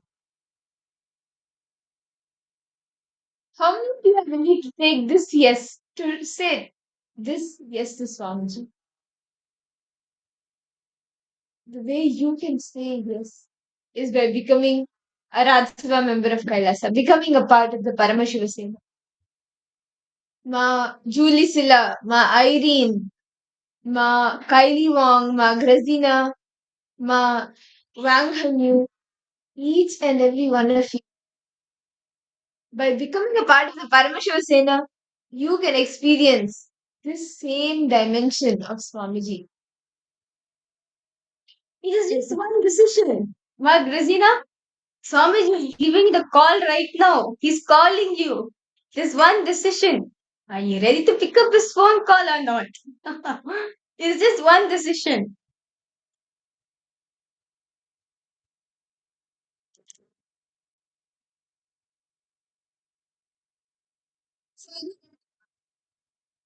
Ma Grazina, Ma Irene.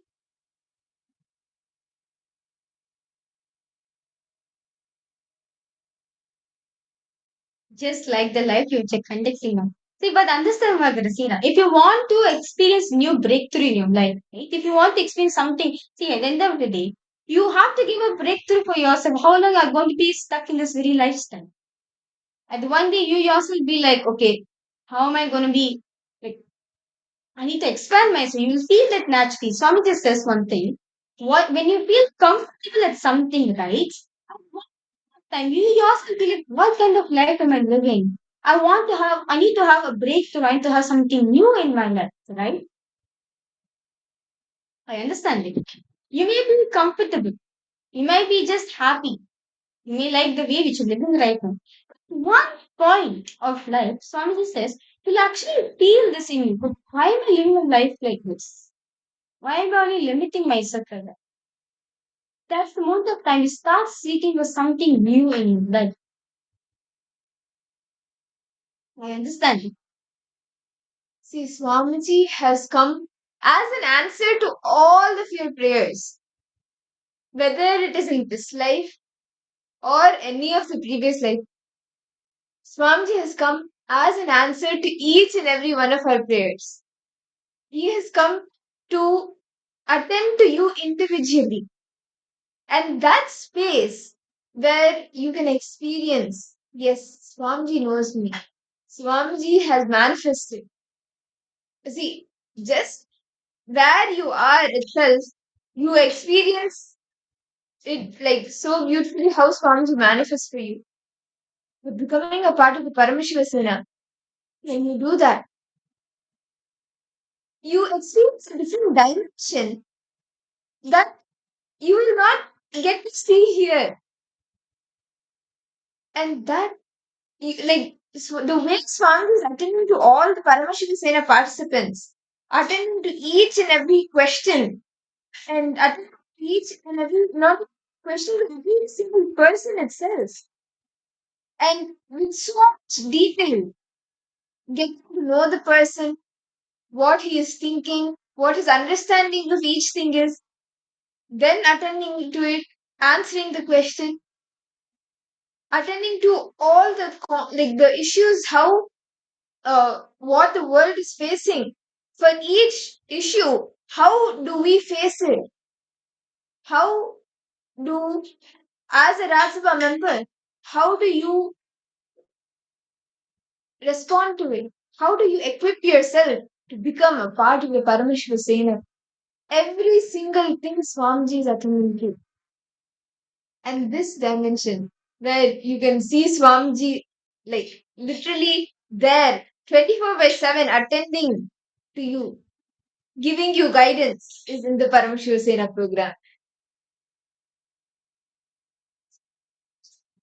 See, my Gazina, I completely understand. Swamiji says one thing. You should take a decision out of neither be too happy nor be too sad. You should take decision out of completion. Are you understanding now? See, it's not like a thing. See, it's not that, okay, Acharya is saying, okay, I have to put an intention. No, it should come from your being. That's fine, ma. Take your time, no problem. Just, I did see my Grazina. Just ask these questions towards yourself. Am I really seeking a new breakthrough? Just ask yourself this basic question. Am I really comfortable the way I'm living? If yes, do I need to, am I waiting to manifest something in my life? Just talk to yourself. Just when you talk to yourself, Mama, what decisions you're taking, at least take from a matured understanding. I understanding. Understand. That's not mean, okay, I have to. It's not like a thing. No. Not completion. From mature understanding. Any decision you take, you'll be successful in. I see, Mama, whenever you have time, just yourself. It's maybe like 20 minutes or half an hour. Just sit with yourself. Ask this question. Am I really fulfilled the life I'm living? Am I seeking for something new? Or am I manifesting for some big manifestation to happen? Ask yourself these questions.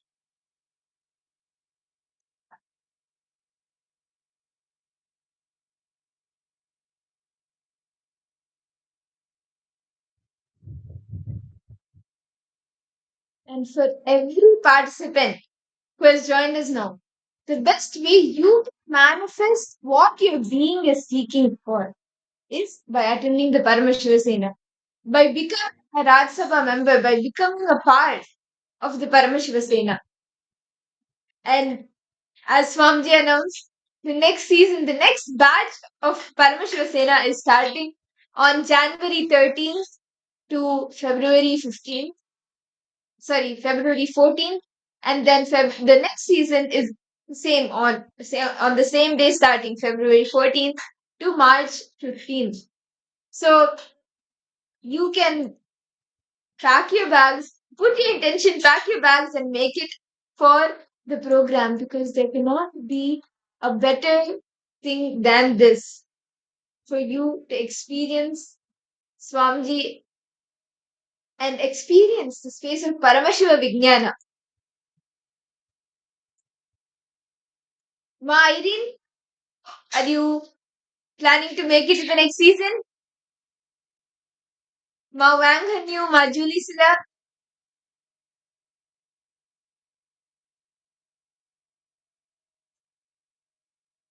Yes.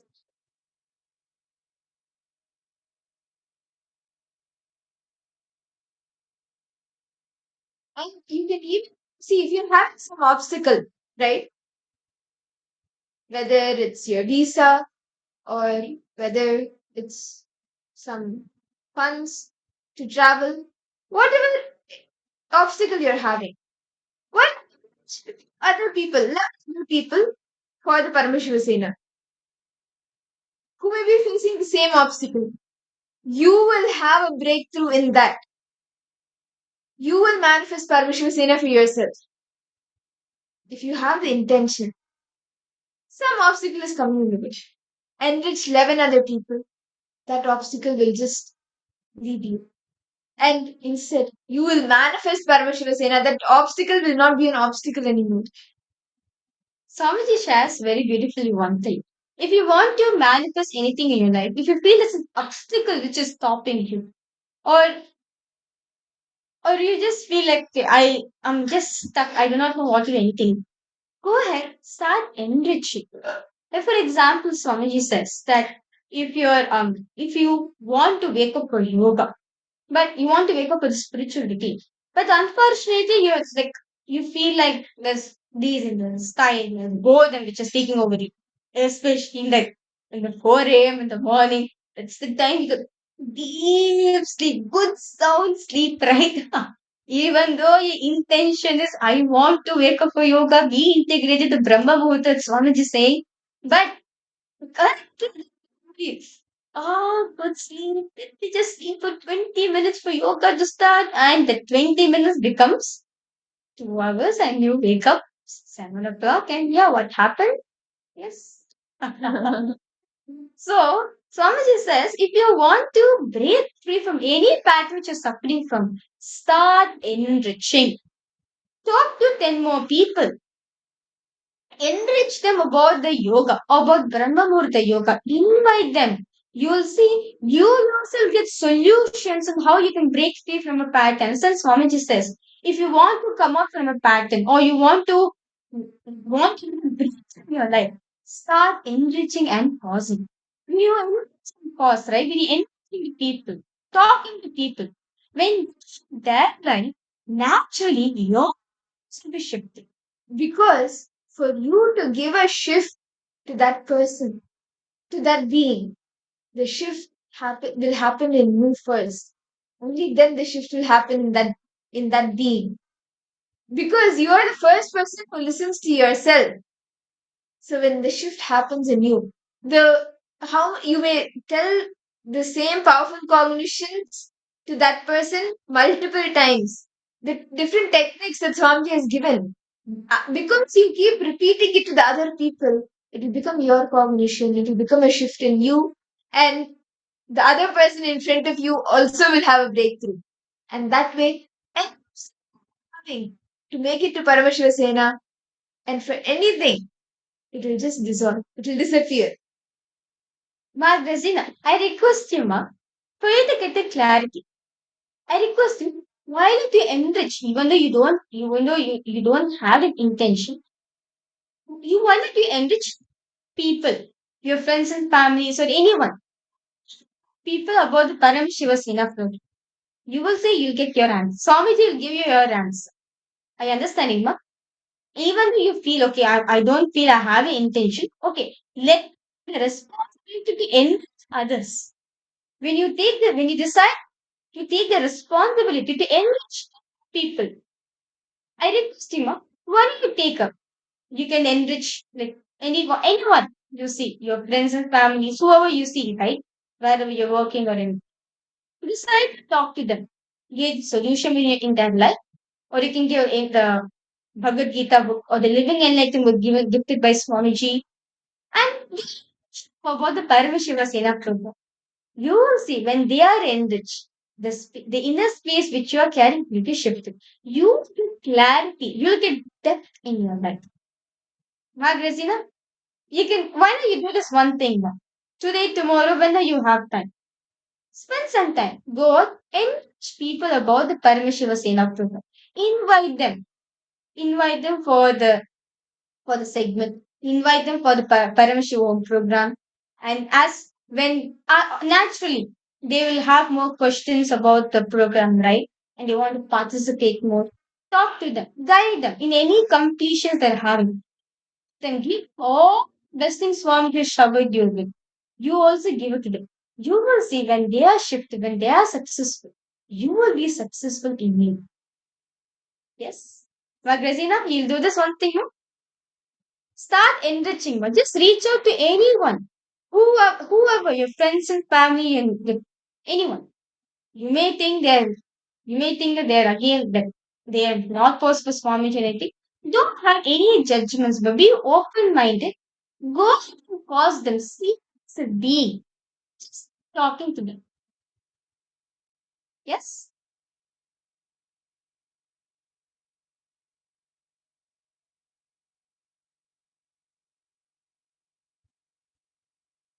Okay. So with that beautiful story and with that beautiful I request all participants to post if you have any questions, any doubts. Do feel free to post in the chat section.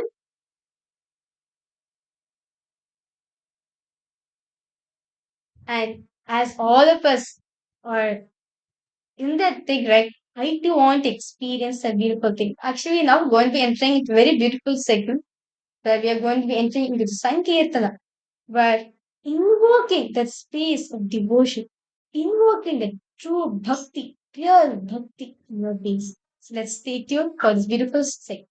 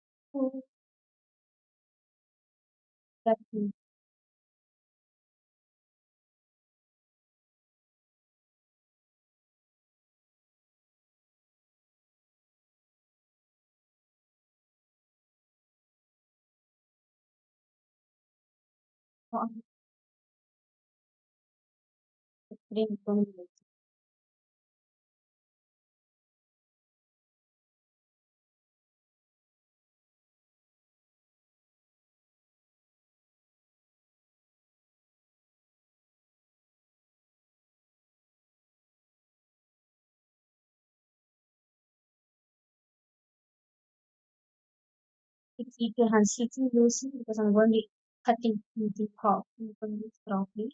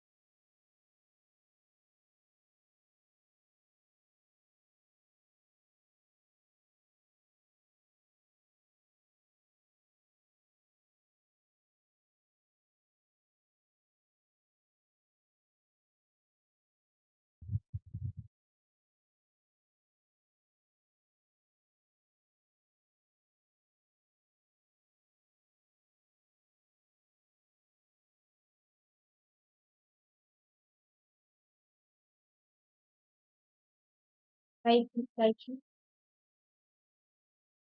it's like this.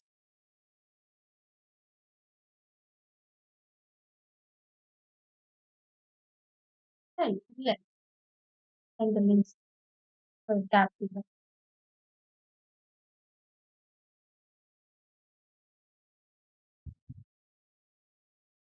Go to step.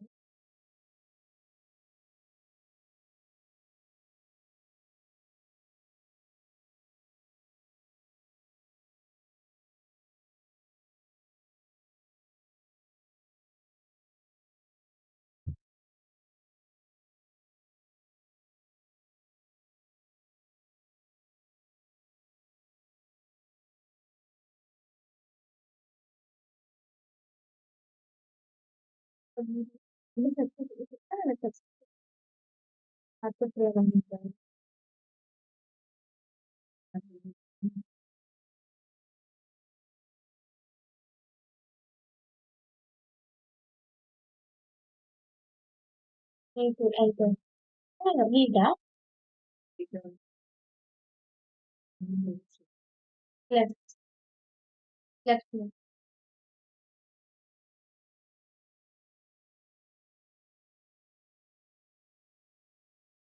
Oh, reading. Start reading. Addendum, addendum, addendum, addendum. Why am I not able to hear?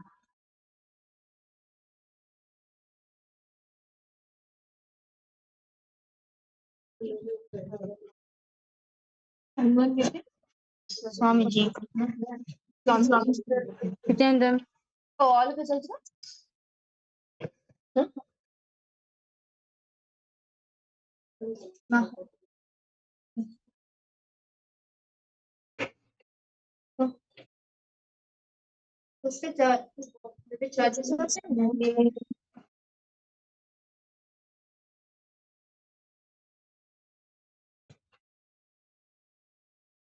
Same time as necessary for historical introduction. Can you put the charger in the last so that I can.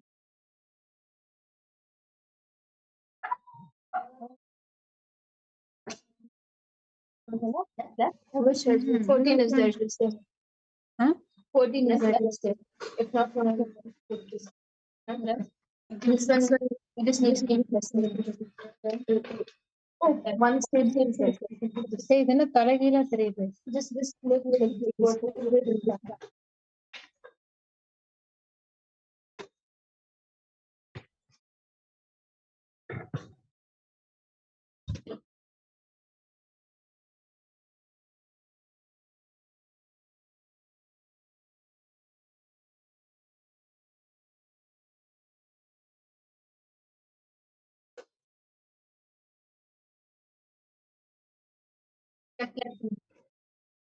On camera now.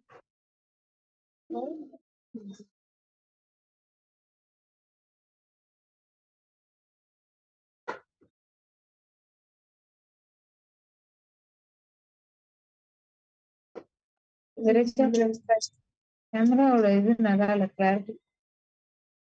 Yeah, ma, this is complete the camera.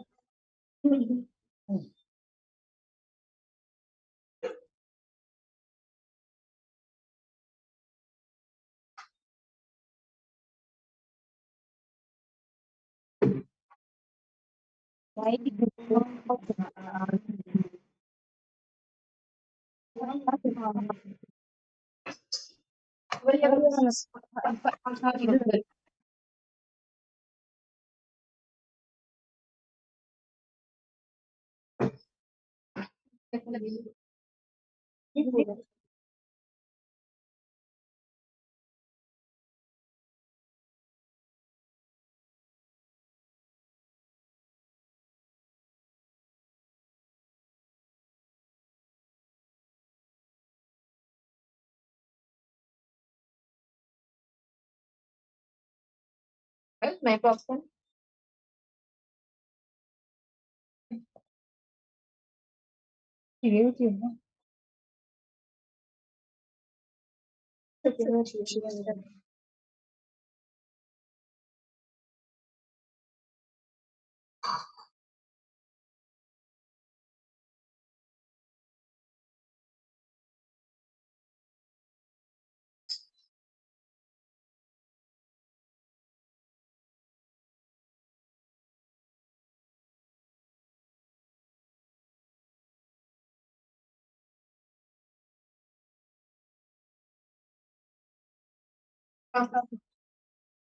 Ready. So you dance சத்தம் music. Can you play? I want to save I can hear. Like my voice is heard and the music.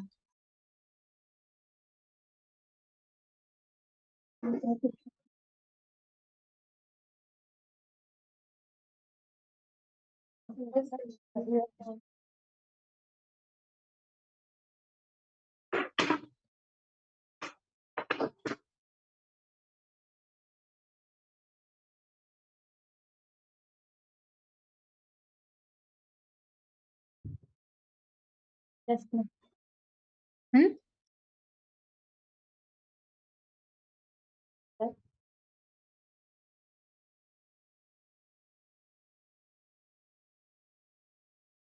Definitely.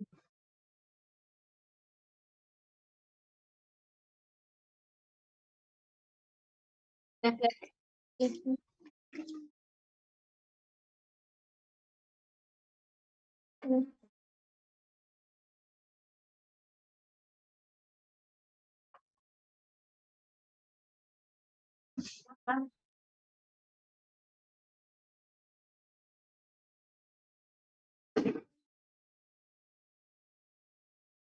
Select this option from others to share sound content. Others to share.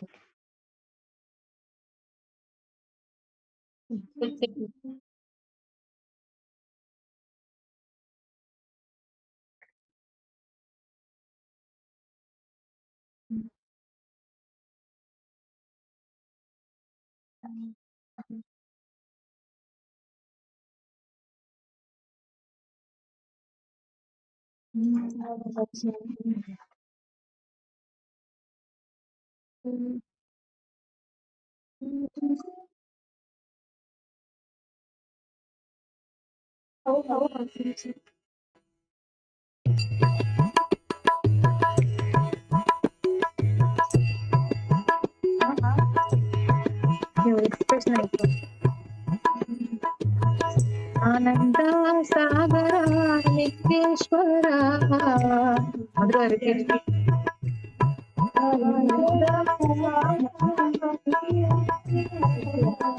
ಆನಂದ ಸಾಗರ ನಿತ್ಯೇಶ್ವರ ಆನಂದ ಸಾಗರ ನಿತ್ಯೇಶ್ವರ ಆನಂದ ಸಾಗರ ನಿತ್ಯೇಶ್ವರ ನಿತ್ಯಪುರಿ ಆನಂದೇಶ್ವರ ವೇಣುಗೋಪಾಲ ನಿತ್ಯಪುರಿ ಆನಂದೇಶ್ವರ ವೇಣುಗೋಪಾಲ ನಂದೇಶ್ವರ ಆನಂದೇಶ್ವರ ನಂದೇಶ್ವರ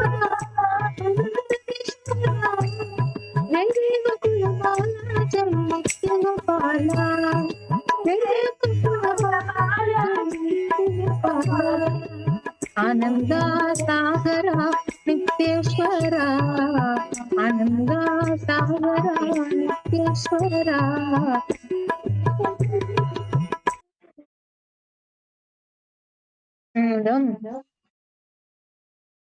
மியூசிக் கொஞ்சம் லவுடா வேணும்னா எனக்கு 3 பீட் மாறும் பொழுது கொஞ்சம் நல்லா கேட்கணும், இல்லைன்னா என்னால ரிதமோட பாட முடியாது.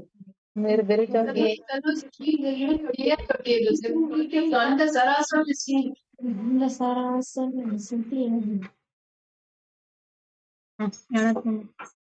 எனக்கு ஃபேன் உங்க பக்கம் மட்டும் வச்சுக்கோங்க.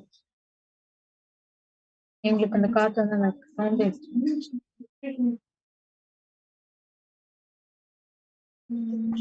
Okay. 7 o'clock is the meeting. Means we have to end this fast. Yeah. இப்ப என்ன time? 6:40.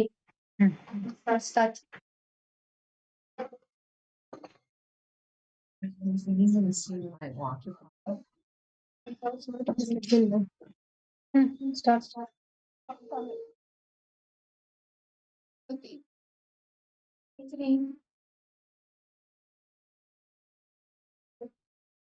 3, 2, 1. Live.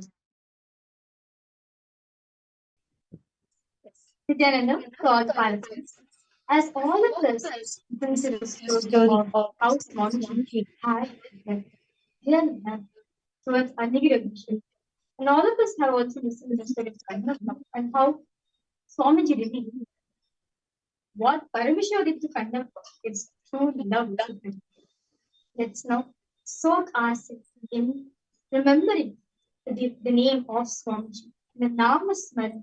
Remembering Swamiji's name, so that we too can experience the true love.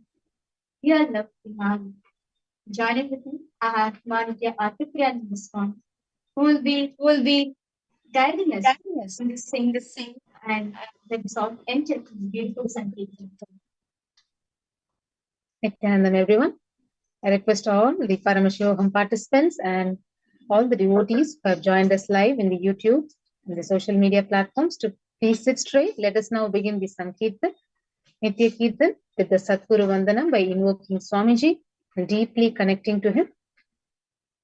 Nityanandam Paramasukadam Kevalam Jnanamurtim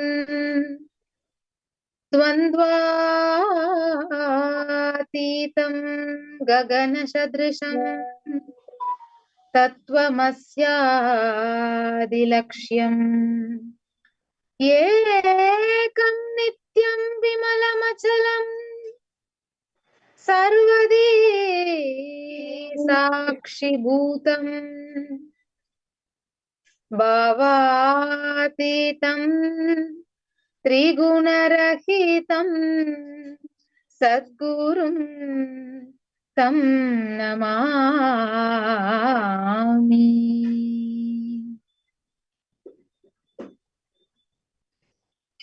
Let us now begin the kirtans.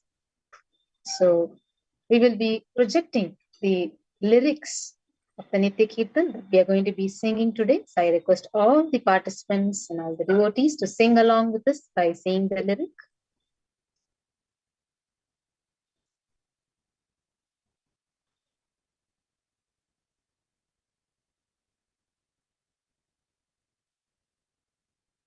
Yes. Remembrance of Swamiji as the Sanskrit Remember, Swamiji gave these things.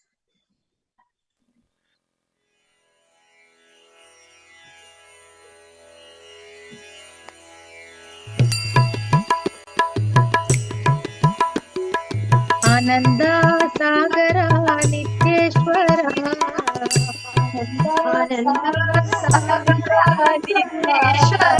ఆనంద సాగర నిత్యేశ్వర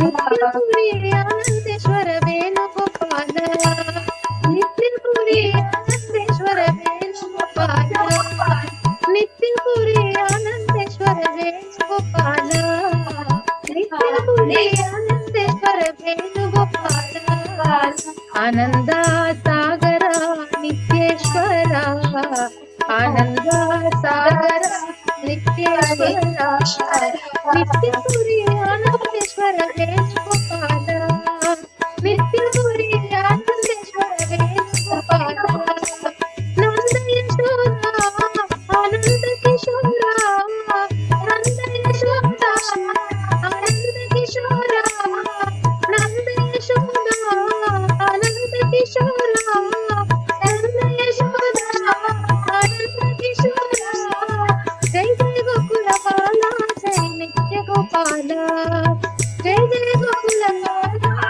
జై నిత్య గోపాల జై జయ జయ గోకుల బాల జై నిత్య గోపాల జై జయ జయ గోకుల బాల నిత్య గోపాల ఆనంద సాగర నిత్యేశ్వర ఆనంద సాగర నిత్యేశ్వర నిత్యపురి ఆనందేశ్వర వేణుగోపాల నిత్యపురి ఆనందేశ్వర వేణుగోపాల ఆనంద సాగర నిత్యేశ్వర ఆనంద సాగర నిత్యేశ్వర నిత్యపురి ఆనందేశ్వర వేణుగోపాల నిత్యపురి ఆనందేశ్వర వేణుగోపాల నంద యశోద ఆనంద కిశోర నంద యశోద ఆనంద కిశోర నంద యశోద ఆనంద కిశోర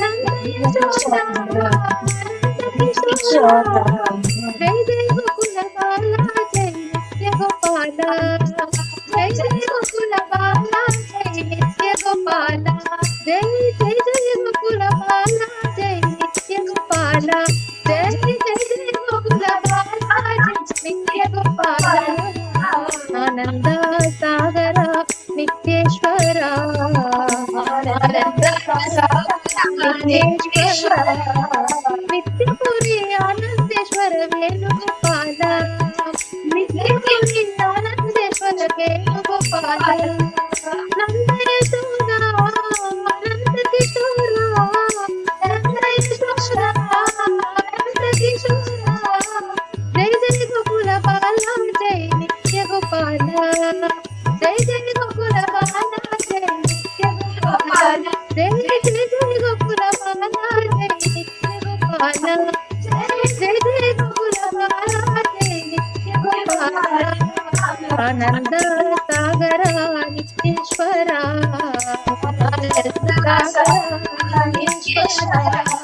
నిత్యపురి ఆనందేశ్వర వేణుగోపాల నిత్యపురి ఆనందేశ్వర వేణుగోపాల ఆనంద సాగర నిత్యేశ్వర ఆనంద నిత్యేశ్వర నిత్యపురి ఆనందేశ్వర వేణుగోపాల నిత్యపురి ఆనందేశ్వర వేణుగోపాల నంద యశోద ఆనంద కిశోర నంద యశోద ఆనంద కిశోర నంద యశోద ఆనంద కిశోర నంద యశోద ఆనంద కిశోర జై జయ గోకుల బాల జై నిత్య గోపాల జై జయ గోకుల బాల జై నిత్య గోపాల జై జయ జయ గోకుల బాల జై నిత్య గోపాల జై జయ జయ గోకుల బాల జై నిత్య గోపాల ఆనంద సాగర నిత్యేశ్వర ఆనంద సాగర నిత్యేశ్వర నిత్యపురి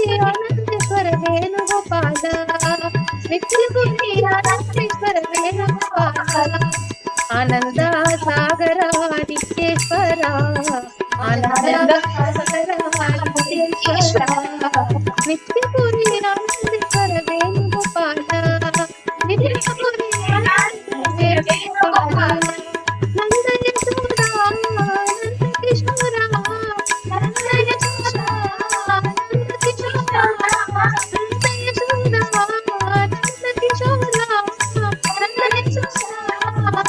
యశోద జయ జయ గోకుల బాల జయ నిత్య గోపాల జయ జయ గోకుల బాల జయ నిత్య గోపాల జయ జయ గోకుల బాల జయ నిత్య గోపాల జయ జయ గోకుల బాల జయ నిత్య గోపాల ఆనంద సాగర నిత్యేశ్వర ఆనంద సాగర నిత్యేశ్వర ఆనంద సాగర నిత్యేశ్వర ఆనంద సాగర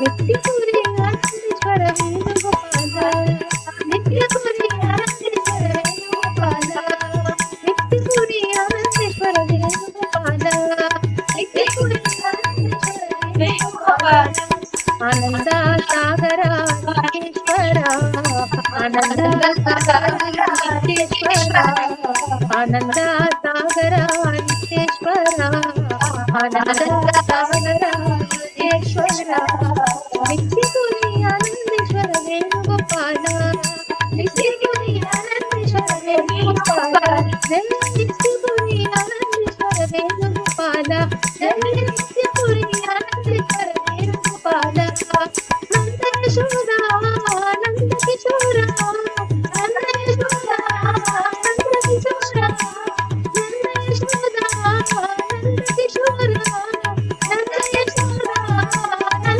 కిశోర జయ జయ గోకుల బాల జయ నిత్య గోపాల జయ జయ గోకుల బాల జయ నిత్య గోపాల జయ జయ గోకుల బాల జయ నిత్య గోపాల జయ జయ గోకుల బాల జయ నిత్య గోపాల జయ జయ గోకుల బాల జయ నిత్య గోపాల జయ జయ గోకుల బాల జయ నిత్య గోపాల ఆనంద సాగర ఈశ్వర ఆనంద సాగర ఈశ్వర ఆనంద సాగర ఈశ్వర ఆనంద సాగర ఈశ్వర నిత్యపురి ఆనందేశ్వర వేణుగోపాల నిత్యపురి ఆనందేశ్వర వేణుగోపాల నిత్యపురి ఆనందేశ్వర వేణుగోపాల నిత్యపురి ఆనందేశ్వర వేణుగోపాల నంద యశోద నంద కిశోర నంద కిశోర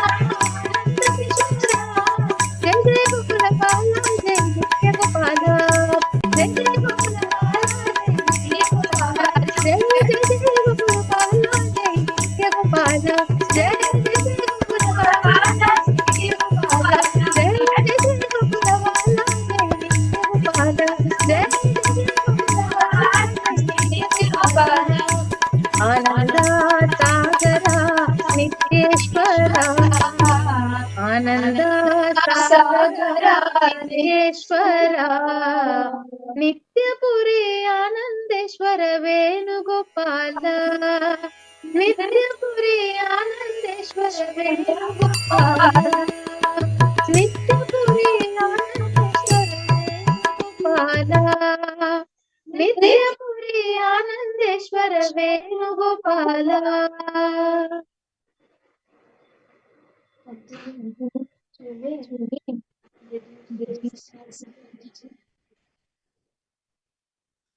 Sit with deep devotion and feeling connection with Swamiji for the next few moments.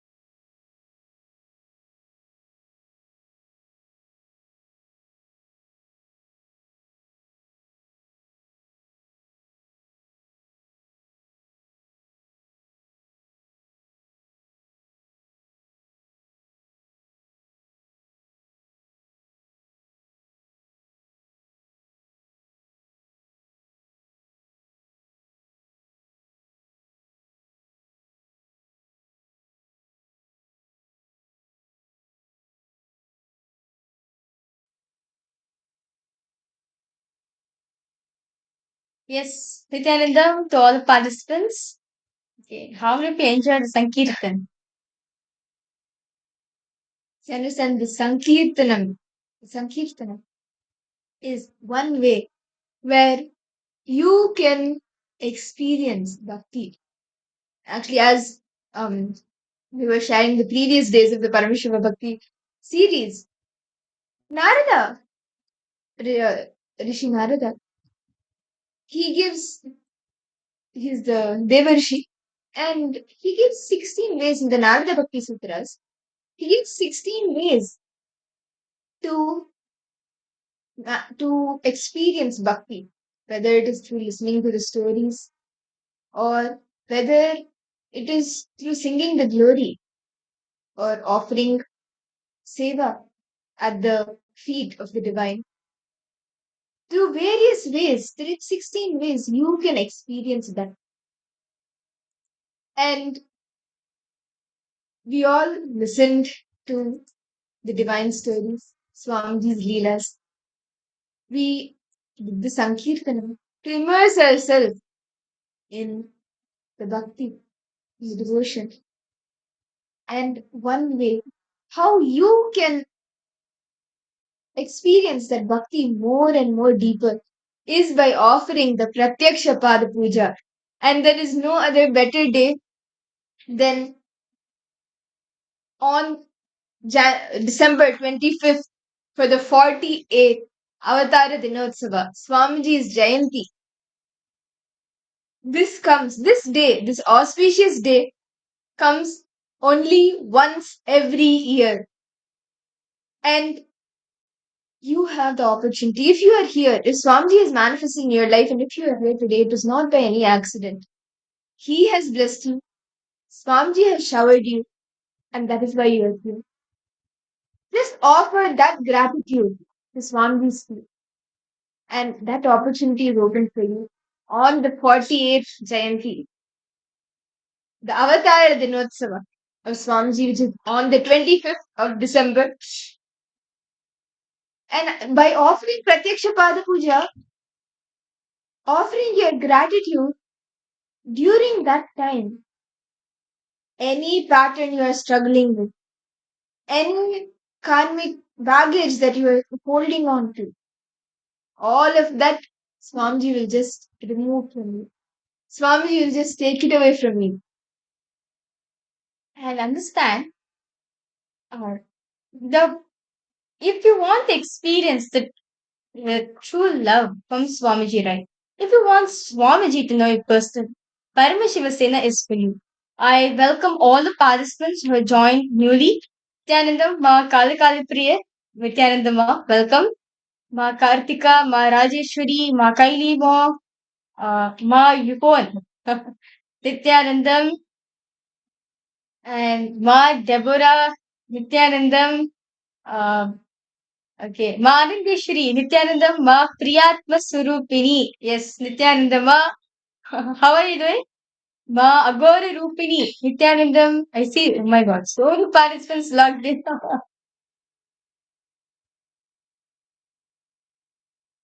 All of the participants viewing us, Ma Parama, Zoom, Ma Nartana Priyai, Ma Wang Hanyu, Ma Natali, Ma Julisala, Ma Ananda Mahapurna, Nityananda Ma, Nityanandam to each and every one of you. Ma Virupaksha, Nityanandam. So nice to see all the participants logged in. And understand, Swamiji has announced the next Paramashiva Sena program, which is starting from Swamiji out of his utmost compassion. Even before first batch got over, Swamiji has announced even the next two batches of the Paramashiva Sena program, which is starting very soon on January 13th till February 14th, and again on the same day, February 14th to March 15th. And participants, each and every one of you who wants to experience the Paramashiva Vijnana, the pure space and devotion, just knowing, yes, Swamiji is there. Swamiji knows me. You can become a part of the Paramashiva program. You can put, swap the rest.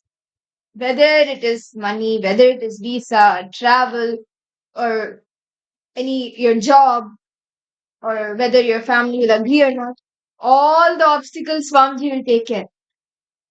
You can put your intention. You step to put your intention. The rest he will take care. Swamiji can even move planets for you to manifest anything that you want. When you take the first step, he will take the rest of the steps for you. See, just like how in today's after today, all of us listen to how Swamiji met Arunagiri Yogeshwara, right? Like how Swamiji was moving the alarm clock. Swamiji was moving the alarm clock to be with Arunagiri Yogeshwara, but Arunagiri Yogeshwara was moving the sun and the moon for Swamiji to be with him. Same way, you are just moving your alarm clocks to here and there, scheduling your time, arranging all the funds. You move your alarm clock. But understand, Swamiji is moving the whole cosmos. The sun and the moon, the whole cosmos he is moving for you to come and attend the Paramashiva Sena program. Because those are the participants, those of you really interested in experiencing that pure love dimension of Swamiji, where Swamiji knows you personally, like literally like calling out your name and want like literally experiencing, want to know, experience that feeling connection, that aspect of Swamiji, then Paramashiva Sena is for you. Those are the participants and all the viewers who's watching us live right now on various different social media platforms. If you experience this in your life, this Swamiji experience with Arunagiri Yogeshwara, you want to experience the same thing. You can head to ecitizen.info/PSS and you will put your intention over there. Whether you have an obstacle, even though I have an intention, but I feel this externally obstacles are there for me, or you may feel like, okay, I don't have enough funds for me, or even if you feel you do not have the intention, for those of you yet to have intention, take the responsibility to cause 10 more people. You will see, you will understand why Paramashiva Sena is needed to each and every one of us. Understand as the Maha Kumbhamela, Maha Kumbhamela is coming up and already all the preparations are starting up for it. And if you do not want to miss this big opportunity, Paramashiva Sena is for you. Literally in ground, Swamiji is going to be training you. Literally, how to meet him, how to radiate each single quality, whether the way you look, how to speak, single thing. You are going to be radiating Swamiji in you. When you work enriching, right? You are going to be representing Swamiji. You are Swamiji for the other person. You are going to be in Swamiji's qualities, Swamiji into your way. And that's what Swamiji says. Paramashiva Sena is a program where you are going to become me. You are going to become his ambassadors. That means you are going to be Swamiji. You're going to become Swamiji. You're going to be his very own extension, his very own part of him, going and enriching every being out there. And for Ma Teresa, why don't you take a step? Ma Teresa, Ma Irene, why don't each of you take a step? Take a step now. When you take a step, Swami will manifest the rest. Any obstacle that you may be facing. Understand it? And there's 11 other people facing the same obstacle. You will have a breakthrough. Swamiji says, when you take one step to be with him, when you take just one step to be with him, Swamiji takes millions of steps for you to be with him. Swamiji takes millions of steps. Actually, Swamiji says, even you take one decision, even before you take one step, I do thousands of steps. Only to request you, come on, take this one step for me. So understand, he's putting, understand, is this one decision Swamiji is making, Swamiji is doing everything.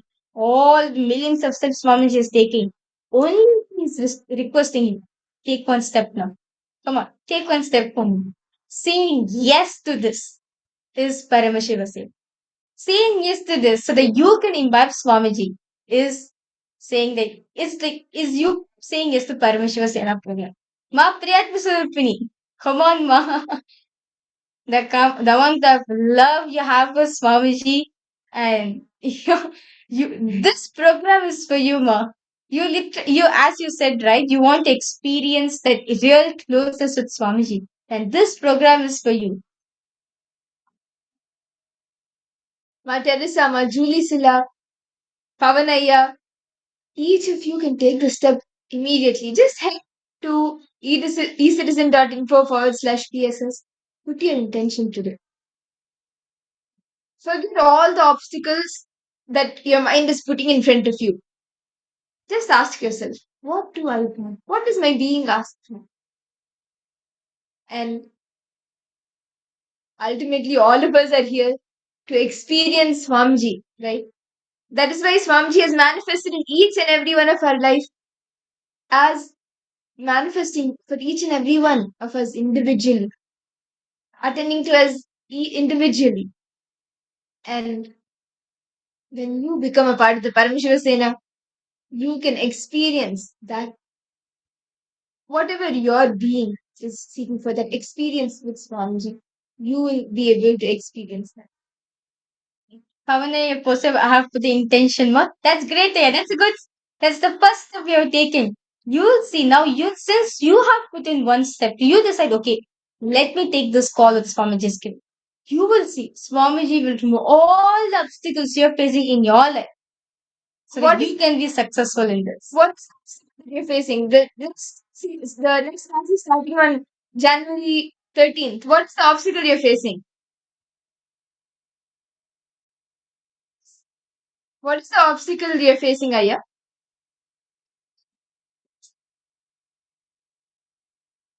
Pavanaya? Ma Priyatma Srupini, yes? You're thinking? Intention, invitation to attend. Aya, he's already, the invitation is already given. We just only need to accept the invitation. Swamiji is saying, come on, are you ready to become me? Are you ready to experience me? He's stretching his hand out. It is all we need to decide. Are we ready to give his hand or not? Are we ready to accept or not? He's stretching his hand even more. Yes, that's great, Pavanaya. Yes, Ma Priyata Srupni, what about you, Ma? Ma Mahapurna, come on, Ma.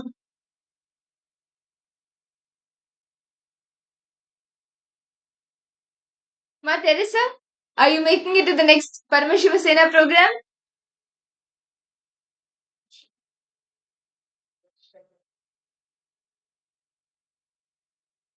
Yes.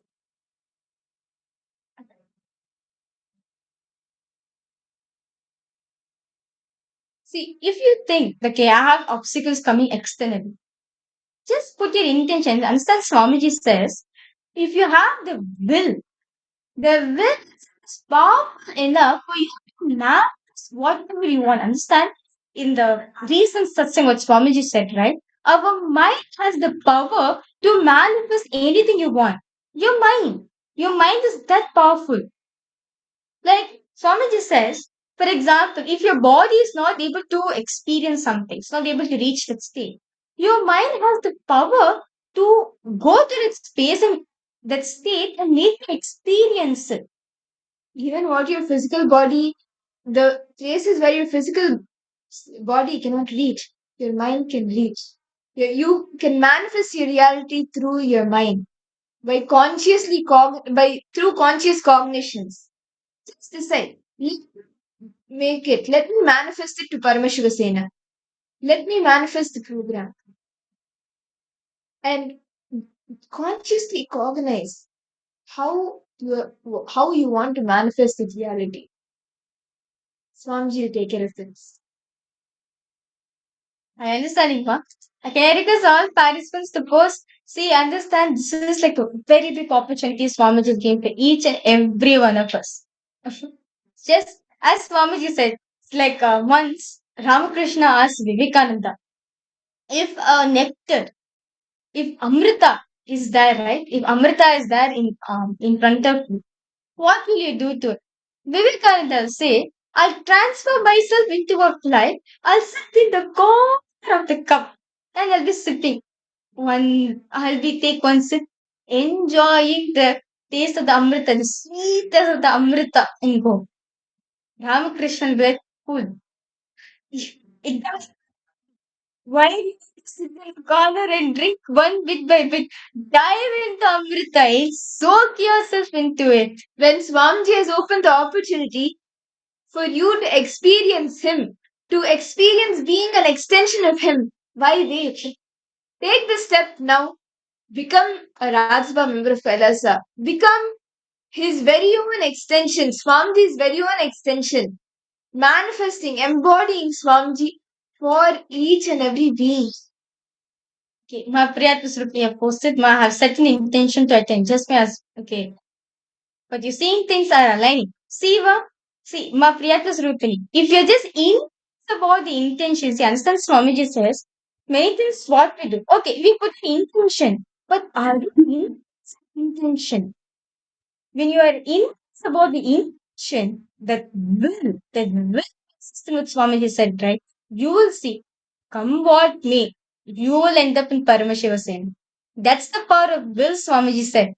Like, literally what Swamiji says, when it becomes like a quest in you, when it becomes an urgency in you, okay, I have to attend program, I have to experience Swamiji. You will see all the obstacles will be cleared. Who knows? Suddenly your husband will say, okay, go ahead, take 1 month vacation, go do what you want and come. Can be that. Who knows? He may give you flight tickets saying, okay, go ahead, go to US. Or you never know, Swamiji will create a miracle. He himself will also come. Anything can happen. Swamiji, life with Swamiji is magical. Whatever you want to manifest, he manifests it 10 times more, 100 times more. Much more than you can even imagine, much more than you can even believe.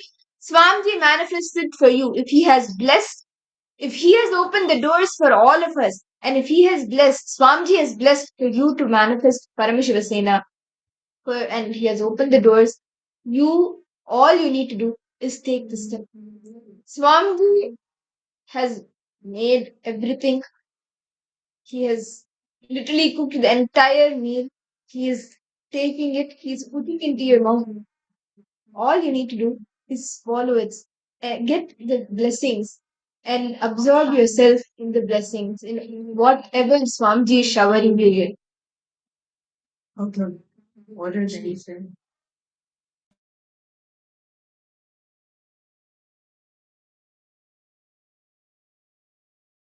Yes, Nityanand to all participants. Sorry for the technical glitch. Yes. So, Ma Yvonne, how about you, Ma Yvonne? Like the moment the red curtain comes, how you see Swamiji, the love towards you have towards Swamiji, right? Oh my God. Ma, this program is for you. You should not visit Ma Yvonne if you want Swamiji to call out your name. If you want Swamiji to know you personally, this program is for you. Yes, Ma Yvonne? Ma Priyata Sripnaya, understanding, Ma? Just increase the intensity of your intention. You will see, you'll make it happen. You have an intention, right? Just be intense about it. You will make it happen. Okay, you have sent the intention. That's great, Ma. You won. That's nice. Okay. Ma Priyatma Surupni, why not you place an intention? Place an intention today. Just be. You will see, Ma. You may think it's a big obstacle for you. Swamiji will clear it out for you. Understand? If he is moving things from, he is arranging the Kumbh Mela from continent, if he is moving things from continent to continent, and he removes this one obstacle also, of course he can move it. Understand? His Swamiji can move anything. He moves in the sun and the moon. Understand? Swamiji moves the sun and the moon for you to manifest your reality. So understand, all the obstacles that you're having is just like one bit, one wee tiny thing for you. He simply manifests for us. As now, time has come for us to experience the beautiful darshan of Swamiji as the Jayanti Brahmotsavam is coming up, right? This is the best time for all of us to connect with Swamiji. So let us now enter into a space of gratitude and deep meditative state. Please sit straight, and I request all the participants to please settle down. And all the participants who are not on camera, please turn on your cameras. Let's all sit straight, close our eyes.